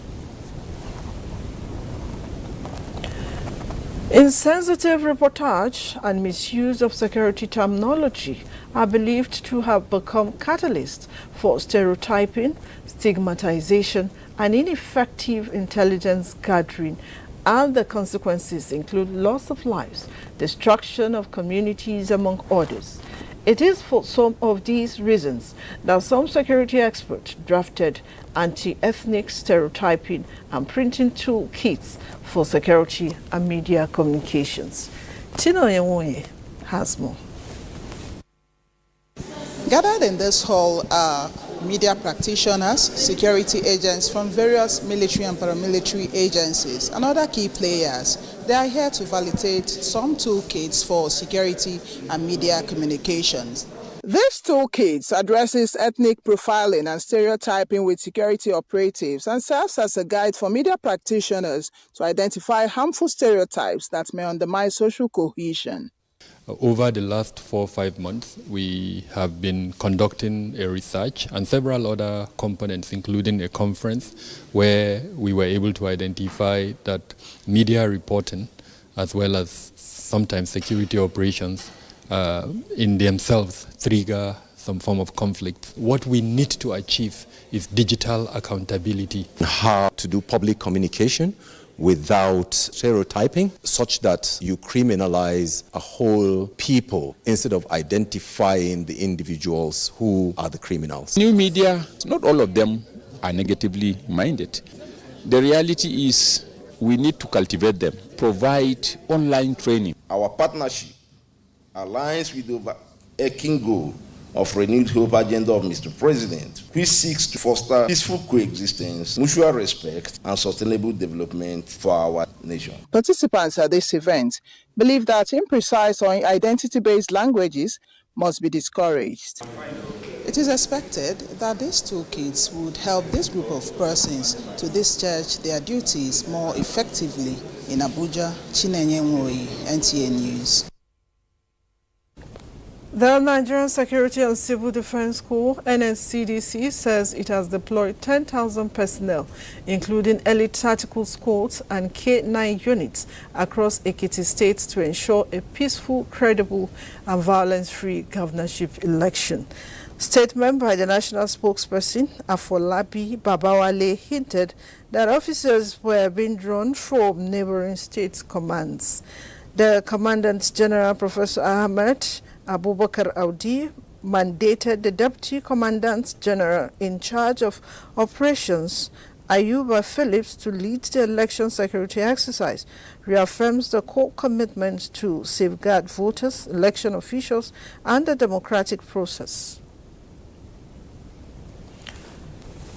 The All Progressives Congress National Chairman, Professor Tawe Yelwada, and the Director General of the Renewed Hope Ambassadors, who is also the Governor of Imo State, Hope Uzodinma, have called for unity among the APC members in diaspora to support President Bola Ahmed Tinubu's administrations and the Renewed Hope agenda.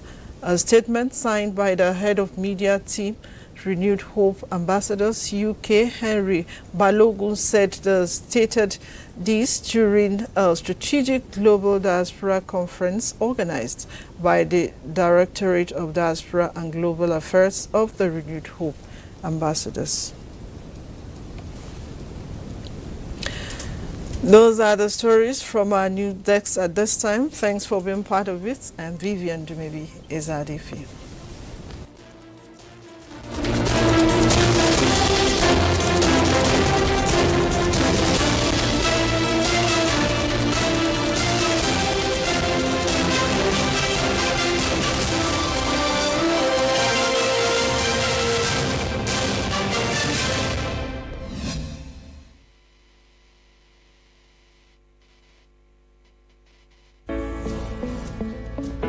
From dusk to dawn, 24 hours a day, NTA International is with you. In your living room, office, and everywhere, anywhere. We provide the company you desire in terms of balanced and up-to-date news, programs, and the best of entertainment.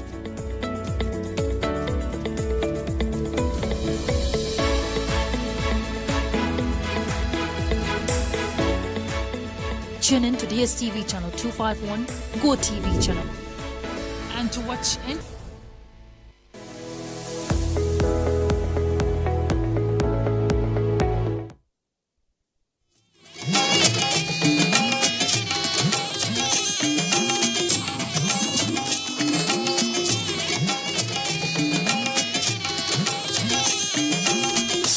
This is the network service of the NTA.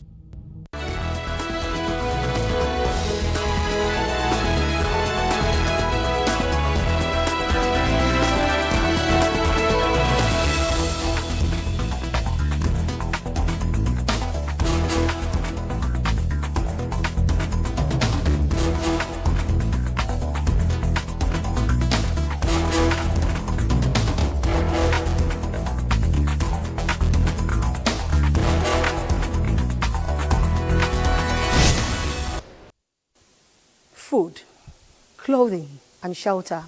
These are three basic needs of life. While there's no measuring tool to say which is the most important, the role of shelter is defined for both social, economic, and psychological balance of individuals. The UN describes shelter as key for the protection of human dignity, reducing vulnerability, and could provide livelihood opportunities. While some build their shelter, others rent. Now, considering all the good reasons that back shelter as a fundamental human need, it is pertinent to investigate how affordable it is to rent decent shelter in Nigeria today. That is the crux of our discourse on this edition of Dateline 360. Thanks for joining me. I am Omotola Omojola.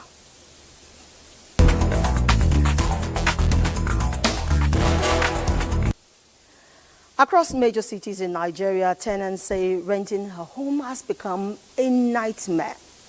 Experience by many show that house rent rises faster than salaries and far beyond regulation.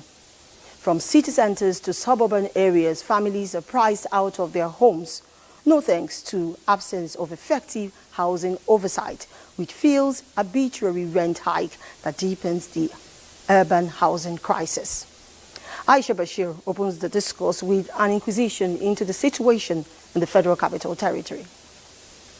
Shelter in Abuja has transitioned from a fundamental human need to a critical socio-economic determinant of survival, as skyrocketing rental costs, often rising by 81% to 105% in early 2026, severely threatening the livelihood of residents. This situation, sector experts affirm, threatens residents' livelihoods. This surge in rent, coupled with Nigeria's massive housing deficit, has forced many into overcrowded, substandard housing in the slums and shanties of the metropolis.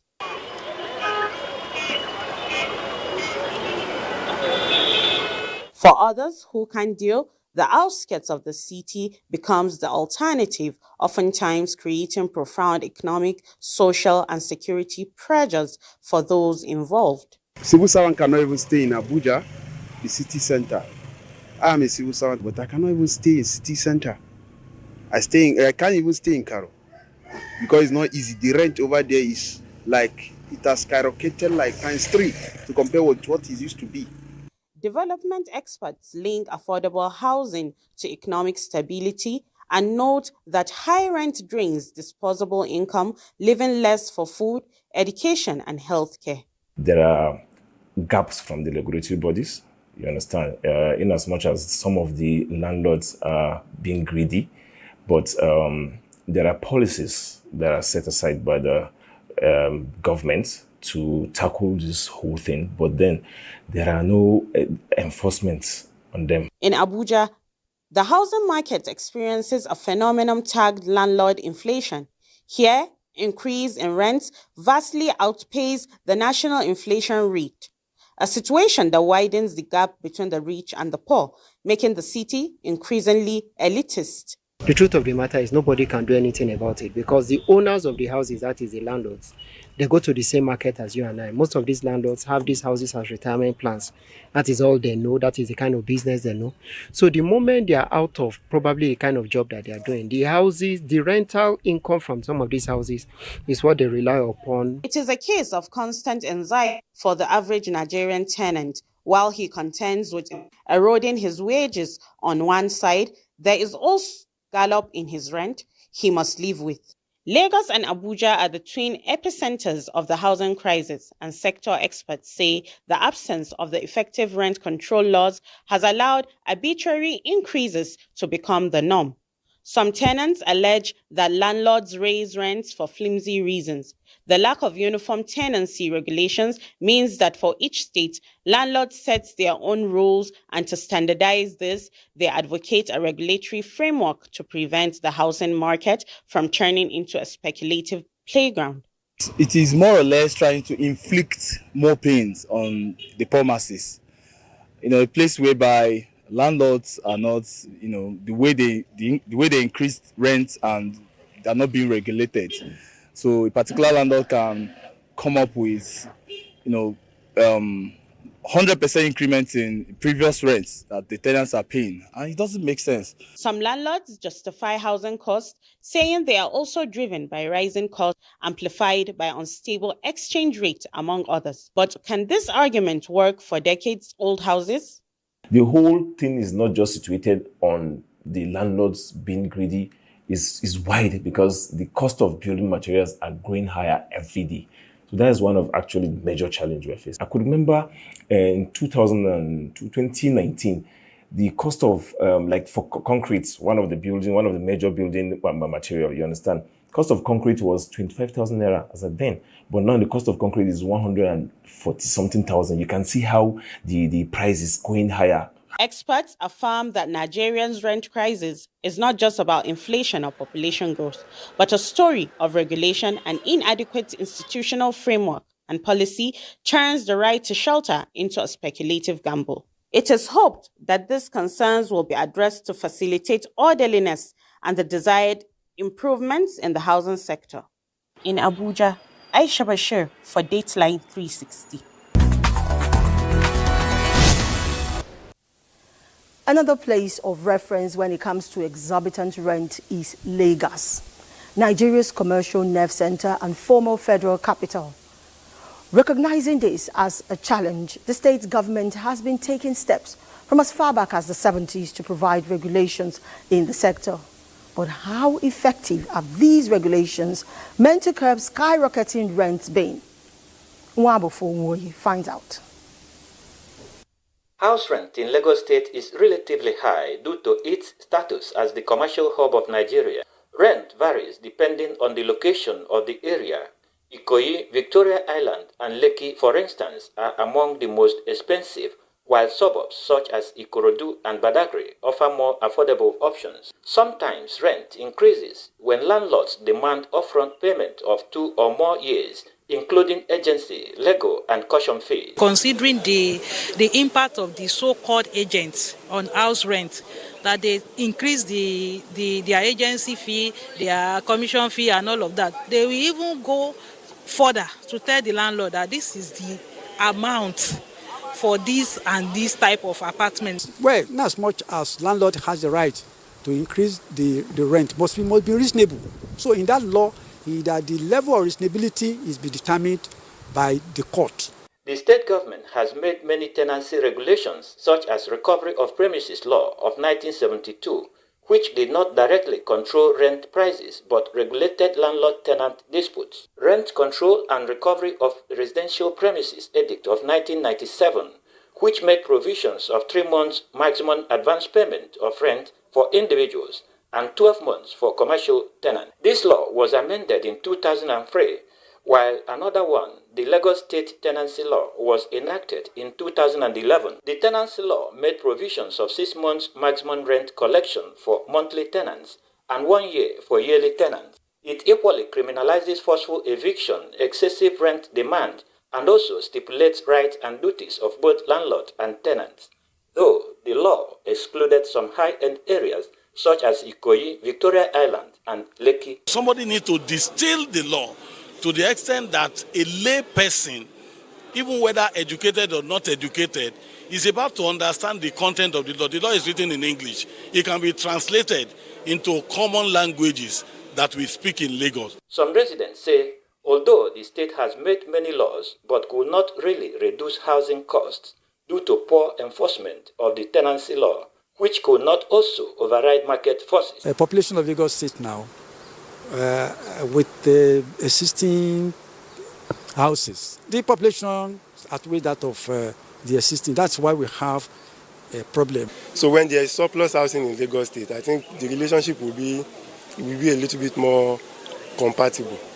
So landlords won't have to dictate for the tenants. The Lagos State Tenancy Law 2011 is enforced by Lagos State Real Estate Authority, the Ministry of Housing, and the courts. House rent in Lagos State can be reduced by building more affordable housing, improving infrastructure in low-crowded areas, and regulating rent and agent fees.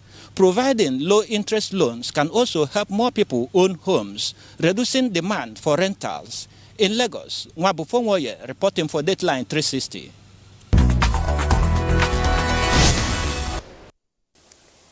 You know, there was once a time when the cost of house rent was reasonable because a lot of families practice joint living where they share spaces and responsibilities until the demands of modernization and urbanization forced many out of communal living into private spaces.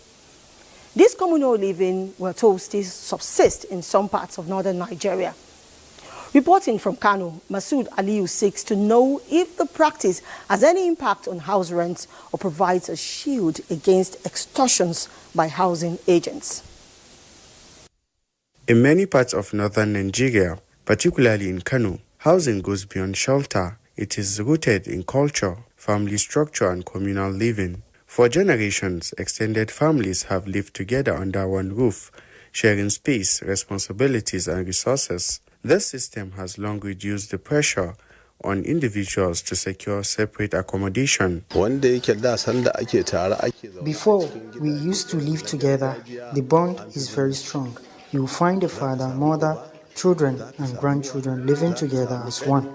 But at that time, the population was not as large as this. This practice remains common in older neighborhoods, where large family compounds accommodate multiple households. But as urbanization increases and lifestyles evolve, the system is gradually changing. I leave my family house to reside in a rent apartment because I value my privacy. I don't want the situation whereby my brothers or sisters and even sometimes parents to interfere with how I run my house. So I value my privacy and I go for rent outside the family house. But the situation now is a bit complicated because of the economic crunch. The landlord does not seek for tenants' advice before increasing rent. We just see a notice to that effect. Kano's communal living eases housing pressure, but urban migration demand increases independent accommodation. Landlords, on their part, say rising cost of building materials and maintenance also affects rent, making it difficult to keep prices low while managing their properties. Sometimes it's the fault of the sellers. A buyer will bargain at a reasonable price, but the seller will not sell, hoping to extract premium price from the buyer. Despite these challenges, the Kano State government continues to work toward improving housing access, promoting fair rental practices, and supporting initiatives aimed at increasing affordable housing supply across the state. In Kano, Masood Aliyu, reporting for Dateline 360.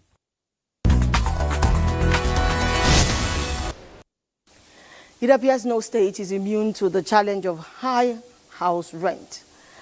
Let us now examine the legalities in house rentage and the practices in the process.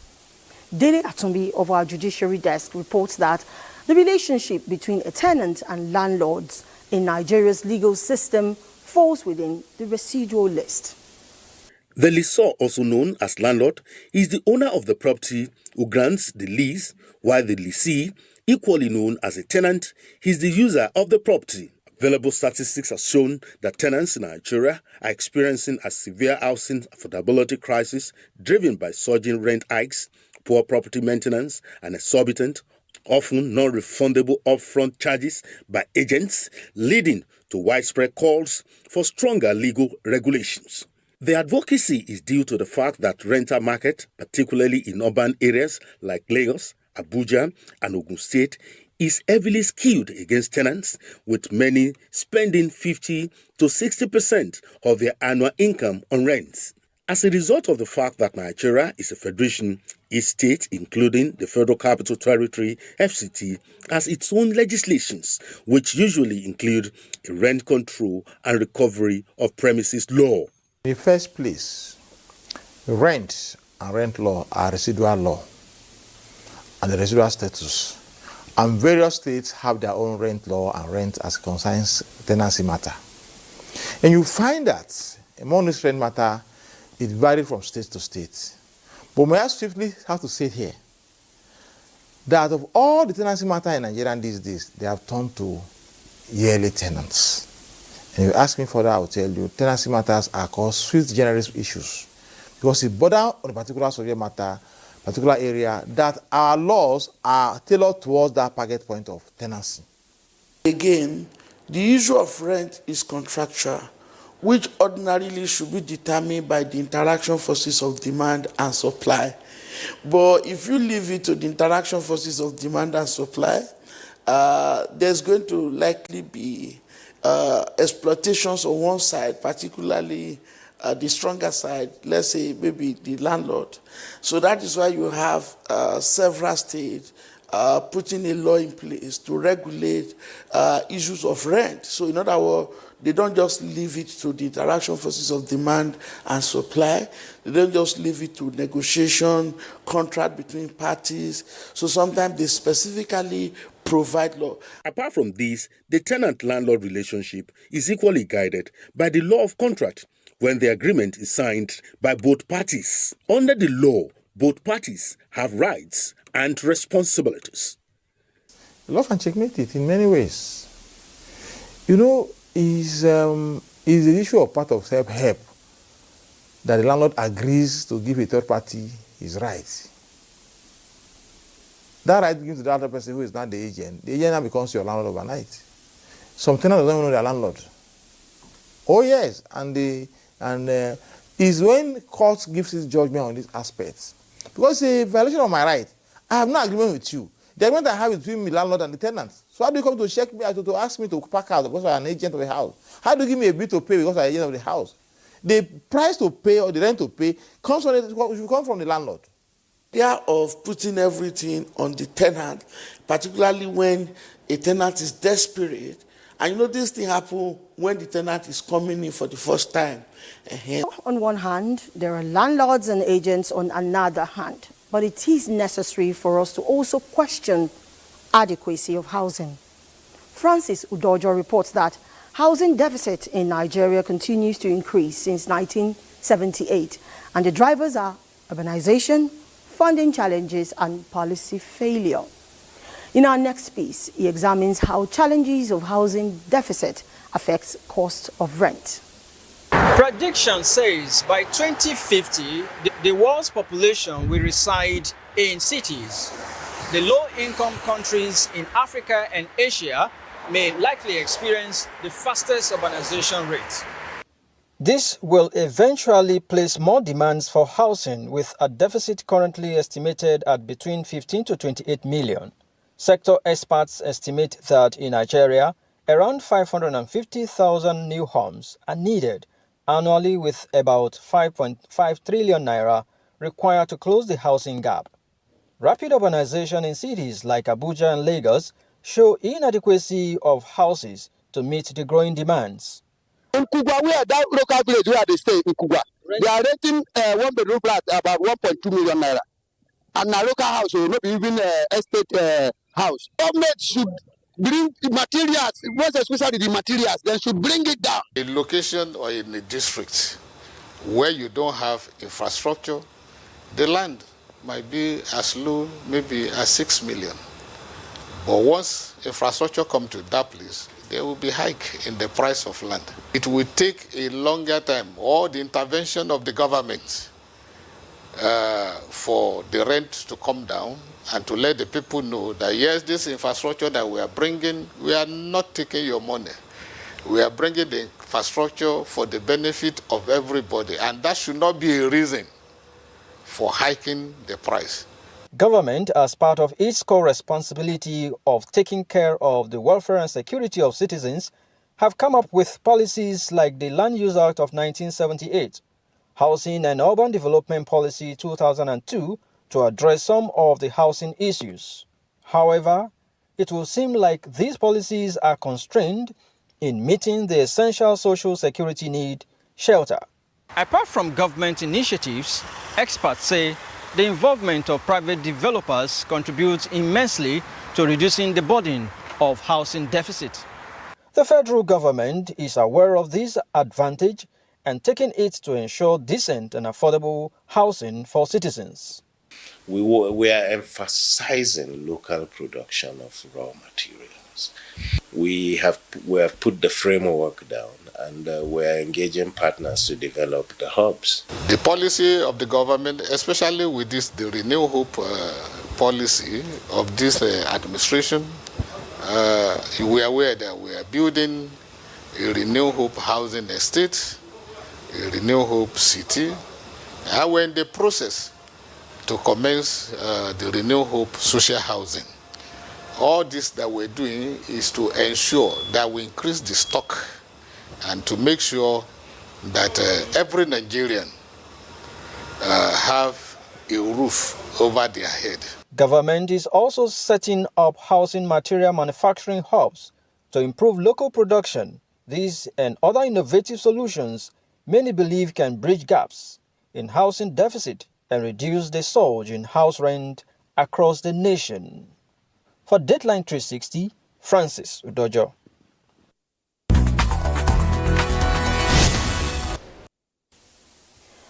Good exposition there by Francis. Next, Maria Ado-Zakari takes us through how the rising cost of house rent affects us in real terms and how it affects the economy. Rising rents is affecting families, communities, small business owners, and salary earners. People are forced to move, communities are disrupted, and inequality is inevitably growing. Rent prices are often influenced by factors such as road conditions, access to power and water, and proximity to city centers. Data from the National Bureau of Statistics shows that housing and utilities accounted for 1.27 percentage points of Nigeria's total inflation in February 2026. While monthly increases may seem small, these costs remain a major contributor to overall inflation, adding pressures to everyday living. If you look at the FCT, most workers in the city don't live in the city center. We live in the outskirts of the town, and it is really difficult for workers to come to work. Even in the outskirts, it is also difficult for the workers to get accommodation at a rate within their reach. Our former government are pleased to bring the house rent down. The block now is 450. To rise unchecked, the pressure will only grow. Finding solutions is of utmost importance. This will address productivity across the country and economic development. Maria Ado-Zakari, reporting for Dateline 360.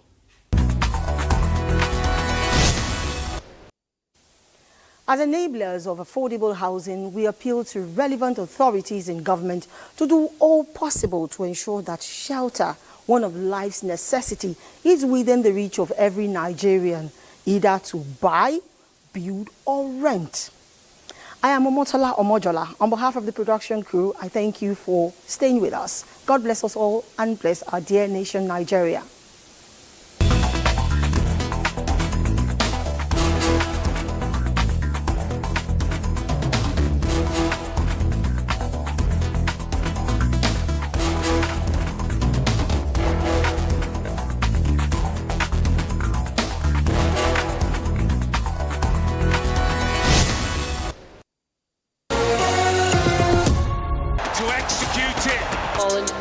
get it under his control.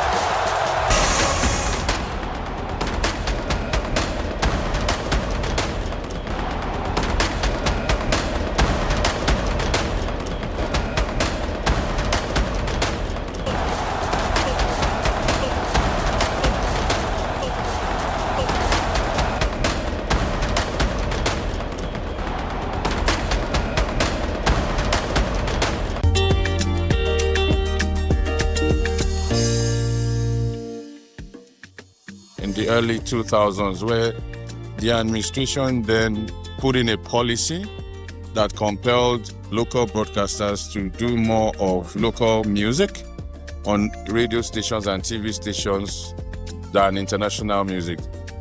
Prior to then, at different outlets, individuals were mostly listening to international content.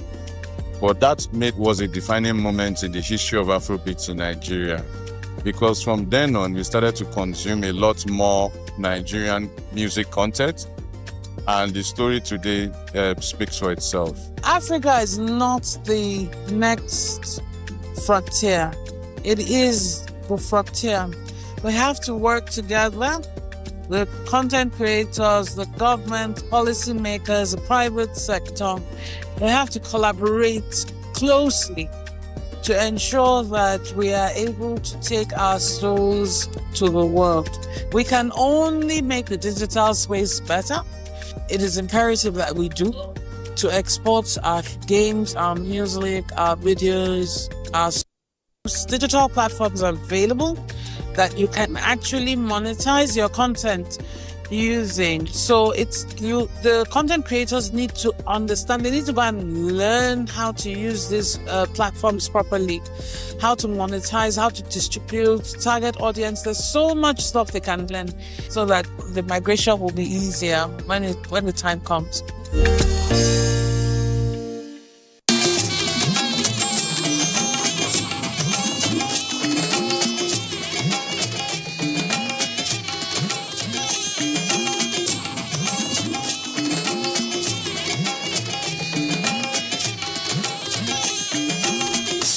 This is the network service of the NTA.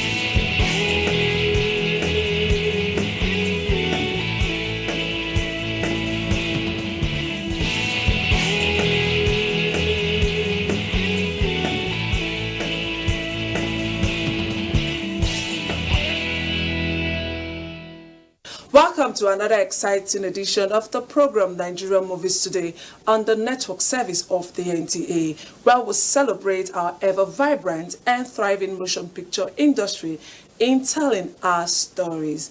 I am Ifeoma Dimba, and the program starts now with the movie of the week.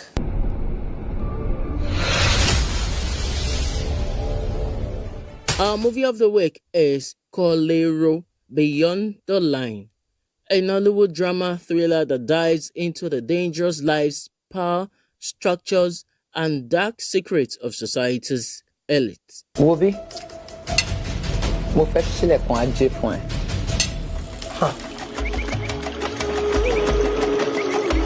Directed by Akorede Babatunde Kazeem and produced by Mike Adeyemi, the movie features a massive ensemble cast of Bimbo Akitola, Tinamba, Bolanle Ninolowo, Olumide Owuru, Jide Kosoko, Lolade Okusoya, Ayo Adesoya, Jumoke Odetola, Peju Ogunmola, and Tayo Faniran.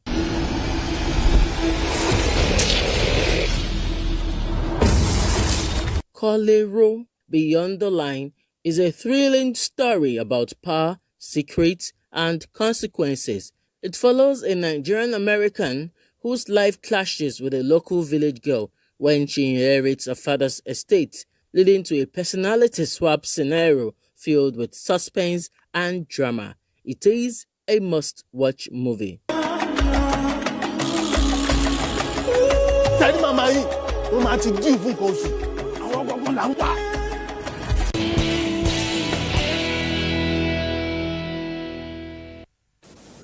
On our exclusive guest segment, we have an actor who have honed his skills in the motion picture industry over the years and has carved a niche for himself in the industry. Our exclusive guest this week is Wale Ojo, born 6th June 1984 to a police officer at Barbich Police Barracks in Lagos and hails from Oyo State, Nigeria. Wale Ojo is a talented Nollywood actor, TV personality, movie director, brand influencer, car dealer, and a model.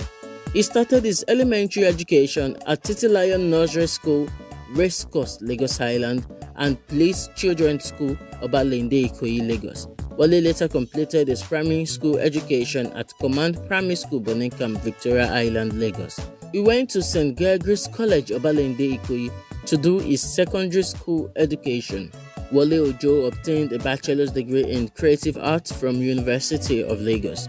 He started acting at the tender age of 9, and at 11, Wale Ojo performed on stage during Children's Day celebration at the Nigerian Institute of International Affairs sponsored by UNICEF.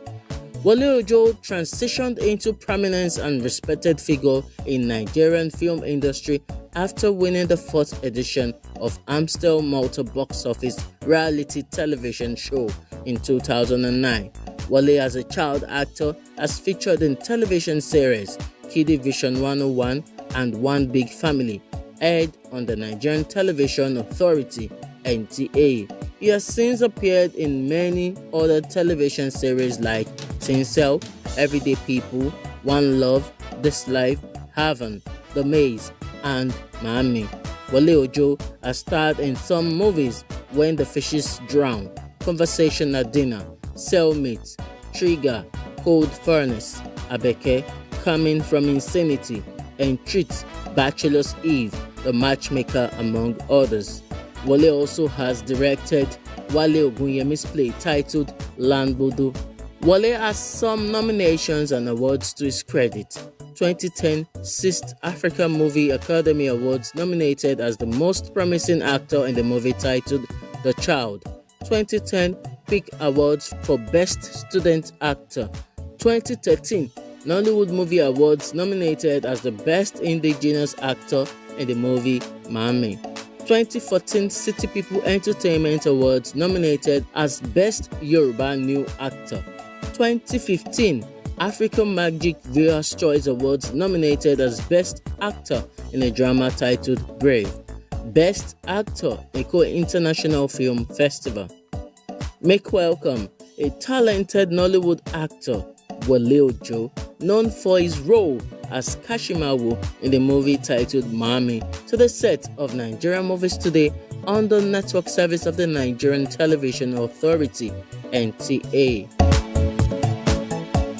On our exclusive guest segment of the program, we have a very popular actor. When I say popular actor, whose talent and versatility has earned him roles in various productions, including films, TV series, stage plays. He has featured in several Nollywood movies, including The Child, Miami, Coming from Insanity, Brave, Cellmate, Inside Life, too numerous to count. Make welcome Wale Ojo. Drums rolling.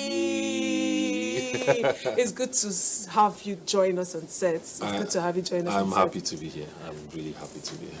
Thank you for having me. It's homecoming, no? Actually, yes, it is. To think that professionally, I don't know if a lot of people know this. Professionally, my journey started from NTA. Please give NTA. Give NTA flowers. Please do. The first TV program I ever featured in, I was 9 years old at the time, and it's called Kiddie Vision 101. It's a program on NTA Network. Used to air Mondays, 6 p.m. Yes, I remember that. So yeah, this is homecoming, and it feels good to be here taking in, the atmosphere, the studio back in and everything. I'm just having flashes, yeah. Really having flashes. So let's talk about some of your productions. Which one of them will you actually say, brought you out? Ooh, that is a very technical question because considering the fact that I've been in, the art of making, film for ages, as it is with, an acting career and filmmaking, you have the highs and the lows. You have the period where, there's a spark around you, and then there's a part where, you're dealing with personal stuff or you have other goals to face. So there's been a lot of, there have been different moments of sparks. The first one, like I said, would be, the very beginning of the journey. I grew up on Amadu Bello Way, Babich Police Barracks, just around the corner. And so NTA was the go-to to start off that career. So I would say that was the first spark. Then after doing that for, I think, a period of 6 years, I also, in the 4th or 5th year, I was also doing another program with NTA called One Big Family. It was created by Charles Novia. The late Sadiq Daba was the director. Jabad, who played my father, was a very dear project to my heart. So those projects kind of like, formulated my foundational years in the arts. And after that phase, there was another phase. I got involved with Everyday People. That's you, that's me. Exactly. Tajuddin I still remember the sing tune. And then there was another phase of Super Story. Yes. And then there was another phase where I did a reality TV show and won, which was the Amstel Motor Box Office. So I think I've had, several points in career where I had like a spark, come out again. And yeah, I've been doing this for quite a minute. So, yeah. So looking back, would you say you're fulfilled? As human beings with insatiable wants, are we ever fulfilled? In respect to your crafts, I mean. In respect to my craft, I don't know. I don't want to sound ungrateful. I am very, very grateful, to God, the universe, and considering how far I have come. But I think, like every other ambitious person, I want more. I want to. Several kind of projects that I would like to do that I haven't done yet. There are several kind of platforms I would like to, exhibit my talent on that I haven't yet. So I just think there is more to be done, regardless of how much has already been done. There's more to be done. There's more to achieve. Yeah. Okay, don't you think Nollywood? Okay, let me put it this right way so that I don't put words into your mouth. I'm very careful with that. Already you've accused us that. Let me just put it this way. All right. Do you think Nollywood is giving actors the right platform to shine? I'm trying to be careful. I don't want to put words into your mouth. I don't know. I think that question is, forgive me to say, it's not phrased right. Okay. Nollywood is not necessarily going to give you a platform. Or let me take that back. We as the personnel, we are Nollywood. Yes. Right? Nollywood is not just some, mystic thing hanging somewhere. We make up Nollywood. So whatever we are seeing out there is a reflection of our own doing. Right? And it's also a reflection of the society and economic state we find ourselves in, which of course is Nigeria. So when people talk about Nollywood, I think somehow they seem to forget that Nollywood is a product of Nigeria. And with that said, we all know the shortcomings, that comes with it. So yeah. So with regards to platform, I think we're doing our best. Can we be better? Absolutely. But considering the strains around the country and the industry as a whole, I think we're doing fine. But we can do better. So which area do you think we can do better? Because I know you've been in the industry, you have a lot of experience working in different productions. So I think you should be able to pinpoint 1 or 2 areas you feel we can do better. We can do better in every area. We can do better everywhere. But before I talk about doing better, I like to give credit for how far we've come. You know, going far back as you know, the celluloid filmmaking with the Gundes and then the home videos, you know, and how commercialized our Eastern brothers those days made it, and what we have now, and you know, the I return just of remember cinema. we used to rewind the cassette. Yes, exactly. rewind. You know, from rewinding, we now went to VCD. Yes. From VCD, we went to DVD. From DVD. Yes, and we're here. We're here. So we have to give credit where credit is due. Yes. Again, with the shortcomings and not getting the kind of support we're supposed to get from our government. Yes, at some point, you know, they chipped in, but we have not gotten that, you know, support that we say, okay, you know what, the government is heavily involved in.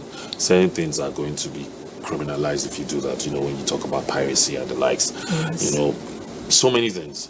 But credit where it's due, we've come a long way. But now things that can be improved a lot.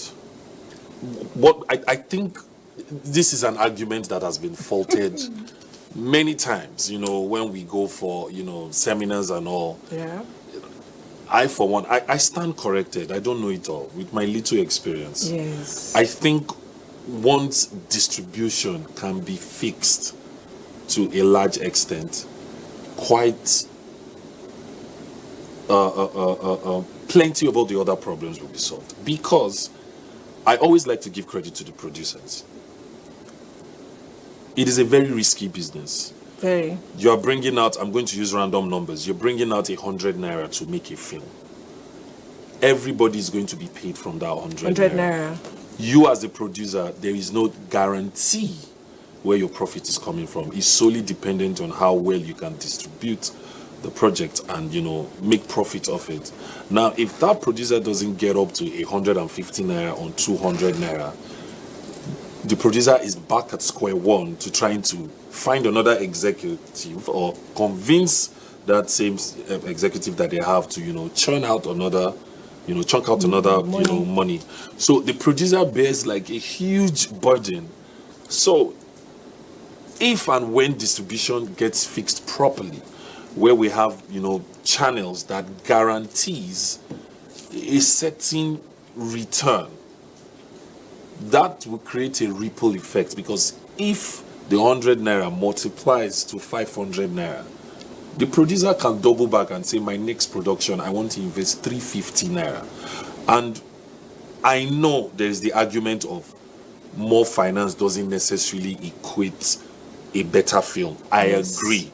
But with that said, more finance is an advantage. You cannot compare the budget of Lord of the Rings with the budget of, you understand? So I'm just saying. So yes, we need to talk about what we put, the product we're putting, you know, to give out. Yes, we need to improve on a lot, which I think if we look at the creative aspect and, you know, production and all with the little we have, there's been a lot of improvement. I mean, if you look at the works coming from the likes of Jade, Kemi Adetiba, Neya Kimolayon, Uzodima Akpeche, Kunle Afolayan, the list is endless, Toyin, Funke. You cannot deny the improvement. You can see the improvement, right?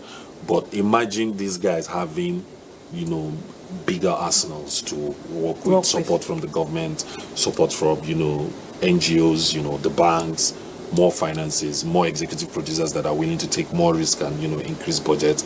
But now these things that I've outlined, these people will only take that risk if they know that there is a viable distribution chain to put out this work for them to make their money back. So yeah, I think one of the key factors we have to fix is distribution, and distribution tackles every other thing. Yes. Yeah. Every other thing in terms of production. Yeah. When you were talking about distribution, so I just remembered I had a conversation with one of with the president of Association of Movie Producers, and I told her that there was a conversation that trended on social media about actors getting royalty I don't know if you heard the conversation. Yeah, it's a conversation that has been had over and over again now. Yes, getting royalty. So, and why another producer countered it and said, if actors are getting royalty, then they should also be at the loss. See, you see the issue of royalty. Now, for me, royalty is a very sensitive topic. And Definitely. Let me explain. How do you ask, again, I'm going to use the 100 naira analysis, yeah? How do you ask a producer who has spent 100 naira, and let's say the producer makes profit and the profit is 15 naira, how do you expect the producer to pay your royalty from 15 naira? From 15 naira. So when actors ask for royalty, we have to be careful. There has to be a benchmark. You can't just come out and say you want royalty just because. Okay, what if the producer suffers a loss? That's what one of the producers Do you understand? asked So that question. Who bears the loss? issue of royalty is very technical. I believe in royalty. I believe everybody should get royalty, not just the actors. There are several departments in filmmaking involved that their contribution to the success of the film is very significant, right? I believe everybody deserves royalty. But at what point do we begin to demand royalty? So, am I in support of royalty? Yes. But should there be, what would I call it now? Mediums or standards or, things set, benchmark, I think that's the word, before we begin to demand royalties. Say, for instance, with the 100 naira, if a producer spends 100 naira making a film, does the producer have to get to a profit of 500 naira before you can start saying you need royalty? You need royalty. Things like that. I spent 100 million naira shooting a film. For me to raise that 100 million, it took me about a year. I did this, I went for that meeting, I did that, blah, blah, blah, blah. From script to, screening, probably took the producer 18 months. Filming, editing, getting the distributor to take the film and, put it out there. And then the movie does super well, and from 100 million, maybe the gross is 800 million. Now that 800 million, the distributors are going to take their percentage. Definitely. The government are going to come for their taxes. Yes. Right? So how much is left?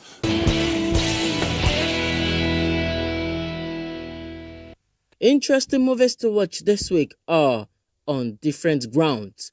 Here comes the bride, my beautiful bride. What is this plan you have? I want to get my parents back together. Have you been drinking? It's my best shot. This is the best way for me to get my dad to believe in love again. Your sister's getting married. And we're invited. I sketched the design of this place when it was wishful thinking that we own a place like this. You're going to separate a mother and her two daughters just to feed your ego? You are making your own choice. Did you not miss your way? That's the Atlantic Ocean, guys. The River Niger is nowhere around here. Is this how you greet elders and titled men in your house? You and Audrey are the only ones on my list. I'm the mother of the bride, for Christ's sake. You lost that privilege the day you left us. Get a hold of your oversized ego. Enjoy the royal treatment this week. And Edges and Exes. I didn't ruin anything. You didn't ruin anything. I just wanted to clarify. Clarify what? Look, you've got exactly 24 hours to turn this around. You know what, Amma? I actually blame myself for agreeing to do that stupid nonsense with them. So, Mr. Daniel, this is Kenny Adeoti, our Creative Development Manager. I'm so sorry. Daniel, Mr. Daniel, please, I'm really sorry. Not everyone is worth introducing. I don't give a bloody hell what's happened to you. Whenever we have an agreement to be somewhere, you have to be there. And that's why I'm doing all these things for you. That is crazy. Done. Lunch. And I hope you're not getting invested because of, come on, bro. It's business. because anything more than that will not sit well with me. That's kind of the idea. You push your volume now, and you earn your breathing space later. It's clear to me that you guys are not ready for this. Responsibilities comes consequences, Kenny. You're fired. Thank you very much, Amma, for trying to make me as jobless as you are once again.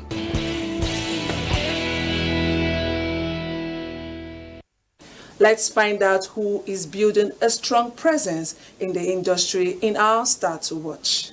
Our Star to Watch this week is the compelling and gifted Nigerian actress with remarkable emotional depth, Onyinye Odokoro.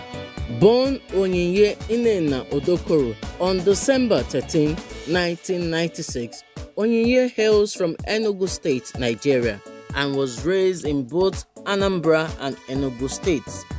From an early age, she showed strong passion for performance, participating actively in school plays and church drama productions.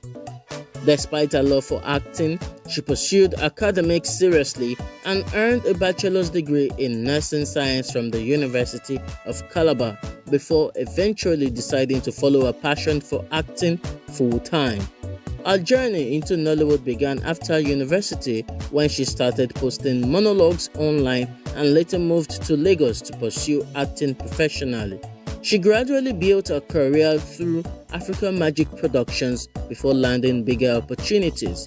Onyinye gained wider recognition for her performances in production such as Domitilla, The Reboot, Adire, Unwanted, Baby Farm, Phoenix Fury, and the Showmax drama series Princess on a Hill, where a portrayal of Zara Osara earned critical acclaim. Her emotionally rich performances and commitment to meaningful storytelling continue to position her as one of Nollywood's most exciting young actresses. With talent, resilience, and increasing industry recognition, Onyinye Odokoro is undoubtedly a talent to watch in today's Nollywood landscape. She is a compelling rising star to watch. I don't want to give my baby for adoption. Your hormones are all over the place. I want to leave. No, please, no, please, no. Please, no.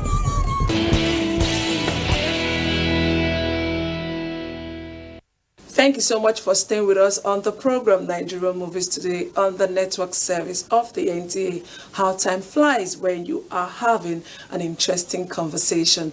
I am Ifomo Dimba. Do keep a date with us next week for another interesting episode. Bye-bye.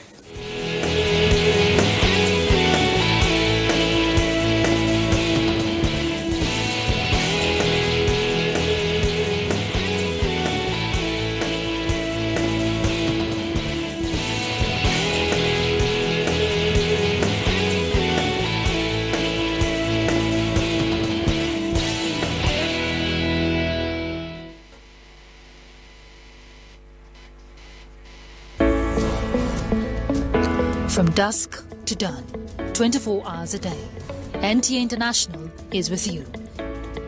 In your living room, office, and everywhere, anywhere.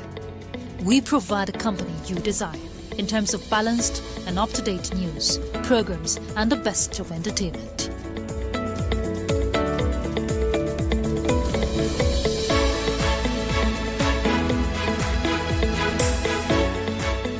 Tune in to DSTV channel 251, Go TV channel, and to watch NTA.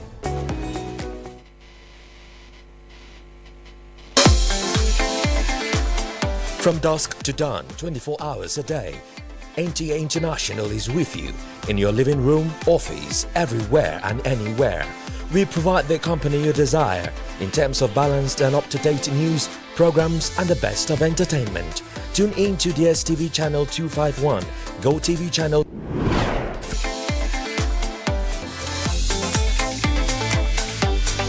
You can also see us on Facebook and YouTube for quality content on the go. NTA International, Africa's window to the world. Welcome to Eco Frontline on Africa's window to the world. The impact of climate change on the human health is worrisome and calls for urgent and collective action to mitigate it. Climate change is no longer a future warning or a distant threat. One of the most pressing environmental issues of our time is plastic pollution, be it in a visible form, microplastic or nanoplastic. What role do you see government policies or public awareness playing in the future of waste recycling in Nigeria and in Africa by extension? How exactly is rising temperature and extreme weather condition increase diseases in this climate?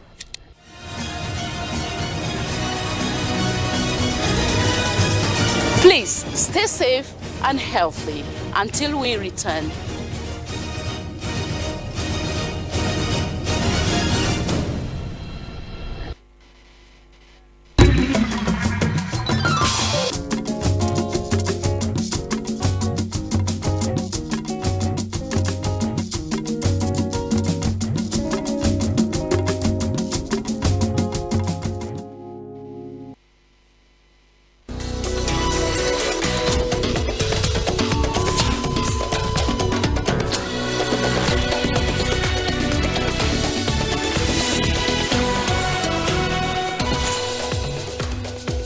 More details emerge about the US-Iran MOU as Trump threatens return to war if he doesn't like what he sees.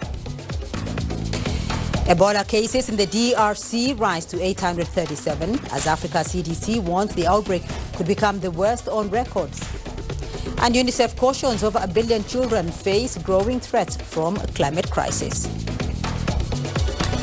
I'm Beatrice Marshall in Nairobi. Welcome to Africa Live. We'll bring you the details on those stories in just a moment. But first, here's Uche Okronko with the day's business headlines. Uche. Thank you, Beatrice. And here is a look at what's coming up on Africa Live Blitz.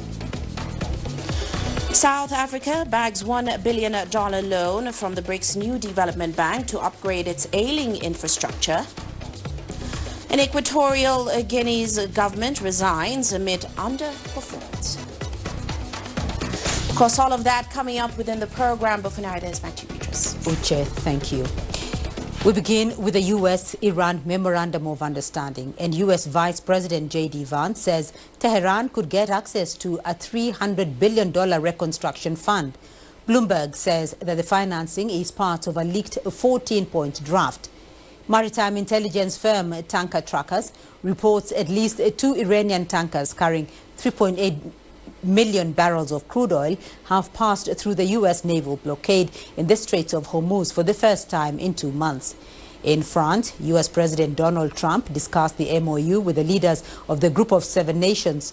Trump says the MOU to be signed on Friday is not final and warns of a return to dropping bombs if he doesn't like it. Meanwhile, Iran has accused Israel of violating the truce in Lebanon 84 times since it reached the agreement with the U.S. and warns of a harsh response if attacks continue. Iranian Foreign Minister Sayed Abbas Araghchi stressed that any deal must include Israel's withdrawal from Lebanon. The end of the war in Lebanon is an inseparable part of complete end of the war. And the end of the war also includes the end of the occupation. Without the withdrawal of Israeli forces from the territories they occupied during this war, the war has not fully come to an end.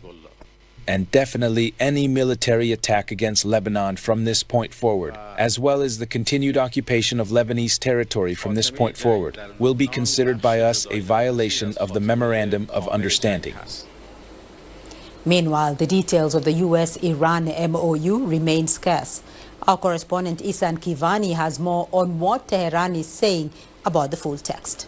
Tasnim news agency close to the Islamic Revolution Guards Corps has quoted a source. Words have been left out entirely.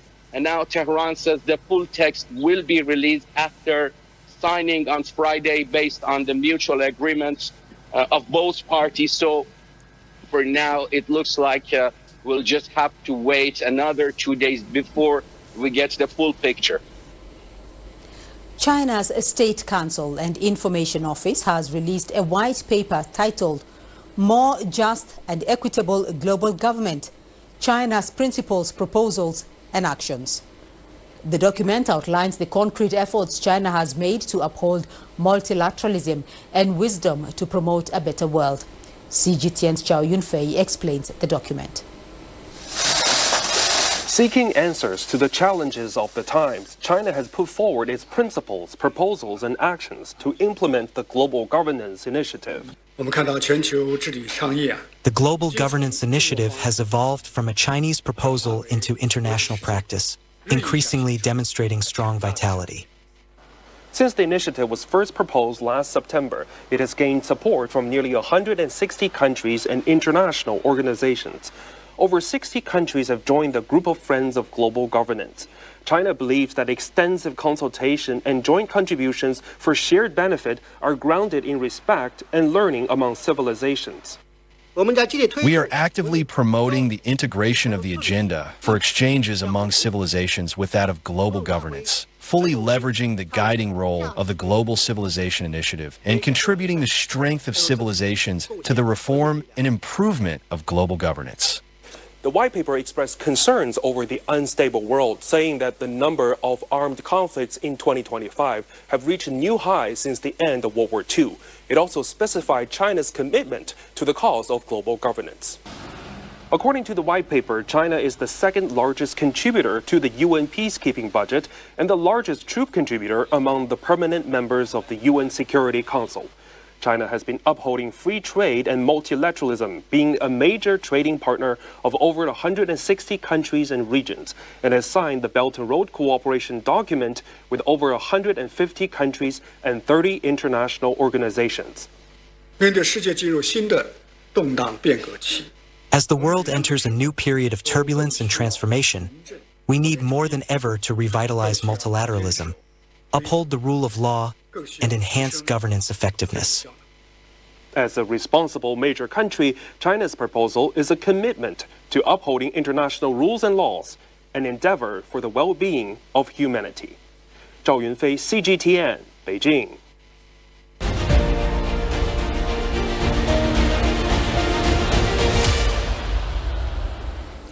The Africa Centers for Disease Control and Prevention has warned that the current Ebola outbreak could become the worst on record if more contacts are not traced.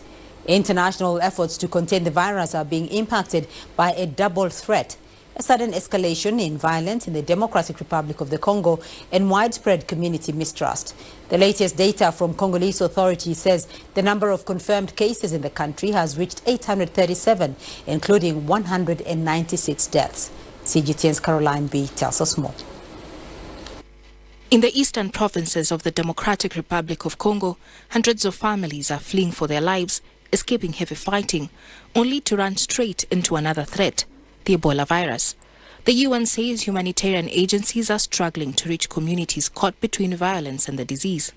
Humanitarian colleagues tell us that escalating violence in the east of the country continues to take a heavy toll on civilians, constraining aid operations and complicating our efforts to contain Ebola outbreak. In the province of North Kivu, clashes over the weekend in the territories of Walikale and Masisi forced hundreds of families to flee. As displaced people move across Ebola-hit regions, the risk of transmission is growing, and so are myths and misinformation. Convincing communities that the disease is real remains one of the biggest challenges. Aid workers say fear, misinformation, and distrust are slowing efforts to identify infections and stop the spread. In the Pangba refugee camp in Ituri province, community volunteers conduct campaigns, going door to door and hosting forums to sensitize people about the outbreak. I have these posters to raise awareness among camp residents about how to protect themselves against the Ebola outbreak. People here in the camp do not want to believe the disease exists, so I am explaining to them that it is real. Humanitarian organizations say community trust is critical to controlling the outbreak. Today we listened to what the camp secretary told us about Ebola. I did not know about this disease and I did not believe it existed. But the secretary explained that Ebola comes from bats and chimpanzees and that we should not touch these animals. He also showed us how to wash our hands properly, rubbing our palms several times.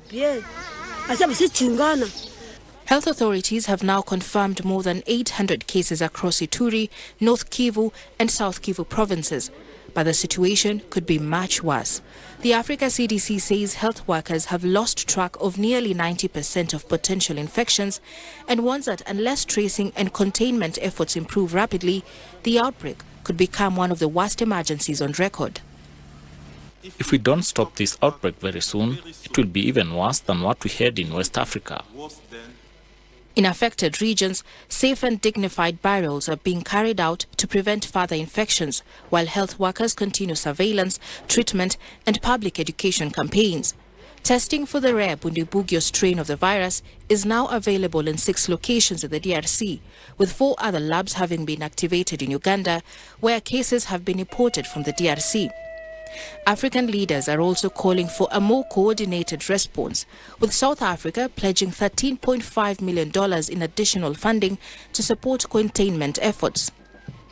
The United Nations is urging all parties to allow safe and unhindered humanitarian access, warning that without it, both the violence and the outbreak could worsen. Caroline B., CGTN. Earlier, we spoke to a global health expert, Dr. Agbo Ebuta, and he highlighted reasons why the Ebola outbreak in the DRC may be the worst ever. He also gave some recommendations for facing the challenges. Let's listen in. I mean, absolutely, it should be worrying.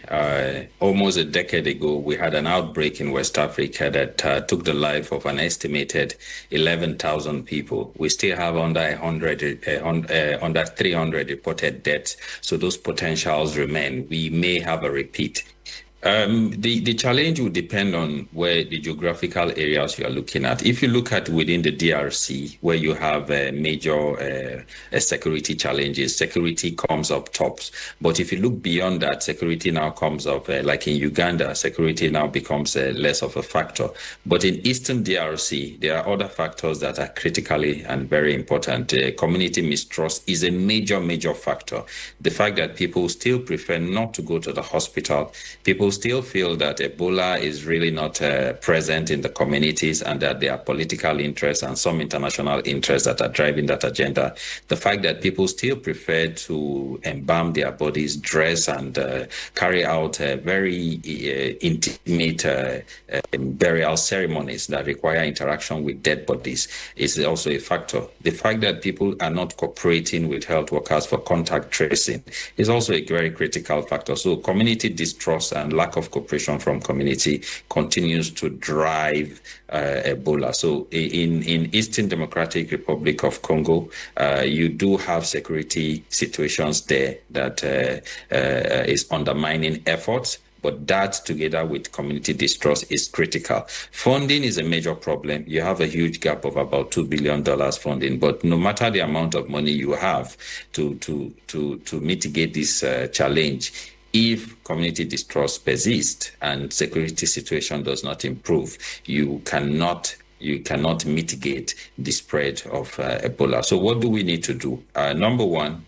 with respect to security, we need to reinvoke the 2025 Ituru peace agreement, where over 6 different militias came together and agreed to down tools and allow for health workers and people and some restoration of socio-political life to normalcy. So we need to bring security to the Eastern Democratic Republic. We need to also deepen health education interventions. People need to know that Ebola truly exists. People need to know that there are measures, hand hygiene. People need to appreciate that they have to subject themselves to contact tracing when they are exposed to a large extent. And of course, when it comes to burial practices, people need to comply to a large extent. This may undermine the spread. Also important is the fact that we need to, despite mentioning that funding is not the key challenge, we do need to speed up with funding. The funding gap is significant. WHO has mobilized about $500 million. We still have a funding gap of $2 billion. So we need to raise that money really quickly. We need to increase testing centers. We just have about 10 testing centers in the whole region.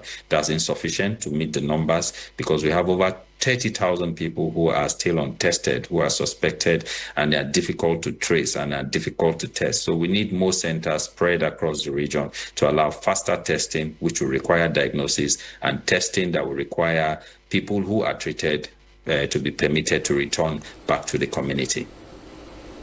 You're watching Africa Live. Still ahead on the program. UNICEF warns over 1 billion children face growing threats from climate crisis.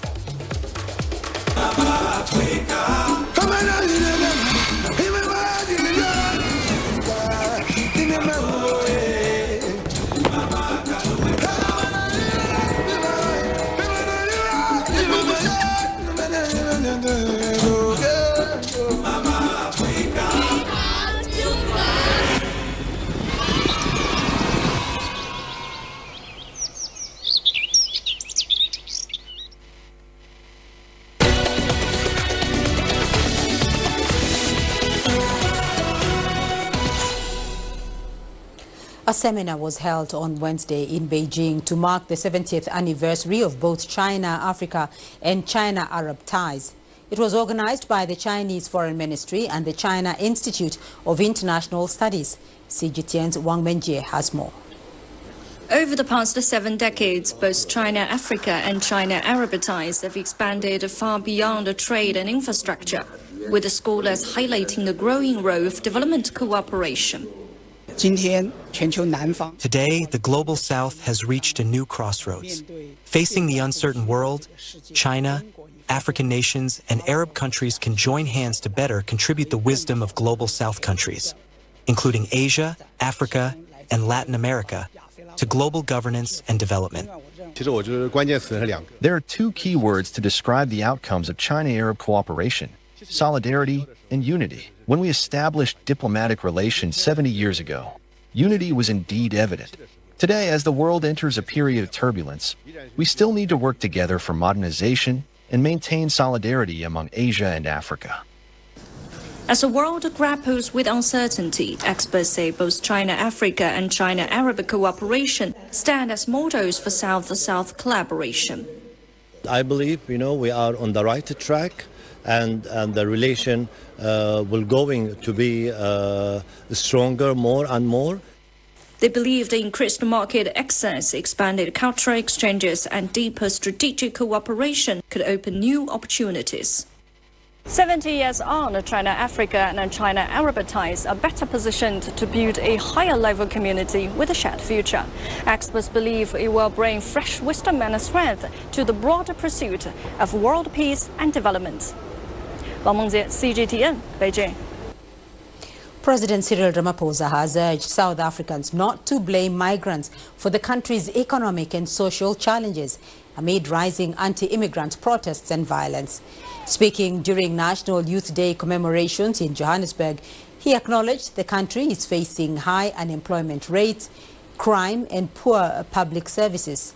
Anti-immigrant groups are warning undocumented migrants to leave the country by June the 30th.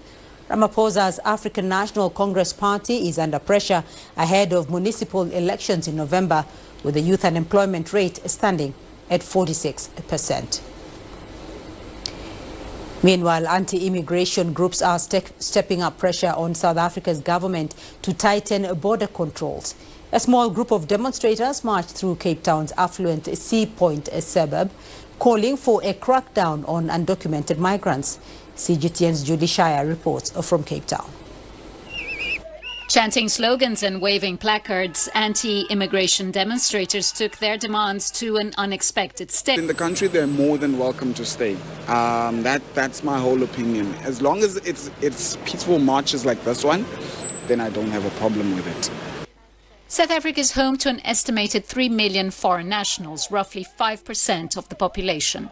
But with national unemployment stubbornly sitting at 30% and pressure on public infrastructure, it has turned immigration into a major political flashpoint. There have been a few marches that I've heard about in other regions as well, and I do think quite a few of them are xenophobic, to be honest.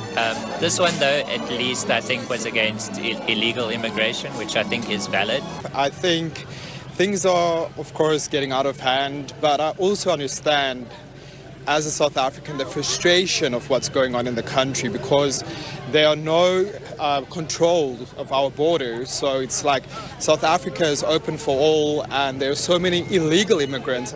Movement organizers argue that economic anxiety transcends neighborhood boundaries. In contrast to other anti-immigration marches seen across the country, this one was fairly small and peaceful. But the message here is clear. They want foreign nationals to leave the country before the 30th of June. Julie Shire, CGTN, Cape Town. 2 South African PhD candidates from the University of Johannesburg have been selected to travel to China's high-energy proton source facility. Located in Beijing, HEPS is one of the world's most advanced scientific facilities, hosting powerful synchrotron technology that can scan various materials, mineral and human tissue with extraordinary detail. CGTN Sumitra Naidu tells us more. Praveshan Madurai has an electrical engineering background, but found himself veering into medical science for his PhD. He will use the opportunity at China's HEPS facility to generate synthetic data that he will train for AI TB detection. His research requires extremely detailed scans of human tissue, which only a synchrotron can provide. It's as simple as taking an X-ray image of someone and putting it through some sort of model, and it can tell you immediately whether you've got TB or not, and also the type of TB. So now all it means is any person in any rural area goes to a hospital or wherever, they get a scan done, and instantaneously you are told whether you've got TB or not. Fellow student Abdul Sattar Kasim, currently on a course at Switzerland's CERN facility, is investigating radiation-induced molecular damage in telecommunication lines.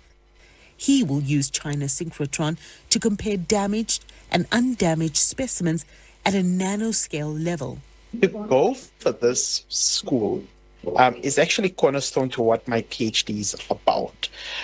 So by you going for this school in China, I'm going to be getting hands-on training with what we call a synchrotron or a light source, which is basically, for the layman, an X-ray that's super precise.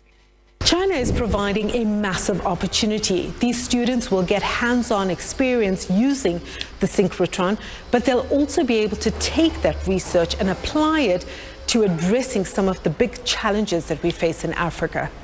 Madurai and Kasim were among 4 students selected from Africa for the BRICS STARS program, supported by the Institute of High Energy Physics at the Chinese Academy of Sciences. China's HEPS will open to global users in the second half of 2026. Scientists say facilities like these can transform research in medicine, materials, science, minerals, energy, the environment, and engineering. So the best short description of a synchrotron is like a giant microscope. It can see in 5 dimensions. Your 3 space dimensions, can see in a time dimension, and then 1 other parameter, like energy, for example. Africa does not yet have a synchrotron of its own. African researchers depend on using facilities internationally, and the gained skills and knowledge are often lost to other countries. Africans are being sucked away and taking incredible, beautiful African research projects away that are being done outside of the continent. And so we want to reverse that. We want to create the opportunity that Africans can do African research in Africa. While Madurai and Kasim are grateful. A new UNICEF report warns that nearly half of all children worldwide, including a rapidly growing share in Africa, are now exposed to multiple climate hazards, threatening their health, education and survival. The UN agency says urgent cuts in greenhouse gas emissions and stronger adaptation measures are needed to prevent worsening impacts. CGTN's Enoch Sikolia has more on that report. Climate change is no longer a future concern for African children. They miss school due to floods, walk longer distances to collect water during droughts, and face increased risks of malnutrition and disease. According to a new report by UNICEF, nearly all children globally are exposed to at least one climate hazard, while around half face 3 or more overlapping threats, including many across Africa's most vulnerable regions. Drought, extreme heat, and heat waves are the most prevalent trio of hazards. In Africa, the crisis is already visible. In the Horn of Africa, prolonged droughts have devastated agriculture and livestock. In West and Central Africa, flooding continues to misplace millions of families each year.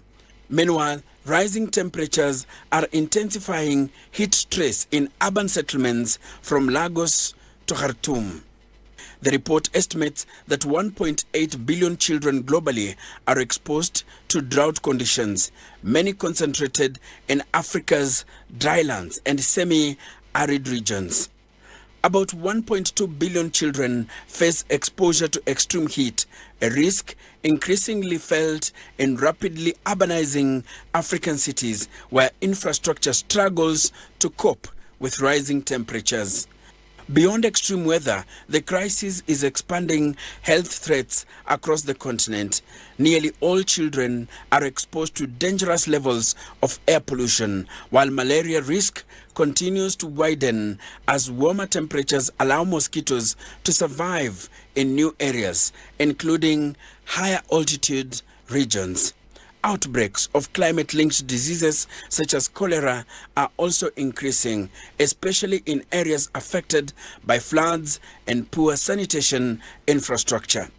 The warning comes as parts of the world continue to experience record-breaking temperatures and shifting rainfall patterns, with Africa warming faster than the global average in many regions. The goal of limiting global warming to 1.5 degrees Celsius above pre-industrial levels established by the Paris Agreement on Climate Change is increasingly in doubt.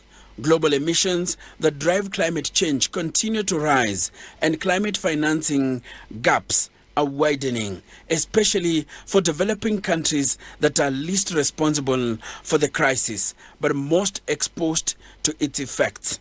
UNICEF is calling on governments and international partners to put children at the center of climate action to ensure their health, safety, and development. Anoxycolia, CGTN. This year's Desertification and Drought Day puts rangelands at the center of global attention. For centuries, Kenya's pastoralist communities, like the Maasai, have been guardians of the country's ecosystems, practicing rotational grazing and community-based land management and living in harmony with wildlife. But more and more, their way of life faces extinction. A combination of land privatization, extreme climate shift, and ecological collapse is pushing one of humanity's ancient cultures to the brink. CGTN's Daniel Arap Moy reports. Here in Kenya's semi-arid lands, life has always been simple. Follow the rains, protect the cattle, and honor the ancestors. But climate change is rewriting the ancient way of life. The land is crying, and so are the Maasai elders. For many years, Singile Olengongon has been a guardian of the community's land. But he is facing his toughest test yet, human encroachment. As developers buy up property and fence off the traditional rangelands, the vital paths Singile uses to feed his goats are fast disappearing. This land used to be open. We could walk for miles to feed our animals. Today, everywhere you look, there are fences and buildings. If the grass disappears completely, our way of life goes with it. And this story is playing out across the region. According to environmental partnership Landscape Alliance, Africa's rangelands covers at least 43% of the continent's total land area. Rangeland supports approximately 250 million pastoralists and contributes nearly 40% towards Africa's agricultural gross domestic product. And in Kenya, adding to the crisis is a severe scarcity of water driven by climate change.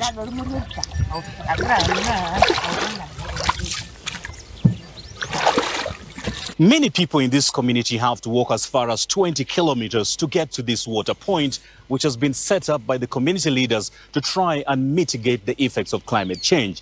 Now, this water point is for both human and animal consumption. Abigail Ngelinda is a mother and a pastoralist.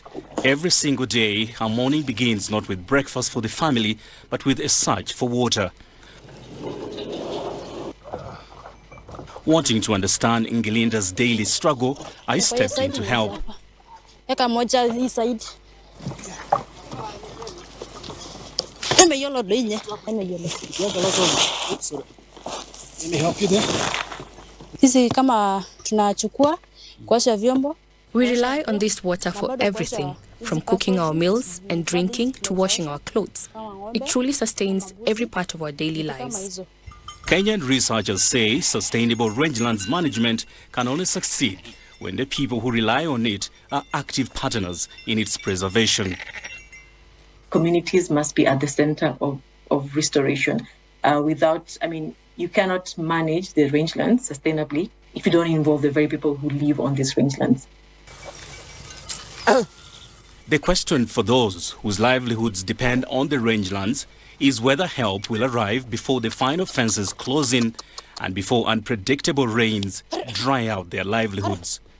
Daniel Arap Moi, CGTN, Kajiado County, Kenya. And let's now go to Uche Okronko for the latest business news. Uche. Thank you, Beatrice. And coming up on Africa Live Biz. South Africa bags $1 billion loan from the BRICS New Development Bank to upgrade its ailing infrastructure. And Equatorial Guinea's government resigns amid underperformance. The greatest journeys, the greatest sights, the greatest adventures. Here in Kanata, this weir allows the locals to walk on water. We're far more than just TV news. We're your passport to the wonders of Africa.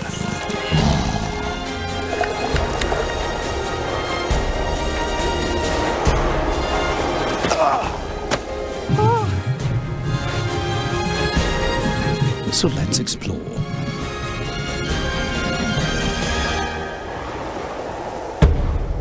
CGTN.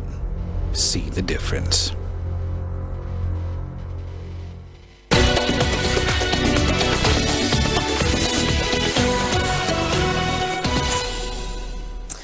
Well, let us start off in South Africa. The country has secured a $1 billion loan from the New Development Bank to upgrade its infrastructure. Now, these funds will be deployed across its 8 largest metropolitan municipalities. Now, this news comes as the government intensifies its efforts to address a deepening service delivery crisis in the country that has disrupted businesses and households alike. The funding was approved by the BRICS-backed lender during a board meeting in Shanghai.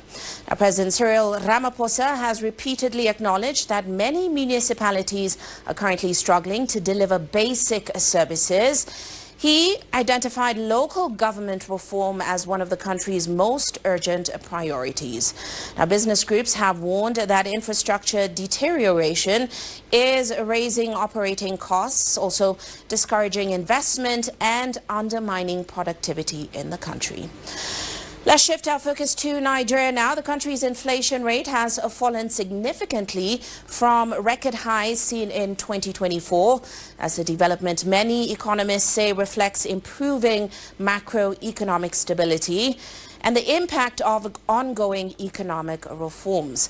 But while these numbers may be moving in the right direction, many Nigerians say that life remains difficult, with food, transport and housing costs still stretching household budgets. CGTN's Deji Bademosi tells us more. For millions of Nigerians, the economy is not measured in percentages or policy documents. It is measured in the price of staples, the cost of transportation, and how far a salary can go before the month ends. Yet behind these daily realities, economic indicators tell a different story. After climbing above 30% in 2024, Nigeria's inflation rate has slowed considerably over the past year, reflecting what economists describe as improving macroeconomic conditions and greater stability in the foreign exchange market. The exchange rate is a major factor in inflation. And if you look at the trend with respect to exchange rates, from 2024 to 2025, now to 2026, we are seeing a progressive improvement in terms of the exchange rate. We have seen a significant level of appreciation, and more importantly, a remarkable level of stability in the exchange rate. And there's a very strong correlation between the exchange rate trend and inflation trend. So that is what has played out in terms of the trend. But the improvement has not been entirely smooth. Rising geopolitical tensions in the Middle East, particularly disruptions linked to the US-Iran conflict, have pushed up global energy prices, increasing transport and production costs, and slowing the pace of progress in the country. The latest being a marginal increase of 0.24% in headline inflation, from 15.69% in April 2026 to 15.93% in May 2026. And if not for the geopolitical crisis and the energy shocks that came with the Iran war, by now we should have been getting close to maybe 10% or 11% inflation. But there was a reversal as a result of the Iran war, in February, which was why we now have inflationary renewed pressure, in March, in April, and now in May. But the good news is that now President Trump has announced that there will be a ceasefire, 60 days. The peace deal is being agreed, an MOU is being signed, and crude oil price has dropped to about $83 per barrel. So the trajectory, the outlook is that if we're able to sustain the ceasefire and sustain the peace deal, we are likely to see a gradual deceleration in inflation.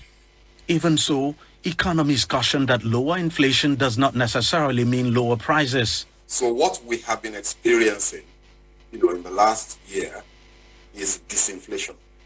It's a situation where inflation rate was 34% just December or November of 2024, and is now 15 point something percent. So you would say, oh, that's a 50% drop, in absolute terms in the inflation numbers. That's disinflation. That distinction may be clear to experts, but for many Nigerians, the reality is much simpler. Life remains expensive. Prices of commodities have gone skyrocketed, almost unreachable for the common people. Presently, as we speak, the price for electronics, even for food, is seriously on the high side now. We are talking about more than 100% as a percentage. So presently, for now, the cost of living is seriously on the high side. Experts say boosting local production remains critical if Nigeria hopes to achieve lasting price stability. But some say doing so will require major investments in power, transportation, infrastructure, and security. Nigeria's economic reforms may be restoring stability to key macroeconomic indicators, but experts say stability alone is not enough. Inflation is surely slowing down, but people say they need to feel the impact in their pockets before everything begins to make sense to them. Deji Badimosi, CGTN, Lagos, Nigeria. Well, let's go to Equatorial Guinea now, where President Teodoro Ngema Obiang has now ordered a shake-up of the government. That's led to cabinet ministers resigning after failing to meet economic and infrastructure targets. Now, according to state media, the government fell significantly short of objectives outlined under the country's national development strategy. Now, this included infrastructure expansion, economic diversification, and improvements in public services. Now, that cabinet reshuffle comes at a critical time for the country, whose economy has struggled with declining hydrocarbon production and also efforts to reduce its dependence on oil exports. Once amongst Africa's fastest growing economies following major offshore oil discoveries in the 1990s, the country has now faced slowing growth as production declines and as global energy markets shift. Now, here in Kenya, transport delays and extreme heat have been threatening harvests in many parts of the continent. The introduction of solar-powered cool storage services has become one of the most effective ways of keeping produce fresh before reaching the market. Well, in Kenya, a pay-per-use model offered by cold chain company Soke Fresh charges farmers based on kilograms stored. And this has greatly helped to cut down post-harvest losses. The Food and Agriculture Organization estimates that up to 40% of food produced in Africa is lost between harvest and market, largely due to poor storage, transport and processing infrastructure. So when it comes to post-harvest loss, we find that where cold storage is integrated and used well, you move from having 40 to 50% of your produce getting lost to under 2%. And that's because it's very effective as a technology to be able to extend the shelf life of produce.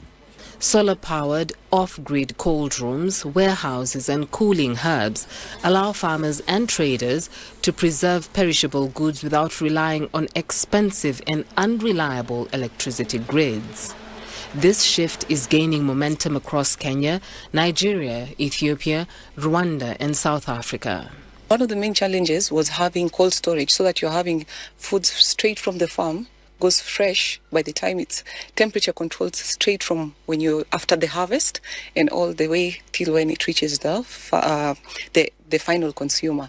You see, when you do that, you increase the shelf life and the product comes increased, everyone makes a profit.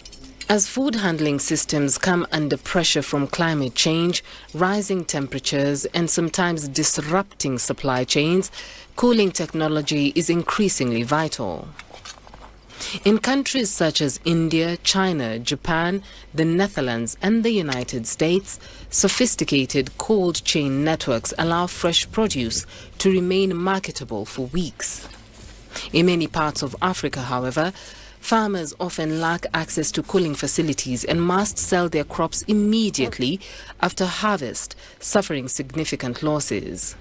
Renewable energy equipment is also new, so there needs to be a way in which you can be able to give confidence to the users that this works. It works all the time, whether it's cloudy or it's sunny. So we do provide a lot of education. Unreliable electricity supplies make conventional refrigeration expensive or impractical in many rural areas. Soke Fresh says it has cut spoilage rates for its customers from up to 50% to under 2%, while helping farmers earn up to 50% more per kilogram. You can actually rent the cold storage so that you can be able to use it and pay per month, as opposed to you buying a full cold storage.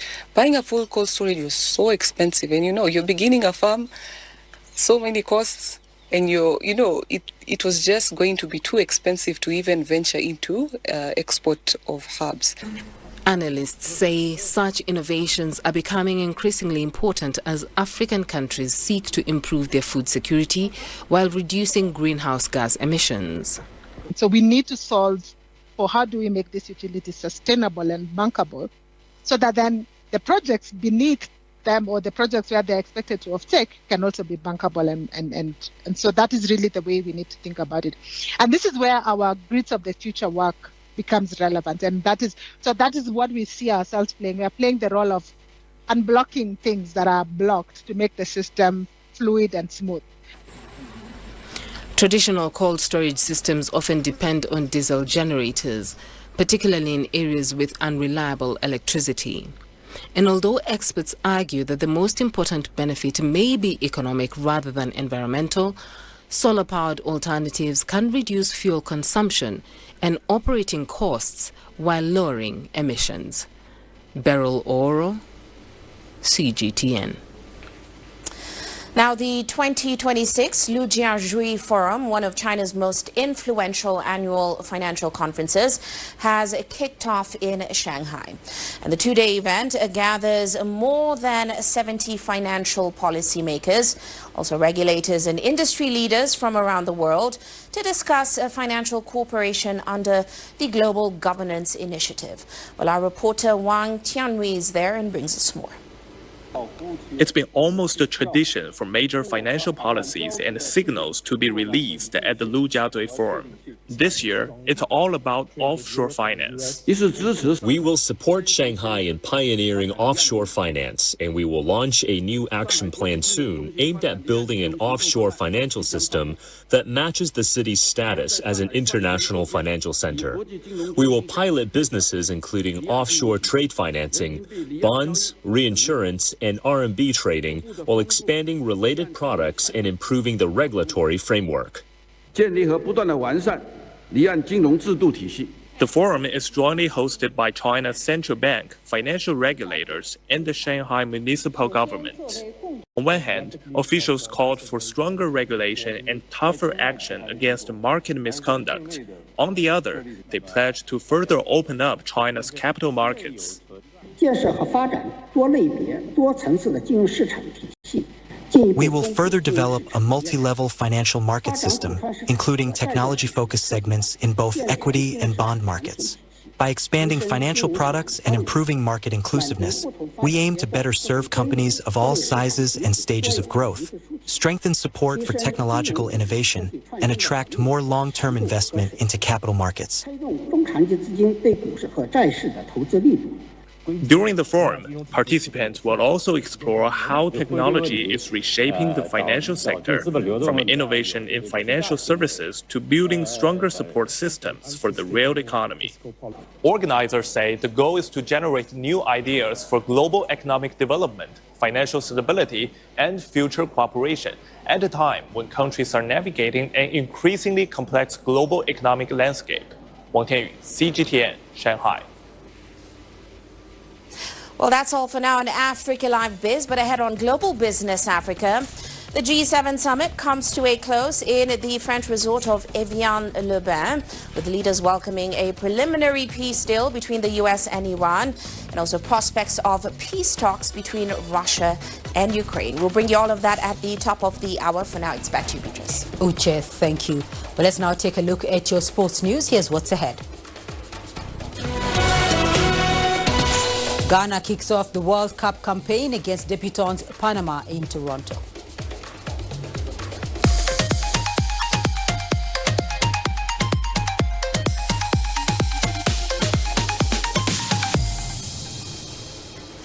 We start your sports segment with the latest from the FIFA World Cup, where Portugal is now playing the DR Congo in Houston. And it's the Europeans who are leading 1-0 as the game draws to half-time. Superstar Cristiano Ronaldo made history when he became the oldest player to start a World Cup game at 41. His Portugal side took only 6 minutes to open the scoring when João Neves headed in a Pedro Neto cross for the opener. DR Congo had a chance to draw level almost immediately, but a Cedric Bukambu shot from a corner was blocked. Uzbekistan will play Colombia in the other Group K clash in Mexico City later on Wednesday. Ghana head coach says he will use the players available for their Group L opener against Panama at the Toronto Stadium later Wednesday. This is after seasoned midfielder Thomas Partey lost his appeal against Canada's decision to deny him entry into the country. Partey was denied entry due to allegations of rape and sexual assault in Britain, charges that Villarreal midfielder has denied. After Panama, the Black Stars take on European heavyweights Croatia or England. Despite their failure to even make the last Africa Cup of Nations, Ghana qualified for this World Cup by topping their group and winning 8 of 10 matches.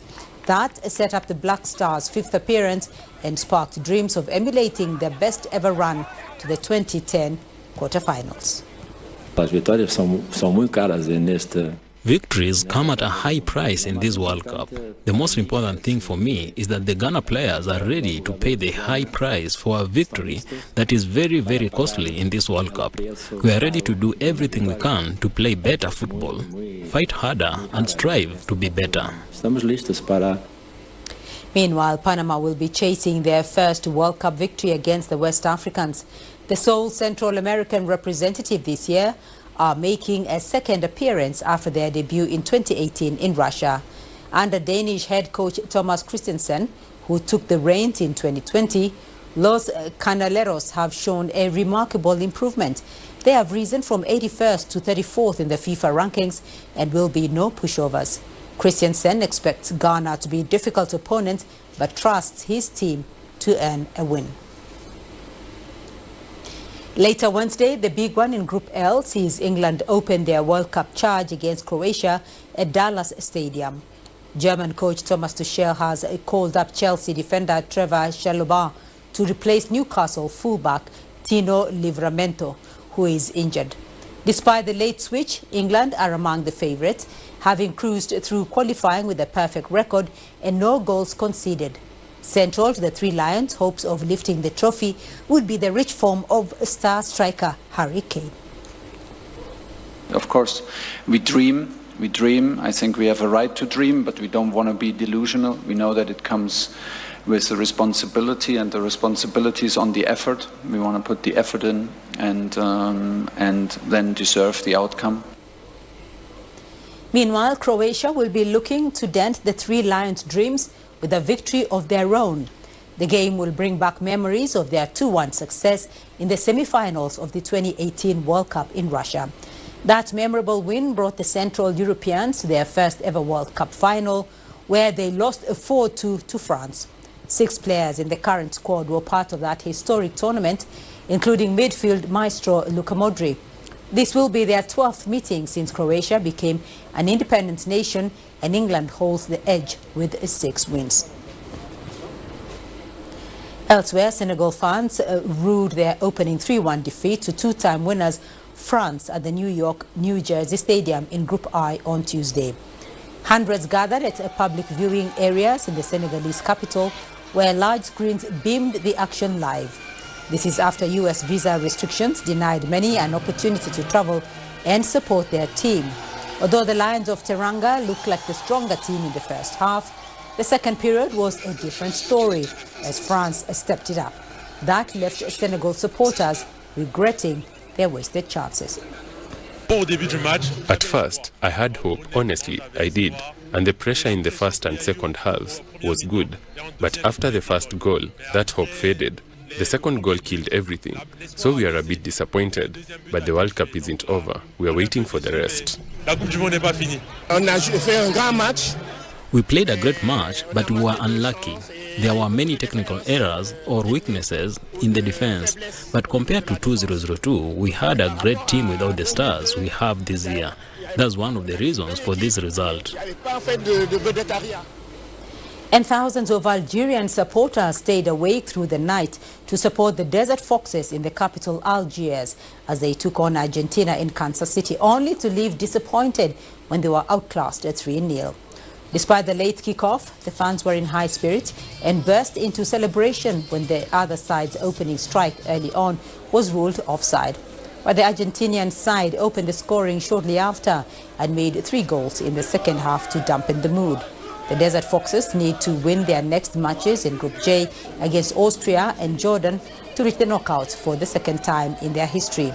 Here is what fans in Algiers had to say after the opening game. The result was unexpected against the Tango team. The Argentinians are well known. It is their habit and tradition. They are the first favourites, but we still have our chances. We were hoping for something better, but what can you do?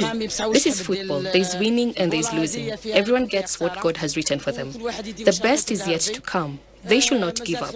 We're still supporting them. Let us stay optimistic. Let us hope for the best. There's still more matches ahead. We will keep supporting our team. Elsewhere on Tuesday, superstar Erling Haaland scored a brace as Norway moved atop of Group I with a 4-1 thumping of Iraq in Boston. Another star forward, Marko Arnautovic, rounded off the scoring deep into stoppage time as Austria joined Argentina at the top of Group J with a 3-1 win over World Cup debutants Jordan. Iran continues to face visa issues at the World Cup. After their opening match in Los Angeles on Monday, Team Meli were suddenly informed they had to return to Mexico immediately. While the squad looked to focus on making improvements for their next game against Belgium, the players say it is hard to maintain concentration. CGTN's Mark New has more. Iran's 2-2 tie with a lower-ranked New Zealand team was somewhat disappointing. But following the game, Iran's players had much more on their mind. If we want to see, still we have some problem because it's supposed to be training in tomorrow morning, recovery, then we leave to Tijuana. But we have to leave the Los Angeles right now, and it's not good for us, you know. I think it's not good for the football because in World Cup you have to preparation good for the next game, because which is a lot of stress for the players and staffs and everyone, but we don't have that support. Team captain Mehdi Taremi didn't clarify who exactly was telling the team they had to leave the U.S. immediately following the game. He also decried their lack of support, a reference to 11 support staff, including their media officer, who've been denied visas to enter the U.S. As you see, our analyzer, for example, have to come here doing the job of the media, and you know everything is like disaster. Mehdi says they pointed out their difficulties to FIFA President Gianni Infantino, who's actually visited them in the locker room. Mehdi says Infantino wants to help, but implied there are other factors beyond his control. It's a bad situation, and we just tired of this situation, because from the 2 months ago, last month, we having a lot of problems, you know, and it's so bad, and it affects our team. When asked what he'd like to say to U.S. President Donald Trump, Mehdi kept his message simple. I'm a football player. I'm here to play football, my friend. Mark New, CGTN, Los Angeles. And that is it for this edition of Africa Live. Remember, you can send your feedback to the contacts on your screen and follow us on our digital media platform. Thank you for watching. Uche Okoronkwo is up next with Global Business. Bye-bye.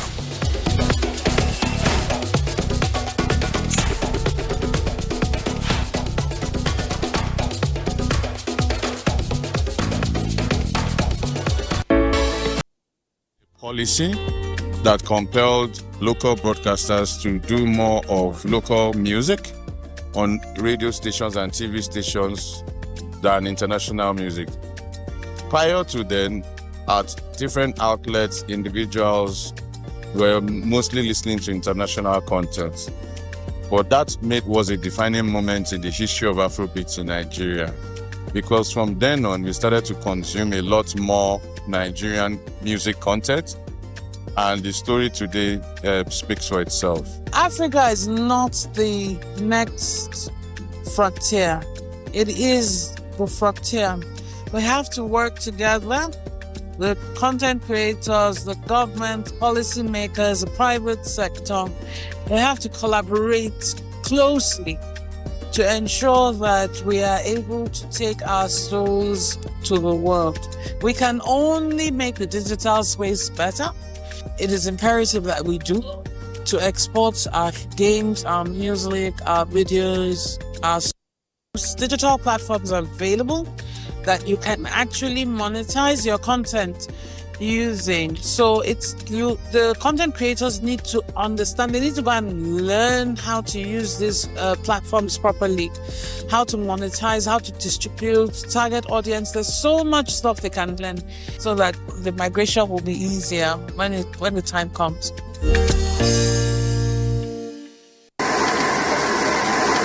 Money, one of the oldest inventions of human civilization, has taken many forms in Nigeria. From the early days of trade by barter, to the introduction of cowries, coins, and naira notes, our understanding of value has constantly evolved. Today, as technology reshapes every sector, Nigeria is making another bold transition from cash to code, from physical money to digital value. This is the story of how we got here and whether everyone is keeping up. In the 80s, in the 70s, you talk about transactionary move.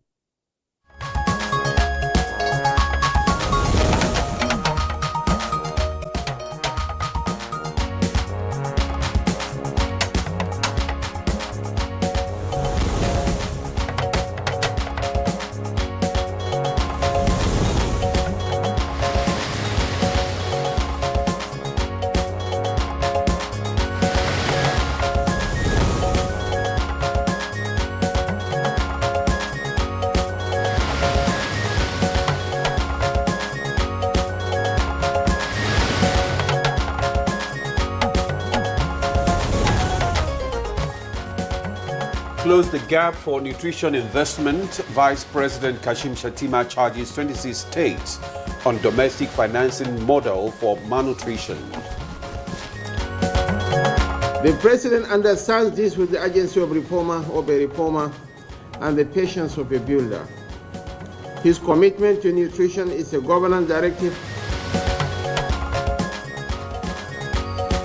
And First Lady leads efforts at rehabilitating survivors of gender-based violence.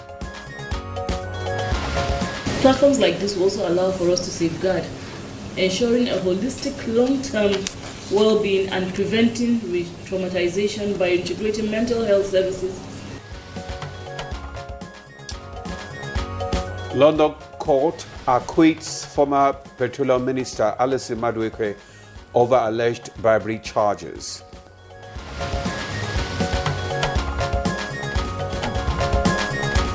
And on Good Morning Nigeria today, we shall be examining the proposed ban on importation of textile materials.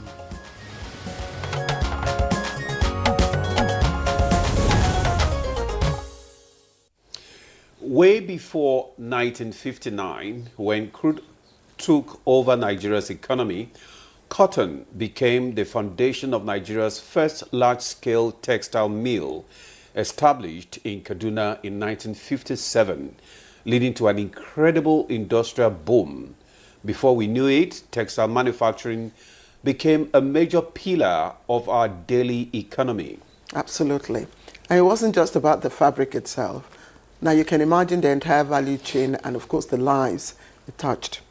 The farmer growing the cotton itself, then of course the factory workers processing, the market trader selling the vibrant prints, and then the local tailor stitching it all together for us. I mean, everyone had a piece of the pie. And by the 80s and 90s, Nigeria was an absolute powerhouse in Africa textiles. We could boast of over 160 thriving mills. Unfortunately, if you walk past those same factory gates today, Claire, all you hear is silence. The gates are locked, the machines are rusted, and the jobs are gone. And it's very heartbreaking indeed, Demola. And almost everything we wear, from our everyday casuals, to the finest ceremonial attires we wear, all of them come from abroad. And I even wonder if you remember the famous Aswani market, that used to thrive along the Oshodi Apapa Expressway. They say, Aswani Bami Odude. Please say it again. Say, yes, Aswani, well, whatever it is, And when you ask the experts what went wrong, it boils down to things everyday Nigerians understand, all too well: skyrocketing production costs, the constant headache of power supply, zero access to affordable loans, massive smuggling at our porous borders, and of course industrial policies that seem to change every new season. Well, there have been several attempts by past governments to revive the textile industry, but sadly, it always seems to end up right back at square one. But the cheering news we bring you this morning is that some lawmakers are reigniting the fire to make the policy work. Specifically, the Senate is nudging the federal government to impose a total ban on the importation of foreign textile materials so that our historic Kaduna, Kano, and other industrial corridors can breathe again. And that's a big plus for them. But the big question is, are we thrilled about this new proposal? So while some supporters are seeing this as the magic bullet to bring back, those good old days, jobs, conserve our foreign reserves, and of course get farmers back onto the fields, the cotton fields, if you may, critics are also raising a very, very big red flag. Can a total ban on, paper actually fix a broken factory if you haven't really fixed the superstructure? And we're talking about electricity to power the mills and, of course, the roads to move the goods. You're talking about the infrastructure now. Then. And that is the multi-billion naira question we are unpacking today. If we ban foreign textiles tomorrow, does Nigeria actually have the capacity to clothe itself? And how do our financial and industrial policies need to change so our local manufacturers can genuinely compete on quality and price? Now, these are very tough but critical conversations we will be having on Good Morning Nigeria this morning, and it's reaching you live here on the network service of the NTA. I am Claire Adilabu Abdurazak. And I'm Ademola Dioye. I join my colleague Claire to welcome you to Good Morning Nigeria. We'll be bringing you our daily newspaper review and, of course, a robust, honest discussion on what it will really take to bring life back into Nigeria's textile industry. But first, let's get the news update from Stella Namete. Stella. Sterling Stella, I called her. Oh, you made delectable Stella. Oh, thank you so much for this huge welcome this morning at Demola and Claire. Here is the morning news. The Nutrition 774 Initiative Strategy Board has adopted a domestic financing model as the sustainable foundation for nutrition investment in Nigeria. As Vice President Kashim Shettima charged 26 states that have not inaugurated their state councils on nutrition to close the gap. These were among decisions taken during the second high-level strategic board meeting of the Nutrition 774 Initiative at the Presidential Villa. A malnourished child cannot become the engineer who builds the roads, the teacher who shapes our classrooms, the scientist who expands our frontiers, or the leader who carries our national burden. They deserve dignity in their aspiration to be what they desire. The President understands this with the urgency of a reformer, and the patience of a builder. His commitment to nutrition is a governance directive, and this board exists to operationalize that directive.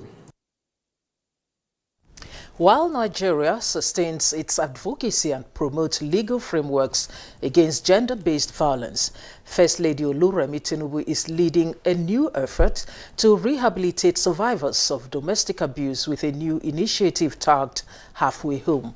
This follows the signing of a memorandum of understanding between her non-governmental organization, New Era Foundation, the Ministry of Women Affairs and Social Development, and the National Primary Healthcare Development Agency. Platforms like this will also allow for us to safeguard, ensuring a holistic long-term well-being and preventing re-traumatization by integrating mental health services, clinical trauma care, and structured economic empowerment for survivors.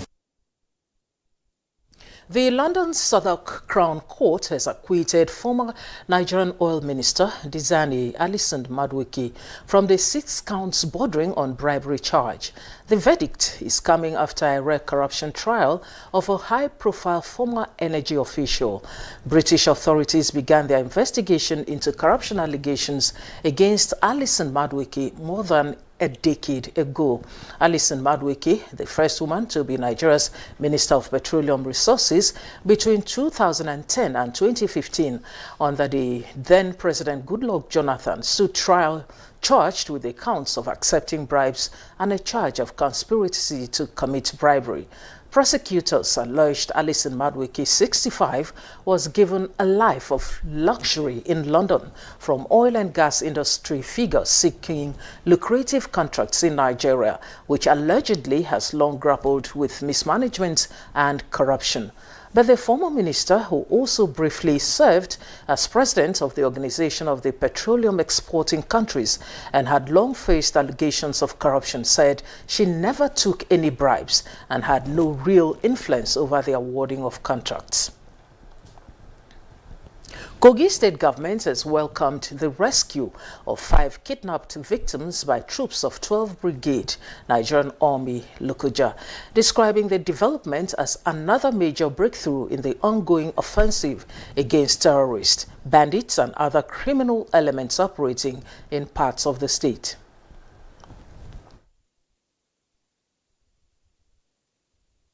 So I want to use the opportunity to appreciate Mr. President, President Bola Ahmed Tinubu, for the support he has been giving to Kogi State to ensure that the criminals ravaging Kogi State are brought to justice. Nigeria's decade-long journey towards migrating from analog television broadcasting to digital platform has finally reached the desired destination with launch of the Digital Switch Over project. The Minister of Information and National Orientation, Mohammed Idris, while presiding over the event in Abuja, says the gesture demonstrates President Tinubu's commitment to building a modern communications ecosystem that will positively harness the nation's socioeconomic and cultural potentials. Connects its people. It unlocks its potential. When it empowers its innovators, it accelerates its prosperity. The Digital Switch Over project is therefore not simply a technological transition, it is an investment in Nigeria's future. The Nigerian Air Force has successfully executed the airlift of sensitive electoral materials for the 2026 Ekiti State governorship election and federal constituency by-elections scheduled for 20th June 2026. A statement by the Director of Public Relations and Information, Air Commodore Ehime Ejodame, indicates that the airlift operation, conducted between 15 and 16 June 2026, was undertaken at the request of the Independent National Electoral Commission, INEC, to facilitate the secure and timely movement of sensitive electoral materials from Abuja to designated locations across the country, ensuring that INEC received the materials within the stipulated timeline ahead of the elections. And that's the news for now. Good Morning Nigeria continues shortly with Claire and Adamola after the break.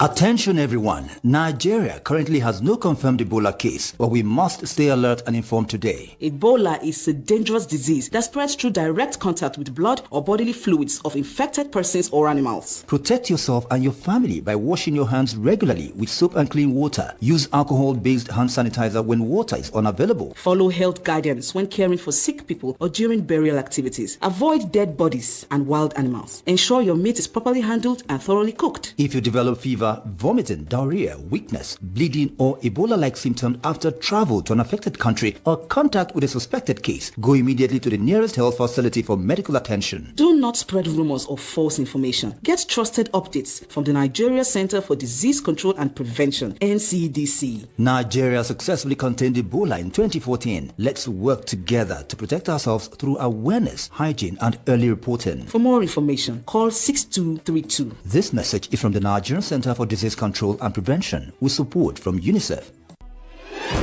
History isn't just written in books. It's painted on the grass. Every generation brings its own stroke of genius. The legends paved the way, but a new class of icons have arrived. Ready to leave their mark. Ready to make a statement. Expect the unexpected. Breathtaking goals that defy gravity. Drama that stops time. This is where the world comes to play. 3 host nations, 48 countries, countless colors, but only one ultimate dream. The 2026 FIFA World Cup. Witness history unfold live right here on Sporty TV and NTA. Àjọ elétò ìdìbò ilẹ̀ Nàìjíríà tí à ń pè ní INEC ti bẹ̀rẹ̀ ìpele kẹta àti ìtókẹ́yìn fún ìforúkọsílẹ̀ olùdìbò káàkiri orílẹ̀-èdè yìí. Ìforúkọsílẹ̀ yìí á bẹ̀rẹ̀ ní ọjọ́ Ajé ọjọ́ 11 oṣù karùn-ún ọdún tí a wà nínú rẹ̀ yìí tí yóò sì parí ní ọjọ́ 10 oṣù keje ọdún yìí bákan náà. Àǹfààní yìí wà fún gbogbo àwọn tí ò tí fi orúkọ sílẹ̀ tẹ́lẹ̀ rí tàbí àwọn tó ṣẹ̀ṣẹ̀ pé ọmọ ọdún 18.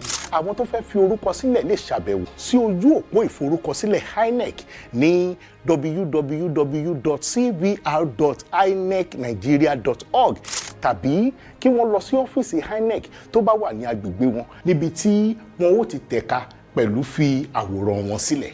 Tí káàdì olùdìbò yín PVC bá ti sọnù tàbí ó bàjẹ́, ẹ lọ sí ojú òpó ìforúkọsílẹ̀ náà tàbí kẹ́ lọ sí ọ́fíìsì INEC láti béèrè fún ìrọ́pò rẹ̀. Ìkéde yìí wá láti ọ̀dọ̀ iléeṣẹ́ olómìnira tó ń ṣètò ìdìbò ní Nàìjíríà, INEC.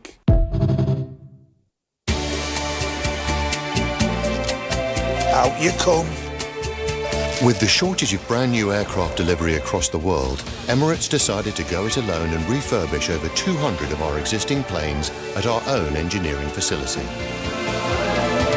This makes it the largest retrofit program on the planet. For our customers, it means even greater consistency of a world-class product.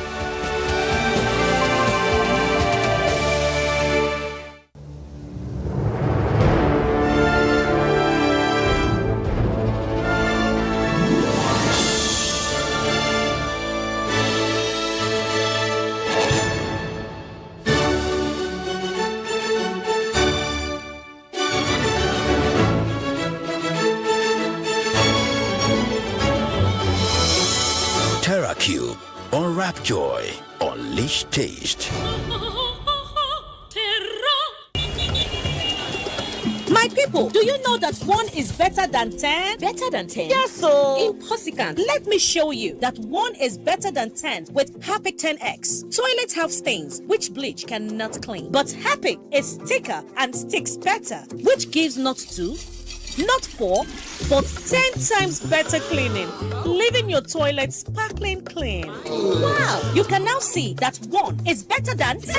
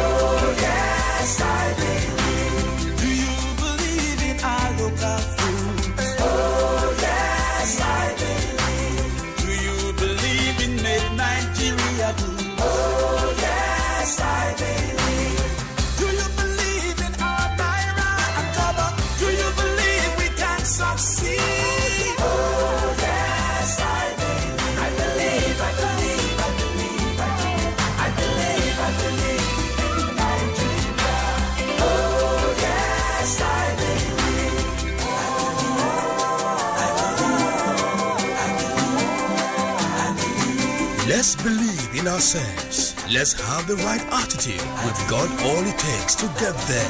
Let's look inwards and revive all our infrastructures and galvanize our human and material resources.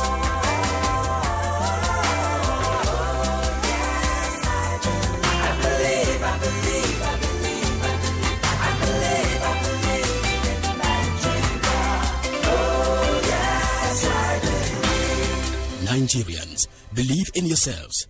Believe we can succeed. Nigeria, believe. Powered by National Orientation Agency.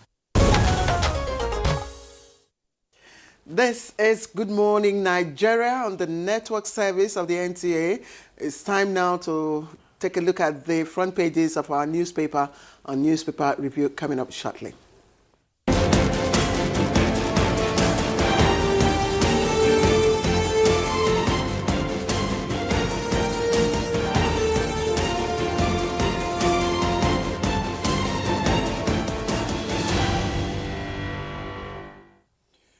Yeah, thanks for staying with us. Chooks is here. Chooks, good morning. Hello, Demola. How are you doing? I'm doing great, and you? Fine. I like what you have on. Thank you. I have a little of you in my hand. Your cap. Look at the head of the biro. And your phone. Yes. And there's the color. Claire, how are you doing? Good morning. Well, it is a good morning. You feel the cold, don't you? Jumai never agrees that there is cold. There is cold. I don't know. I don't know. It's coming too early. Cold in Abuja is usually July, August, thereabout. Maybe we need to take him back to the weather center. It's closer to 7. Newspaper review, please. Gonna know where this goes. Okay, all right. Let's quickly begin with leadership. And leadership is quite busy this morning, but it has a lead story. Federal government rules out new telecom tax. Reaffirms VAT, that's VAT waiver on fields on page 4. And of course, that's towards Ekiti governorship election coming up on Saturday. The picture stories are there, telling us what the Nigerian Air Force NAF is doing, lifting sensitive electoral materials to that state. Of course, it's right there again. Ekiti State governorship election scheduled to hold on June 20 across that state. Let's look at other stories. Saraki protests as Kwara presses defamation charges against him. That story, again, it's on the front page, continues on page 7. And other stories on the front page here. External reserves hit 17-year high of $50.8 billion on sustained forex inflows. Page 21. RFI group engages U.S. firm to raise concerns over rule of law in Nigeria and declare emergency in North now. Iowa Forum tells President Tinubu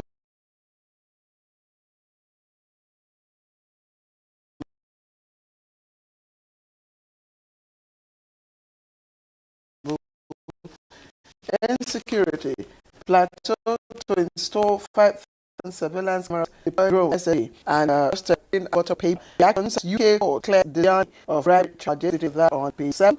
On page 67, I beg your pardon. And then the last story I'll take from the front page of the leadership newspaper. It's okay. I think I'll just go quickly straight to the Daily Sun. It's been long we had Daily Sun, and Daily Sun is leading with terror groups. Mamudawa, Lakurawa members nabbed, gunmen kill monarch. 9 others injure 11 in Plateau, Kaduna. Now, this story is on the front page of Daily Sun, not the leadership newspaper. So we have other stories on the front page of that paper. JAMB releases UTME original results slip, outlines guidelines for access. Again, JAMB releases UTME original results slip, outlines guidelines for access, and Catholic bishop demands end to terrorism from President Tinubu. Nigerians tired of kidnappings and killings. President hands over 10 judges' quarters. Akatampe says move protects judicial independence. That story is on page 27. And ACP flays alleged ethnic profiling deportation threat against northern women in Ondo. That's on page 27. Just a little below the nameplate there. FG elevating 2027 politics above citizens' welfare. That's Reps Caucus. Urges Tinubu to rescue abducted Oyo children, teachers in 72 hours. That story continues on page 6. And of course, just before Demola comes in, we see the Minister of Information and National Orientation, Mohammed Idris. That's the story on the front page there, alongside the Deputy Speaker, House of Representatives, and Director General, National Broadcasting Commission, during official launch of Digital Switch Over, DSO, in Abuja yesterday. All right. I take my breath. All right. Or I hold my breath, rather. Clear. Now, let's go to the Guardian newspaper. And just below that nameplate, we have federal government shuns IMF, rules out fuel telecom taxes.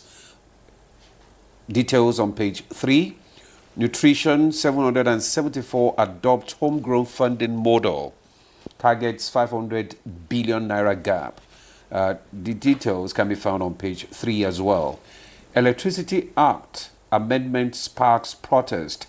State regulators warn of re-centralization. Details also on page 3. 2027 polls, conflicting court orders, weak oversight raise credibility doubts. That's the major headline of the Guardian newspaper for today, and that can be found on page 6. Nigeria listed among hotspots for acute food insecurity greatest concern. London court acquits Desiani Alison Madueke of bribery charges. Details of the two stories can be found on page 4. Opposition reps ask Tinubu to shelve politicking, address national crisis. NAF airlift, sensitive electoral materials for Ekiti gubernatorial polls and others. That story can be found on page 5. Cosmetics, food, beverages top 50% of counterfeit products. That's coming. That story can be found on page 2. Chooks. The SSG is restating the resolve to install 5,000, isn't it? CCTV cameras. Is it all over Plateau or just Metropolis only? Well, the important thing is that it is being restated. This actually re-echoes the president, shortly after the meme that took him, to Jos the other time. What is now left to do is, can journalists please keep reminding us that this promise has been made and it has to be a promise kept. And nobody should be announcing now that they are deploying drones to do this or to do that. That has become the way to go all over the world, where things are done, following modern trends. Effectiveness of policing is very important, and drones have become a friend in need, So let us make sure that we follow up in terms of what we do as journalists. I'm saying this because I know what happens to some of these promises, Remember, we've been talking about putting CCTV through Abuja streets and all that. Up until now, I don't think that has materialized. And I say that is sad, given a huge capital city like Abuja, not having CCTV installed in it is actually something that you don't want to even think about at all. FG rules out new telecoms tax, reaffirms VAT waiver on fuel. Which one? What do I buy that keeps showing me 20 naira addition? What is it? Yeah, there's something I buy. I thought it was fuel. When I buy it, 20 naira is added or something. Let me not speculate on national TV. Because I'll watch out so that I can question this properly. There's sales tax you get on some of these things you buy. I don't know whether fuel is part of it now, but I know I saw it yesterday. I saw it maybe this morning as well. Anyway, the thing is, sometimes you can tax people into poverty. Yes. The thing is that most people, most Nigerians, well, I shouldn't say most, some Nigerians really don't take notice of all these things that you do. They have to. But I think we should begin You to should. Yes. When you buy, 20 naira comes in there. Yes. Yeah, there are certain things you buy now. You just see little. Because you want to see that it's minute. Yes. So you just overlook it. What is? Oh, really? Yeah. What is minute? But you see 20. Then spread it over maybe 6 million in a day across the country. Now that time you go say 20 naira a month. Yes, but we don't look at it that way. Spreading it. It's because of the spread. Exactly. Now, if they took that money from just you alone, yes, it's nothing. That's when you'll be crying. Well, the important thing is that we don't get overtaxed. It's very important. Absolutely, because really again, not in a very because good most way countries are actually, run on credible, tax system. Oh, sure. Yes, credit system. Yes, you see what the tax, the impact of. Britain said they put a cap on their fuel price till July. They said that long ago, even when Trump was fighting in Iran, Let's quickly, time is running fast. I didn't know it was fast, The story making the headlines yesterday and even today, I'm sure that will be talked about for some time to come, is the acquittal of the former, Minister of Petroleum Resources, Diziani, of 6-count charge after a 46-hour drill by the UK court. And it again, yesterday, some people were asking, what does it imply, with our own situation here in Nigeria? Actually, would it be easy, for the anti-graft agencies to now prosecute her, after how many years of drills? 10 years. We don't take example from Britain. Our judicial system is our judicial system, and it depends on the evidence you have against a suspect, because that's what she is at the moment. Nobody has convicted her of anything. So the UK has done their own. She has actually waxed ecclesiastical or Pentecostal, because she says somewhere that God does not tell lies, you know. He has done it for me. Oh, he has done it. You know how we are, you know, concerning religious. Don't worry, Chooks. God will do it for you too. He's always doing it for me. He's always doing it for you. How could a man at 69 be the way I am if he's not doing it for All me? right, Chukwudi, I hear we have to let you go. Yes, we have to let you go. For you, and you have done it for us. Yeah. We have to let Chukwudi So I go. should walk away. You keep we have to let Chukwudi go now. You're becoming the talkative. All right, let's take a break. This is Good Morning Nigeria. Don't forget, join us via our live streaming on YouTube. Send us your messages when we come back. Don't go away.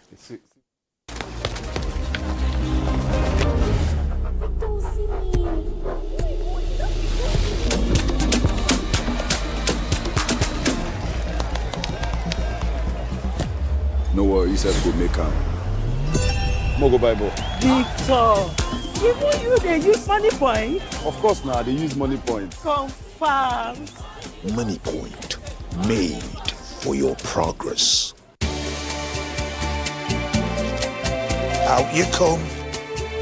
With the shortage of brand new aircraft delivery across the world, Emirates decided to go it alone and refurbish over 200 of our existing planes at our own engineering facility. This makes it the largest retrofit program on the planet. For our customers, it means even greater consistency of a world-class product.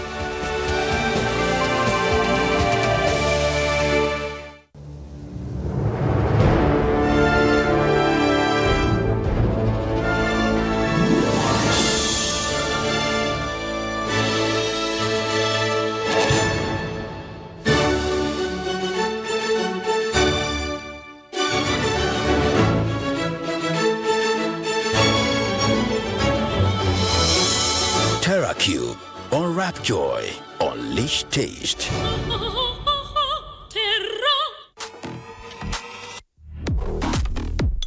You make choices every day. Your essential routine shouldn't be one of them. Start with Nivea Men Deep Body Lotion with Max Tech, powered by Black Carbon, that gives you 48 hours moisture. Then, lock in that powerful dark wood scent with Nivea Men Deep Roll-On with Max Tech that gives you 72 hours sweat and odor protection. Skin is for playing it smart. Nivea is for skin.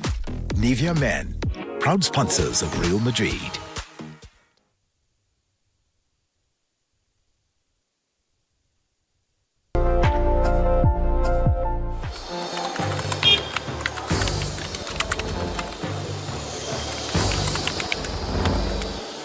You have no better friend and partner than Nigeria.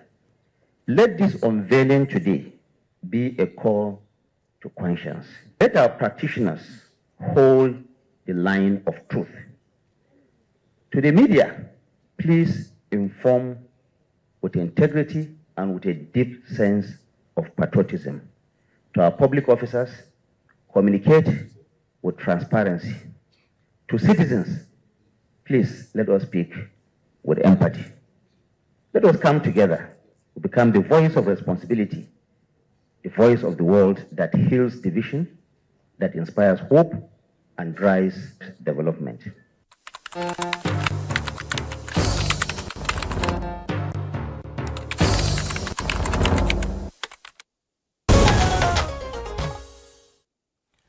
All right, if you've just joined us, you're watching Good Morning Nigeria on the network service. Our conversation this morning will be on the proposed ban on textile materials. I'm sure you're quite familiar with this. And, you know, just before we bring in our distinguished guests to speak and give us an insight why this has become inevitable, we'd like you to listen to the background report we have put together, and it's compiled by our correspondent Joseph Oteng. Nigeria has markets bustling with textile materials. It is estimated that the country's annual textile and fairly used cloth market is between $5 billion and $7 billion.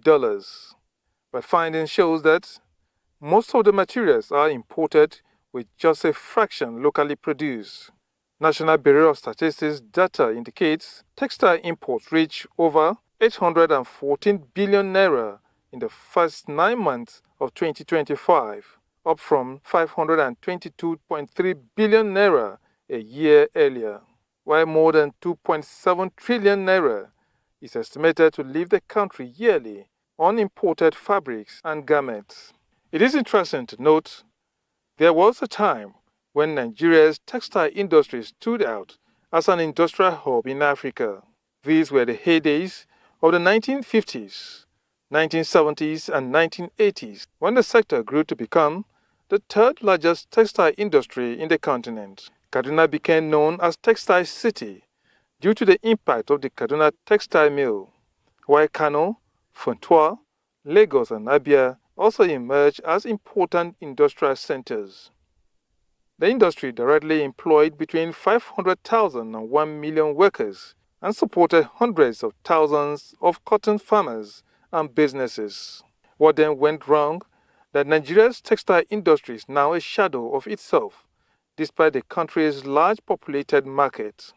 It is reported that only a handful of factories remain operational, many running far below capacity and cotton production falling from 300,000 tons in the 1980s to just 15,000 tons today.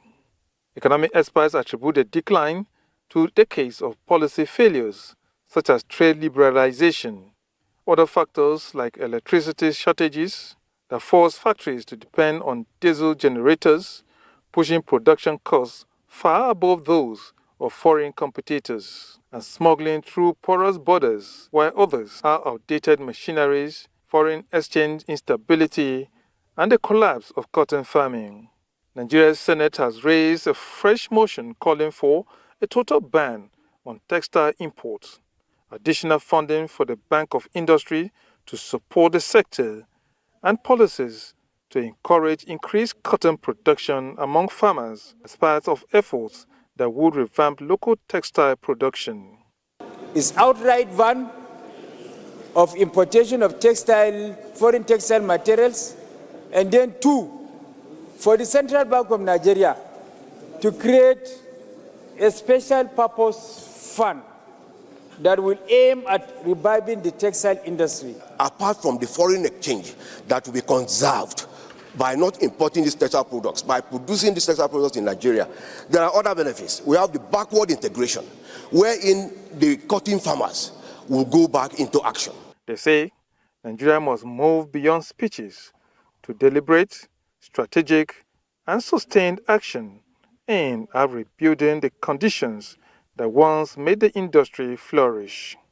Guests will share their perspectives on the proposed ban on importation of textile materials and how to resuscitate the industry.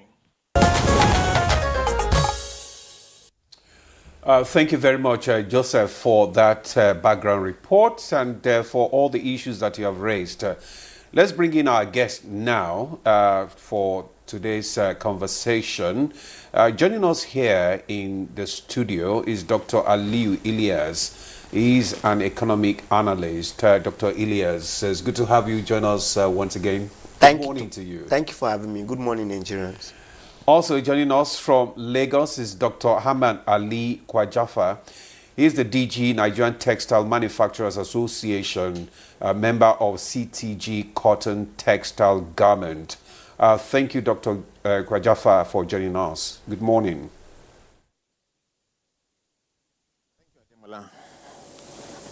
Good morning. How are you? And good morning, Nigerians.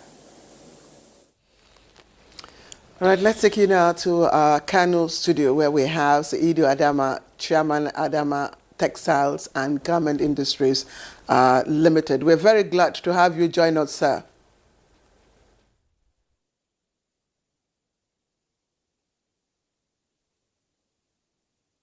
MFR.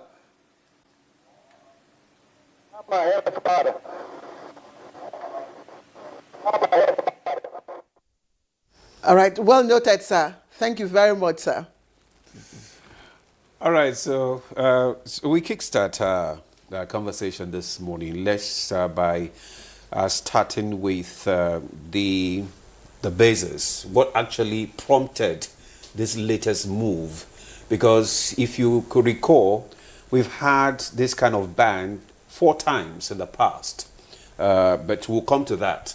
But what actually triggered this move now by the Senate, Dr. Elias? Right, I think it's quite timely. If you look at the global community now, everybody is taking advantage of what they can have a capacity, comparative advantage. So in this case, Nigeria have the population, we have the cotton, we have the farmers, and we have all what it takes to actually embark on having a textile, companies around Nigeria. And if you recall, Nigeria is had about 180, as at 1980, but now it has reduced to about 18 or 20 now, struggling 18 or 20. And beyond that, historically, we are not also operating to capacity. I think these are the problem. More so, we have also seen that creation of employment, that is one of the areas that we can actually create employment, and economically, it also help us